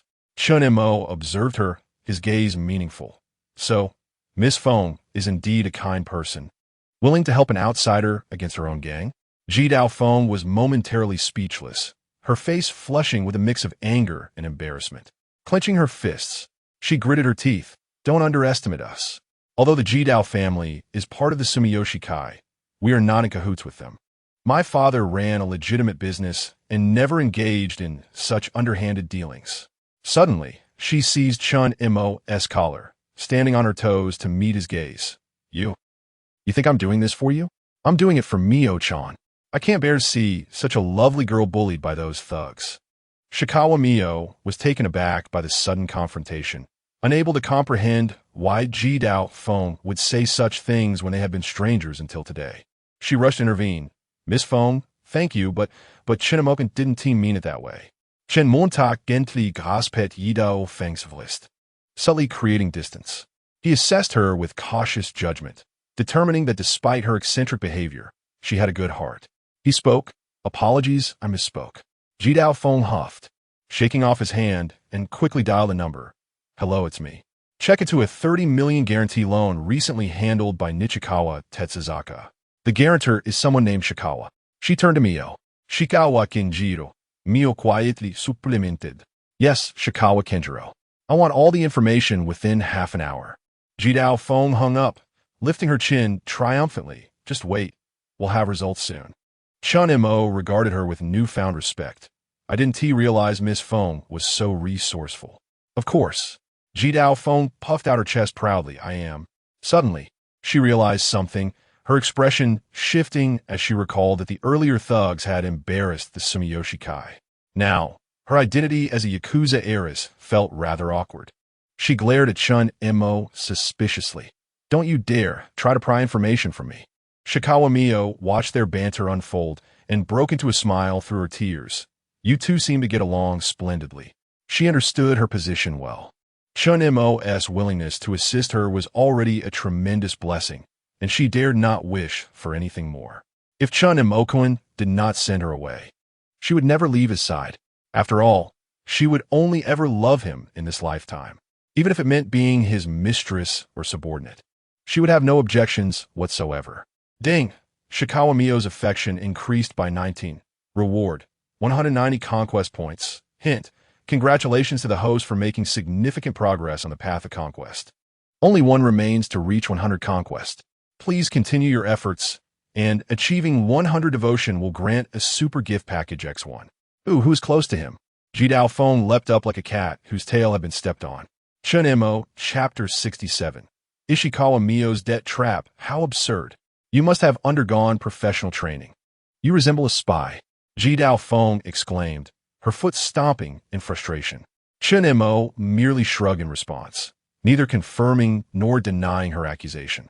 Just as Jidao Feng was about to press further, her phone rang. After the call, her demeanor shifted to one of seriousness. I found something. That loan is indeed problematic. What do you mean? Chen Montak intrigued. The signature of Ishikawa Kenjiro is forged, and the seal was illicitly stamped. The true borrower is a subordinate of Nichikawa Tetsuzaka. They specifically seek out deceased individuals to act as guarantors because some of them purchase substantial insurance, thus leaving behind considerable sums of money. They've already deceived several families. A glint of coldness flashed in Chen Mo's eyes. Is the evidence conclusive?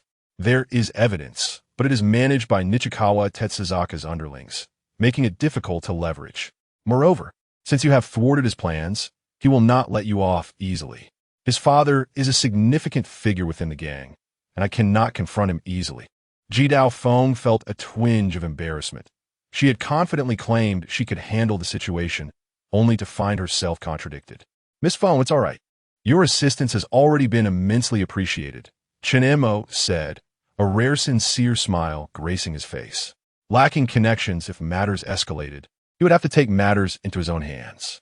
The only recourse would be to pause time and send him to meet his maker. However, he had no intention of escalating the situation to that extent just yet. Jidao Feng, observing Chen Mo's suddenly softened expression, felt her ears flush. Who said you could thank me? She stammered, hurriedly turning her face away. But if you truly wish to resolve this matter, I might have a suggestion. Chen Mo raised an eyebrow, intrigued. Oh, what is it? Jidao Feng glanced around cautiously before lowering her voice. Nichikawa Tetsuzaka has recently been embroiled in a territorial dispute with an organization in Osaka. If you could assist him in this predicament. Chen Mo's expression turned icy. It would be fortunate if I did not provoke him. Why would I serve him? No, that's not it. Jidao Feng quickly waved her hands. I mean, you could pretend to cooperate. With your skills, you could easily infiltrate their ranks, and during a confrontation, amidst the chaos, you could. She mimicked a throat-cutting gesture. Chen Montak chuckled unexpectedly. I didn't realize Miss Feng was so ruthless. Jidao Feng's cheeks flushed. He is a scoundrel, and besides, she hesitated. Actually, my father and his have always been at odds, vying for the next leader of the gang. Chen Montak nodded tactfully. I understand, but... He shifted his tone. I prefer a more direct and expedient approach. Jidao Feng paused, realizing the implication. You're not considering a direct. Chen Mo raised a hand to interrupt her. Miss Feng, let us not speak recklessly. We are law-abiding citizens and do not engage in violence, yet. If Nichikawa Tetsuzaka remains obstinate. Though his words trailed off, Jidao Feng grasped his meaning. Crazy. I merely suggested something, she thought. Yet felt a strange thrill at the thought that Chen Mo might genuinely act on it. It was exhilarating, especially recalling the rush from their earlier reckless driving. Suddenly, Jidao Feng asked, by the way, having helped you so much today, have you thought about how you will repay me? What do you mean? Chen Montak replied, glancing at her lightly. Jidao Feng leaned closer, her youthful fragrance enveloping him. Your driving skills are impressive. Why not teach me how to navigate turns? Chen Mo regarded her bright eyes, taking a small step back. Is that your only request? What's wrong with that? Jidao Feng pouted. Do you have any idea how many times I've fallen while practicing turns? You think it's easy? She recalled how effortlessly Chen Mo maneuvered turns and added. Though it may be easy for you, not everyone possesses your talent. I don't care. I helped you, so you must teach me. Chen Mo couldn't help but smile at her stubbornness. Fine, but only after I finish my matters. Whether you learn or not is entirely up to you. Deal. Jidao Feng clapped her hands in excitement, then suddenly turned serious. Hey, don't think about backing out. I really did you a huge favor. Of course, Chen Mo replied. Nonchalantly, he turned his gaze toward the hospital room. You can entertain yourself. I need to check on Mio and her mother. Wait. Jidao Feng tugged at his sleeve. Annoyance evident. You still haven't given me your contact information. With a sigh, Chen Mo took out his phone and they exchanged line IDs. Jidao Feng gazed at her newly added contact, a smile creeping onto her face. All right, can I go now? Chen Mo asked, glancing at her still grasping his sleeve. With a huff, Jidao Feng released him. Go on, but remember your promise. No backing out or else. She raised a small fist, her expression fierce. As he entered the hospital room, he found Ishikawa Mio by her mother's bedside. Upon seeing Chen Mo enter, she immediately stood. Chen Mo-kun, how is my mother? He lowered his voice. The doctor said the previous surgery was successful and her condition is stable, but she needs to rest. Ishikawa Mio replied, softly, her eyes slightly red and swollen. Just then, a faint call came from the bed. Mio. Mio-chan. Mrs. Ishikawa slowly opened her eyes, her pale face weary and her gaze unsettled. Upon seeing her daughter beside her, she relaxed slightly. Mio-chan, thank goodness you're all right. Those bad people didn't bully you, did they? Mom. Ishikawa Mio grasped her hand. And no. Thankfully, Chen Mo-kun arrived just in time. He helped chase away those bad people. If not for him, at that moment, Mrs. Ishikawa noticed the tall, handsome young man beside her. She struggled to sit up, and Chen Mo quickly stepped forward to support her. Andy, please don't move. The doctor said you need a rest. Mrs. Ishikawa scrutinized the young man before her, her voice hoarse. You must be the one Mio-chan often speaks of. Mom. Ishikawa Mio's face flushed crimson as she hurriedly interrupted her mother. Mrs. Ishikawa smiled knowingly before turning earnestly to Chen Mo. Thank you, Chen Mo-kun. You not only saved Mio-chan and me, but also helped us with the medical expenses. Chen Mo shook his head. Auntie, there's no need for thanks. Mio-chan is a very important friend to me, so it's only right that I help. As he spoke, his gaze inadvertently drifted toward Ishikawa Mio, who was staring down, her ears flushed bright red. Chapter 68. The Lost Ishikawa Mio Misses. Ishikawa observed the interaction between the two and sighed softly. In any case, I'm truly grateful. I have always suspected there was something amiss with that debt. Although my husband died by suicide out of guilt following a failed investment, he should not have left us with debts. Rather, he provided for us through an insurance payout. Yet, those people are brandishing contracts and we. Her voice faltered, choked with emotion. Mio Ishikawa quickly embraced her mother, reassuring her, It's all right, Okayasan. Chen Mo-kun said he would help us resolve this. However, being of an older generation, she was acutely aware of societal realities. The Sumiyoshi-kai has always been a notorious gang in Japan. In her mind, Chen Mo was merely a wealthy foreigner, perhaps only interested in her daughter. Unaware of the true terror posed by the Sumiyoshi-kai, Mrs. Ishikawa looked at Chen Mo with concern. Those people are not to be trifled with. Chen Mo, can you? Aunt, do not worry. Chen Mo responded with a reassuring smile. I have already found evidence proving that contract is a forgery. They will no longer harass you and Mio-chan. Mio Ishikawa widened her eyes in astonishment and asked, Is that true? Chen Mo-kun, how did you? Thanks to Miss Feng's assistance, Chen Mo briefly explained. She discovered that a group led by Hikawa Tetsuzuka specializes in forging guarantees for deceased individuals to commit fraud. Miss Feng? Mrs. Ishikawa inquired, puzzled. Yes, she is. A friend of Chen Mo-kun, Mio replied softly, her tone unexpectedly subdued. The three continued their conversation for a while. Mrs. Ishikawa glanced at the clock on the wall, wishing to create an opportunity for her daughter. She gently patted Mio's hand. Mio-chan, it's getting late. You should return home. The nurses will take care of me. I can manage alone. Mio quickly protested. No, Okayasan. I want to stay with you. Okayasan can manage on her own. Do you wish to trouble Chen Mo-kun, who has helped us so much? Yet, Mio's brows furrowed with worry as her fingers nervously twisted the edge of the hospital bed. Mio-chan. Chen Mo interjected gently. Aunt needs rest now. We will return early tomorrow with some daily necessities and clothing. Mrs. Ishikawa nodded approvingly. Chen Mo-kun is right. Mio-chan, you haven't rested properly these past few days. You're already exhausted, and your dark circles are more pronounced. Though Mio wanted to say more, her mother's gaze silenced her. She complied and stood up, carefully adjusting the blanket around her mother. Then, okay-san, please rest well. If anything happens, do press the call button immediately. Understood. Now go. Mrs. Ishikawa smiled as she watched the two leave. As they exited the hospital room, the corridor lights elongated their shadows. Suddenly, Mio halted, her voice almost a whisper. Chen Mo-kun. Thank you so much today. Chen Mo turned to see her eyes glistening with unshed tears.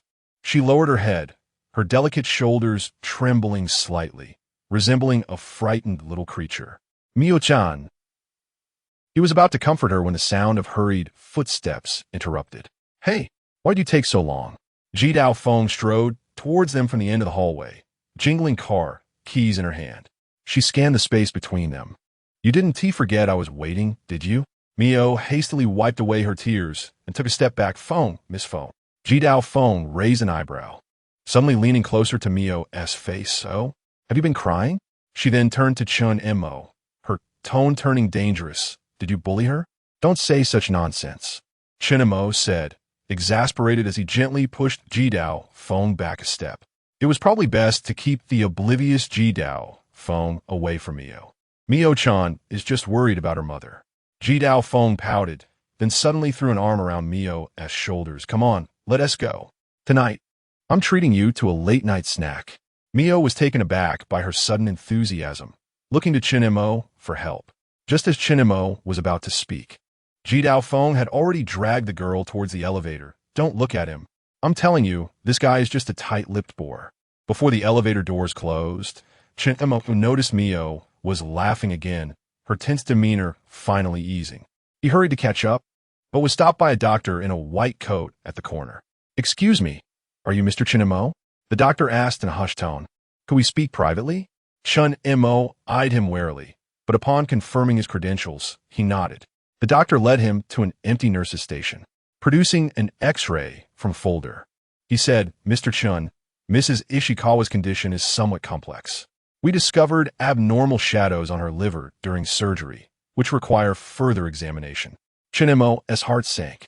What does that mean? It may be a slight rejection of a new organ. The doctor adjusted his glasses. Of course, it requires thorough confirmation. However, considering her financial situation, money is not an issue. Chen Mo interrupted. Please arrange for the best examinations and treatments. The doctor sighed in relief. That's wonderful. I will arrange it immediately. In truth, it was not a significant issue. However, Chen Mo's previous deposit of several tens of millions of yen had stirred quite a commotion in their clinic. This young man clearly was not someone lacking in funds. Yet, since the Ishikawa mother and daughter had discharged themselves early last time, the doctor hoped to keep them longer this time to enhance the hospital's performance. Chen Mo nodded. As he turned, he noticed the elevator doors had already closed. He quickly made his way to the stairwell, where he overheard Jidao Feng's voice echoing from the safety corridor. So you two are really just classmates and friends. Miss Feng, Mio's voice carried a hint of embarrassment. Chen Mo-kun, he is just helping out of kindness. Though she had shared a moment with Chen Mo, she was not a greedy girl. She had refrained from revealing their relationship in front of her mother, perhaps out of her own concerns. Though she felt a twinge of disappointment, she could not burden Chen Mo further. She could play the role of a friend in front of others. Liars. Jidao Feng elongated the word. Just look at how he looks at you. Miss Feng, Mio's voice grew frantic. Please don't joke about that. Chen Mo cleared his throat, deliberately increasing the volume of his footsteps as he descended the stairs. Their conversation abruptly halted. Jidao Feng turned, a mischievous smile on her face, while Mio blushed deeply, nearly burying her face in her scarf. What were you discussing? Chen Montauk feignet ignorance. Girl's secrets. The three reached the ground floor, where a black Toyota Alfred awaited outside the hospital. Jidao Feng swiftly opened the door, pulling Mio in with her, as they climbed into the back seat. Hurry up. I know a fantastic sushi restaurant in Ginza. Chapter 69. Is Nima a minor? Chen Mo observed the exuberant demeanor of Ji Dao Feng and, with a resigned shake of his head, took his seat in the passenger side of the Alfred. The life of this wealthy young lady was indeed enviable, constantly accompanied by bodyguards and chauffeured wherever she went. The car glided smoothly through the twilight of Tokyo. Ji Dao Feng enthusiastically recounted the details of a sushi restaurant, while Ishikawa Mio sat quietly beside them, occasionally stealing glances at Chen Mo. By the way, Mio-chan, Ji Dao Feng suddenly turned her head, a mischievous grin on her face. What kind of sushi do you like? I can eat anything. Ishikawa Mio replied in a flustered manner. Don't be so reserved. Ji Dao Feng patted her shoulder. After today's events, we can consider ourselves friends. Ishikawa Mio nodded appreciatively, a faint smile finally gracing her lips. Chen Mo, through the rearview mirror, watched the interaction between the two girls, feeling a slight sense of relief. Before long, they arrived at Ginza, where Ji Dao Feng led them confidently into a discreetly opulent sushi restaurant. The restaurant's owner clearly recognized her and greeted her warmly. Miss Feng, you've arrived. Is it the usual spot? Of course. Ji Dao Feng shot a proud glance at Chen Mo, as if to flaunt her territory. The three were escorted to a private room, where Ji Dao Feng expertly ordered an array of high-end ingredients and specifically requested a cup of hot tea for Ishikawa Mio. Mio-chan, you don't look so well. Have some warm tea to help you feel better, she said with rare consideration. Ishikawa Mio, taken aback, accepted the teacup. Tea, thank you, Miss Feng. Just call me Feng. Ji Dao Feng waved her hand dismissively. For now on, we're friends. Chen Mo raised an eyebrow, surprised by this side of the heiress. The sushi was soon served, and Ji Dao Feng eagerly picked up a piece of fatty tuna and stuffed it into her mouth. This is delicious. You too must try it. Ishikawa Mio cautiously picked up a piece, took a gentle bite, and her eyes lit up. It's really so good. Chen Montak, observing her expression, couldn't help but chuckle and joined in the tasting. During the meal, Ji Dao Feng animatedly shared stories of her street racing escapades, occasionally eliciting soft giggles from Ishikawa Mio. The atmosphere gradually became more congenial. By the way, Chen Mo, Ji Dao Feng suddenly set down her chopsticks, her expression turning serious. About the situation with Nichikawa Tetsuzaka, are you really not considering my proposal? Upon hearing that name, Ishikawa Mio visibly stiffened. Chen Mo glanced at her and said calmly, I will handle this matter. You need not worry. But, Ji Dao Feng began, but Chen Mo silenced her with a look. Ishikawa Mio lowered her head, gripping the edge of her clothing tightly. Chen Mo-kun, is it troublesome? After a moment of silence, Chen Mo gently patted her shoulder. Trust me, all right? Ishikawa Mio looked up into his steadfast gaze and eventually nodded. Ji Dao Feng observed their interaction, pursing her lips but refraining from further comment. After dinner, Ji Dao Feng insisted on escorting the two home. Where do you live, Mio-chan? Let me take you back first. At that moment, a bodyguard nearby abruptly broke the mood. Miss, it's almost midnight. The master has instructed that if you are not home by 12. Ji Dao Feng waved her hand impatiently. Enough. Can't you see I'm taking my friends home? The bodyguard hesitated but persisted, but the master said, Shut up. Ji Dao Feng glared at him, then turned to Ishikawa Mio with an apologetic smile. Mio-chan, I am sorry.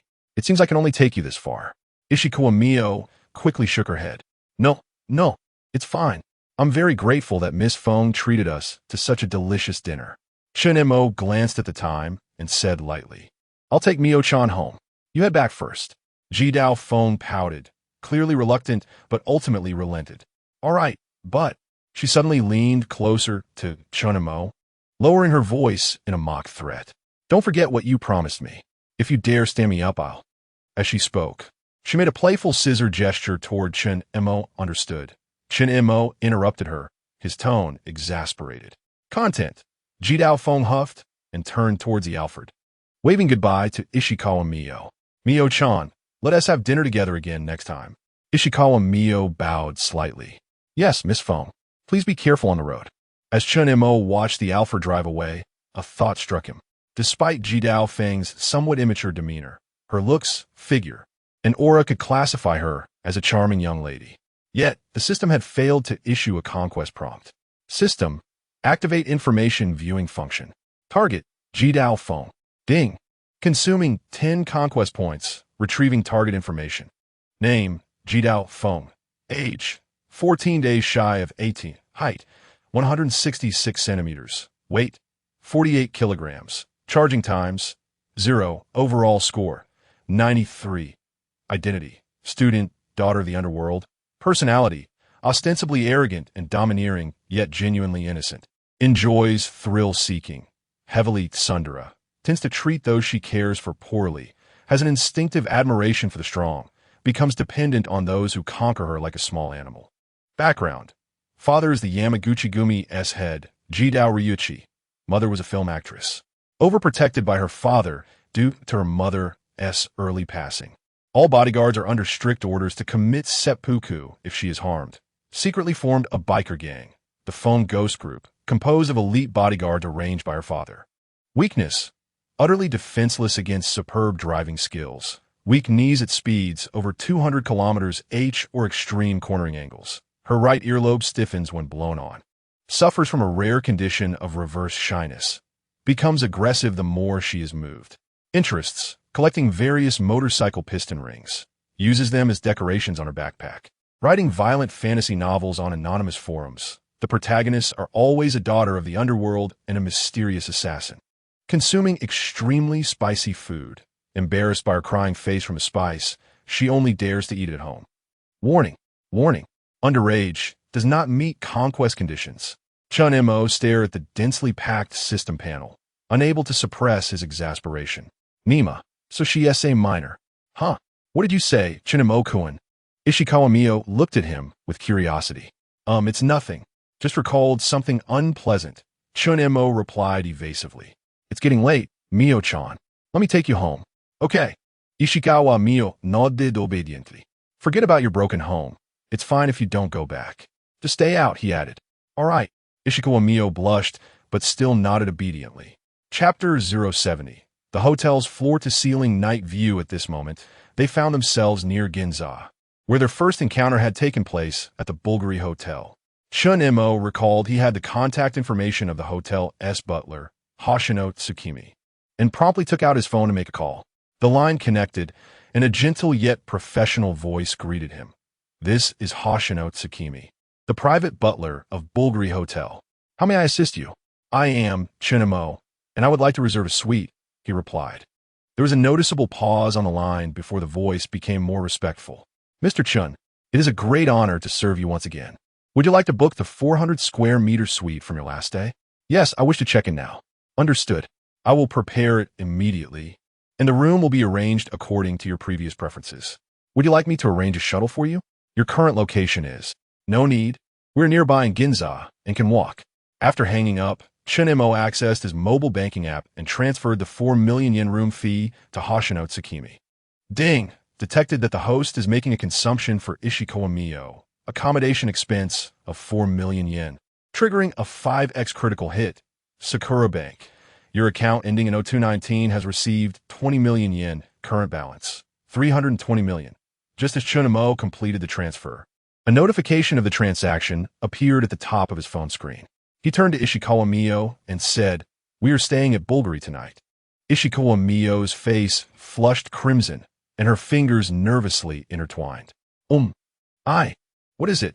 And nothing. She mumbled, lowering her head, her voice barely audible. I just remembered last time. Chen Mo chuckled softly and naturally took her hand. Let us go.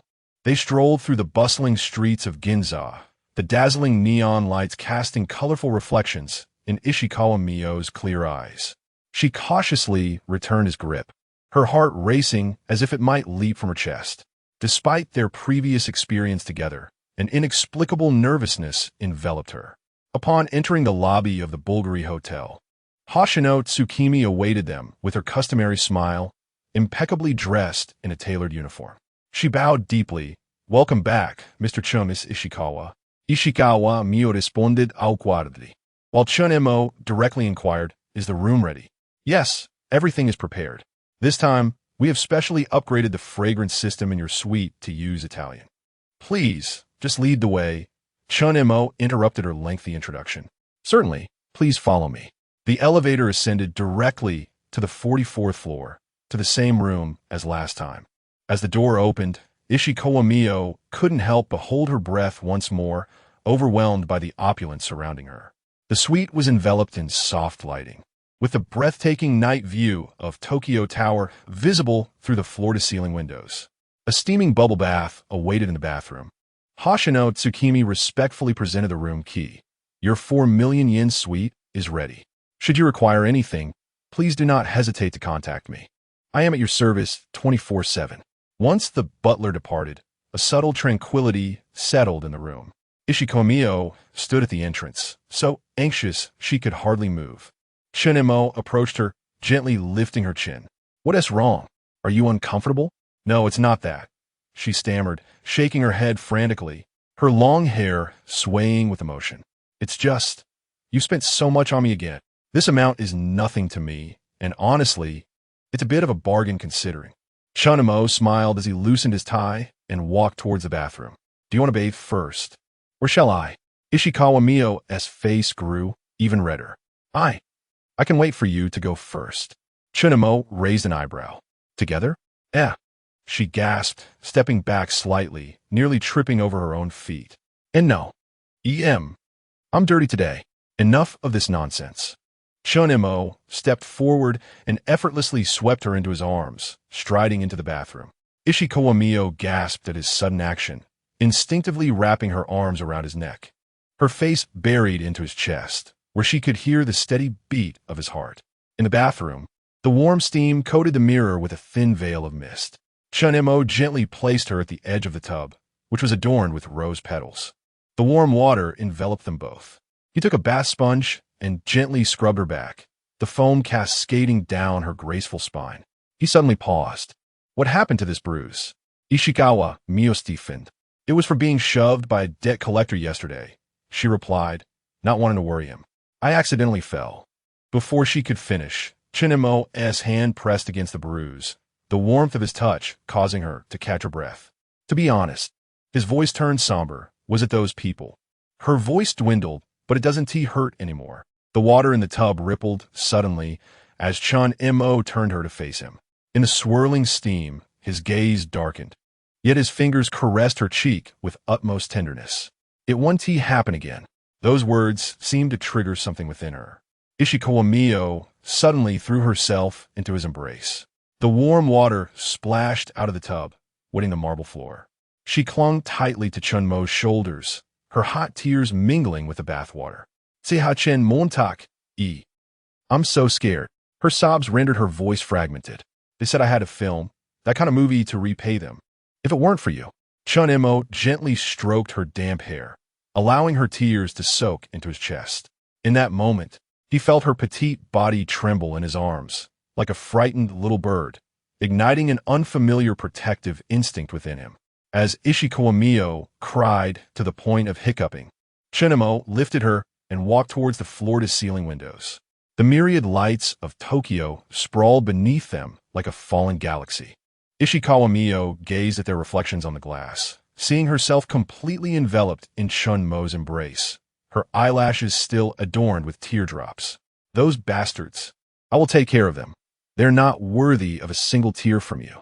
Ishikawa Mio looked at the distant twinkling Tokyo Tower, suddenly realizing that the darkness which once terrified her felt trivial, like dust, in this moment. The night view of Tokyo was breathtaking. Chapter 071. Purchasing expensive supplements the following morning, sunlight streamed through the curtains, illuminating the disheveled studio apartment. Chen Mo's delightful dream came to an abrupt end. He tossed aside the covers, revealing 2 pairs of eyes locked in a gaze, each reflecting contrasting emotions. Chen Mo's profound eyes fixated on the flustered yet utterly charming expression of Ishikawa Mio. A mischievous grin adorned his face, while Mio's cheeks flushed crimson, wishing for nothing more than to disappear into a crevice of the earth. Her eyes brimmed with panic and embarrassment as she stammered, I just woke up observing her helplessness. Chen Mo could not suppress a chuckle. He reached out, gently pinching her rosy cheek, elongating his tone playfully. Oh, so that is how it is. Such teasing only deepened Mio's embarrassment, prompting her to burrow beneath the covers.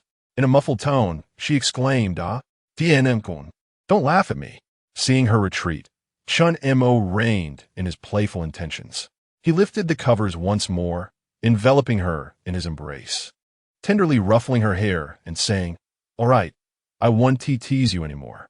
It was only then that Mio slightly raised her head, her glistening eyes searching Chen Mo's as she asked, Chen Mo-kun, do you think I'm a bad girl? Do you dislike me?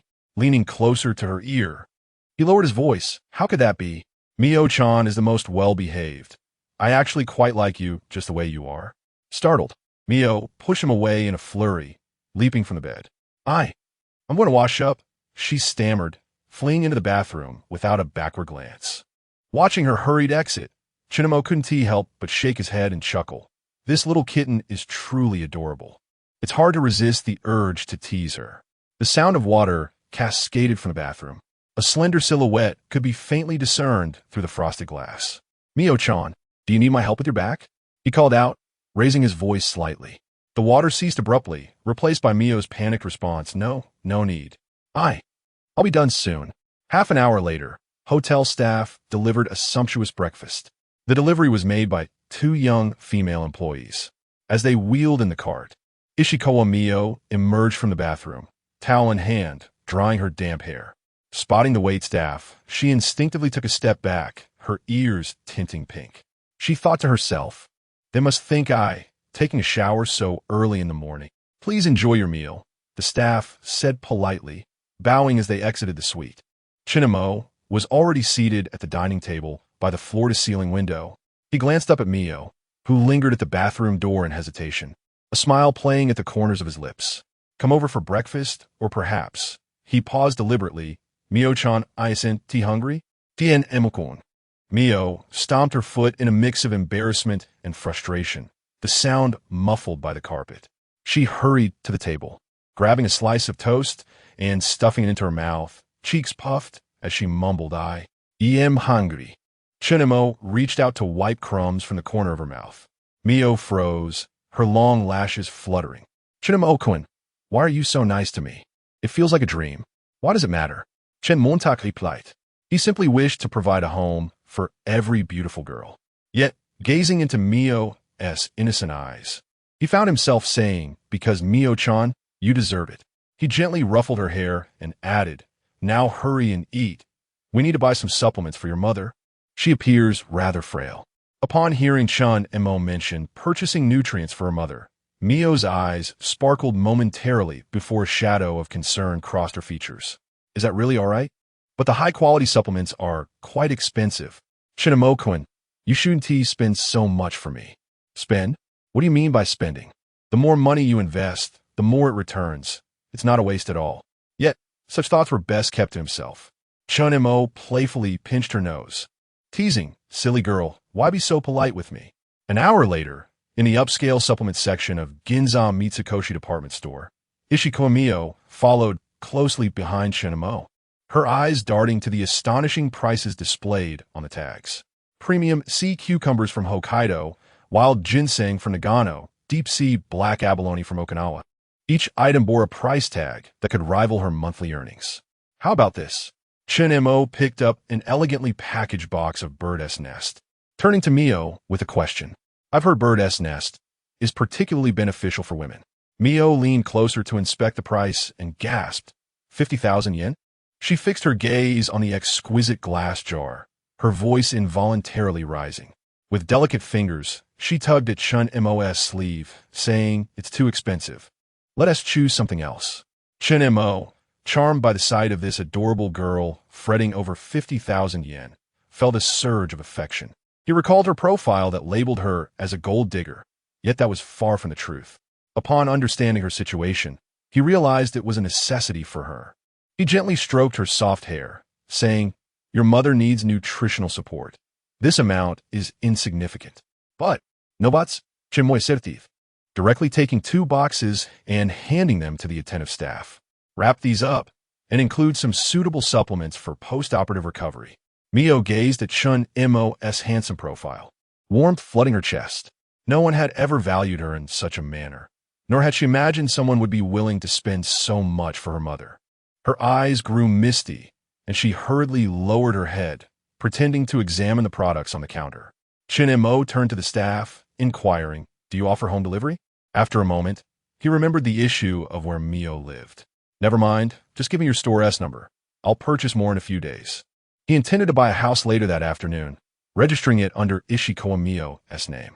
Wouldn't he that mean a substantial sum of money would soon be deposited? The mere thought of it brought him delight. Okay, here is the refined version of the text you provided. Chapter 072. Yuki Murakami, the number 2 cash cow, subsequently. At Shiakawa Mio's urging, Chen Mo procured a plethora of nourishing supplements. Sea cucumbers, abalones, and ginseng were all meticulously wrapped by the shop assistant. Just as the clerk was packaging the items, a feminine voice echoed from behind them. "Mio-chan?" Upon hearing the familiar intonation, Shiakawa Mio's body stiffened. She pivoted slowly. Standing a few meters away was the person she least desired to encounter in Chen Mo's presence. Yuki Murakami, a colleague from the companion service. They were of similar age, but Yuki Murakami, having entered the industry earlier, served as her mentor.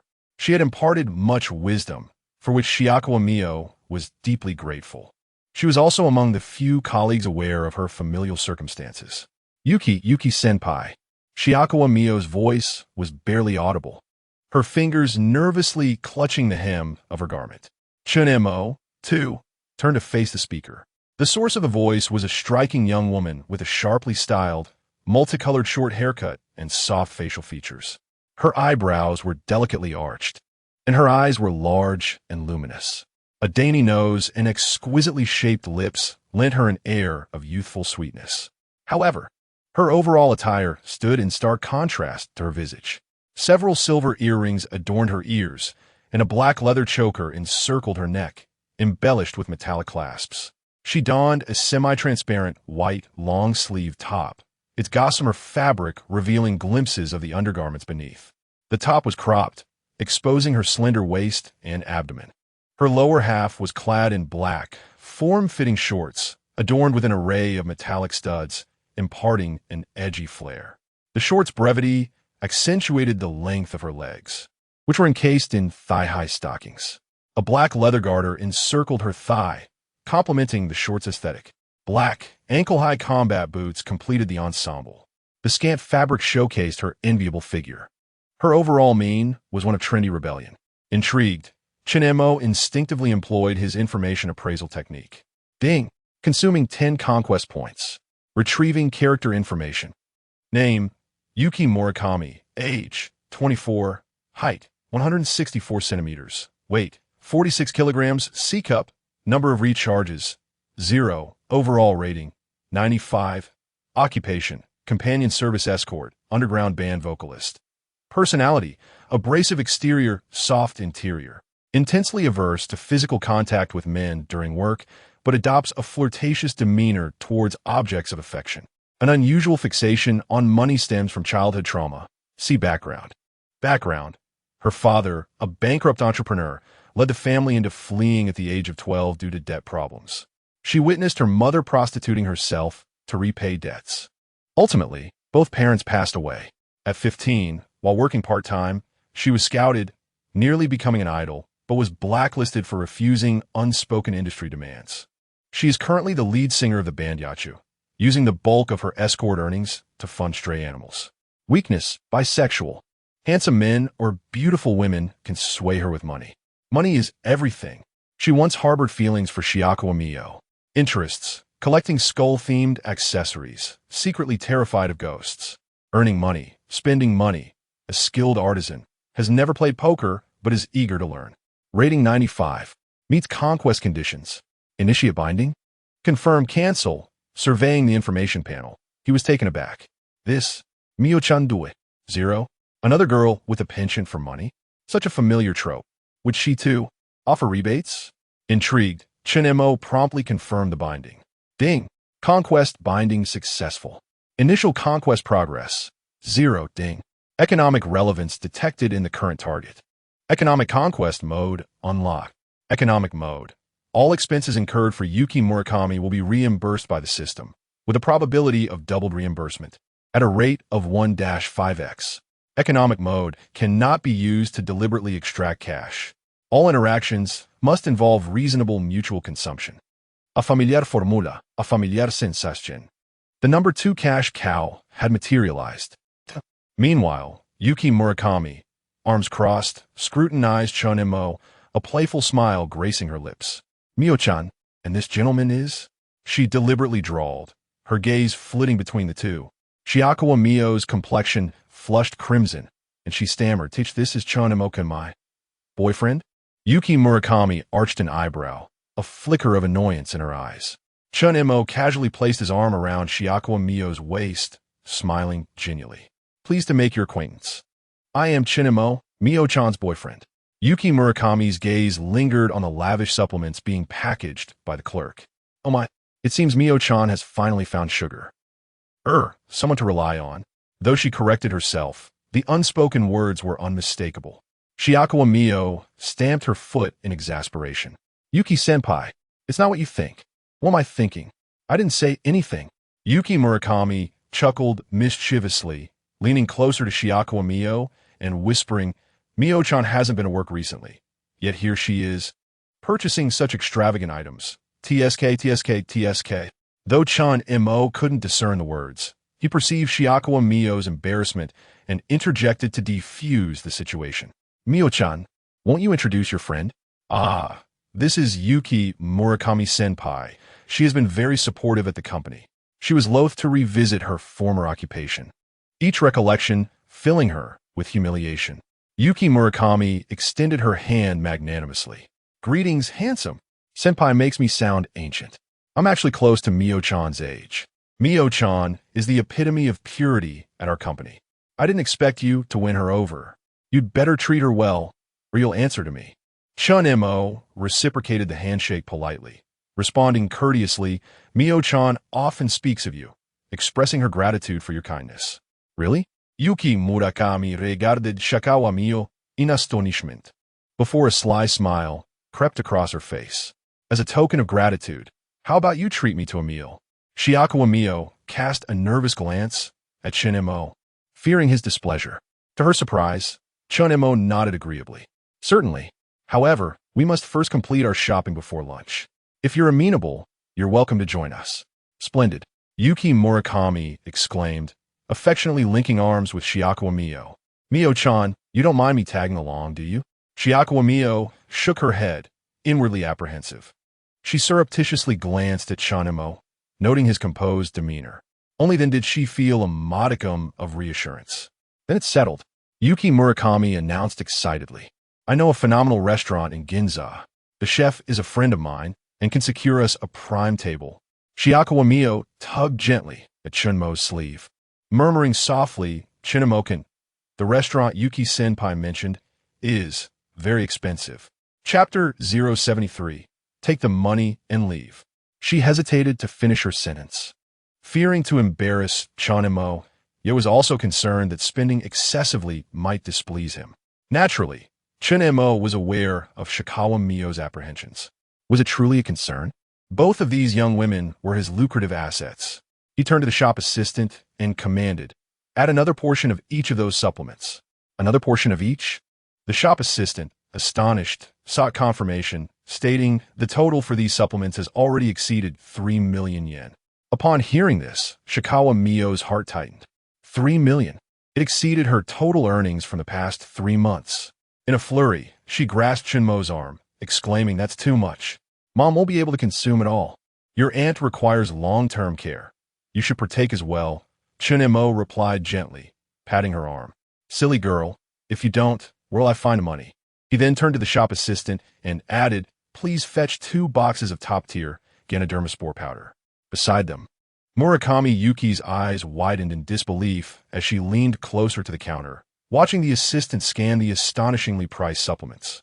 When the final total displayed as 518, 500 yen, she couldn't help but exclaim, "Wow, Mio-chan, your boyfriend not only looks handsome, but is also incredibly wealthy." Truly a golden son-in-law. She said this half-jokingly, yet there was a glimmer of comfort and envy in her gaze, knowing that both she and Mio were similarly unfortunate girls. With a flush of embarrassment, Shikawa Mio, who had intended to look down, stubbornly replied, Chen Mo is a wonderful person, not some golden son-in-law. Yuki-senpai, please refrain from saying that. Hey, I am sorry. Mio-chan, you know I speak my mind. I didn't mean it that way. Murakami Yuki playfully stuck out her tongue, making a face. Chen Mo chose to remain silent, allowing the two financial treasures to interact, while he effortlessly produced his bank card to settle the bill, as if the 5 million yen were mere pocket change. The shop assistant accepted the card with both hands, skillfully operating the POS machine, the sound of the receipt printing echoing distinctly in the quiet boutique. Ding, detected that the host is spending on Shikawa Mio. Shopping expense of 5 million yen. Triggering quadruple critical hit. Sakura Bank. Your account ending in 0219 has received 14 million yen. Account balance, 330 million. After completing the transaction, the assistant returned the card with both hands, inquiring respectfully, esteemed guest, would you like delivery service? Please send it to this address. Chen Mo nodded, jotting down the information of Shikawa Mio's mother's hospital. Then turning to her, he suggested, let us send the supplements first and then have a meal before visiting.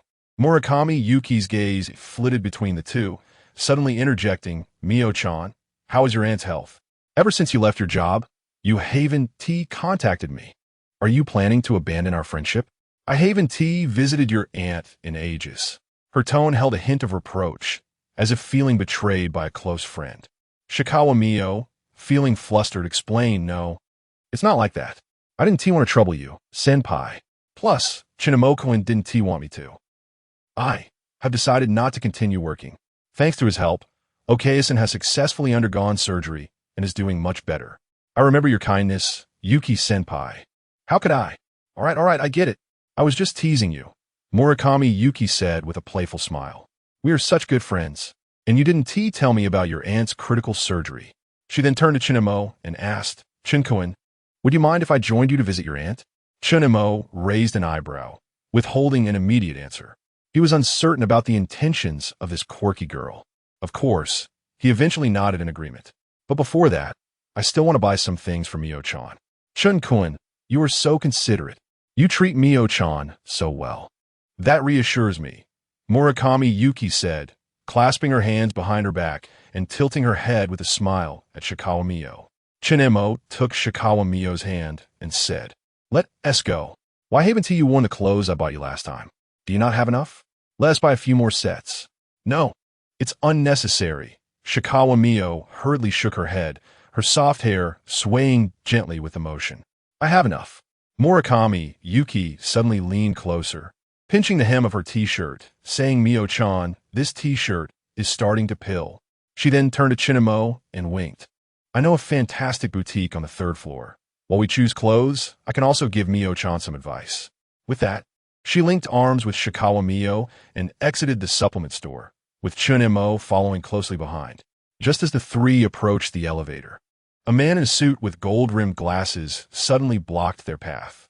Miss Yuki, the man adjusted his glasses, his tone tinged with displeasure. Our appointment was at 10 o'clock. It is now 10:30. What are you doing here? Murakami Yuki's smile instantly vanished. Mr. Ito, I had an unexpected matter. I must temporarily suspend my rental girlfriend service. Unexpected matter? The man, identified as Ito, scoffed, his gaze sweeping over Chen Mo and Shikawa Mio. So your unexpected matter refers to accompanying this couple on a shopping spree? Is the issue of the breach of contract no longer relevant? His tone dripped with sarcasm, lingering on Chen Mo's appearance, which suggested he was a wealthy heir, before shifting to Shikawa Mio, whose inexpensive attire drew a flicker of disdain in his eyes. This young lady looks somewhat familiar. Oh, I remember now. She is an employee from the Sweet Companion rental service. What? Now you're trying to hook a rich heir? Shikawa Mio's complexion turned pale, her grip on Chen Mo's hand tightening unconsciously. Noticing her trembling, Chen Mo's expression hardened. Who let this dog bark here? He stepped forward protectively, positioning himself in front of the two women. Mind your language. Ito, agitated, felt a vain throb on his forehead. What? Did I say something wrong? These rental girlfriends are just in it for a few coins. Slap. The sharp sound of a slap echoed through the mall corridor as Murakami Yuki retracted her reddened hand, her eyes ablaze with fury. Get lost. Our contract is canceled. I will pay the breach fee. Ito, clutching his face in disbelief, exclaimed, You actually dared to hit me? You are just a dirty woman selling her body. Who do you think you were to strike me? In a fit of rage, he raised his hand. But just as it was about to descend, Chen Mo seized his wrist with a firm grip. Hitting a woman? His gaze was icy. Try it. Ito winced in pain, his face paling as he pleaded, Let go. Do you know who I am? I don't care who you are. Chen Mo forcefully pushed him back, causing Ito to stagger several steps, nearly losing his balance. A crowd had gathered to witness the spectacle, and Ito, unable to save face, straightened his crooked tie, his face turning a dark shade of anger. Very well, Murakami Yuki. Expect to receive a lawyer's letter, and you too as well. Shut up. Chen Mo pulled out his wallet and threw a stack of yen at him. You're referring to the breach fee? Take the money and leave. Brown yen notes, each worth 10,000, fluttered down to the ground. Chapter 074. Two money trees generating wealth swiftly, it trembled with rage, yet dared not approach, merely casting a fierce glare at the three before begrudgingly picking up the fallen yen from the ground. He walked away dejectedly, muttering inaudibly, Foolish people with plenty of money, do not think this matter is settled. I shall not let you escape the penalty for breach of contract. Once he had collected the money and distanced himself from Chen Mo, he venomously declared, Murakami Yuki, you lowly wretch of an occupation. I will lodge a complaint against you at your company. Await your fate. Do not think you will continue in this job. Murakami Yuki stood frozen, her eyes reddening. Sensing her distress, Ishikawa Mio rushed to embrace her. Yuki-senpai, I'm Fine. Murakami Yuki managed a strained smile. Though its words were harsh, they struck deep. As rental girlfriends, they were accustomed to being looked down upon and misunderstood. Nevertheless, her inner strength soon reigned, and she turned to Chen Mo, suddenly bowing in gratitude. Thank you, and I apologize for the trouble I caused you. Chen Mo waved his hand dismissively. Such people are not worth your concern. Come now, weren't we going to buy some clothes? He deliberately shifted the topic to lighten the mood. Murakami Yuki looked at him gratefully, quickly regaining her cheerful demeanor. Yes. I know a shop with skirts that would suit Mio-chan perfectly. The trio ascended to the 4th floor, entering a boutique. Murakami Yuki seemed to transform, as if the earlier incident had never occurred, enthusiastically guiding Ishikawa Mio through the racks. This one and this one. Mio-chan, you must try these. She thrust several skirts into Ishikawa Mio's arms. Ishikawa Mio, flustered, exclaimed, Yuki-senpai, this is too much. Hurry now, your boyfriend is quite wealthy. What are you worried about?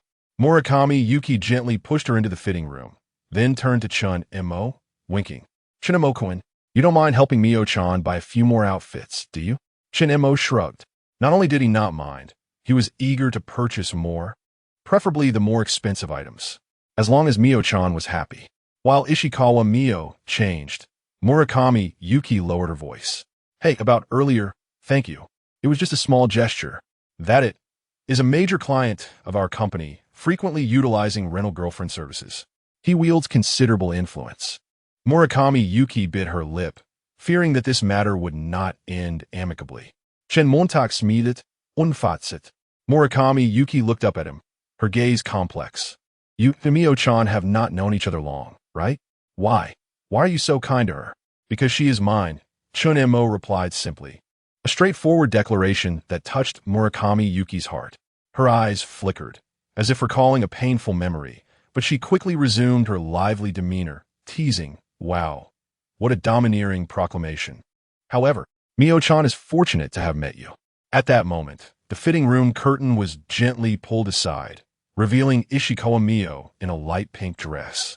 Stepping out shyly, the hem danced with her movements, accentuating her snow-white complexion. Does it look good? She asked, her head lowered, fingers nervously entwined. Chen Mo's eyes lit up.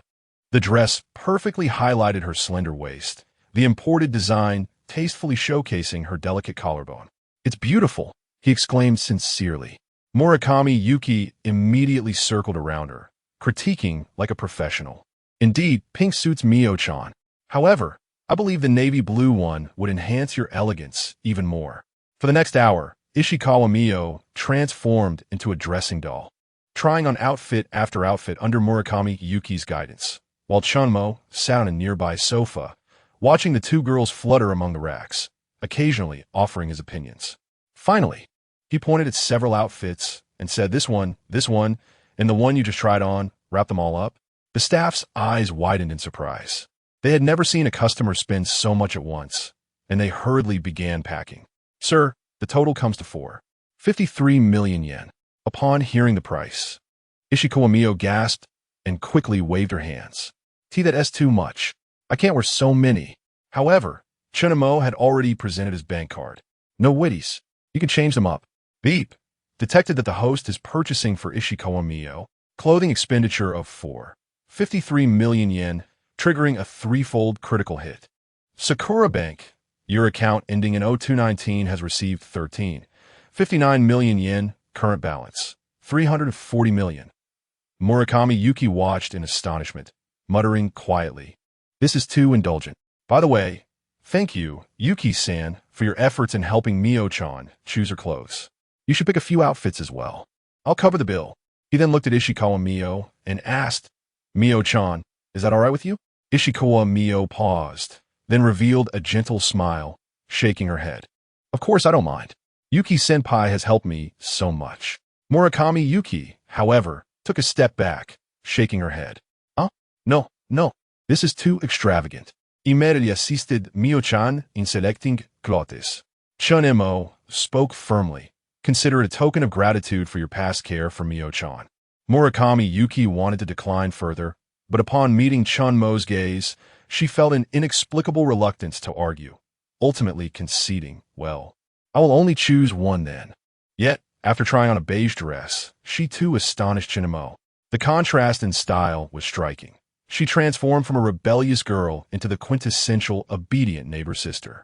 Chen Mo directly instructed the staff, this one, and the previous few she tried on, wrap them all up. The staff beamed widely, their smiles radiant. Very well, sir. As Murakami Yuki exited the fitting room, she was momentarily stunned. Wait, those clothes add up to over 2 million yen. Chen Montak Laukit. A trivial sum compared to your past kindness towards Mio-chan. Ishikawa Mio stepped forward, grasping Murakami Yuki's hand gently. Yuki-senpai, please accept this, considering how you have taken care of me. Ishikawa Mio was a sensible girl. Though she appeared somewhat fragile, her heart was astute, already concocting a grand scheme. Murakami Yuki's eyes glistened with unshed tears. After years of navigating society alone, she had never encountered a man like Chen Mo, someone willing to spend money on her without ulterior motives. She bowed once more, saying, thank you. I will not be polite. Chen Mo nodded at the staff. All right, please proceed with the packing. Initially, the staff had thought this additional order would dampen their spirits, but now, with the transaction successfully completed, their smiles returned in full bloom. Certainly, sir. I will wrap this up for you right away. The staff worked swiftly, their hands moving almost like a blur. It seemed as though the order would vanish within a mere few seconds. After executing a series of smooth and seamless maneuvers, I presented my bank card and receipt with a deep bow, offering them to Chen Mo. The total for this lady's attire amounts to 6 million yen. It has been meticulously packaged. We sincerely appreciate your patronage at our establishment. Chime. Monitoring indicates that the host is making a purchase from Murakami Yuki. Clothing expenditure of 6 million yen has triggered a quintuple bonus. Sakura Bank. Your account ending in 0219 has received a transfer of 13 million yen. Current account balance, 350 million. Chen Mo gazed at the two transaction notifications on his phone, his spirits lifted considerably. The two money trees were indeed a swift means of generating wealth.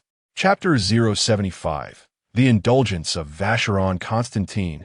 Chen Mo contentedly tucked away his phone, his gaze drifting to the two distinctly styled beauties before him, a smile unconsciously gracing his lips. Ishikawa Mio, adorned in a newly purchased pink dress, appeared gentle and sweet. While Murakami Yuki had transformed her rebellious girl persona into that of a charming neighbor in a beige dress, the contrast striking. Upon exiting the clothing store, Murakami Yuki held a delicate shopping bag, her steps light as if she were walking on clouds. Occasionally, she stole glances at Chen Mo's profile, her mind racing with thoughts of his unexpected generosity. Where shall we go next? She whispered to Ishikawa Mio, her eyes sparkling as they lingered on Chen Mo. Chen Mo gestured towards the mall's directory, declaring, "Let us visit Vacheron Constantin." Vacheron Constantin. Murakami Yuki gasped, realizing it was a brand of exorbitantly priced Swiss watches. Although Ishikawa Mio was not well-versed in luxury brands, she could tell from her senior's reaction that the prices were indeed staggering. She gently tugged at Chen Mo's sleeve, saying, "Chen Mo-kun, weren't we supposed to go for a meal? Let us check out the watches first," he replied, squeezing her soft palm reassuringly. Moments latte. The elevator whisked them directly to the 5th floor, the luxury goods section. The Vacheron Constantin boutique exuded opulence, with watches displayed in the windows glinting under the spotlight's cold illumination.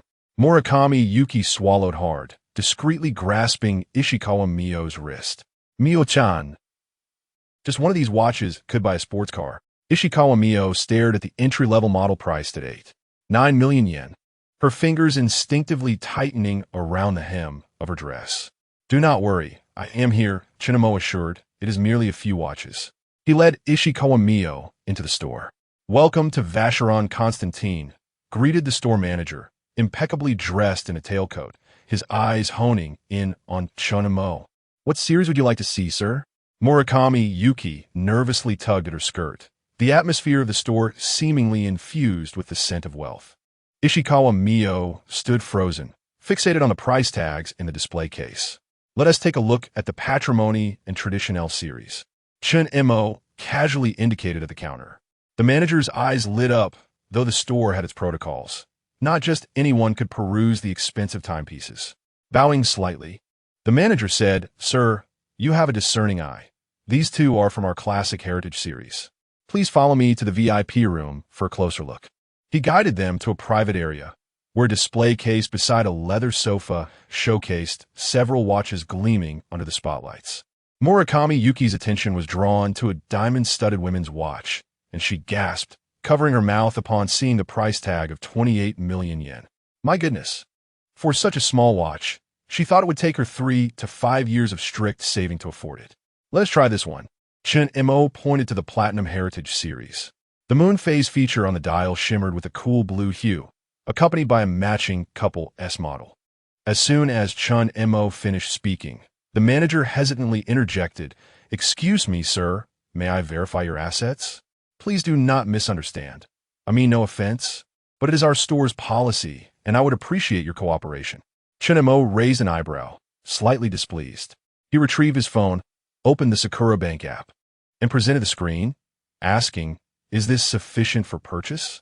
The manager, seeing the balance of over 350 million yen, was taken aback. This young man possessed remarkable financial resources. However, it did not astonish him entirely, as he had encountered many wealthy clients during his tenure at Vacheron Constantin. "Please forgive the interruption. I will fetch the watch for you right away," the manager said politely. Chen Mo nonchalantly returned the phone to his pocket, his gaze falling upon a solitary display at the center of the case.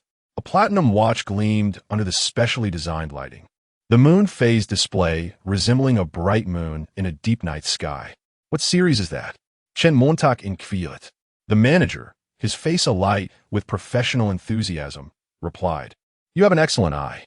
This is our legendary decoration from the Artisan Loft series, limited to just 8 pieces worldwide, featuring a 950 platinum case and a new 2260 manual winding movement." As he spoke, he donned white gloves and unlocked the bulletproof glass display case, carefully retrieving the watch. The dial employs grand faux enamel craftsmanship, and the moon phase display is inlaid with genuine meteorite fragments. Observe the Maltese cross on the crown. Chen Mo took the watch, feeling its substantial weight in his palm. He effortlessly clasped it onto his wrist, the cold touch of platinum contrasting delicately with his skin. "What is the price?" he asked, The manager inclined slightly, 120 million yen, tax included. Due to its limited nature, it requires a 3-month advance reservation, but if you are certain about your purchase, we can make an exception and reserve it for you. Chen Mo rotated his wrist, admiring the watch's dial under the light. What can a wealthy man do? Perhaps indulge in a few watches and flaunt a few luxury cars. Having been preoccupied with tasks and conquests, he had yet to enjoy his newfound wealth. Gazing at the watch on his wrist, his satisfaction grew. It was a modest price, no need to hold back. He decided, I want this one. I will take it now. The VIP room fell silent, the sound of a pin dropping audible. Ishikawa Mio covered her mouth, her eyes wide with disbelief. 120 million yen. That was more than her total earnings from a decade of working at the girlfriend rental company. Instinctively, she grasped Chen Mo's sleeve, fearful of wrinkling the exquisite fabric, her fingers trembling slightly. Murakami Yuki's reaction was even more visceral. She gasped, accidentally bumping her high heel against the coffee table leg, producing a loud thud. Flustered, she hastily apologized, her cheeks flushed with embarrassment and shock. The manager maintained his composure, his professionalism unwavering.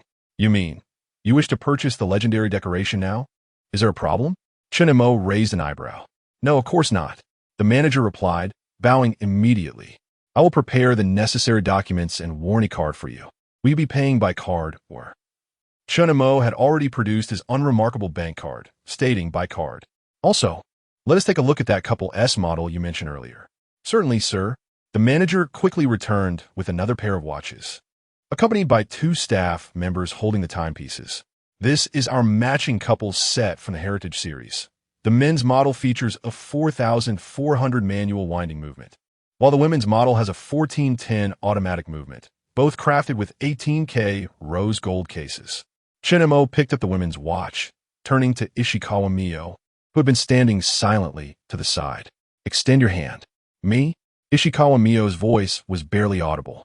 She instinctively glanced at the price tag, which read 36 million yen. Chapter 76. Why are there so many fools today? The number rendered her momentarily dizzy. Are there any other ladies here? Chen Mo chuckled, already grasping her slender wrist. Ishikawa Mio's wrist was delicate, her fair skin revealing faint blue veins beneath. The instant the rose gold watch clasped onto her wrist, it seemed to envelop her in a warm glow. Not bad. It suits you perfectly, Chen Mo remarked, examining it closely. His fingers inadvertently brushed over her pulse point, feeling its rapid rhythm. Ishikawa Mio glanced down at the watch on her wrist. 36 million. This could buy a house in the suburbs. A sudden addition of a miniature apartment on her wrist left her bewildered. Tears welled in her eyes. Throughout her life, aside from her mother, no one had ever treated her so kindly. The days of being bullied by clients at the rental agency and ostracized by colleagues. The times when she forced herself to smile to cover the burden of medical bills suddenly felt distant. Chen Mo-kun, this is too precious. I cannot. Her voice choked with emotion. If I say you can, then you can. Chen Mo interrupted her, turning to the store manager. I'll take this pair as well. Murakami Yuki, sitting nearby, looked on with envy that nearly materialized. Yet she quickly composed herself, smiling at Ishikawa Mio. Mio-chan, be sure to thank Chen-kun. This watch matches you perfectly. At that moment, Ishikawa Mio could no longer hold back her tears. She bowed deeply, her voice trembling. Thank you, Tianmun. I will cherish it. Chen Mo gently patted her shoulder and turned to the manager. Please process the payment. The manager accepted the credit card with trembling hands. After 10 years in this store, he had never encountered such a generous customer. Wealthy patrons existed, but they typically scrutinized every detail, often reserving items for later. This was the first time he witnessed a scenario akin to a scene from a drama, where a domineering CEO gifts his girlfriend. Ding! Detected that the host is making a purchase for Ishikawa Mio. Watch purchase of 36 million yen triggers a 5-fold rebate. Sakura Bank. Your account ending in 0219 has received 180 million yen. Current balance, 380 million. Hearing the series of notifications on his phone, Chen Mo's lips curled into a slight smile. He didn't even need to look. He knew the cashback was being credited. The sensation of money multiplying as it was spent felt quite satisfying. Murakami Yuki stared in disbelief as Chen Mo casually swiped away 156 million yen, feeling as though she'd fallen into a dream. Initially, she had been angry that Shikawa Mio was with Chen Mo because she too had feelings for Mio-chan. However, upon getting to know Chen Mo, she found him not only handsome but wealthy, concluding that Mio-chan was indeed fortunate. Eventually, Chen Mo generously gifted her several million yen worth of clothing, stirring a bittersweet feeling within her. Now, witnessing Chen Mo's immense wealth, an unfamiliar sensation surged within her. Gurgle. Suddenly, Murakami Yuki's stomach growled, leaving her embarrassed and frozen in place. The conversations in the VIP room fell silent, and all eyes turned toward her. The seasoned store manager quickly instructed his staff, "Bring some snacks for these guests." Overwhelmed with shame, Murakami Yuki wished to disappear on the spot. She hurriedly waved her hands. "No, it's not necessary." Understanding, Shikawa Mio linked her arm with Yuki and asked, "Yuki-senpai, did you leave home without breakfast again?" They had previously worked together, and a bond of mutual understanding had formed, with Yuki imparting many small work tips to her. For instance, before receiving a contract, it was wise to skip a meal, allowing for a complimentary meal during a date. In Japan, social dining between men and women typically involved splitting the bill, but that was not the case for rental girlfriends. Dining together meant the client would cover the cost. Murakami Yuki's response was barely audible. Chen Montak interjected, "Let us go eat now that the watch is purchased. I promise to treat your senpai to a meal." "Okay." Shikawa Mio nodded sweetly. Just as the three were preparing to leave, the manager personally delivered the exquisitely packaged watch box to the entrance, bowing deeply. "Thank you for your patronage, Mr. Chun. We welcome you to visit again." Once in the open air, Murakami Yuki's spirits lifted. Gazing at the shimmering shopping bag in the sunlight, she suddenly chuckled. "Mio-chan, you're wearing half a condo on your wrist now." Shikawa Mio quickly covered the watch with her other hand, her face reddening like a ripe apple. Just as Chen Mo was about to tease them, a greasy voice interrupted from behind. "Yuki-chan? What a coincidence." They turned to see a man in a flashy pink suit with slicked back hair striding toward them, a gold chain adorning his neck, and a Rolex on his wrist that gleamed blindingly in the sunlight. Murakami Yuki's expression instantly turned cold. "President Sato, please call me Miss Murakami." Sato Kina was unfazed, his greedy gaze sweeping over Yuki. "I heard you received a complaint from a client. Why not come work for me as a secretary? I assure you, you'll learn more than you do now." As he reached out to place a hand on Yuki's shoulder, Chen Mo stepped in front of her, causing Sato's hand to awkwardly hover in midair. "Who are you?" Sato frowned, sizing Chen Mo up. Upon seeing the platinum watch on his wrist, his pupils constricted. Murakami Yuki seized the opportunity to hide behind Chen Mo. "This is Mr. Chun, my friend." Sato quickly adjusted his demeanor, producing a gold-embossed business card.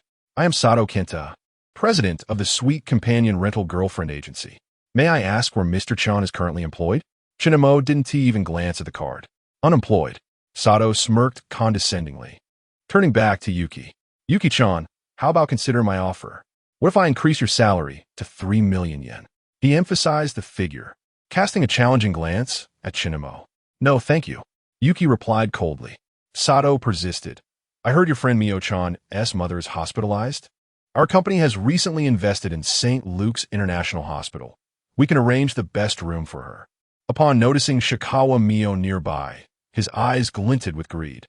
"Ah, Mio-chan is here too. Your mother." "I said no need. Please leave." Yuki's voice escalated, drawing the attention of passers-by. Sato's expression darkened. "Murakami Yuki, don't overstep. Do you think you can walk away after a minor breach of contract? Do you believe I won't sue you? You've caused significant negative impact for the company. I wonder how much you have to compensate. Just try to make a living in this industry." Chen Montag suddenly chuckled softly. "Oh, money? Breach of contract fees?" Sato paused, confused. "What?" I said, "How much does she owe in breach of contract? I'll pay it for her." Chino casually rotated the watch on his wrist. "Also, who did you say would struggle to survive?" Sato, incensed by Chen Mo's demeanor, pointed an accusatory finger at him. "Don't get too cocky. This is slap." A resounding slap interrupted his words. Sato staggered back a few steps, incredulously covering his face and exclaiming, You dare strike me? Chen Mo shook his hand, helplessly shaking his head. Was it the same tired rhetoric again? Were all the men in this town so inept? Why were there so many deserving of a beating today? Having just driven away one fool, another had already appeared. Based on the way he had just looked at Ishikawa Mio, Chen Mo had already made up his mind to take action. Why should one wait for an auspicious moment to deliver a blow? Chapter 077. Seeking assistance from the young delinquent, why should I choose a day to hit you? Suddenly struck across the face. Kentaro Sato's cheeks turned a deep shade of purple. He trembled as he pointed at Chen Mo, exclaiming, Do you know who I am? Slap. Another resounding blow echoed through the air, this time with greater force. Kentaro fell to the ground, his meticulously styled hair now in disarray, the gold chain around his neck tumbling to the floor. He appeared utterly disheveled. Chen Mo leisurely adjusted his cuffs, retorting, I don't care who you are. By now, a crowd had gathered, intrigued by the unfolding spectacle. Some had even taken out their phones to record the incident. Kentaro struggled to rise, hurriedly collecting the scattered pieces of his gold chain. The glares from onlookers pierced through him like daggers. In all his years, he had never experienced such humiliation. His eyes brimmed with resentment. I will make you pay. Just you wait. I'm calling the police. Calling the police? Go ahead if it makes you happy. Chen Mo had already considered his options before striking. Worst case, he could pay a fine. The thought of imprisonment never crossed his mind. He firmly believed that money could resolve any issue. Those who claimed otherwise simply lacked sufficient funds. Moreover, he had the advantage of a time pause to fall back on. At worst, he would forego beef. He aimed not only to win the heart of a beauty from the land of the rising sun, but also to ascend to the upper echelons of its society. The intricate and chaotic nature of Japan's power dynamics left him with no choice but to take shortcuts. The most effective shortcut, it seemed, led to the underworld. The only gang with which Chen Mo could currently establish a connection was the Sumiyoshi Kai, associated with the Yakuza's Kido family. After hearing Kido mention his father's bid for the next gang leader, Chen Mo's mind began to race. After all, a debt of gratitude was still a debt. The Yakuza likely had their own methods for handling such disputes, so resolving this matter should pose little difficulty. Besides, he had already owed a favor. What was one more? Thus, he pulled out his phone and called Kido. Hello. The moment the call connected, Kido's voice burst forth like a rapid-fire barrage. Why are you calling me? Are you done? Want me to teach you how to ride a bike? I could ditch class to meet you. Her incessant chatter made Chen Mo wince, and he held the phone a little farther from his ear. No, I need your help with something. Kido teased. Really? You still need my help? I thought you were so full of yourself. Remember when we first met? Chen Mo's expression darkened. She was indeed holding a grudge. He swiftly interrupted her prattling, employing a bit of reverse psychology. Forget it then. I wasn't that eager to ask for your help anyway. I was just being polite. Besides, you might not even be able to assist. Never mind. I'm hanging up. Wait. What did you say? Who am I? There's something I can't help with? Kido's voice shot up an octave on the other end. Chen Mo could practically envision her wide-eyed fury. A smirk played on his lips. His tactics seemed to be working. This Yakuza heiress was adorably naive. What is the matter? Is there anything this lady can't handle? Kido demanded, her teeth clenched. I gave a couple of clueless fools a few slaps at a mall near Ginza, and now one of them is threatening to call the police. Chen Mo glanced at the trembling Kentaro, his tone casual, as if discussing trivial matters. I figured your gang would be quite adept at handling this sort of situation. Yes? Huh. I thought it was something serious. Is that all? Kido scoffed on the other end. You really underestimate the Sumiyoshi Kai. Most of the time, our reputation is more effective than the police. Her haughty tone made Chen Mo smirk, envisioning her proudly standing with her hands on her hips. I see, Miss Kido. You are indeed the most formidable. Now, how do we proceed? Kido grew more serious, asking, what is the other party's background? Can this be resolved with money? Chen Mo cast another glance at Kentaro, casually replying, background? He looks like a nouveau riche flaunting a big gold chain and a shabby Rolex. Oh, and he mentioned he's the owner of A Sweet Companion rental girlfriend shop.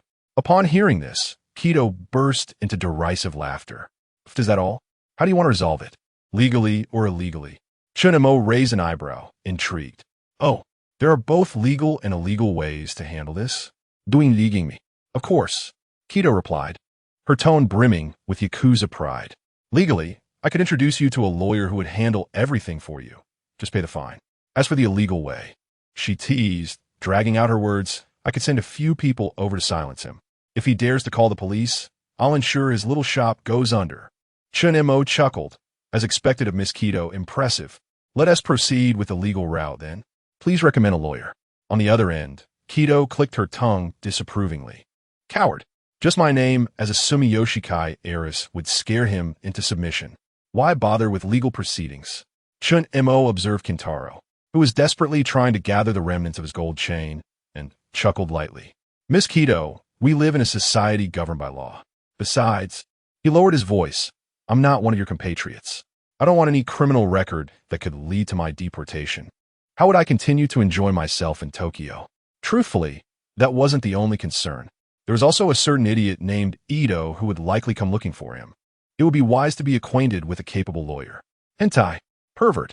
Kido exploded on the phone. You'd better not prey on our country's girls. However, she continued, I'll have my sister, Yoshimi, contact you. She's our gangstar lawyer and a stunning beauty. I warn you, no funny business. Chen Mo nodded appreciatively. Thank you, Miss Kido. Kido huffed. Who needs your thanks? You owe me a favor now, and when I need your help, you'd better not refuse. After hanging up, Chen Mo heard Kintaro's distant voice. Police? I want to report an assault. Someone slapped me at the Ginza Mitsukoshi department store. Yes, please send someone immediately. He stumbled over his words, and as he spoke, several pieces of his gold chain fell again.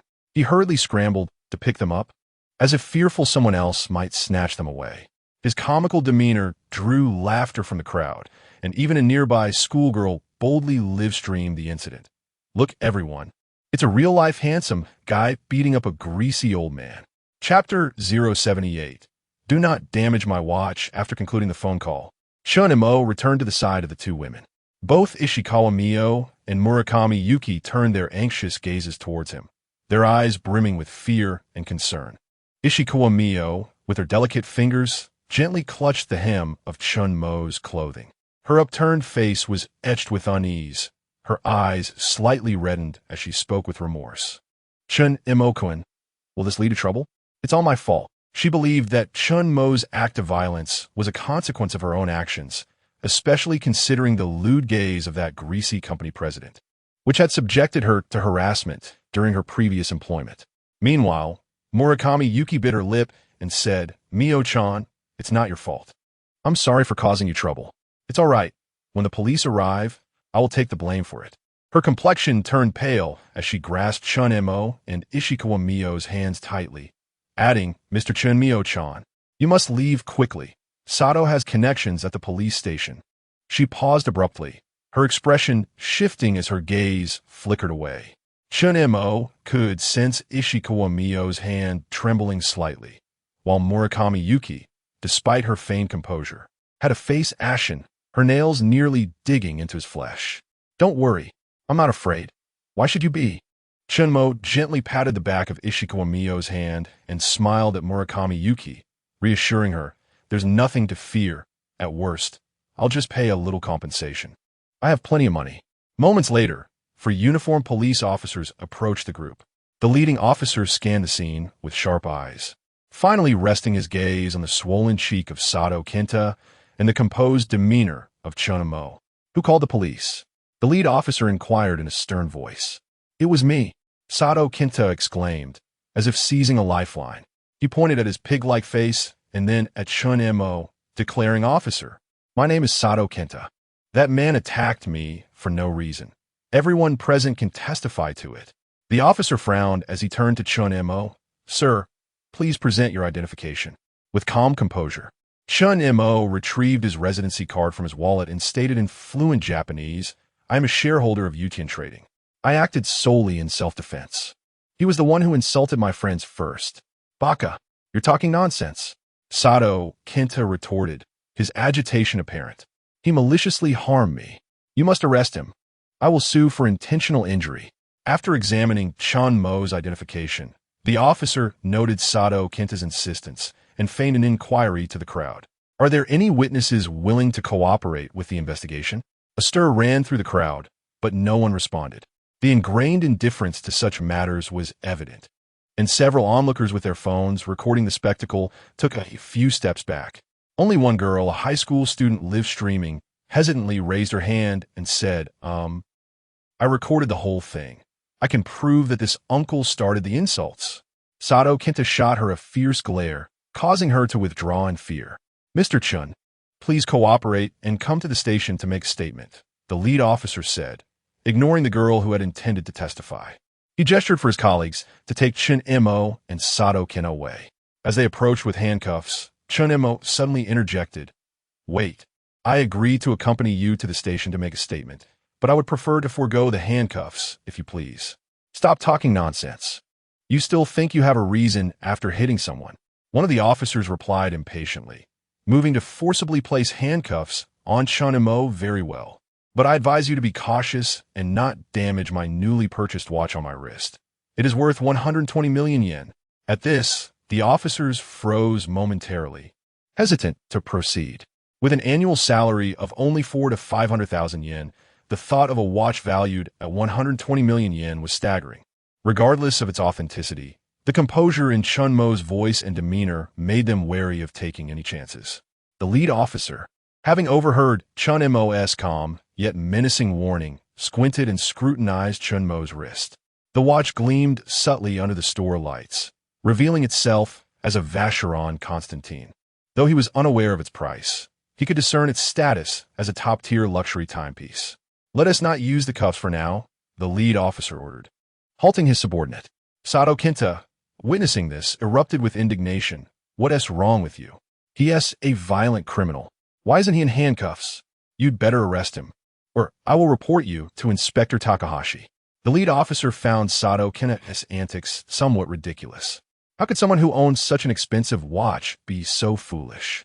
It was puzzling how someone of such apparent wealth could be associated with this loudmouth. He thought it prudent to avoid complications. Mr. Sato, please mind your language, the lead officer said coldly, casting a glance at him. Compared to the agitated Sato Kenta, he found the composed Chen Mo far more intriguing. The officer's professional demeanor only infuriated Sato Kenta further. Baka, you're all useless. Ignoring Sato Kenta's outburst, the lead officer turned to Chen Mo, his tones softening slightly.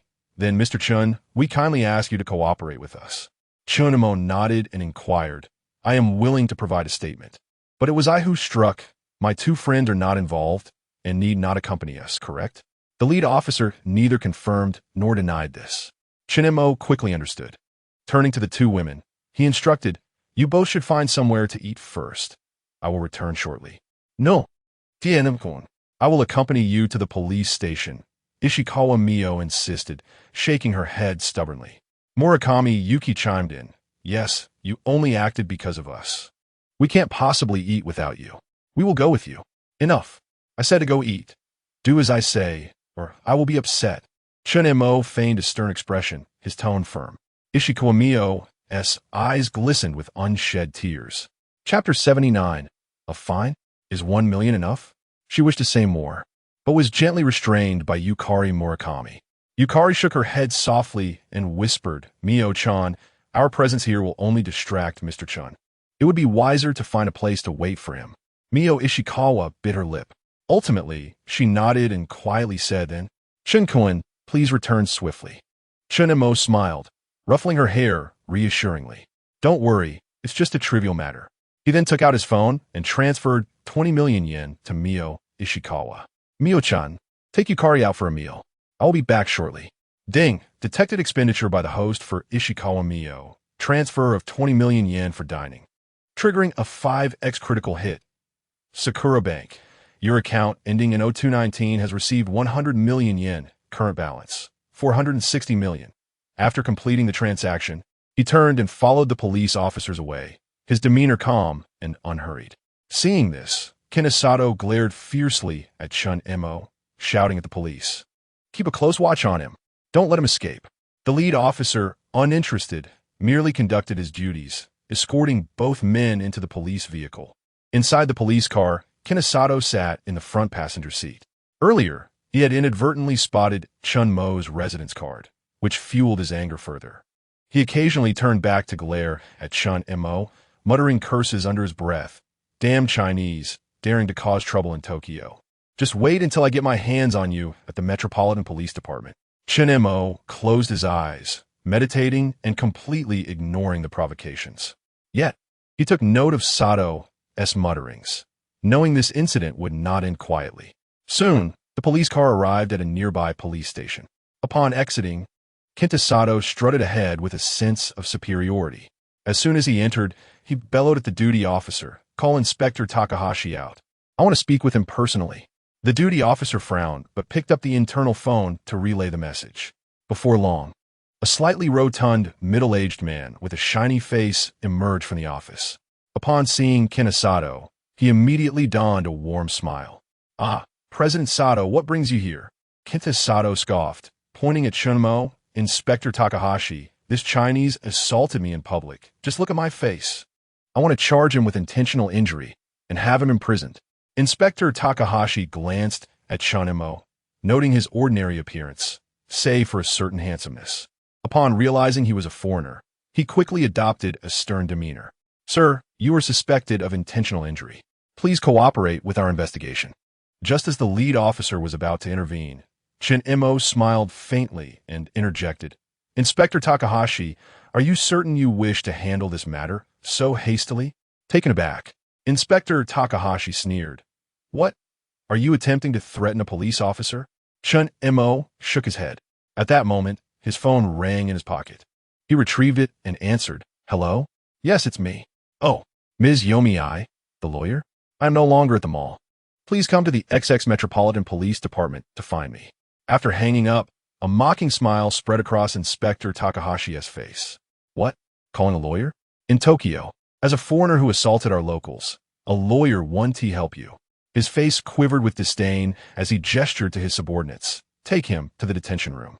We will deal with him once President Sato's injury report arrives." The lead officer hesitated but leaned closer to whisper to the inspector, "Inspector, Mr. Chen's identity seems rather significant." Perhaps. Inspector Takahashi recalled hearing Chen Mo mention a lawyer named Yomi, which sounded somewhat familiar, but he couldn't quite place it. "What? A mere inspector should not be instructed by you. A Chinese in Tokyo can't possibly cause a stir. I told you to take him to the detention room. Didn't you hear?" The lead officer let out a resigned sigh. Torn between his superior and a wealthy individual he couldn't afford to offend, he respectfully gestured for Chen Mo to proceed. Chen Mo remained composed, not wanting to trouble the young officer. He followed him to the detention room. Before leaving, he glanced back at the smug Sato and Inspector Takahashi, a cold smile creeping onto his lips. "I hope you can still smile as brightly as you do now." Chen Mo felt no anxiety about his current situation. It wasn't mere blind confidence. He was well aware of the power held by the Yakuza, Japan's second-largest crime syndicate, the Sumiyoshi Kai. Sato spat disdainfully. "Humph, what are you trying to show off? A foreigner daring to be arrogant in Tokyo? Just wait to rot in prison." Inspector Takahashi, harboring a strong sense of xenophobia, chimed in, "Rest assured, President Sato, I will ensure he pays for his insolence." Moments later, Chen Mo was ushered into a cramped detention room. The cold metal tables and chairs, along with the harsh white lighting, created an oppressive atmosphere. One wall bore slogans reminiscent of those found in China, while another was marked by a one-way observation mirror. The young officer who escorted him had been instructed to show no courtesy to Chen Mo, thus he felt emboldened. "Sit down," he barked, pushing Chen Mo roughly. Unmoved, Chen Mo turned to face him directly. "Officer, are you certain you wish to treat a legally entering foreign investor in such a manner?" The young officer was momentarily taken aback by Chen Mo's commanding presence, instinctively taking a step back. Chen Mo meticulously registered the treatment he received at the police station, awaiting the opportune moment to retaliate. He remained calm, much like the calm before a storm. He leisurely approached the detention room's bench, retrieved a cigarette, and lit it, inhaling deeply as the smoke slowly filled the room. Seeing this, the young officer rushed forward and shouted, "Baka, you bastard! Smoking is prohibited in the Metropolitan Police Department. Put that out immediately." Unfazed, Chen Mo exhaled a smoke ring, a bemused smile on his face. "Oh, and what if I smoke? That would cost me a fine of 100,000 yen. The young officer, with a stern face, replied, "That's the rule." Chen Montauk scoffed, pulling out a stack of yen bills from his wallet and casually tossing them onto the table. "Here's 100,000 yen.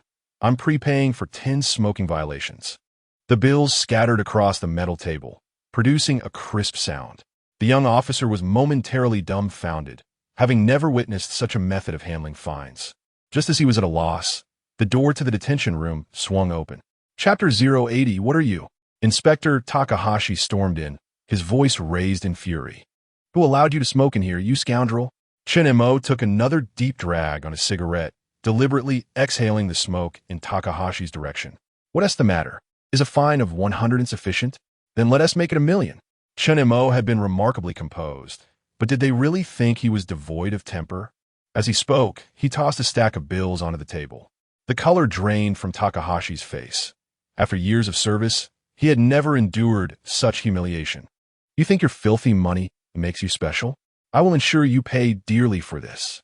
Leaning back in a chair, Chen Mo nonchalantly crossed his legs. "Yes, I do have money. So what? Do you think if I were to spend 100 million yen, I could make you lose your job? If 100 million isn't enough, then how about 200 million or 300 million? I firmly believe money can accomplish anything. You are threatening a police officer." Takahashi's forehead was slick with cold sweat. He began to grasp the gravity of the situation. Perhaps this young man was not as simple as he appeared. The audacity in his demeanor sent chills down Takahashi's spine. Just then, the door to the holding cell swung open again, and Sato Kenta entered with another officer. Holding a document and declaring with fervor, "Inspector Takahashi, my injury report is ready. Guess what? I have facial bruises and a mild concussion. Hurry and convict him." Chen Mo cast a glance at the duo.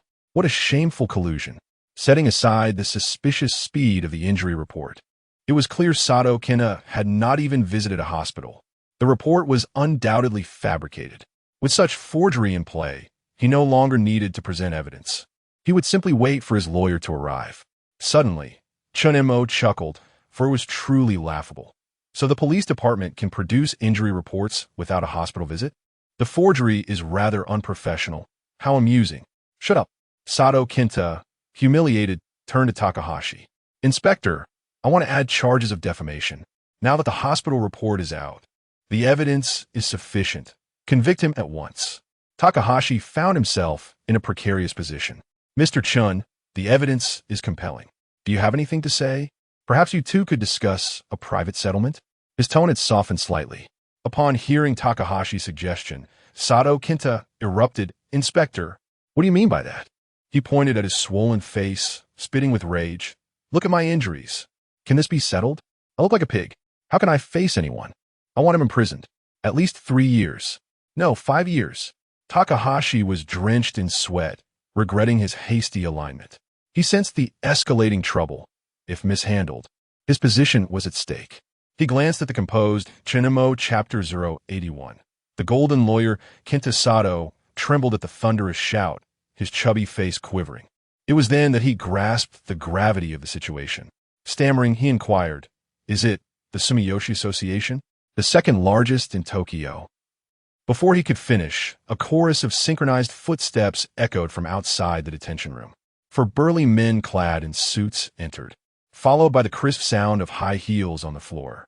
The woman who entered appeared to be around 25 or 26 years old, with a delicate, oval face. Her features were smooth and naturally proportioned, with a slightly pointed chin. Her large, bright eyes, framed by prominent double eyelids, sparkled with clarity and vitality. Her nose was petite yet well-defined, with narrow nostrils and a straight bridge. Her lips were full and rounded, beautifully shaped, lending her an exquisitely three-dimensional visage, evoking both allure and sweetness. Her skin was porcelain-like, fair and delicate, smooth and taut, with hardly a pore in sight. exuding a healthy glow that made her seem almost ethereal. She sported a chic bob haircut and wore black stockings paired with a form-fitting skirt and a white blouse, which accentuated her striking figure. A golden badge, exclusive to the Sumiyoshi Association, gleamed on her chest under the light. "Yumi Fukada," Inspector Takahashi exclaimed, beads of cold sweat instantly forming on his forehead. He recognized this esteemed lawyer from the Sumiyoshi Association, a legendary figure in Tokyo's legal realm, known for her undefeated record with a 100 success rate in cases. Beep, consuming 10 conquest points, accessing target information. Name, Yumi Fukada, age, 26, height, 163 centimeters, weight, 49 kilograms, charge count, 0, overall rating, 96, identity, elite lawyer of the Sumiyoshi Association, personality, exudes a cold, rational demeanor as an elite lawyer, yet harbors a near-pathological perfectionism towards men, displays unexpected charm and wicked humor towards those she instantly approves of, exhibits a slight, sadistic tendency, particularly relishing in dismantling her opponent's psychological defenses in court. Background: both parents are lawyers, with a powerful judicial network in Tokyo. Weakness: utterly defenseless against sweet treats, though she strictly controls her sugar intake, rarely indulging. Possesses a butterfly-shaped birthmark behind her left shoulder blade, which is quite sensitive. Pref Chapter 082. Teasing backfires. Matsushita, in a fit of rage, turned abruptly and seized Takahashi by the collar, delivering 3 resounding slaps. The sounds echoed loudly, and blood immediately oozed from the corner of Takahashi's mouth, yet he dared not raise a hand to wipe it away. "Apologize to Mr. Chun this instant," Matsushita commanded, delivering a forceful kick to Takahashi's shoulder. "Otherwise, you'll be sent to Hokkaido to guard a lighthouse by tomorrow." Crawling and pleading, Takahashi knelt before Chen Mo, bowing his forehead heavily against the floor. "Mr. Chun, I was wrong. I truly was. It was all that bastard Sato Kenta's doing. He blinded me." "Oh." Chen Mo suddenly crouched down, using his phone to lift Takahashi's chin. "Didn't you just say that calling a lawyer wouldn't help?" Matsushita, with a grim expression, snatched the forged injury report and tore it to shreds in front of everyone. "Investigate. Thoroughly investigate Tokyo X Hospital. Leave no one involved unexamined."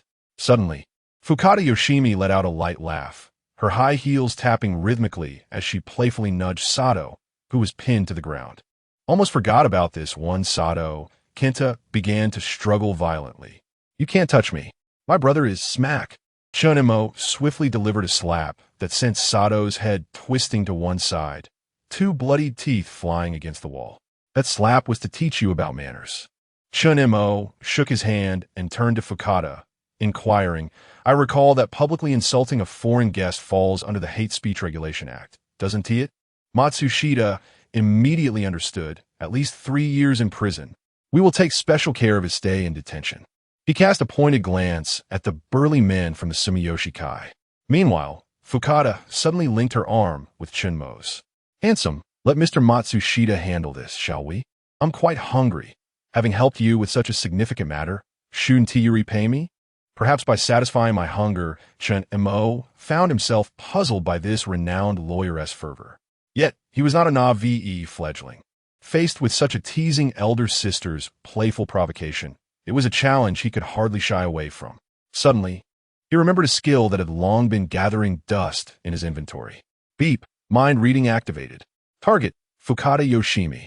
A playful smile crept across his lips as he gazed into Fukada's enchanting eyes and whispered, "Of course, Miss Fukada, what would you like to eat?" "It's on me." Fukada blinked, her red lips parting slightly. "I can eat anything, but this is the first time Xiao Feng has asked me for help, and it's for a man. Could they be secretly in love? Though this handsome guy remains composed under pressure, he has some skill. I can't let him look bad. Let me see how I can tease him." She suddenly leaned closer to Chen Mo, playfully blowing air into his ear. "But I'm really curious about how you plan to satisfy my hunger." This latent implication sent Matsushita's thoughts spiraling, yet he dared not indulge them, hastily bowing his head to feign ignorance. Some younger officers in the detention room lost their composure, instinctively swallowing hard, their fearful glances darting away from Fukada. Let us see how great Miss Fukada's appetite is. I assure you, I can satisfy it, no matter how large, Chen Mo calmly replied, teasing her in return. Fukada's eyes widened in surprise. This kid, he is quite bold to joke with me. I must reclaim my dignity. With a gentle smile, she declared, all right, let us see just how capable you are. She then entwined her arm with Chen Mo's and headed outside. The sound of her heels ringing crisply against the marble floor, echoing her current elation. Upon exiting the police station, Fukada suddenly halted, adjusting her black-framed glasses and casting a flirtatious glance at Chen Mo. So, handsome, how far have you and our Xiao phone progressed? What? Playing dumb? Afraid to admit your relationship? If you weren't a couple, why would she seek my help? If you two are indeed in a romantic relationship, kissing and hugging are permissible. But, as for the final step, she is still a child. Her father would surely disapprove if he found out. Make no mistake, you can play innocent.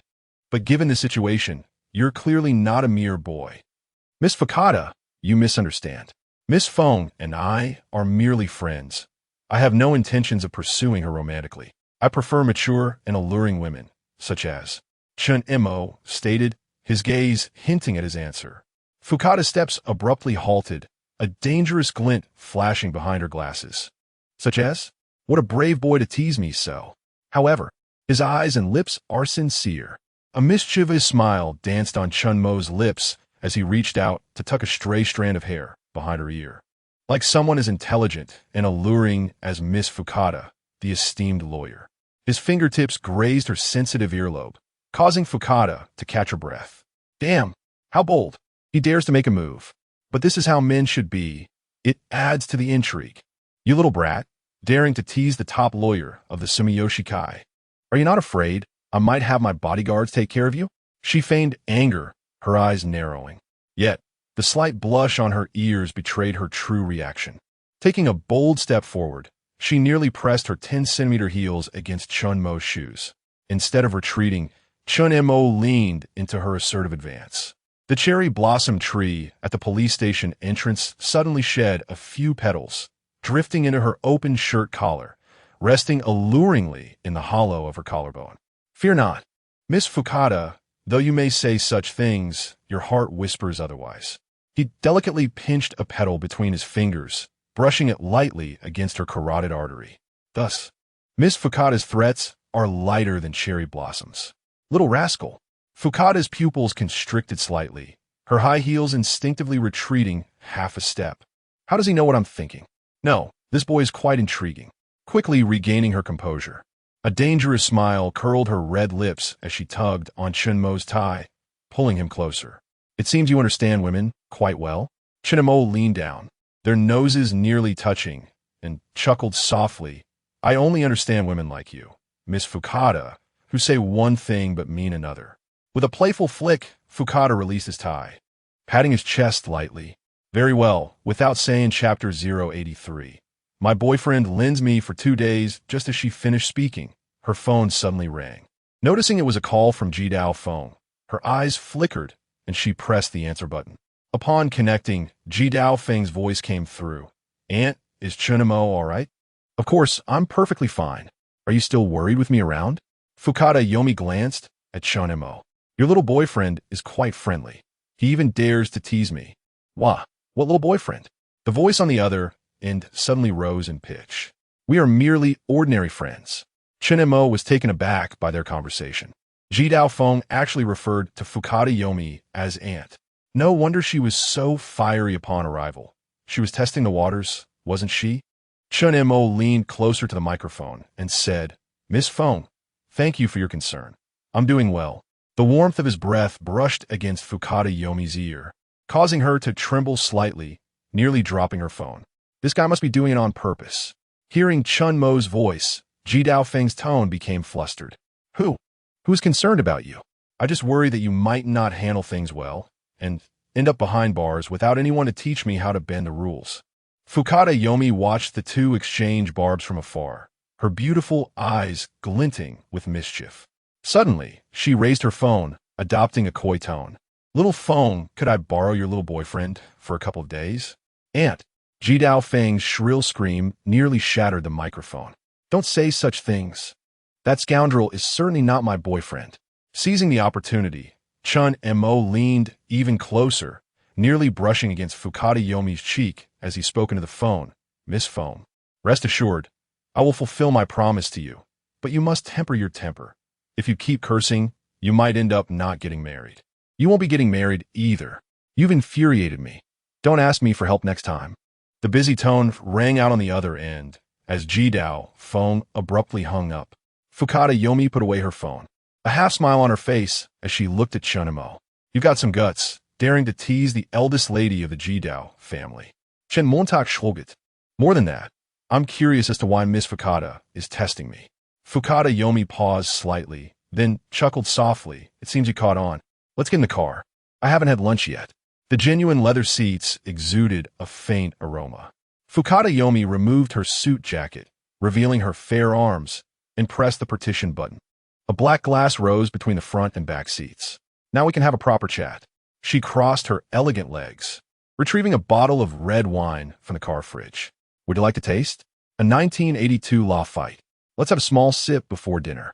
Chen Mo accepted the wine glass, his fingertips accidentally brushing against hers. So, is this a banquet of fate? Fukada Yomi took a sip, leaving an ambiguous mark on the rim of the glass. I'm simply curious about what makes the man who can have little phone personally call for help so special. She suddenly leaned forward, her softness almost touching Chen Mo's arm. It appears you are indeed rather interesting. Chen Mo did not shy away, meeting her gaze. So what is Miss Fukada's conclusion? Fukada Yomi unexpectedly removed her glasses, her sultry eyes locking onto Chen Mo's. I warn you, if you dare to harm little phone, you would cut off that. Chen Mo replied with a smile. No, Fukada Yomi revealed a dangerous smile. I would make you wish you were dead. The atmosphere in the car grew tense. Just then, Chen Mo's phone rang. It was a text message from Jidao phone. Don't be fooled by my aunt. She loves to tease people. Also, don't have any thoughts about her.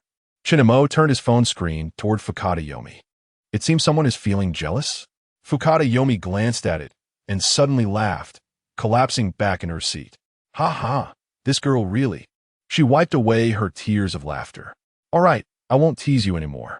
However, it seems two little girls in Ginza are worried about you. Are they your little girlfriends? Little phone. How could you like such a flirtatious man? He already has a girlfriend. Chen Mo nodded, not hiding the truth.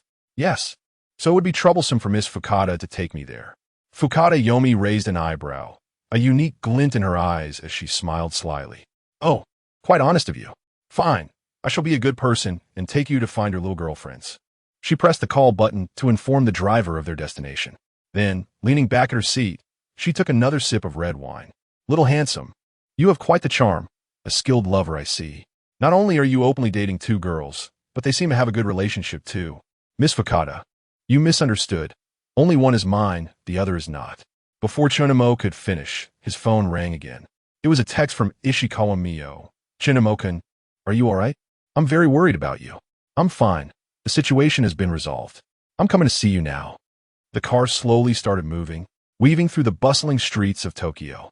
The atmosphere in the vehicle became somewhat delicate due to their previous conversation. Chen Mo gazed out the window at the retreating scenery, his thoughts drifting to the two girls. Meanwhile, Fukada Yomi occasionally stole glances at him, pondering the man who had a girlfriend yet could still catch Jidao Feng's attention. Before long, the car arrived in Ginza. Just as Chen Mo was about to get out, Fukada Yomi suddenly grasped his arm, her voice laced with teasing. Little one, remember your words. Once you have a little girlfriend, don't provoke little phone.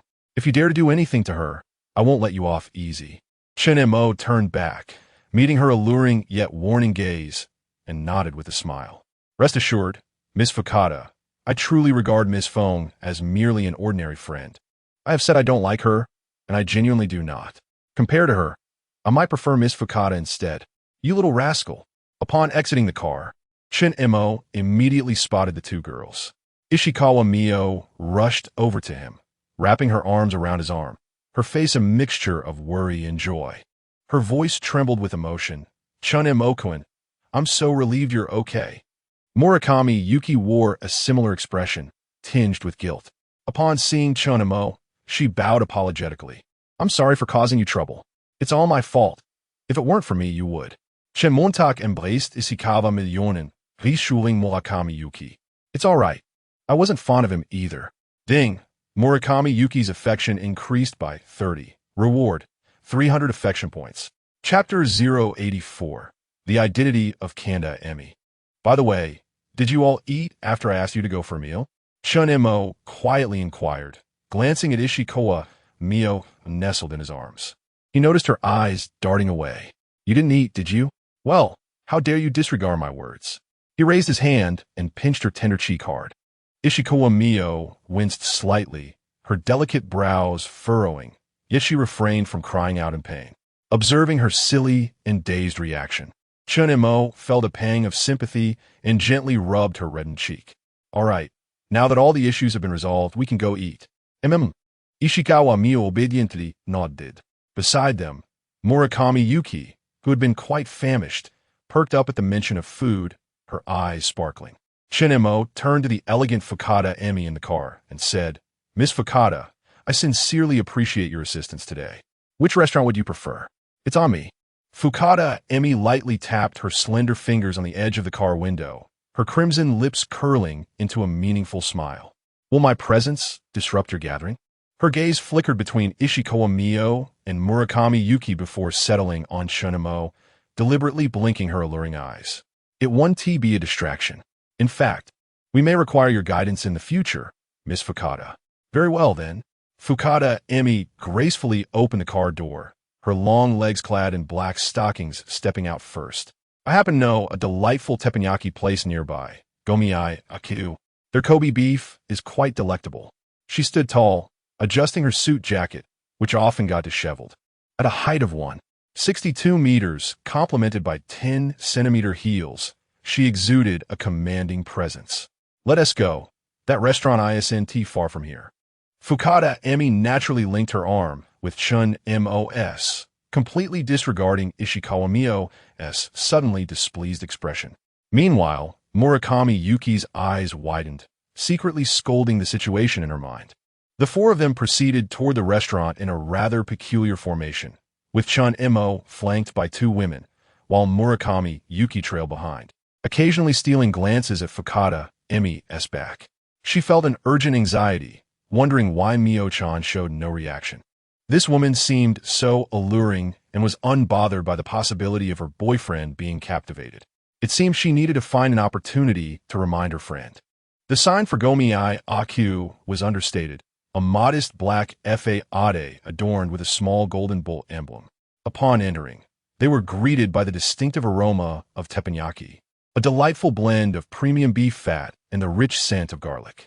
Welcome, Miss Fukada, a kimono-clad hostess greeted them with a respectful bow. Your usual spot is prepared. Thank you. Fukada Emi nodded slightly before turning to Chen Mo.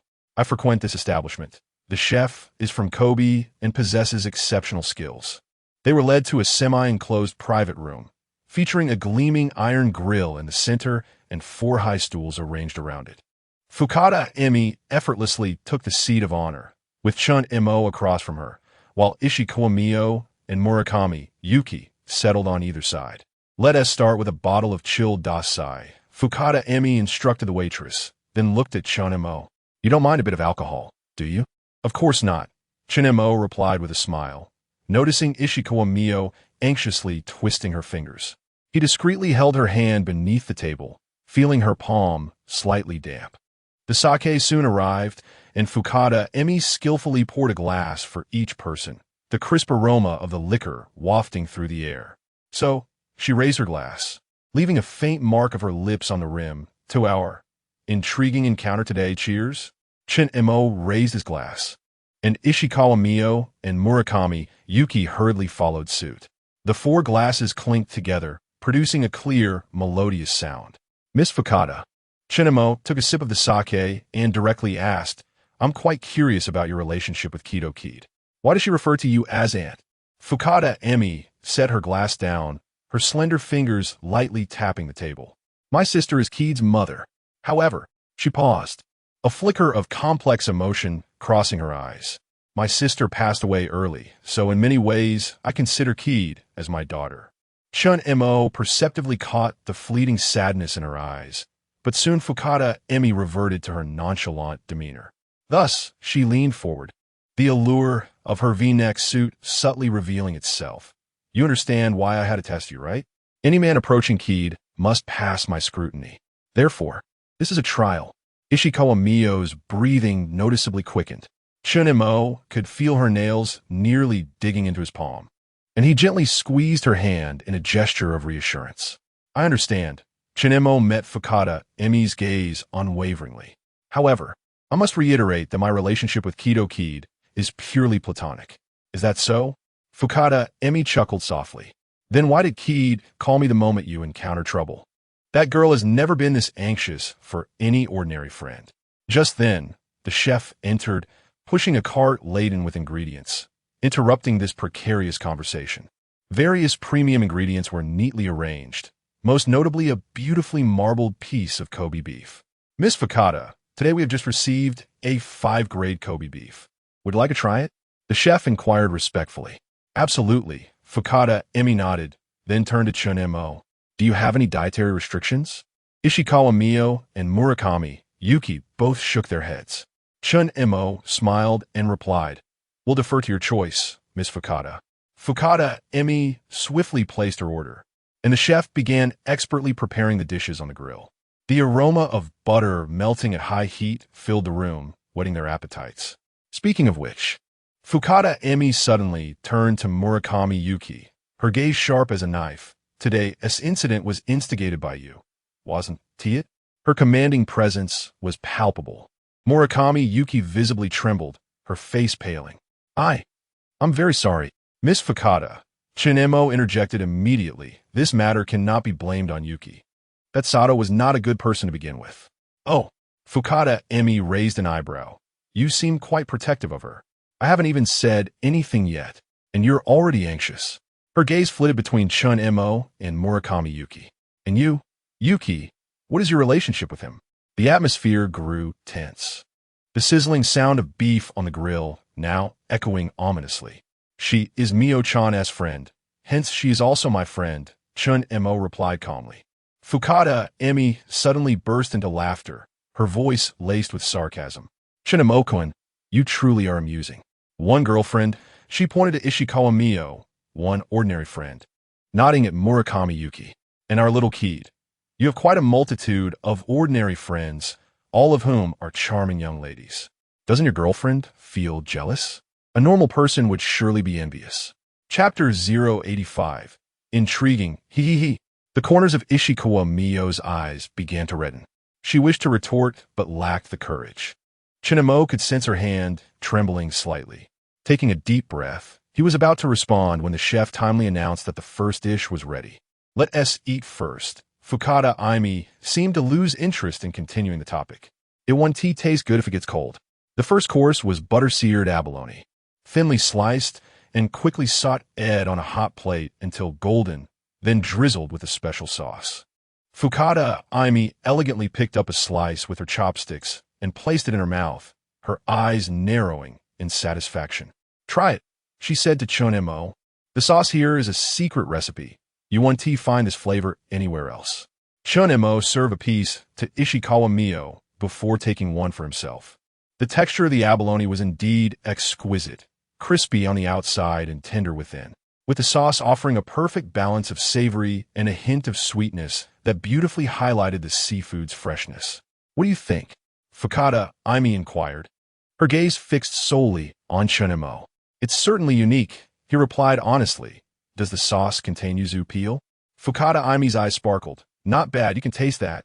Indeed, it includes Kishu Nanko plum and yuzu. It's one of the chef's secret ingredients. Chen Mo chuckled softly, but said nothing further. The culinary expertise rewarded by the system was not merely about cooking. It also allowed one to discern a multitude of flavors. As the subsequent dishes were served, a thinly sliced Kobe beef, foie gras seared wagyu, black truffle fried rice. Each one was exquisite and delectable. Fukada Emi demonstrated an astonishing level of culinary appreciation, knowing the ingredients and preparation methods of each dish by heart. After several rounds of sake, the atmosphere seemed to ease. Ishikawa Mio and Murakami Yuki gradually relaxed, beginning to savor the dishes in small bites. Fukada Aimi, on the other hand, continued to drink cup after cup of sake, her fair cheeks gradually taking on a rosy hue, her gaze becoming more dreamy. Chen Mo, she suddenly spoke, her voice slightly hoarse from the alcohol. Did you know? Little Keed has been without a father since childhood. Women from the Yakuza, they aren't particularly adept at handling emotions. Having shed her blazer in her tipsy state, her flushed cheeks and dreamy eyes might make anyone else blush and feel their heart race. However, Chen Mo set down his chopsticks and looked at her earnestly. I understand your desire to protect Keed, but I truly have no ulterior motives. Is that so? Fukada Aimi chuckled lightly. And what about these two? Her gaze swept over Ishikawa Mio and Murakami Yuki, questioning whether he had no ulterior motives toward them as well. Ishikawa Mi not far behind Chun, Ishikawa, and Murakami, a group of hoodlums in gaudy shirts were catcalling a girl in a JK uniform. The leader, a heavily tattooed man with a bandaged wrist and a cigarette dangling from his lips, had been about to accost the girl when he was interrupted, much to his displeasure. What's a commotion? You're disturbing my pursuit of a lady. We agreed on 200,000 yen, but now it'll cost you 300,000. Tanaka, the hoodlum, spat out his cigarette, crushed it under his heel, and swaggered over with his cronies. He squinted at Chin's back, a sense of familiarity nagging at him. Seeing Ishikawa and Murakami, however, dispelled any such thoughts. He had a penchant for kawaii desu NE girls, and their figures alone set his pulse racing. So this is the guy? Ito, you're utterly useless. How could you let? Tanaka began, reaching out to place a hand on Chen's shoulder. Chun turned, a smile playing on his lips. Tanaka's heart skipped a beat. Recognizing Chun, his eyes widened, and his hand recoiled as if burned. A cold sweat broke out on his brow, his face turning ashen. Tanaka-san? Chun inquired, tilting his head with an amiable grin. Wrist feeling better? The smile sent shivers down Tanaka's spine. It was this seemingly harmless youth who had slashed his wrist and pinned him underfoot just days ago, wearing the very same smile. And master, Tanaka stammered, bowing deeply, his voice trembling. I didn't realize it was you. His underlings, not having been present during the previous encounter, stood dumbfounded. Ito, his eyes wide with disbelief, exclaimed, Tanaka-san? What's going on? Shut up. Tanaka snarled, slapping Ito across the face, sending him staggering backward. You trying to get me killed? Ishikawa, recognizing Tanaka, recoiled in fear, while Murakami looked on in stunned silence. Chun gently patted Tanaka's cheek. Seems you remember the lesson from last time. Yes, sir. Yes, sir. Tanaka nodded vigorously. Chun then tapped the shoulder Tanaka had touched, casting a pointed glance at his bandaged wrist. Good, because if you'd forgotten, I'd be happy to refresh your memory. Though perhaps this time, it wouldn't be just a scratch. Tanaka felt a chill run down his spine as Chen's gaze lingered on his wrist, as if a razor-sharp blade were already poised to strike. Without hesitation, he delivered a resounding slap to his own face. Master, forgive me. I was blind. He followed with 2 more slaps. The burning sensation on his face was nothing compared to the fear that gripped him. This was a friend of the young mistress of the Sumiyoshi, a force far beyond his ability to contend with. And master, I'll be on my way. I won't disturb your stroll. Chun turned to Ito, but he did say he wanted to cripple me. A rather thorny issue, considering I'm a law-abiding citizen. Leave it to me, Tanaka interjected, straightening up. He seized Ito by the collar. You got a death wish? He waved to his subordinates. Rest assured, master. I'll educate him properly. Ito froze, his eyes wide, his lips trembling, as Tanaka gripped his collar. Tanaka-san? You've got it wrong. He stammered, sweat beading on his forehead. It was you who agreed to help me. Help you my ass. Tanaka roared, landing another blow on Ito's face. The resounding crack echoed through the air, and Ito's cheek immediately began to swell. He stumbled backward, colliding with a nearby utility pole, clutching his burning cheek. His eyes filled with disbelief. Why? Why my ass? Tanaka snarled, closing in on Ito. He grabbed Ito by the hair, leaned in close, and hissed. This guy's a friend of the young mistress of the Sumiyoshi. If you want to die, Don't drag me down with you. Ito's face drained of color. His legs weakened, and he nearly collapsed. Having navigated the Tokyo underworld for years, he knew exactly what the Sumiyoshikai signified. He felt as if the sky were collapsing around him. He had sought to make trouble for Chun, but now he was the one in dire straits. Sora, Ito cried, tearing himself from Tanaka's grasp and prostrating himself before Chun. I was blind and foolish. Please forgive me. His forehead struck the concrete with a dull thud. Chun raised an eyebrow, but remained silent. Ishikawa tugged nervously at his sleeve. Chun-kun, perhaps. Seeing Chin's lack of response, Ito grew even more frantic, continuing to kowtow. I truly regret my actions. I promise never to appear before you again. Tanaka stepped forward and kicked Ito in the rear. Is an apology all you offer? Ito trembled, fumbling for his wallet in his suit pocket. I am willing to offer compensation. Take all the money. Chin finally spoke, his voice languid. You think I need your money? And no. Ito stammered, recalling the image of Chun throwing money in his face. He scrambled to his feet and began to slap himself relentlessly. I deserve to die. I'm a scoundrel. The sound of the blows echoed through the quiet street. Ito's face quickly became swollen and grotesque, blood trickling from the corner of his mouth. Murakami, unable to bear the sight any longer, whispered, Perhaps that's enough. Chun finally relented. Enough. Ito immediately stopped, looking at Chun with a glimmer of hope.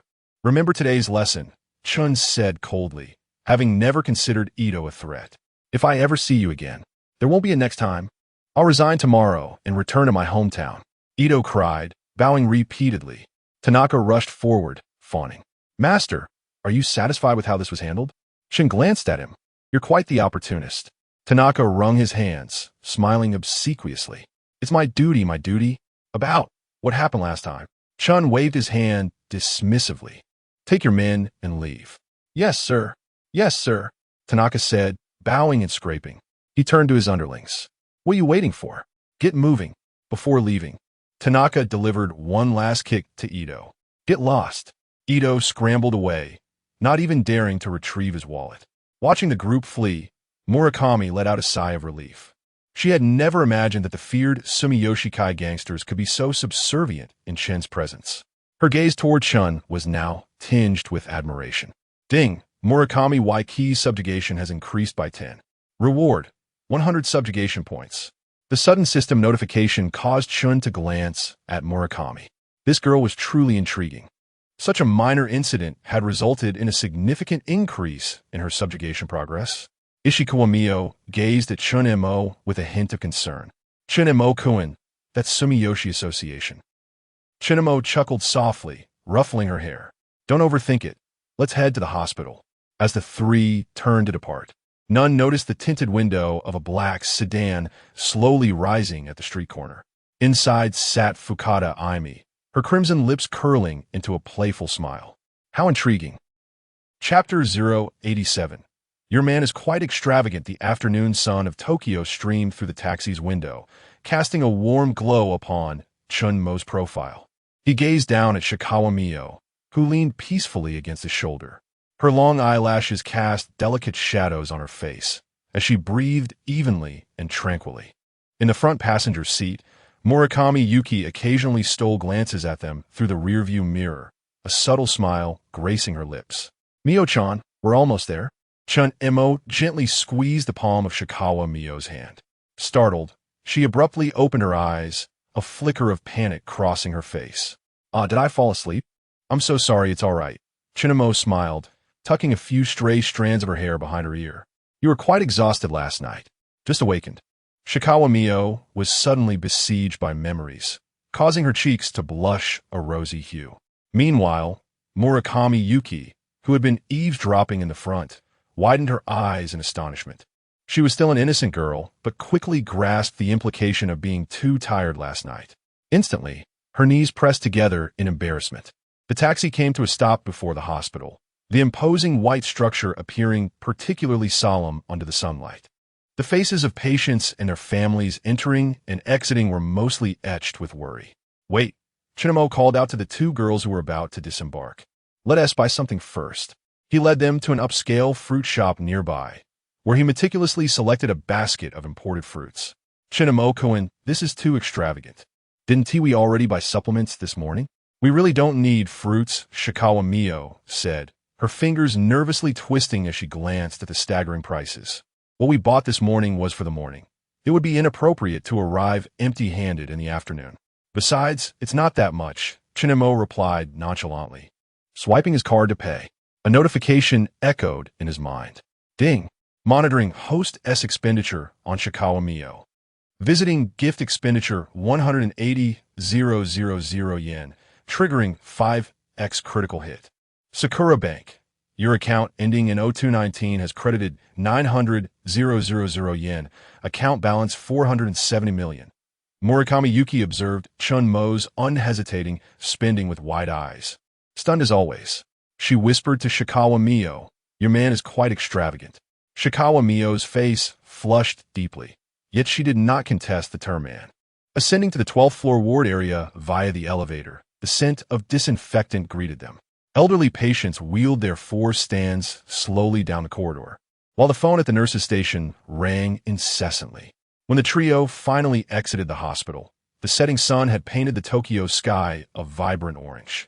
Their shadows stretched long, intertwining on the hospital steps. Suddenly, an untimely gurgle emanated from Murakami Yuki's stomach.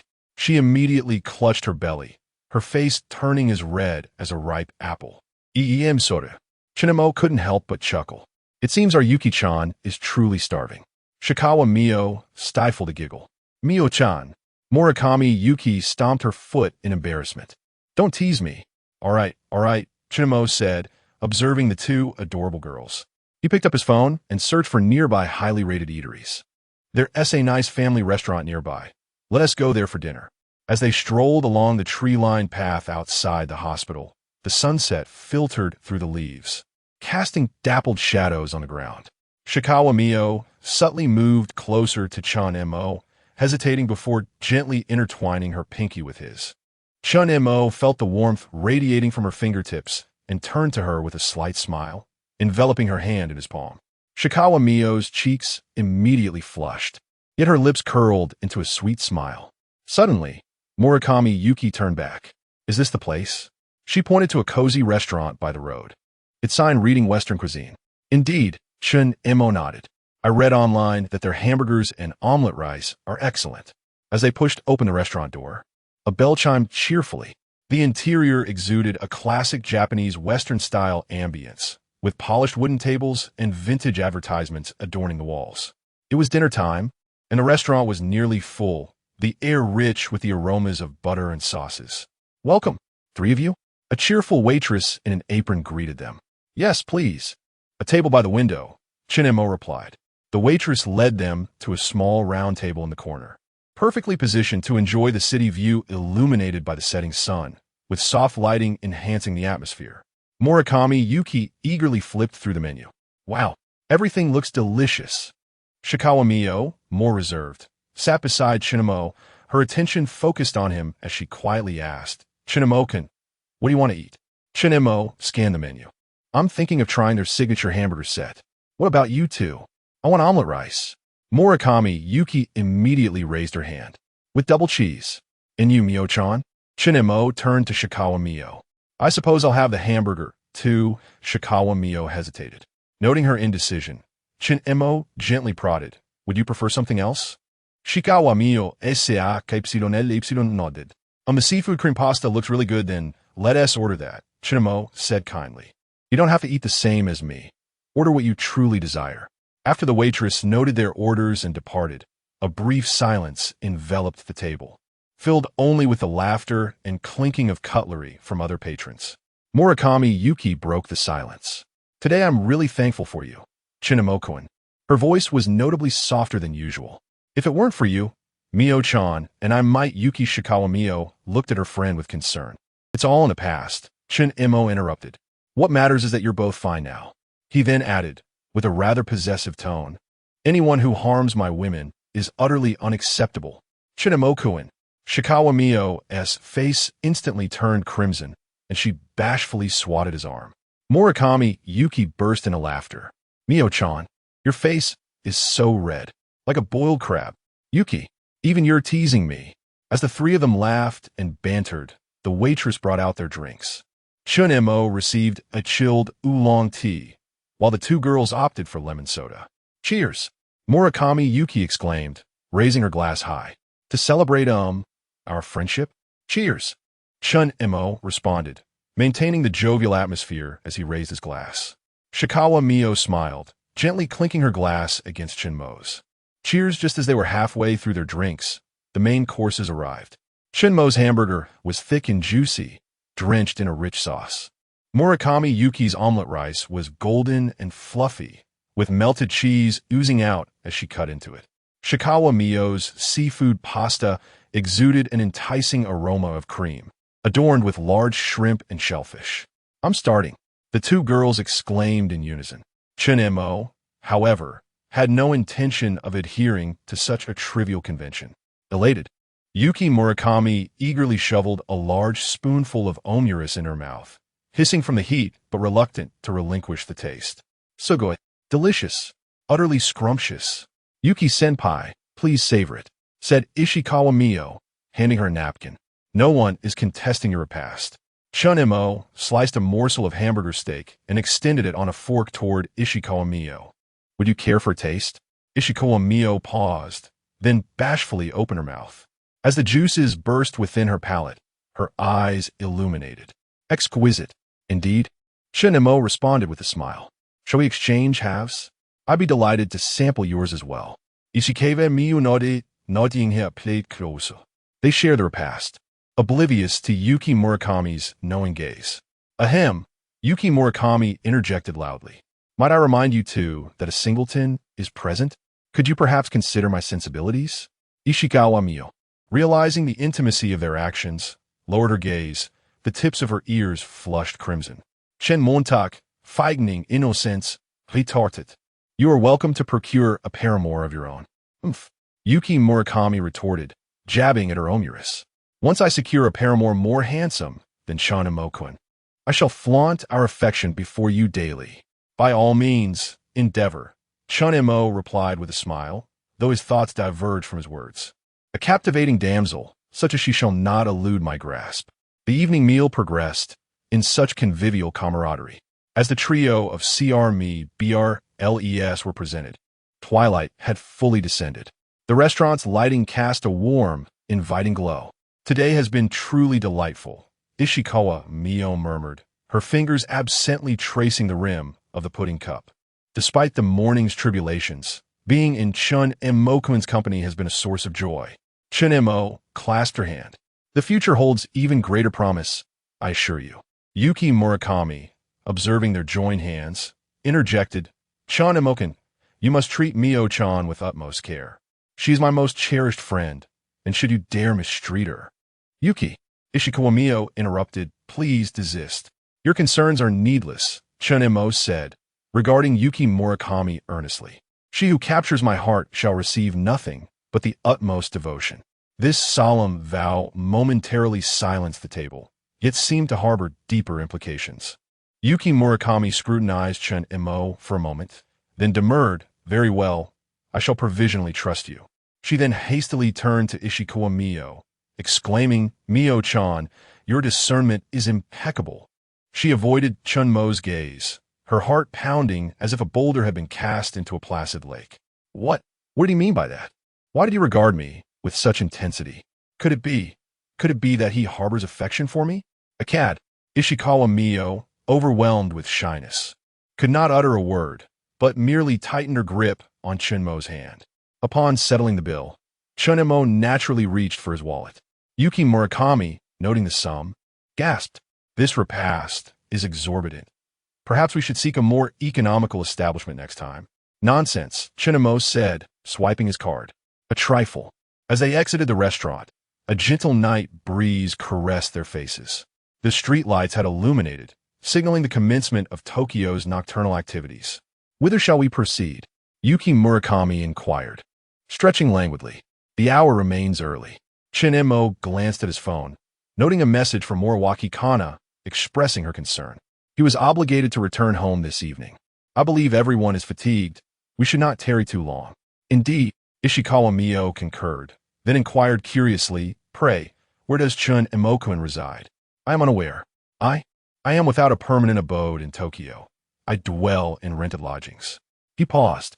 Coincidentally, I intend to procure a residence tomorrow. Would you care to accompany me, Mio-chan? Purchase a residence? Ishikawa Mio and Yuki Murakami exclaimed in unison, drawing the attention of passersby. Yuki Murakami nearly dropped her pudding container, catching it just in time. Her eyes widened as she gazed at Chen Mo. Chen Mo intends to purchase a residence? In Tokyo? Ishikawa Mio's voice trembled, her fingers clutching Chen Mo's sleeve. Chen Montak nodded casually. Indeed, one cannot perpetually reside in rented accommodations. As I possess the means, I desire to acquire a more luxurious dwelling. Yuki Murakami inhaled sharply. Pray, the cost of real estate in Tokyo. Even a modest apartment commands a price of 50 to 60 million yen, does it not? Prime locations often exceed 100 million. Their astonishment was understandable. Acquiring real estate in Japan is a momentous undertaking. In Japanese culture, owning a home symbolizes stability and success, particularly a detached house. Compared to apartments, detached houses offer greater privacy and freedom from neighborly disturbances, a lifestyle favored by the Japanese.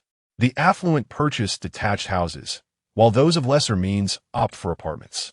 Approximately, Chen Montak replied nonchalantly. A price between 3 and 500 million should suffice, so I intend to peruse some properties tomorrow. 500 million. Ishikawa Mio nearly lost her footing. Tienemukun yists, surely. Yuki Murakami was rendered speechless, mechanically repeating the figure of 500 million, her gaze vacant. Chen Mo chuckled at their reactions, tousling Ishikawa Mio's hair. Do you doubt my ability to afford such a purchase? Nay, 'tis not that. Ishikawa Mio stammered. I believe in Chen Mokuin's capabilities, but your invitation to accompany you on such an endeavor has left me astounded. Yuki Murakami regained her composure and inquired haltingly, Pray, what line of work does Chen Mokuin's family engage in? Could it be that you are the scion of a prominent clan? I, merely a common family. Chen Mo replied with a cryptic smile. My wealth is self-acquired. He chuckled, pinching her cheek. What are you suggesting? Would you care to accompany us to view properties tomorrow? May I truly attend? Ishikawa Mio's eyes sparkled. Yuki Murakami interjected, turning to Chen Mo, her eyes gleaming. As I have recently lost my employment, I am unencumbered tomorrow. May I also accompany you? She immediately realized her presumptuousness. Chapter 089. Your man truly dotes on you with a flushed face, she added. Of course, if it's inconvenient. No problem. Let's all go together. Chen Mo responded readily. The more, the merrier. Wonderful. Yuki Murakami exclaimed, jumping up in excitement, only to feel a tinge of embarrassment. Will it disturb your date? Mio Ishikawa's face instantly turned crimson. Yuki, stop saying that. Chen Mo observed the stark contrast in the girl's reactions, a playful smile curling at the corners of his lips. It's fine. Let us consider it a gathering among friends. By the way, what kind of house do you both like? I've never thought about that. Mio Ishikawa murmured softly. As long as I can be with someone I love, a small apartment would be quite happy. Yuki Murakami's eyes sparkled. Of course, the bigger, the better. Ideally, a spacious detached house where we can plant cherry blossom trees in the yard, complete with a large bathtub and a walk-in closet. Chen Mo chuckled at her enthusiasm. That's a splendid suggestion, Yuki-chan. Let us pursue that standard. Really? Are you serious? Yuki exclaimed, her voice reaching a higher pitch in excitement. She quickly added, feeling a bit shy, but this house won't have anything to do with me. I was just saying it casually. After all, such an expensive house. Money is not an issue. Chen Mo replied nonchalantly. What matters is comfort. Mio Ishikawa regarded Chen Mo's profile with a complex gaze, reminding herself once more of the vast disparity between them. Chen Mo was so young yet wealthy, and undeniably handsome. She gently tugged at his sleeve, prompting, Chen Mo-kun, buying a house is a significant matter. Should you reconsider? Chen Mo turned to grasp her hand. Precisely because it is a major decision that I wish for Mio-chan to assist me. These words made Mio's heart skip a beat. Lowering her head to conceal her flushed cheeks, she stammered, I know nothing about houses. That's all right. Just trust your instincts. Chen Mo said gently. Observing their interaction, Yuki felt like a third wheel. She cleared her throat. It's getting late. Weren't we supposed to head back? Chen Mo looked at Mio Ishikawa and said, Indeed, I need to return home tonight. Mio-chan, you shouldn't go back to your house. Let me call Miss Hoshino to prepare a room for you. Huh? No, that's too extravagant. I can just go home. Mio hurriedly waved her hands in refusal. Chen Mo frowned slightly, yet his tone remained gentle. Mio-chan, it's too late now. I worry about you going back alone. Be obedient. He still intended to arrange for them to enjoy a 4 million yen suite. No stay, no kasbak. Joint consumption would yield double the rewards. Truthfully, he was reluctant to return home, but a trio was somewhat impractical. Perfectly, Mrs. Kano wished to be alone. It was fitting for Yuki Murakami to accompany Mio Ishikawa. By the way, could I trouble you, Yuki-chan, to stay with Mio-chan for a night? I'm concerned about her being alone, and as a reward, I'll treat you to a meal next time. Although this girl had previously liked Mio Ishikawa, Chen Mo remained unfazed, confident in his charm. It had been evident that Mio was drawn to men. Upon hearing Chen Mo's request, Yuki's eyes lit up, and she patted her chest, declaring, No problem, leave it to me. Mio-chan's safety is in my hands. She wrapped her arms around Mio's waist, grinning. Mio-chan, it's been ages since we spent a night together. Remember when you stayed at my house for a while? Now we have a chance to catch up. Mio was taken aback by the sudden intimacy, her face turning red as she softly protested, Yuki, don't do that. Chen Mo watched their interaction with a slight smile. He took out his phone and dialed Tsukimi Hoshino. Hello, is this Miss Hoshino? Please prepare a luxurious suite for me. Yes, the same one as last time. I'll transfer the room fee shortly. After hanging up, he turned to the two girls. Everything is arranged. The driver will arrive soon to take you to the Bulgari Hotel. Yuki jumped up in excitement. Wow. Is it the Bulgari in Ginza, Tokyo? I've never stayed in such a high-end hotel. Thank you, Chen Mo-kun. Chen Mo waved his hand dismissively. No need to mention it. Before long, a luxurious black Mercedes-Benz rolled to a stop in front of them. Chen Mo gentlemanly opened the car doors for the two girls, watching them depart. Mio-chan, remember to message me when you arrive safely. Mio nodded, her gaze filled with gratitude and a hint of barely noticeable melancholy. Be careful on the road. Tien. Inside the car, Yuki curiously examined the lavish interior, occasionally gasping in amazement, while Mio quietly stared out the window, replaying the memories of her time with Chen Mo today. The driver soon delivered them to the Bulgari, where Tsukimi Hoshino had been waiting. Clad in a well-tailored black business suit, she stood under the dazzling lobby lights, exuding elegance and professionalism. She slightly inclined her body, revealing a professional smile. Welcome, ladies. Mr. Chun has arranged a suite for you on the 44th floor. Please follow me. Yuki's eyes widened. She whispered excitedly in Mio's ear, Oh my gosh. A suite on the 44th floor. I've seen it in magazines. It costs several million yen per night. What she didn't know was that Mio had already stayed there twice. However, their mindsets were different. Whenever Mio thought of the 4 million yen, she found it absurd and deemed the expenditure unreasonable. In contrast, Yuki felt none of that.